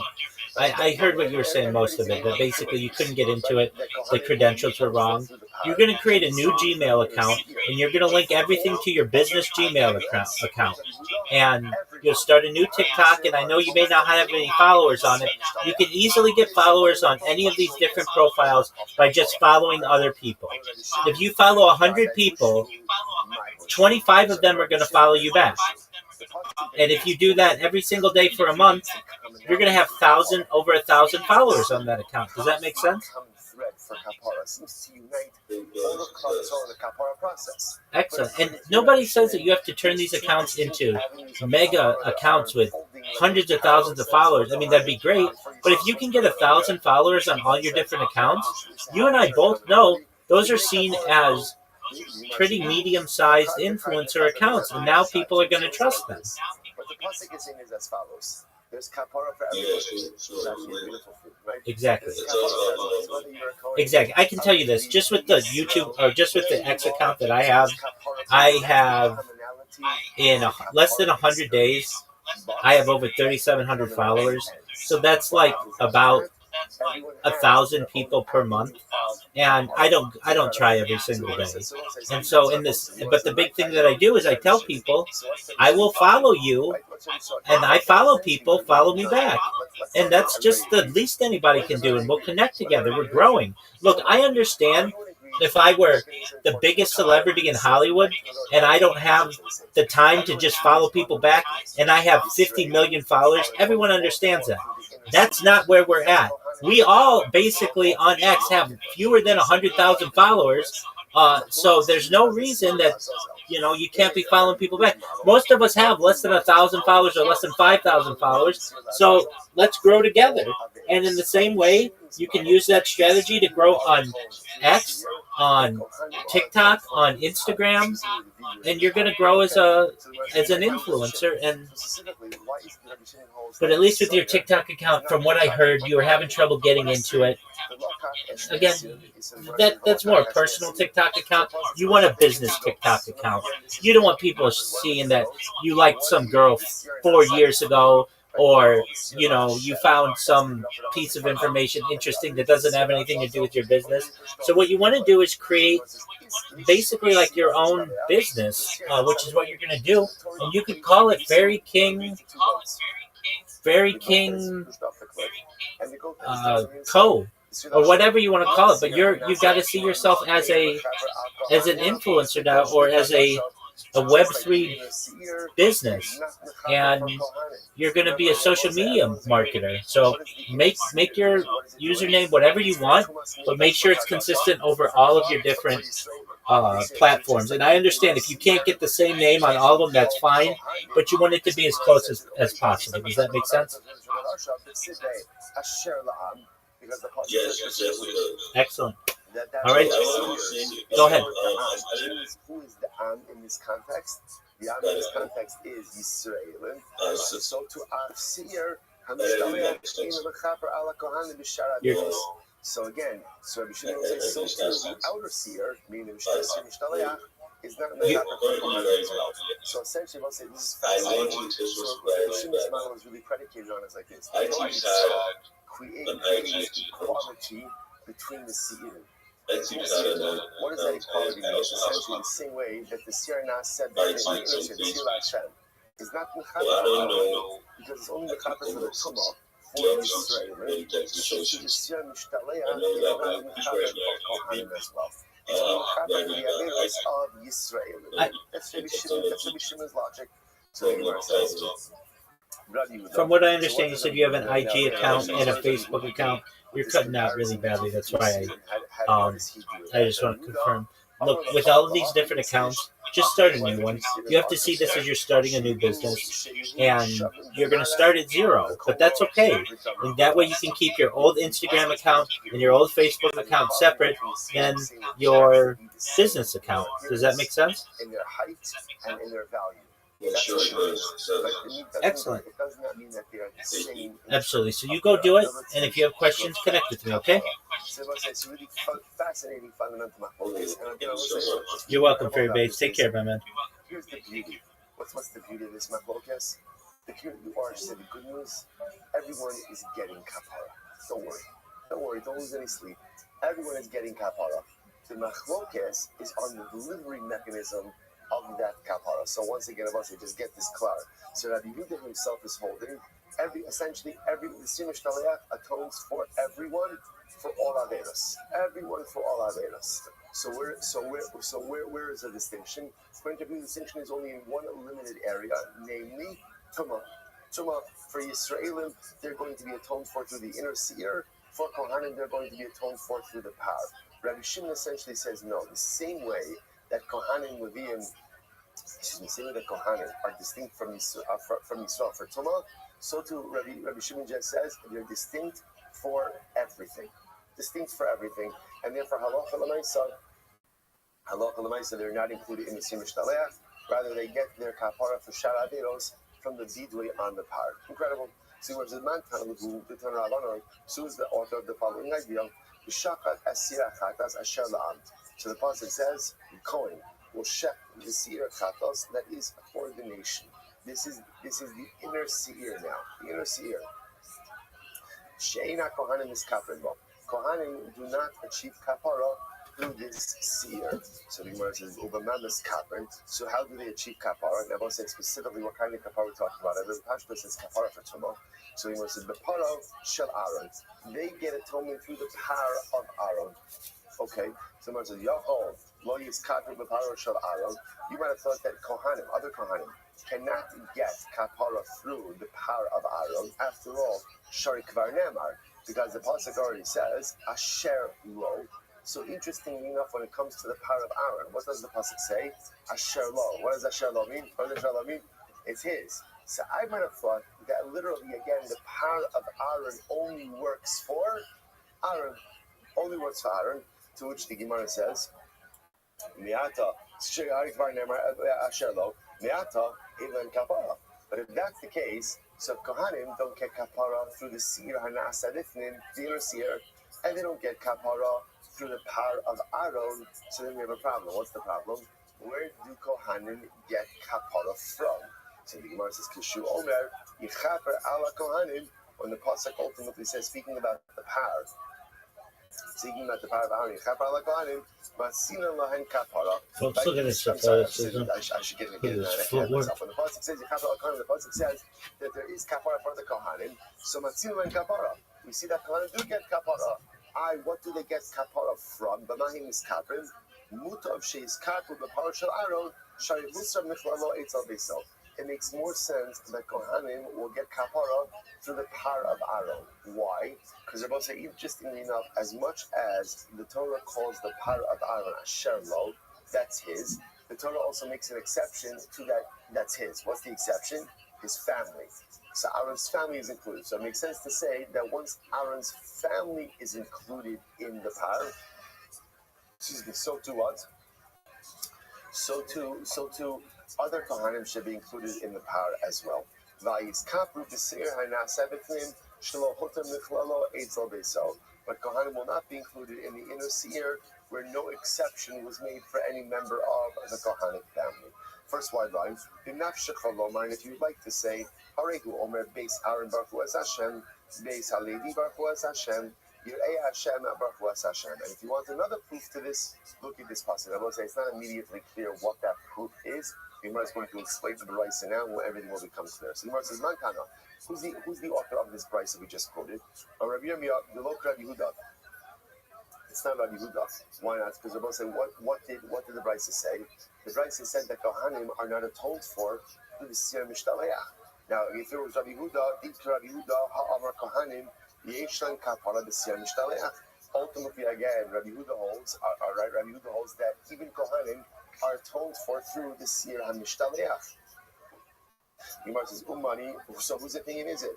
Rav Amar, Rabbi Shimoni, it must be Rabbi Shimon, Damar Kohanim, Eilan Kapara B'Sim Mishtaleach. Because again, Rabbi Shimon is of the opinion that Kohanim do not achieve atonement through the Siyar Mishtaleach. Rather, again, according to Rabbi Shimon, Kohanim achieve atonement ultimately through what? Through the Didui on the par. Rabbi says not necessarily. I feel Rabbi Yehuda. The Bryce could even be Rabbi Yehuda. How so? It means to say, Me'ata, Ein Lahen Kapara B'Tumas Mikdash V'Kadashav. You might have thought that when you look at Kohanim have no mechanism for Tara, right? I should say no mechanism for Kapara, for Tumas Mikdash V'Kadashav. Kishu Omer Yechaper Ala Kohanim. When the pasuk says Kohanim will achieve atonement, Matzinu Sheyish Lahen Kapara B'Shar Averos. We do find that Kohanim will have Kapara for other Averos. We'll say last line in Gimel Amud Beis, Ukimodim Matzinu Sheyish Lahen Kapara B'Shar Averos. And the same way that Kohanim have kapara for other averos, kach yesh lahem kapara tapam gedalit v'tumas mikdash v'kadashav. So therefore, again, in the same way that the Torah itself tells us, like the Torah doesn't tell us how, but explicitly how, but the Torah does tell us that Kohanim achieve kapara for shar averos. So the same way that Kohanim are going to get kapara for shar averos, they also should what? Get kapara for tumas mikdash v'kadashav. Tapam gedalit 14a. First, end of the first line. But how do Kohanim achieve kapara? Mutav sheizkarku b'paro shel Aaron. It makes sense that at least for Tumah, they should be covered under. They should be covered under the par of Aaron. Why? Because halacha l'maisa, there's already an exception. Even though again, the Torah calls the par of Aaron asher lo. Which makes it like it's only for him, but it also includes his family. Once it includes his family, it makes sense to what? Also include other Kohanim. Incredible. So it makes more sense to include them in the power of Aaron, where there's already an allowance for his family, as opposed to the inner seer, where there is no allowance for other Kohanim. Rather, again, it's clearly made to function for Yisrael. In Nafshe Chalomar, if you'd like to say, Haregu Omar, in addition to that, you can also say, Beis Aaron Baruch Hu Hashem, my in Nafshe Chalomar, what exactly did the Gemara do by bringing that pasuk? I'll tell you what, very so you'll say, but how can you do that? The pasuk explicitly says that the par is only works for who? For Aaron who Beis So, and which sounds like what? His immediate family. So how can you include the rest? Gans Kohanim. How can you include the rest of Kohanim in the family of Aaron? What's the answer? The Gemara says, Kulon Kruyim Beis So. All Kohanim are called the family of Aaron. Where do we know that from? Shneimar Beis Aaron Baruch Hu Hashem. Who's Beis Aaron? Gans Kohanim, right? All Kohanim. And therefore, what do you see from here? When the Torah makes an allowance, ultimately, again, for the family of Aaron to achieve atonement through the par, who is included in the family of Aaron? The entire Kuzuma. Incredible. So you want to say, Beis Aaron Baruch Hu Hashem, Yirei Hashem Baruch Hu Hashem. Incredible. So the Gemara says, V'hai Asher La'am Ba'achim Da'asa. But 1 second, is that phrase Asher La'am? And I will say, now the Gemara wanted to suggest beforehand that the pasuk by the Siyar Nasa B'fnim, the pasuk by the inner seer says Asher La'am. Asher La'am, the Gemara interprets to mean it only works for atonement for Yisraelim, but not for Kohanim. Interesting, it's coming to exclude Kohanim. I will say it's a very interesting drasha about it, because generally, the way these types of drashas work, generally Yisraelim are excluded from Kohanim. Here it's fascinating to see a drasha where Kohanim are excluded from Yisraelim, and Kohanim are excluded from that phrase called Am. which is fascinating in and of itself. That is, I just want to point out something incredible. That as much as there is Kedushas Kahuna, there's something better than Kedushas Kahuna. I'm sorry, Kohanim. Like, you know what's better than Kedushas Kahuna? Kedushas Am. Kedushas Am is the most powerful. Now, again, it doesn't mean Kohanim aren't part of Kedushas Am. But there is something ultimately, again, to the Kedusha of the masses that the Kohanim don't have. And there's something powerful about the Kedusha of the Kahuna that the masses don't have. Everyone has their own unique Kedusha. Incredible. So the Gemara goes back to Asher La'am. So the Gemara says, Asher La'am Na'achli Dasa. Hold on a second. Is that what that phrase comes from? Is that phrase used to teach us that Kohanim are excluded from the Sir Na'aseh B'fnim? So the Gemara says, Hami B'rei B'kam Rachmana Mid'am. That pasuk is answered for something else. That the money for the Sir Na'aseh B'fnim, has to come from the communal coffers. Or as Rabbi say, if I come along and I say, you know what, truth is, I would take this opportunity. Imagine somebody said to you, there's a dedication opportunity open, right? Dedication opportunity to dedicate and to sponsor the Sir HaNa'aseh B'fnim of Yom Kippur. I would say, who would not take that opportunity?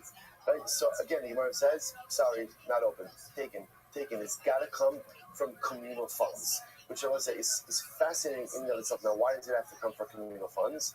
Because it's a communal offering. Communal offerings cannot be privately sponsored.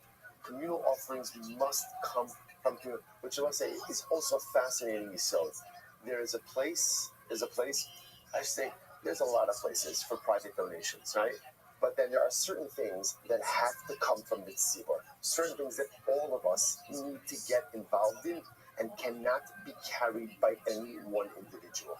So the Gemara says, Mid'am, when it says that the carbon comes from the Am, that means that the carbon has to come from communal funds. That's what it's teaching us, not to exclude Kohanim. Hani Baile, the Kamrachmona Mid'am, Lehabi. And the Gemara says, Hahu, the Gemara says, no, that's learned that from a different source. So the Gemara says, no,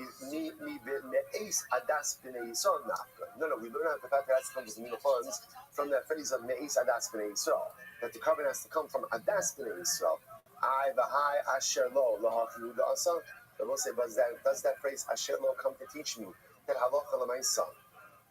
Only the Kohen, right? Only the Kohen achieves kapara through his power. Someone says, hi, we need to add shalom for something else for the sanya. Mishalohu maybe, ve'ino maybe mishal sibot. I will say this is interesting. In the same way that the Sir Na'aseh B'fnim, the inner seer of Yom Kippur, has to come from communal funds, cannot be privately sponsored, the power of the Kohen Gadol must come from his own money and cannot come from communal funds. So the Gemara says, Yaakov, lo yavi mishal tzibor, shinat tzibor miskapen bo, aval yavi mishal akav ha'kohanim she'akav ha'kohanim miskapen bo. Now you might have thought, okay, so the Kohen Gadol, he can't bring his power from communal funds. You know why? Because the power of the Kohen Gadol does not affect communal power, does not affect communal kapara. But I might have thought that perhaps he could make a collection amongst his fellow Kohanim and go ahead and bring the power from that money. Since Kohanim do get kapara from it, Talmud Lomar Asher Lo. Therefore, the pasuk says no. Even though, as we've established, that the power will atone for other Kohanim, it must be paid for by the Kohen Gadol himself. Yahol Lo Yavi in Hevi Kasher. So you might have thought, okay, ideally the Kohen Gadol should not bring a power that is not paid for by his own money. But if he brought that kind of power, it should still be kosher. Talmud Lomar Shuv Asher Lo. So therefore, the pasuk says a second time that the power has to belong to the Kohen Gadol, saying Shana Alav Akasav La'aki. We'll say sometimes in the Torah it says something twice. Is to teach you what? That it's li'kuva, that you have to have, that this is an indispensable piece of information. And therefore, again, it's not just that the power should be bought with the Kohen Gadol's money, but if it's not, it's okay anyway. No, it's got to be bought with this money, and if it's not, the part itself is going to be puzzled. Time, so the Gemara says, this is what the Tana was bothered by. The law, the Gemara says, why is it that ultimately, again, why is it that ultimately the Am is not why is it that halacha l'maisa that the am is not included in the kapara. The Gemara says, "Delo kachasri be mamone tichsiv asher la'am." So ultimately, again, I will say, this is incredible. You cannot achieve kapara in something you did not spend money on. Isn't that incredible? You cannot achieve kapara with something you did not spend money on. Kapara requires sacrifice. If you're not willing to give up something, kapara is not achievable. We'll say, we see this concept in many different ways. Sometimes what stands in our way of becoming true Bali Tshuva? Let's be honest, right? It's too early not to be honest, right? What stands in our way of not becoming true Bali Tshuva is we're really not willing to give up certain things, and we're not willing to stop doing certain things that stand in our way. In other words, I have a sincere desire to be a better person, and I have a sincere desire to change my life. I'm just unwilling to let go of certain things that are holding me back. Chazal have a term for this. What is it called? It's called Tovel Sheretz Biyado. So all of us have our shrutzim in life that we hold on to. Right? It's the things that I know are not good, they're not healthy, they're not helpful, they're toxic, maybe they're sinful, or maybe they're just detrimental, right? And I know it. But here I am, right? I'm strutting off to the mikvah, right? Doing my thing, ready to achieve tara, and I'm dunking and dunking and dunking. And again, the mikvah represents all the beautiful things that I'm doing in life, and it's all incredible. And then I'm wondering, I'm doing all this great stuff, but why am I not getting traction? And it's very simple. Look what you're holding on to. Look what I'm holding on to. I'm holding on to all of those shrutzim. As long as you hold on to the sheretz, you can go into the most beautiful mikvah. You could engage in all the most positive and beautiful dynamic activity in life. It'll help, but you're not going to get anywhere. I don't get anywhere in life until I let go of my shrutzim. True kapara requires sacrifice. True kapara requires excising certain things from my being so I can move myself to forward. Someone says, do you know how I know that Yisraelim are not included in the kapara of the par? Do you know how I know that? Because it didn't cost them anything. And if it doesn't cost you anything, you're not getting kapara. Kapara requires sacrifice. Purity requires sacrifice. Growth requires sacrifice. Whether it's sacrifice of my money, sacrifice of my time, or sacrifice of the shruts and the stuff that I've been holding on to for a very long time that is actively holding me back. And again, the reality is, most of us go through life and we never let go of our shruts. Now, the good news is, even if you, kind of good news. Even if you never let go of your shrutzim, can you accomplish great stuff in life? Can you accomplish? Yeah, you absolutely can. But you never fully self-actualize. You never fully become the best version of you because I'm refusing to let go of the stuff that at the end of the, you know what it's like? It's like, you ever get a stain on your shirt, right underneath the area where you wear your tie? Right? It only happens to me. I guess I'm not the only person left who wears ties, right? That might be it. Okay, got it. So you know what's interesting about it is you have to walk around fully self-conscious all the time, right? Because as long as my tie lies straight, I'm good to go. But if I turn a little too quickly or something else, it's right there. It's right there. To me, it's often become a tremendous metaphor for life. Instead, what could I do? I could change my shirt, right? I can't do, but you know what? I've been wearing it for 4 days already. I'm kind of like, we're good. We've kind of grown accustomed to one another. Everything is nice. Everything is fine. So it's okay. As long as the tie remains perfectly centered, we're good to go. We're good to go. And I will say it's a tremendous metaphor in life. Instead of just put a clean shirt. Just put a clean shirt. And life is so much easier. You don't have to worry about the positioning of the tie. But I like it. I kind of got used to it. I even kind of staying an eye and become one.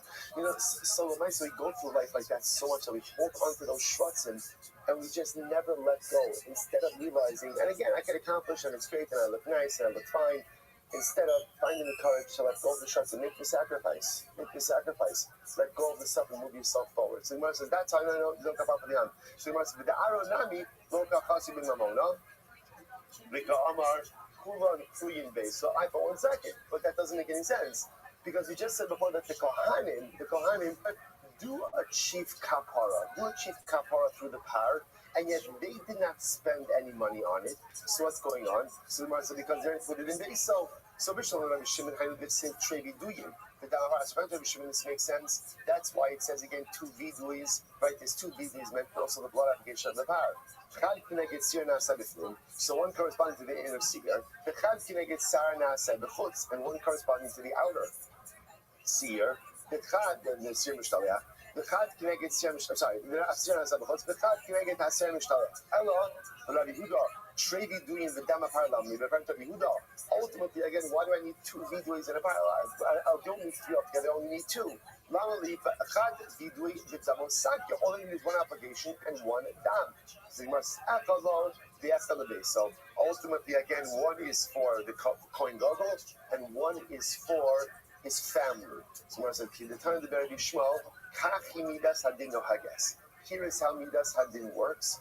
Mutav yavel zakai v'yechaper ala chayiv, v'al yavel chayiv v'yechaper ala chayiv. It is better ultimately again that the zakai, the innocent one, will achieve atonement for the one who is liable, and don't let the liable one achieve atonement for the one who is liable. In other words, we'll say the Kohen Gadol is the architect for kapara for everyone, for himself, for his fellow Kohanim, and for God's Klal Yisrael. Therefore, it only makes sense that the architect of kapara, or I should say the quarterback, not the architect. Hashemah is the architect. The quarterback of kapara should first what? Achieve his own level of kapara, and then be the quarterback for everyone else. Because if the Kohen Gadol himself is not tahor, how is he going ahead? And if he doesn't have kapara, how is he achieving it on behalf of everyone else? Which also, in and of itself, is a beautiful Musar skill. That if you want to accomplish things on behalf of other people, first make sure your own house is in order. You want to raise inspired children, make sure that you are an inspired individual. You want to go ahead and encourage others to become the best version of themselves, make sure you're living your best life. So we'll say, ultimately, I get that to happen. So, okay, so now, we have a ton of information over here. So first of all, like, how do we pass it? And there's a number of different things going on over here. Number one, in Ismail, Rabbi Yehuda, and Rabbi Shimon, how are we passing it? Specifically, so what this comes down to is as follows. So what's the point of contention? Rabbi Yehuda and Rabbi Shimon, Seir HaMishtaleach LaAzaz, right? The seer that's sent over the cliff. Does that only atone for Yisraelim? That is Rabbi Shimon's model. Only Yisraelim, not Kohanim. Kohanim get their kapara through the par, or is it kapara for everyone? Everyone, that's Rabbi Yehuda. Because remember again, when it comes to Tumah, everyone is agreeing on the kapara framework. For Tumah, Yisraelim are atoned for through the inner seer, and Kohanim are atoned for through the par. The shaila is, what does the seer do? So I want to say, here it is, the much awaited, long anticipated Rambam. Seir Mishtaleach. So let's say here, first of all, the Rambam says when it comes to Seir Mishtaleach, the Rambam writes, Seir Mishtaleach, the Fishu Kapar, the Kol Yisrael, Kohen Gadol, Misvad Allah, Baloshon, Chalizor, Shnemar, Misvad Allah, this Kol Manos Ben Yisrael. Seir Mishtaleach, Mechaper, Al Kol Averos Sheba Torah. The seer goes ahead and atones for everything, all Averos. The Gemara says, Hakalos, the Chamuros, intense Averos, less than 10 Averos, Zodon, Shogeg, knew about it, didn't know about it, everything is atoned for through Shuvah.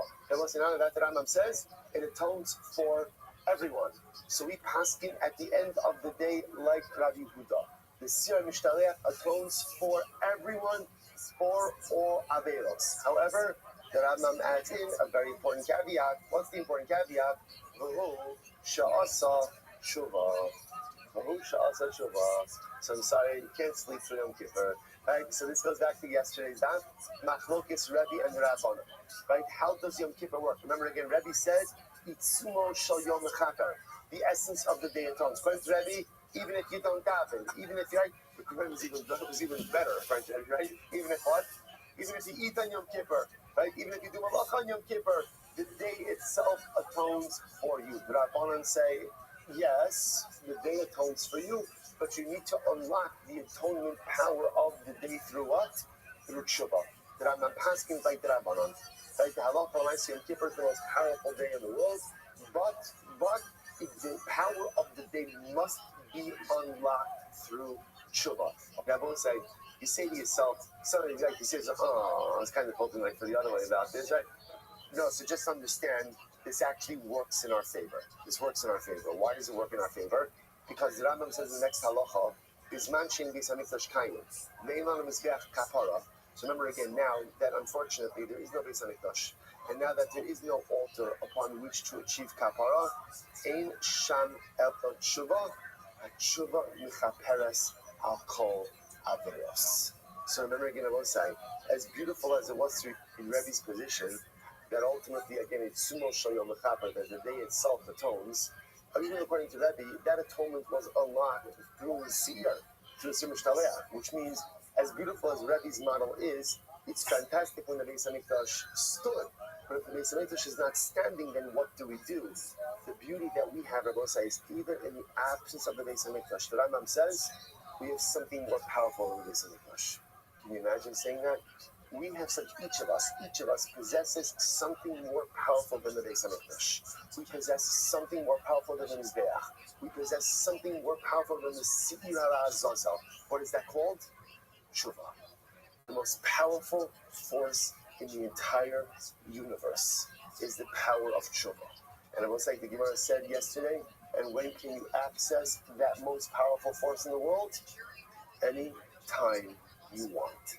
The Seir HaZazel is to only be mechaper once a year on Yom Kippur. The Kohen Gadol can only go into the Kodesh HaKadoshim once a year. Because you and I can access the most powerful force in the universe, namely Tshuva, when? Each and every moment. Incredible. All right, everyone, so that's the halacha. Mazel tov, on our first parak of the second Shulas. What a ride, incredible. Okay, it's going to get better. Let's go. I have an answer. Stein Chain Arba. So this is actually, this is a repeat of the first mission. So back to Tumah. I know, you thought we were done with Tumah. We are not. More Tumah to come. Tumah everywhere. So the word says as follows. So remember again, we saw this right before, there are two biblical cases that are really four. Now again, what are they? Now we're experts in this already. What are the two biblical cases? Two biblical cases are, I forgot that I was tamei, but I remember, so again, two cases, right? I became tamei, I forgot, I entered into the Beis Hamikdash, I remembered afterwards that I was tamei. When I became tamei, I knew that I forgot, I ate kodesh, and then I remembered afterwards that I was tamei. Okay, so those are the two biblical cases. So what we call helam tumah, I forgot that I was tamei, yields two more cases. What are the two more cases? I remembered that I was tamei, but what? I forgot that I entered into the Beis Hamikdash. Or I remembered that I was tamei, but I forgot that what I'm eating is kodesh. Right? So those are the two additional cases. So those are the two that ultimately again become four. So the Mishnah just elaborates on it. Nitma v'yada. So again, I became tamei. I knew that I was tamei. And then I forgot. But I remembered that I was in the Beis Hamikdash. Right? Or I remembered that I or ultimately, again, another case could be that I forgot about the Hektish. I remember the Tumah, or I forgot about both of them, and I consumed Kodesh for Lo Yada, and I didn't know only Sha'ach Lo Yada, and then after I ate the Kodesh, I remembered Harezeh Ba'ola V'yoreh. Now, I will say, so again, the Gemara is not really, the Mishnah is not fully explicitly articulating the cases, it's giving elements of the cases.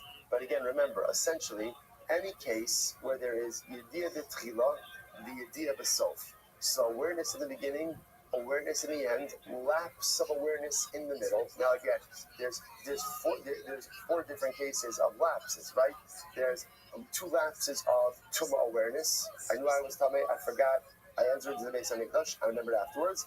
I remembered that I was tamei, I forgot, I ate kodesh, remembered afterwards. That's cases 1 and 2, which then give 3 and 4, which are derivative cases. I know that I'm tamei, but I forgot I was in the Mikdash, and then I remembered that I was in the Mikdash. I knew that I was tamei, I forgot that I'm eating kodesh, and then I remembered that I was eating kodesh. In all of those cases, where there's awareness beginning and end, right, lapse in the middle, the liability is for what we call a carbon ola v'yore, which is a carbon is a sin offering that is based on your financial status. Right? If you have money, you'll bring one type of carbon, we'll talk about all this, and if you're poor, all the way down to, right, so in other words, the highest level is going to be a behemah, and the lowest level is a mincha. That's the range. So nitma the person became Tameh, and he knew right, the Alman, and then he forgot, the Alman and Tumah, the Zakas and Mikdash, but he remembered that he was in the Beis HaMikdash. Now he knew Mikdash, or he forgot that he was in the Mikdash, the Zakas, Tumah, he remembered the Tumah. Now he knew Zev is that, or he forgot about both of these things. The Niknas, the Mikdash, the Lo Yada, and he went into the Mikdash and wasn't aware. Yo, what up? That when he came out of the Mikdash, How are you, Lucy? Again, so we'll say same common denominator. The idea of Tchila awareness in the beginning, awareness in the end, and forgetfulness or lapse awareness in the middle results in Lucy. Next, so once I say now, interestingly enough, this is actually quite fascinating. Yo, what up? We speak about How are entering you, into the Dopamina? Mikdash in a state of Torah. So now we're going to discuss How you living? what constitutes entering into the Mikdash. What's good? So whether you enter into the courtyard of the Beis HaMikdash, Hope you're having a good day. or let's say you enter into an addition onto the Zohar. So when we discuss the idea now, that technically speaking, there are ways to extend the temple compound. Right? But there's a process. So let's say Christ decides the Sanhedrin decides we want to expand the Beis HaMikdash. So expand the footprint of the Beis HaMikdash. Okay, how do you add on to the Beis HaMikdash? So it's not just enough to start building stuff. Remember, you have to add, if you're going to add on, you want the additional element of the sanctity of the Beis HaMikdash. How does that happen? It's incredible. So the same way, by the way, you can expand Yerushalayim. It's incredible. If you want to expand the borders of Yerushalayim, you can do that. Now again, if I extend Yerushalayim, I don't just want to expand municipality. I want to expand ultimately again the Kedusha. I want the Kedusha of the city to develop upon the extended areas as well. So in order to do this, the only people who can do this are the Melech, Navi, Ulim, Kumin, the Sanhedrin, Shoshem, the Echad. So again, we're going through this process, but this is quite incredible. If you want to expand the Kedusha borders of Yerushalayim, you want to expand Yo, what up? the footprint of the Beis HaMikdash, you can do it. You gotta be 18 to be in here, big dog. If you're not 18, please leave. What? How old are you? How old are you? You have to be 18. Bye.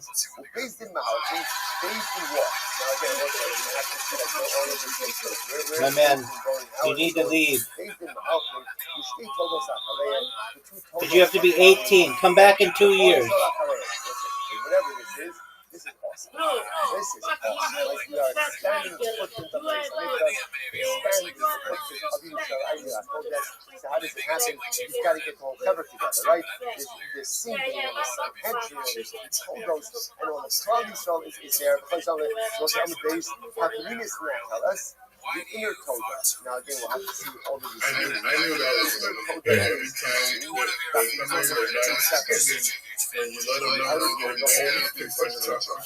100%, my man. You get it. If you don't follow this process, then the expanded area does not have to be shown. The Gemara frames that is therefore, if someone goes ahead and enters into a state of tumah, ultimately, again, they are not tied. So, I will say, it's not clear from the Mishnah what exactly the process is. One thing is clear, we're very excited for this. There's a process. And there's a clearly delineated process that requires, again, the king in Rabbi, where the tuning, all of Klal Yisrael, Shir, and Toda, in order to go ahead and expand the footprint of the Beis HaMikdash, in order to expand ultimately the footprint of the Beis HaMikdash. Incredible. Yerushalayim. Sorry. Nitma Ba'azah. So let's say again, back to Tumah. So let's say again, we'll call Ruben. Ruben becomes coming in Yazara.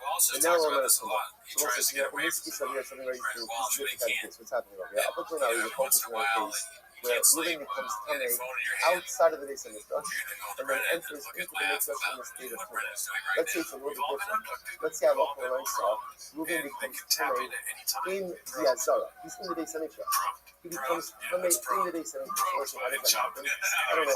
Teretz is there. Or somebody dies right there, and Ruben is right there. So he's coming out in the base of Mikdash. The Nelma Minena, and again, either he doesn't know about it, he's very lots of awareness. He's not fascinated, but he knows that he's in the Mikdash. He knows that he's in the Mikdash.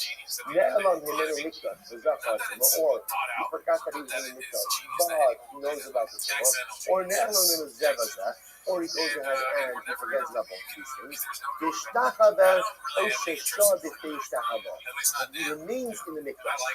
So again, even though at some point he knew he was coming, but what? He remained in the Mikdash for a certain amount of time. How much time? Enough time to prostrate. Enough time to prostrate. Oh, or he realizes that he has to leave. So what does he do? He takes the long way out instead of the shorter way out. He's chai. And what the thing is like this. If Ruben becomes coming in the base of Mikdash itself. So watch this. Now read the next line. The Ktsara Chata. So interestingly enough, if somebody comes coming in the base of Mikdash and he realizes, oh my gosh, this became covered, and he gets out of there as quickly as possible, he does not have liability for being in the Mikdash in a state of Tumah. Right? Since he didn't cause it, this happened to him. As long as he got out of there as quickly as possible, there's no liability for being coming in the Mikdash.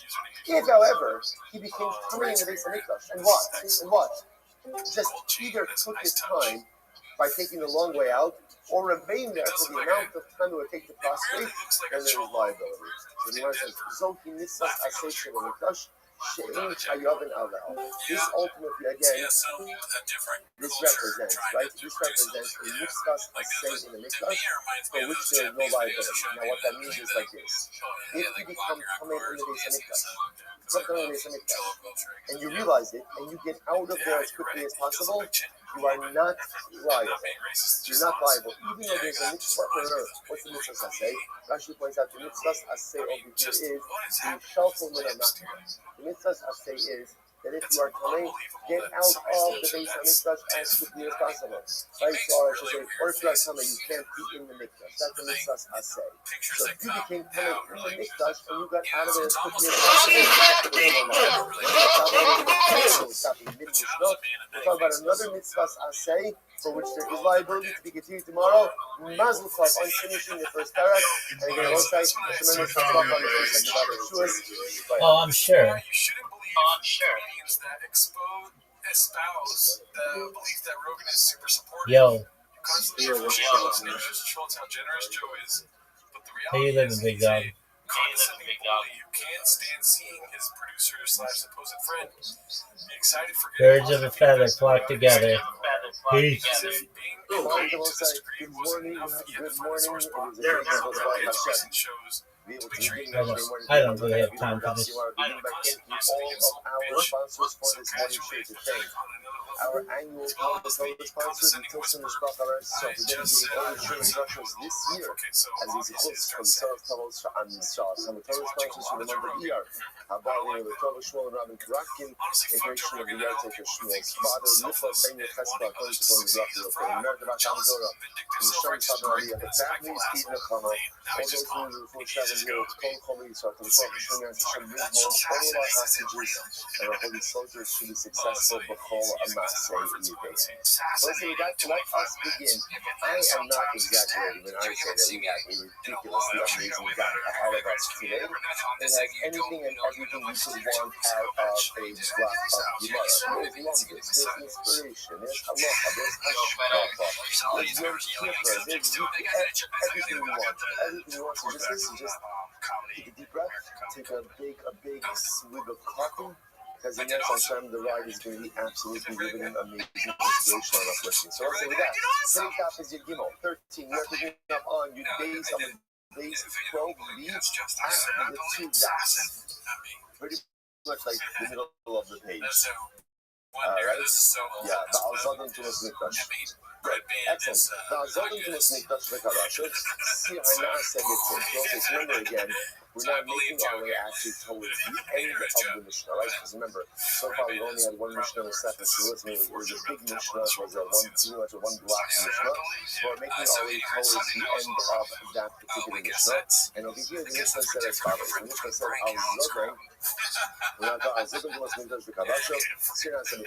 so remember again, up until now, when we were speaking about the searing, all of the searing, remember again, which searing have we had? We have those states everywhere. We have the seer of Kodesh, we have the seer of Regalim, and also the seer of Yom Kippur, right? But again, specifically the Kodesh and the Regalim, those gold offerings atone for what we call Tumas Mikdash V'Kadasha, which means either you're entering into the Beis Hamikdash in a state of Tumah, you're consuming, consecrating the items in a state of Tumah, or the commonality, however, amongst all of those experiences, there is some element of shogeg. Whether there's shogeg on the front end, shogeg on the back end, where I didn't know that I was coming, and then I realized afterwards, I knew that I was coming, but I forgot. Now we come to a more severe case. What about intentionality? Intentionality, what we call Zodon Mikdash V'Kadasha. I knew I was coming, but even though I knew I was coming the whole time, I still entered into the Beis Hamikdash. I still ate kachim. So even for such an infraction, it is still kapara. Where is that kapara? Comes back to the Rabbi. Azodon Tumas Mikdash V'Kadasha, but there is intentionality. To enter into the Beis Hamikdash in the state of Tumah, or to pursue kachim in the state of Tumah. That is the goal. To inner place. Living life, huh? So the Gemara says, Dog, you're so much fun. Hi.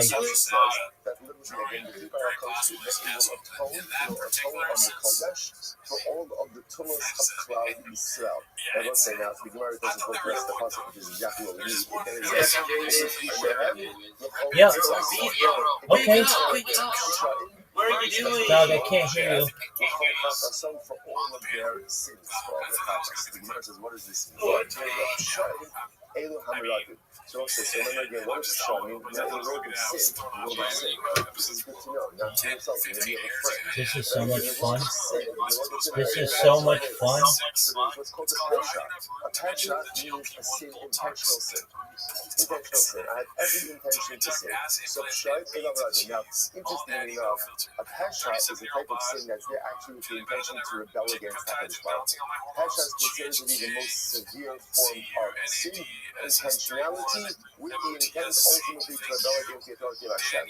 So that's just the also the keep our authority to work for yourself when we piece your head. So what does Pasha refer to? Pasha refers to Mezi. The Omer Melech Moab. Pasha be the Omer Asti Pasha Midna Beisagi. Chatos. What are Chatos? Is a Hashkamas. This refers to accidental ability. To show this. The Omer Nefesh Kitakata Mishkata. So what you see here, you see here that the inner goat of Yom Kippur atones even for Psha'im, even ultimately again for intentional averos. And listen, this is incredibly important because like when we say Bidui, so remember again, depending on what Nusach you daven determines how often you say Bidui. Right, so certain Nusachs, again, we say Bidui every single day, and one else Yom Kippur, right, certainly that's just Mitzvah. What do we say?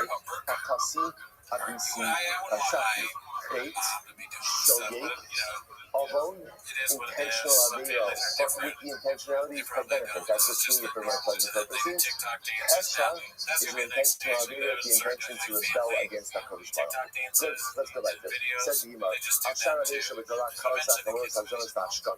So now, the Torah said very interesting, and this is going to open up the door for a beautiful and incredible sugya. So this is the end of the Mishnah. So the end of the Mishnah then says, Ashar Avesha B'Torah. For all other averos in the Torah. Now what it means is all other averos in the Torah. Halos, Chalios, Zidonos, Shtados.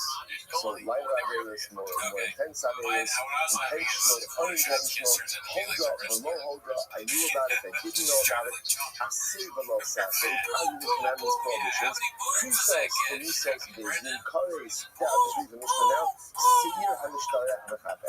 So essentially, the fascinating enough in Halacha, there is a catch-all kapara. What's the catch-all kapara? The Seir HaMishtarech La'asas, the goat that is sent off the cliff. on Yom Kippur. That goat atones because you for fuck up the names too. everything. Whatever the That's nickname is, you all fuck it up, kapara. Tartler. Says the Gemara. Now the Mishnah seems a bit redundant. Why? Because the Mishnah says, "Hainu kalos, hainu kalos, hainu aseh v'lo saseh." So what are kalos? Kalos refers to regular mitzvahs, aseh v'lo saseh. Targeted Quranic traditions. Kamulos, what are kamulos refer to? Hainu krisos and mitzvahs. That refers again to courage, government factions, and mitzvahs. Oh gosh, you knew about it. Hainu mezid, you know about it. You know about it, and you should. So okay, so the point was, the question was asking over here, because the phraseology of the Mishnah appears to be fundamentally responsible. My husband looks like this. So which the Gemara said, "No, you don't remember all the people. You need to say." So this is a pivotal important thing. Now listen to this. Havikara, Shara Abel Shabbatot. In general, up until now, our Mishnah has been talking about Averos. But what kind of Averos? What kind of Averos? What we call Tumas Mikdash Zekadasha. That's the specific type of Avera that we have been discussing. Now the Gemara transitions for all other Averos. Right? Besides, so remember, Tumas Mikdash Zekadasha, we've got that covered. What is that covered by? Sir of Chodesh, Sir of Yerugoli, Sir of the Day of Yom Kippur. Each of those atones for different types of Torah. Now, for all other Averos, and what all other Averos include? Literally, all other Averos. What takes care of that? You must say about God. Shabbos to Torah. Ben Kalos, Ben Kamuros. Rather again, what we call Kalos, lighter Averos, Kamuros, more intense Averos. Ben Shasan, Shogin, Ben Shasan, music. Whether you do those Kalos or Kamuros, Shogin, or the music. Also, Shasan, Shogin. And when you run a realm of Shogin, Ben Nodos, they go, Ben Nodos. Sometimes I commit an accidental Avera, and I know exactly what I did. And sometimes I don't know what I did. Whether you are saying, very kalos. And what are the kalos? Aseh v'lo saseh. So for examples of kalos. So a kalos, what we call a kalos, is the typical aseh v'lo saseh. And also now, obviously, there's four averos. But like, I eat something not kosher. I go out and I wear my glasses. I fail to put tzitzis on, right? Tzitzis on my garment. So again, those are examples of just everyday assays and no assays. Furthermore, the alien kamuros, what do you want to place on that? Right? You know, it says, that's pre-social mistakes. That's just fractions that carry the penalty of carrying some mistakes. So what's that? So now essentially, the mission just informed us, and this is really incredible, we'll have to obviously drill down into this, is that the seer of the Shariah Plazoza, the seer that is sent out, like sent over the cliff, that seer is so powerful that it atones for everything. For everything. Now, what's interesting to see is, despite the fact that it atones for everything, what do you see? Tumas Mikdash Zekadasha is still in its own category enough that it requires its own atonement. Right? Isn't this interesting? Every other Avera that you could think of is taken care of by the Seer Mishtaleach, with the exception of Tumas Mikdash Zekadasha. Right? So again, if I enter into the Mikdash in a state of Torah, I can see touch in a state of Torah. Those type of infractions require their own kapara mechanism, but literally everything else in Yiddishkeit is taken care of by the Seer HaMishtaleach. Incredible. So the Lord zooms down a little bit into this. Hayaseh, Hekidani. So also when we say, this is incredible. When you say that the soil, right, that is the same, so remember again, Yom Kippur, 2 goats, right, 2 goats. Seer HaMishtaleach, that's the goat that's thrown over the cliff, and what's the other one? Seer HaNa'aseh B'fnim. What is the Seer HaNa'aseh B'fnim? What does the inner goat take care of? What does it take care of? Let's give you a hint, you just did 30 seconds ago. Excellent. Right, so again, so remember that is the seer that accounts for intentional violation of Tumas Mikdash Zekadasha. Right? The seer that's the thing that's what that takes care of. Seer Mishtaleach takes care of everything else. Okay, so now the Gemara says, by the way, so let's talk just a second. You say the seer Mishtaleach takes care of mitzvos aseh. Mitzvos aseh. So the Gemara says, Hayaseh Hekidami. What's the case of the aseh? So remember again, just a simple idea. I failed to put on tefillin. That's a case of an example of I failed to perform an essay. I didn't put on scissors. That is the example. I failed to perform an essay. So the seer takes care of that. The Gemara says, what does that mean? I essay what's the case of the essay? So the Gemara says this is this. If I didn't do tshuva, it's again, I didn't go on Torah, I didn't go on stitches, and I didn't do tshuva. So that's the case. Take care of the Zera Yeshayim To'iva. So what they say, the Gemara says, what good is a carbon without tshuva? Carbon is not focus focus. Carbon doesn't take away all of the problems. Carbon still requires tshuva. So if I fail to perform an essay,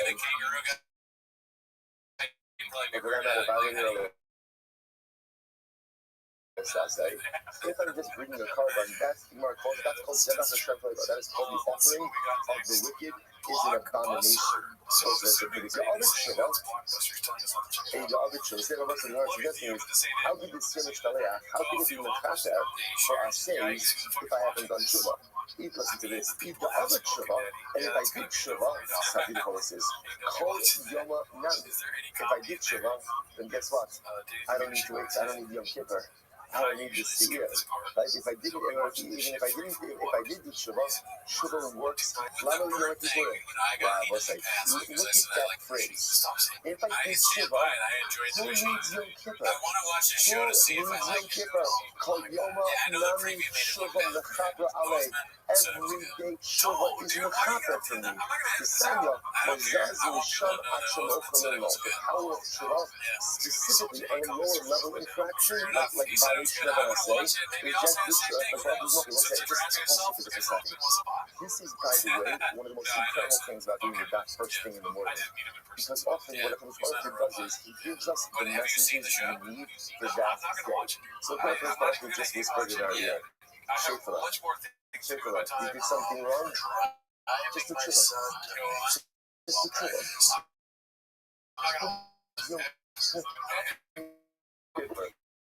So you have for all my friends that are fans and viewers of the show, so if it's something wrong, why wait? What's the next thing wrong? The challenge in life is not that we do things wrong, right? To err is human, right? As we said, we all make mistakes. So what's the challenge? You get this wrong. You think the challenge is not by sin. The challenge is not by sin. The challenge is that I don't fix my mistakes in the immediate aftermath of the performance of those mistakes. That's when I sin every day, I'm going to continue to sin. I'm going to resume to sin. I'm probably going to become the best sinner. That's going to be the way life is. My idea in life is after I sin, clean up your mess. Clean up your mess. Why do we wait to rectify the mistakes? Why do we wait to clean up the mess? Why do we wait until some later date to fix all the stuff that's broken? The Gemara says, Shabbat is every single day. And Shabbat is so powerful. I don't need to give up. I can just do Shabbat today. It's so incredible. So the Gemara says, we're just trying to clear up the mechanics. Everything on that side. So then, again, if I didn't do Shabbat, then why should this see your help? If I did Shabbat, then I don't need Yom Kippur. So the Gemara says, hold on, it's say also Tshuva. If I violated them, it's say, and then I did Tshuva. Ultimately, now literally translated means I don't move from there until Hashem forgives you. So let's say, now this is part of a much bigger discussion. But the discussion that I was having already, in the second Sima, what I was having already is that there are certain averos for which this kind of thing is instantaneous kaparet, instantaneous forgiveness. So lower grade averos, again, I didn't put on for the violation of mitzvahs as a positive commandments, which obviously the violation of a positive commandment is less severe than the violation of a prohibition. How do you violate a positive commandment? How do you do that? Sorry about that. So obviously, a sin of inaction is going to be less severe than a sin of dynamic activity. So halacha l'maaseh, the Gemara says in the tshuva model, so you could essentially attain instantaneous kapara for the violation of a positive commandment. So the Gemara says if that's the case, just the tshuva, don't do the medium dipper. So the Gemara says, so what's the case? This is incredible. I'm going to be top of the Gemara will say, well, only the mergo, no, what's the case? It looks like get ready for this. This is going to be this actually what we're about to do is one of my favorite singers in all of Shas. And I'm not sure we're going to have time because actually the Gemara moves quickly. I don't know if the Gemara goes quickly. We're going to see a lot of the work of Shiva. This is going to be absolutely amazing. So listen to this. What's the case? The case is a call Ruben, right? Ruben goes ahead and he comes to Yom Kippur and he's only the Marga. What's the word only the Marga mean? What Marga means is you know about Shiva. I really believe in Avera, and he has not done Shiva. And he's holding fast, right? He's holding strong in his Avera height. Rashi says, over the Marga, the law of Shiva. Indikacja jako zjada postępowego, następnie lepiej do Omer Yom Kippur Mekapę Asher and Shabbat. Okay, so let's just watch this. What's the case? The case of Mishnah. Remember again, keep on the more there. What does Mishnah say? The Mishnah says that comes Yom Kippur, the Sina La'azazah, which is the seal thrown off the cliff, atones for all Averos. You know, it says, who's a king? The first setting up context is someone who has committed has not done Shuvah. And yes, the Mishnah says that even though, again, they didn't do Shuvah, Yom Kippur is still the Kappa. Whose opinion is that? That's Rabbi. What is it? So I said, get ready for it. Get ready for it. It's on you. Study on that. Akalaveru Shabbatella. I am the that you find in the Torah. Take us a Shuvah, us a Shuvah. Whether you do Shuvah or you didn't do Shuvah, Yom HaKippur in the Kappa. Yom Kippur atones. The power of Yom Kippur is so overwhelming all. Even if you are the worst about your choice, your Kippur is Mekaper for everything. Now, even putting Rabbi's model, there are three exceptions to this rule. What are the three exceptions? First, you call it all. Rashi says Kofa Be'eker, if you deny the existence of God. Okay, makes sense. Every chip you're Kofa, the Kofa Be'eker. Yom Kippur doesn't atone for you without Shuvah. Megara, Konim B'Torah, is very easy. Rashi is Megara, Konim B'Torah. Ba'al B'Torah, the Chutzpah, the Gilui Azuz Konas. But let's say this is incredibly important. A person is disparaging about Torah. A person is disparaging about Torah. Let's say, unfortunately, it is a Sahara like this, where a person sees something that they don't understand, sees something that seems that they don't necessarily agree with, sees something that seems to fly in the face of whatever our contemporary held isms are, and the person is disparaging about Torah. That is a terrible, terrible infraction, and ultimately it's unforgivable even on Yom Kippur. And that's the nature of bliss the basa. Or a person negates bliss. But let's say the way this comes to generally is one of two ways. Either a person does it from the mitzvah of bliss, or a person starts to hide his bliss. Starts to hide his bliss, and it makes himself look uncircumcised. So by the way, it's interesting. So just want to say what Rabbi just said. Rabbi said the power of Yom Kippur is so profound that Yom Kippur is the kappa for everything. Right? Even if you did, again, even if you did not do Shuvah, even if you did not do Shuvah, you put in the Avera, the power of Yom Kippur is so intense that Yom Kippur atones for everything. Remember, phrase this as Utsumo Shal Yom Mechaper. That's how that is quoted in the second Shema. The essence of the day provides atonement. Doesn't matter what your Avera is. The Rebbe says three exceptions. What are the three exceptions? Again, you don't believe in God, you're disparaging the Torah, and you deny this. First Milah. They won't say it makes sense because remember again, the denial of those, all of those reasons, just the commonality over there, there's part of the fundamental underpinning of the covenantal relationship between Torah and trust. If you don't believe in God, there's nothing to talk about. But if I don't believe in the sanctity of Torah, even if I don't understand it, there's nothing to talk about. This Milah represents the idea. What is this? The religious essence My desires come second. Ultimately, again, what I publish about wants. If I don't have that, then at the end of the day, there's no relationship. There's no relationship.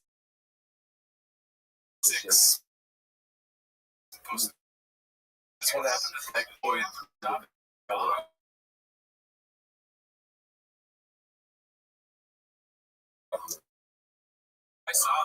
this is Rabbi.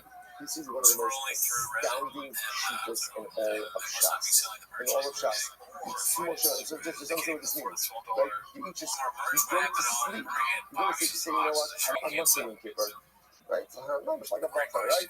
Like, you got to sleep 20 hours to take on the world. Like, you didn't daven very fast. Rabbi says, how do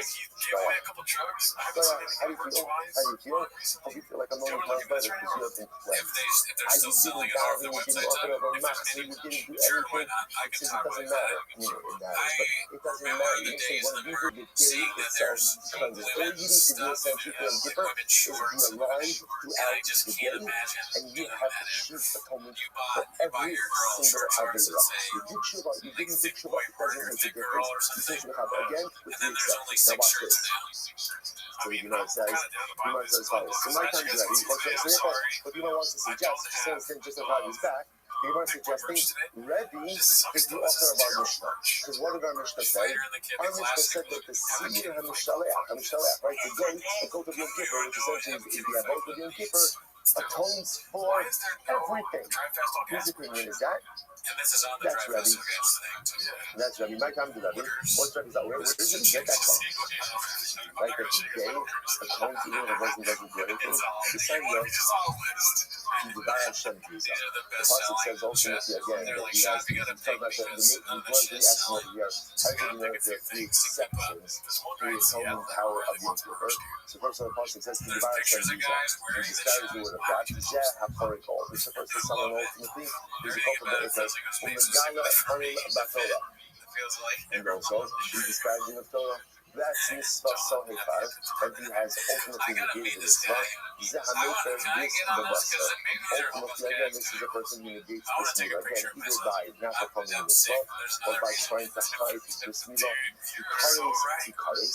He carries with Yom Kippur. Ultimately, again, he could suffer carries before Yom Kippur. He carries for after Yom Kippur. If you even get carries after Yom Kippur, it shows that what?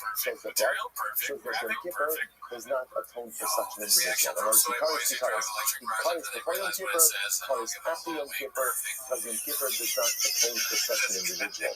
Now remember, all of this is talking about Rabbi's model of Yom Kippur atoning without any tshuva. So now Rabbi will tell us, Yom Kippur atones for every single Avera, even without tshuva, with these three exceptions. You might have thought that even if a person does tshuva, he still can't atone for these three Averos. Therefore, the Pasuk says his sin is in him. Well, the only time that a person constantly suffers Karish is when he hasn't done Shuvah. As I said, the power of Shuvah is that Shuvah can wipe out everything. Right? Shuvah can atone for everything. Some of these things, in addition to Shuvah, but Shuvah wipes out the evidence. Even for these three major ideas, Shuvah of course helps. But again, whereas Yom Kippur itself, it's almost in the fact that the day atones for everything. By all other ideas, these three ideas, the Kippur is not enough, you need Shuvah. What does Rabbanan do with this? Because for all of us, the Rabbanan says that these three Averos are so severe that they have repercussions both in this world and the next. His sin is within him. What does this mean? So let's say Rabbanan understands to be part of a different type of construct, which is that there are certain Averos that are so severe that Shuvah by itself does not work, but rather you need Shuvah and Misa and death.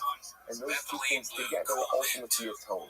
So that's the basic just by these two Averos of Kota Be'eker, Magala, Badamakara, and Mefer this, that again, if you do Shuvah and death, fully atone for it. When you must have someone said, because we just a moment, tremendous accomplishments, whose opinion does the Mishnah reflect? It reflects the view of Rabbi. It's Rabbi. And if Allah say again, that's why the Mishnah says, that the Sir HaMishtarech, which represents the essence of Yom Kippur, ultimately is Mechaper for all our days. Good. Now the Gemara challenges that. I just want to point out, by the way, that so this is a fundamental focus. The Gemara doesn't say it explicitly, but the Rabbanon disagree with Rabbi. Right? The Rabbanon disagree, and the Rabbanon say that that Yom Kippur only atones if what? If accompanied by Shuvah. If accompanied by Shuvah. So ultimately, I guess, the way this Mahokis is often phrased is Rabbi holds Sumo Yom Mechaber, the day itself affects atonement without Shuvah, and the Rabbanon say, no, its notion is not Mechaber, only Shuvah, only Shuvah, ultimately, again, with Yom Kippur allows for atonement. The Rabbi Shuvah, the Kudei Sifas, has a very interesting idea. He says, he brings down, he says, no. He says, everyone agrees with Sumo Yom Mechaber. Everyone agrees with that. Because that's the whole essence of Yom Kippur. That Yom Kippur, the day itself, provides kapara. Whatever posits that the Machlokes here is, what do you need to do to unlock the power of Sumo Shayom? How do you access the power of Yom Kippur? So that Rabbanan will say, Shuvah is the key. Of course, it just doesn't make so much sense, because that's the whole, of course everybody agrees with Sumo Mechaber. That's the whole idea, that there's an essence of Yom Kippur, of the day itself, that goes in the tones. How do you unlock like that cathartic power? So the Rabbanan will say, Shuvah unlocks it. But Shuvah works all year. But remember again, on both sides, we know this is the Rabbanan of Shuvah, that Shuvah has a different power during a certain Shuvah, and specifically on Yom Kippur. That's why the Rambam quotes the pasuk, Yeshu Hashem B'Himas O. The Rambam says this explicitly, whereas you could go ahead and do Shuvah throughout the entire year. There's a special power of Shuvah during a certain Shuvah, which actually highlighted on Yom Kippur itself. So the Rambam says, that's the key. Rabbi said, the key to unlocking Sumo Shayom is simply breathing, being alive.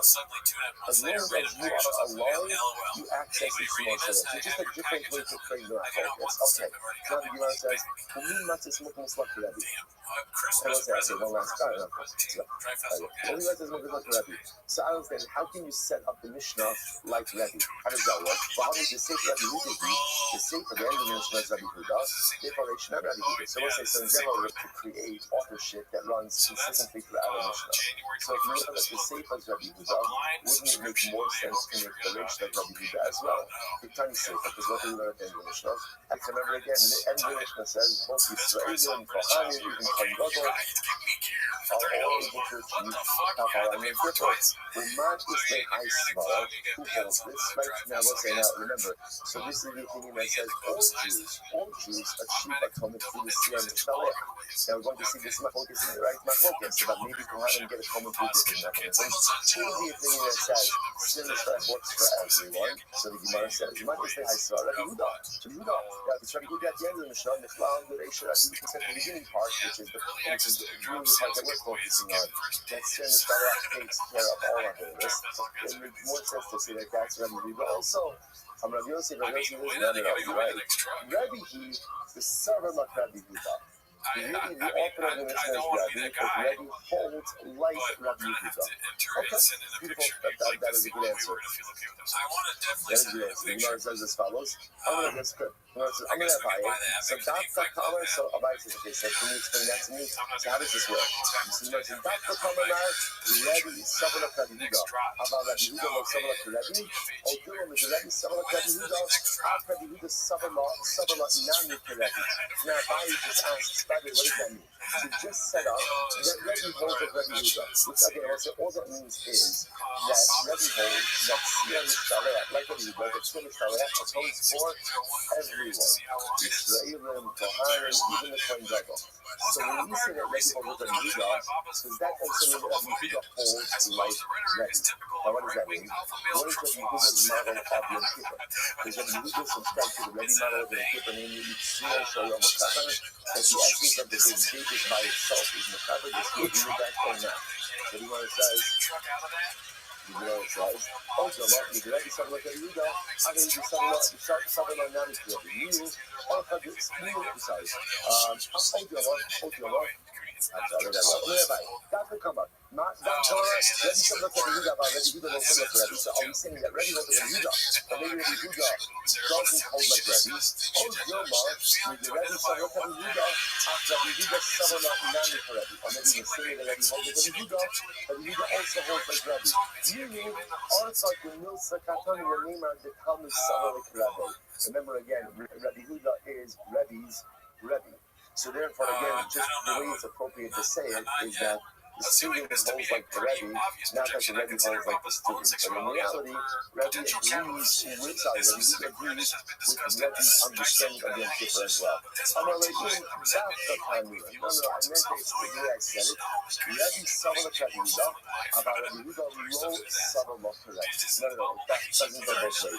Rebbe holds like Rebbe Yehuda, meaning that the Shem Shtarech, the time support, all you need, right? Yikanim, Yisraelim, Nevi'im, Mandalim, whoever it is, like every Jew has kapara ultimately do things correct. But Rabbi Yehuda does not hold like Rebbe, which means that Rabbi Yehuda does not hold Itzur Shayom Mechaber, but rather Rabbi Yehuda is going to hold like the Rabbana, namely that Halacha L'Meisa, you need Tshuva in order to access the power of Yom Kippur. You stand up.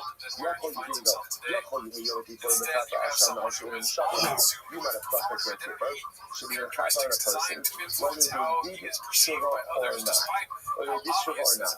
So like in the Shabbat, hold of the Mechaber, so Hashem Mechaber, give me before the Mechaber. Now let's make a comparison. For example, Takos and Asham create kapara, and Yom Kippur creates kapara. Not Takos and Asham in the Kapran Ela Ala Shafim, just like Takos and Asham. The person brings a Takos and Asham. This is a person going to Aveda, brings a carbon, but doesn't do Tshuva. What's the impact of that carbon? Zero. That's what we call the boy. Zerach Rishayim To'iva. The offering of Rishayim is an abomination. It's an abomination. So the Gemara says, Simach Chatas Hashem in the Kapran Ela Shavim, just like Chatas and Hashem only were, if accompanied by Shuvah, after the Kippurim in the Kapran Ela Shavim. So to Yom Kippur only provides atonement for those who do Shuvah. So let's say, this is the power of Yom Kippur is only accessed with Shuvah. Not Lachatas V'Asham, Shenechapen Al HaMizid to Shuvah. So let's say, so ultimately we could just say that, but here's the problem. Remember again, there's no carbon for an intentional Avera. Now, the truth is not totally true. There is a carbon for intentional Avera. What carbon is that? That's the Siyah HaNas of the Fnim on your Kippur. But that's not something I'm bringing. That's something that is brought on behalf of the Klal Yisrael. Yes. So, but what I'm saying is, like, only the Mechaber on Shogeg, right? You must just come on before the Mechaber on Nezik for Shogeg. Ultimately, again, I could totally see Papa being like, I'll never get a full page later from this after he's only the technically Mechaber killed on us Nezik now for Shogeg. first. The Mechaber on Shavim Ba'ashem Shavim. So that particular Kippur can be Mechaber for Shogeg and Nezik. Perhaps Yom Kippur can be Mechaber even whether you did Shuvah or not. Talmud Lomar Ach. Therefore, the pasuk says Ach.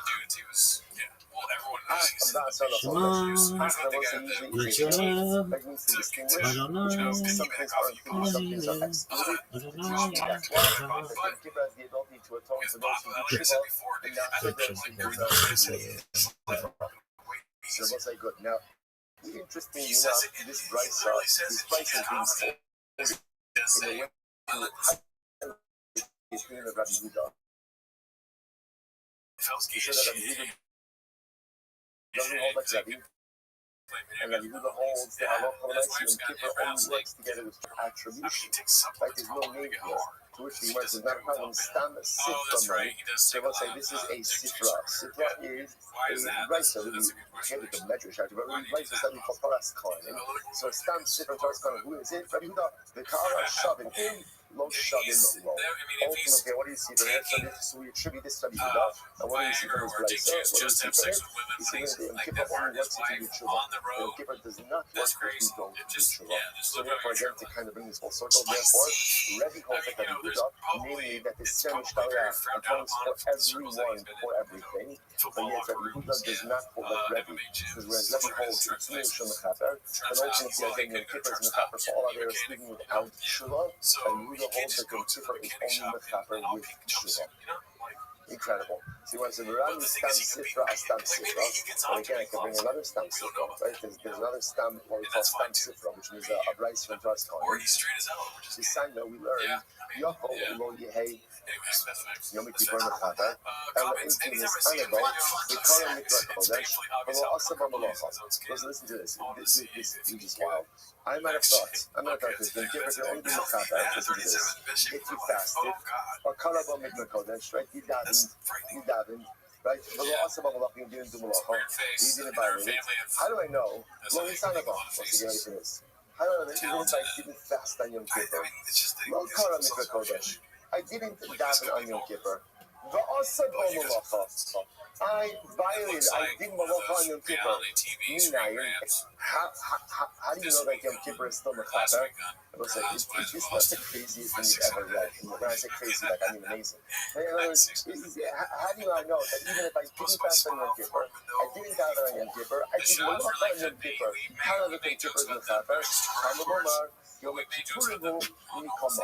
See what the Apostle says? Yom Kippurim. Yom Kippurim, it's an absolute day. An absolute day. So I said, when you read a verse like this, doesn't it make you want Yom Kippur right now? Right now. Oh my gosh, I can use that cleansing absolutely right now. The power of this. Just wipe everything clean. I don't. It doesn't matter. So for Mikama, so what do you do with this? So what do you do with the Sipah? So again, that's not point out. So we have two Brises from ROTHSCHILD that fundamentally contradict each other. Right? The first Brise says Yom Kippur literally only works if you do tshuva. Second Brise says the second Brise is even more severe. Second Brise says even if you violated Yom Kippur, right? You ate that Yom Kippur, you didn't walk on Yom Kippur, you didn't fast, you didn't die. Still Yom Kippur is mechaper. So what do I do with this? Which was Rabbi Miriam. Prediction. But again, now it's fine. It works.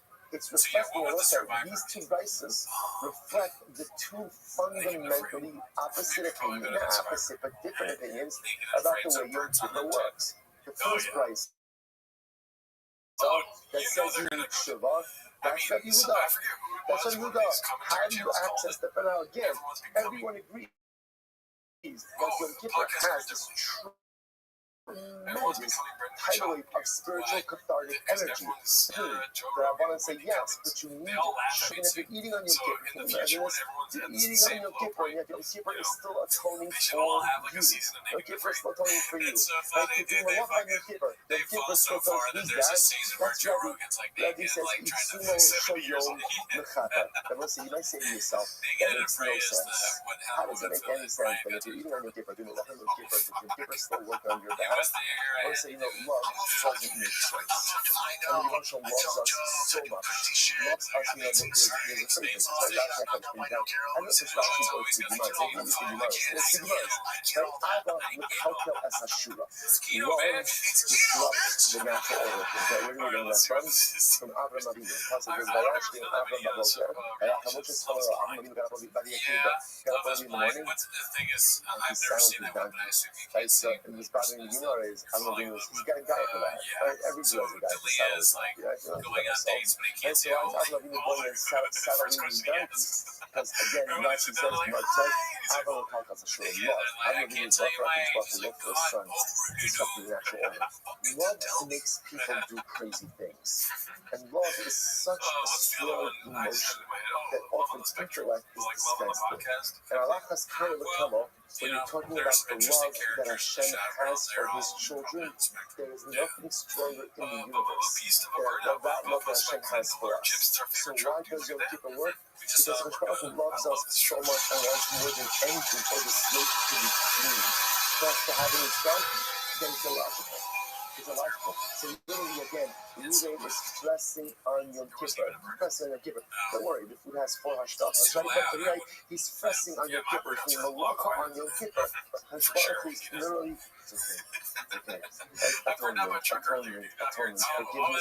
Forgiveness. Abba, the calculus Hashira. The love that Hakadosh Baruch Hu has for us is so intense that it disrupts natural order of everything. Rabbi says, no. Rabbi, both to be ready, and those who are ready to Kares Yoma. Now listen to this. This is fascinating. So the Gemara says as follows. So both prices can be ready, right? Why? Because maybe even Rabbi agrees that what? That if you violate Yom Kippur itself, Yom Kippur can't atone for you without Shuvah. Right? Even Rabbi who holds Itzumo Shal Yom Mechaper, right? Even Rabbi will say, but if you violate Yom Kippur, you need to do Shuvah in order to affect the cathartic power of Yom Kippur. Because if not, if you don't say that, you might say, Yom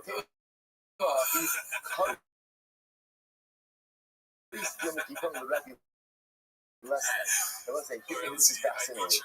What's the halacha? The halacha is, if you eat on Yom Kippur, what's the halacha? It's a chiyuv kares. If you do malacha is sumo shayom mechatas, like the day itself atones, then what? Then there's never a chiyuv kares for Yom Kippur violation, the chiyuv kares for violation of Yom Kippur. So it must be, even according to Rabbi, he says it's sumo shayom mechatas.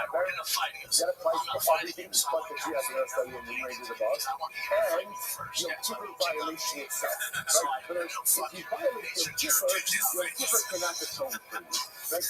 And now, I should say, Yom Kippur cannot atone for you by itself. You're going to need Shuvah as well. So the Gemara says, obviously, but why not? Because I can still find the case of Kares on Yom Kippur. So the Gemara says, listen to this. Mustafa said, he goes to Abba Balayla. Yes, when you have a case, so for example, let's say again, a person eats at night. Right? Comes Yom Kippur night, a person eats, and what happens? He died before daybreak. In that case, the law of sin in that case, ultimately, again, he did not avail himself of, which is interesting. You must understand over here that when we say it's Sumo Shayom Mechata, it's actually the daytime of Yom Kippur, but that's Kapara, not the night. You got the case of one again of a guy who decided to find the case of Kares for Rabbi of Yom Kippur. Right? So again, you have a guy who eats at night, dies before daybreak. So therefore, again, he never had the opportunity to tap into the Kapara status of Yom Kippur. Ella Ima, rather than Gemara says, Ella Ima, Kares Yumama Rabbi left. And again, I will say, you're not going to find the case of daytime Kares for Rabbi. Which you want to say, why not? God's law, the Akal Umsa, the Frank English, you find in the following case. Reuben ate something and he choked while he was eating and died. So therefore, what happened? There was never a moment of Yom Kippur after the act of eating to go ahead and provide kapara. Like, in other words, we're trying to figure out, according to Rabbi, how you can have a situation where Yom Kippur itself can't atone for the act of kares. So, for example, if a person is going ahead and eating, died during the act of eating, in Rabbi's model, you need a moment of Yom Kippur post-act of eating in order to atone. If you died during the act of eating, there's no moment of Yom Kippur. Or, in another case, Inami, the upper sum of Mishkiya Sakama, the upper shows the kapara. Rabbi said this is very interesting. What happens if Reuben, people use the break between so Rabbi decides to sit down. So Reuben decides to sit down for a Suda, right? He begins to eat, and he eats all the way until Matzah Yom Kippur. Right? He's all the way until Matzah Yom Kippur. So in that case, I say again, what's coming out in all these pieces? So again, halacha l'maisa, there was no moment of Yom Kippur after the act in order to, let's say, see this. He literally translated means he starts eating by sundown of Yom Kippur, by sundown of Yom Kippur, and eats all the way from Matzah Yom Kippur. Now let's say yourself, right? Say yourself, out of all of the others, a person could come out. And then he wanted told the coach at the sunset of Yom Kippur, he can't just wait a little bit. So let's say, in general, just understand, once you say this about any I committed on he was so intimidated. Couldn't hold out 30 seconds longer because you know this concept that so many times the ways that I try to avoid sin is starting to stand that the person is tempted by you to don't say it after this. Rather, what's a good strategy to avoid? Labels on every single thing is a roommate. For the next I don't know if I'd be annoyed by it. I might think it was a little weird. But I'm not would be like, sitting for the next 60 seconds. it'd be annoying if, like, 9 out of 10 times I bought Hot the Pockets person and they employs labeled that that. I'd be like, strategy, but I bought that. I will overcome If they it label myself. carefully, yeah, they might. Simply That's because a reason to notice fight. that the But way if you buy stuff and label it, now you're like, oh, yeah. I'm so You know, I have violence in my DNA, so I'm going to fight you whether you put labels on it or not. You're going to fight me after this podcast. I'll fight everybody for any reason. I'm going to eat a Hot Pocket and punch you in your face. What often happens is the social media. This isn't real. I'll eat it It's frozen. an incredible I have strategy. Don't violence. say you're not going to win because you're probably going to fail. Right? Because I'm going to say, no, I'm doing this. Right? I am going to say, I'm just waiting 1 minute. 2 minutes. Right? But I'm waiting. I'm waiting. Listen, it has tremendous abilities to say something such incredible mistakes. So often, so we can just control ourselves, but just few more moments. We can remain in those desires that seek to derail us. But all too often, we just get into desire with such immediacy. There's no hope. So you look at this guy, you see him, even get a son of a bitch. What a fool. You can't hold on for another couple of minutes until months a year cheaper. So that's what's unfortunately. That's us. So often in life, can't hold out for just another minute or two. I beat somebody up because they labeled their own food. I can just hold out That would be really funny if you guys met. You can make it fun. Yeah. Like, I was a crazy person back then. That's the end of the circle. I went out, I was hungry. I asked my roommate if he wanted, like, you know, anything to eat. My roommate was like, well, I got some nutrient bars and I just got pissed off with shit. How does your people work? How do you pound skin? We'll come back in just a moment. Just got kind of a few more. What's the next part of the Gemara? Let's remember again. And the end of the program, you finish the part tomorrow. Everyone is able to achieve atonement. Ultimately, we are also. And the worst part of it is, we have a contradiction. the coach let me say, because I was good. Doesn't make any sense. First, you said everyone is going to say both. Then you said, what's the distinction between you? And you saw kind of playing dog. And the lead off was used to say, after you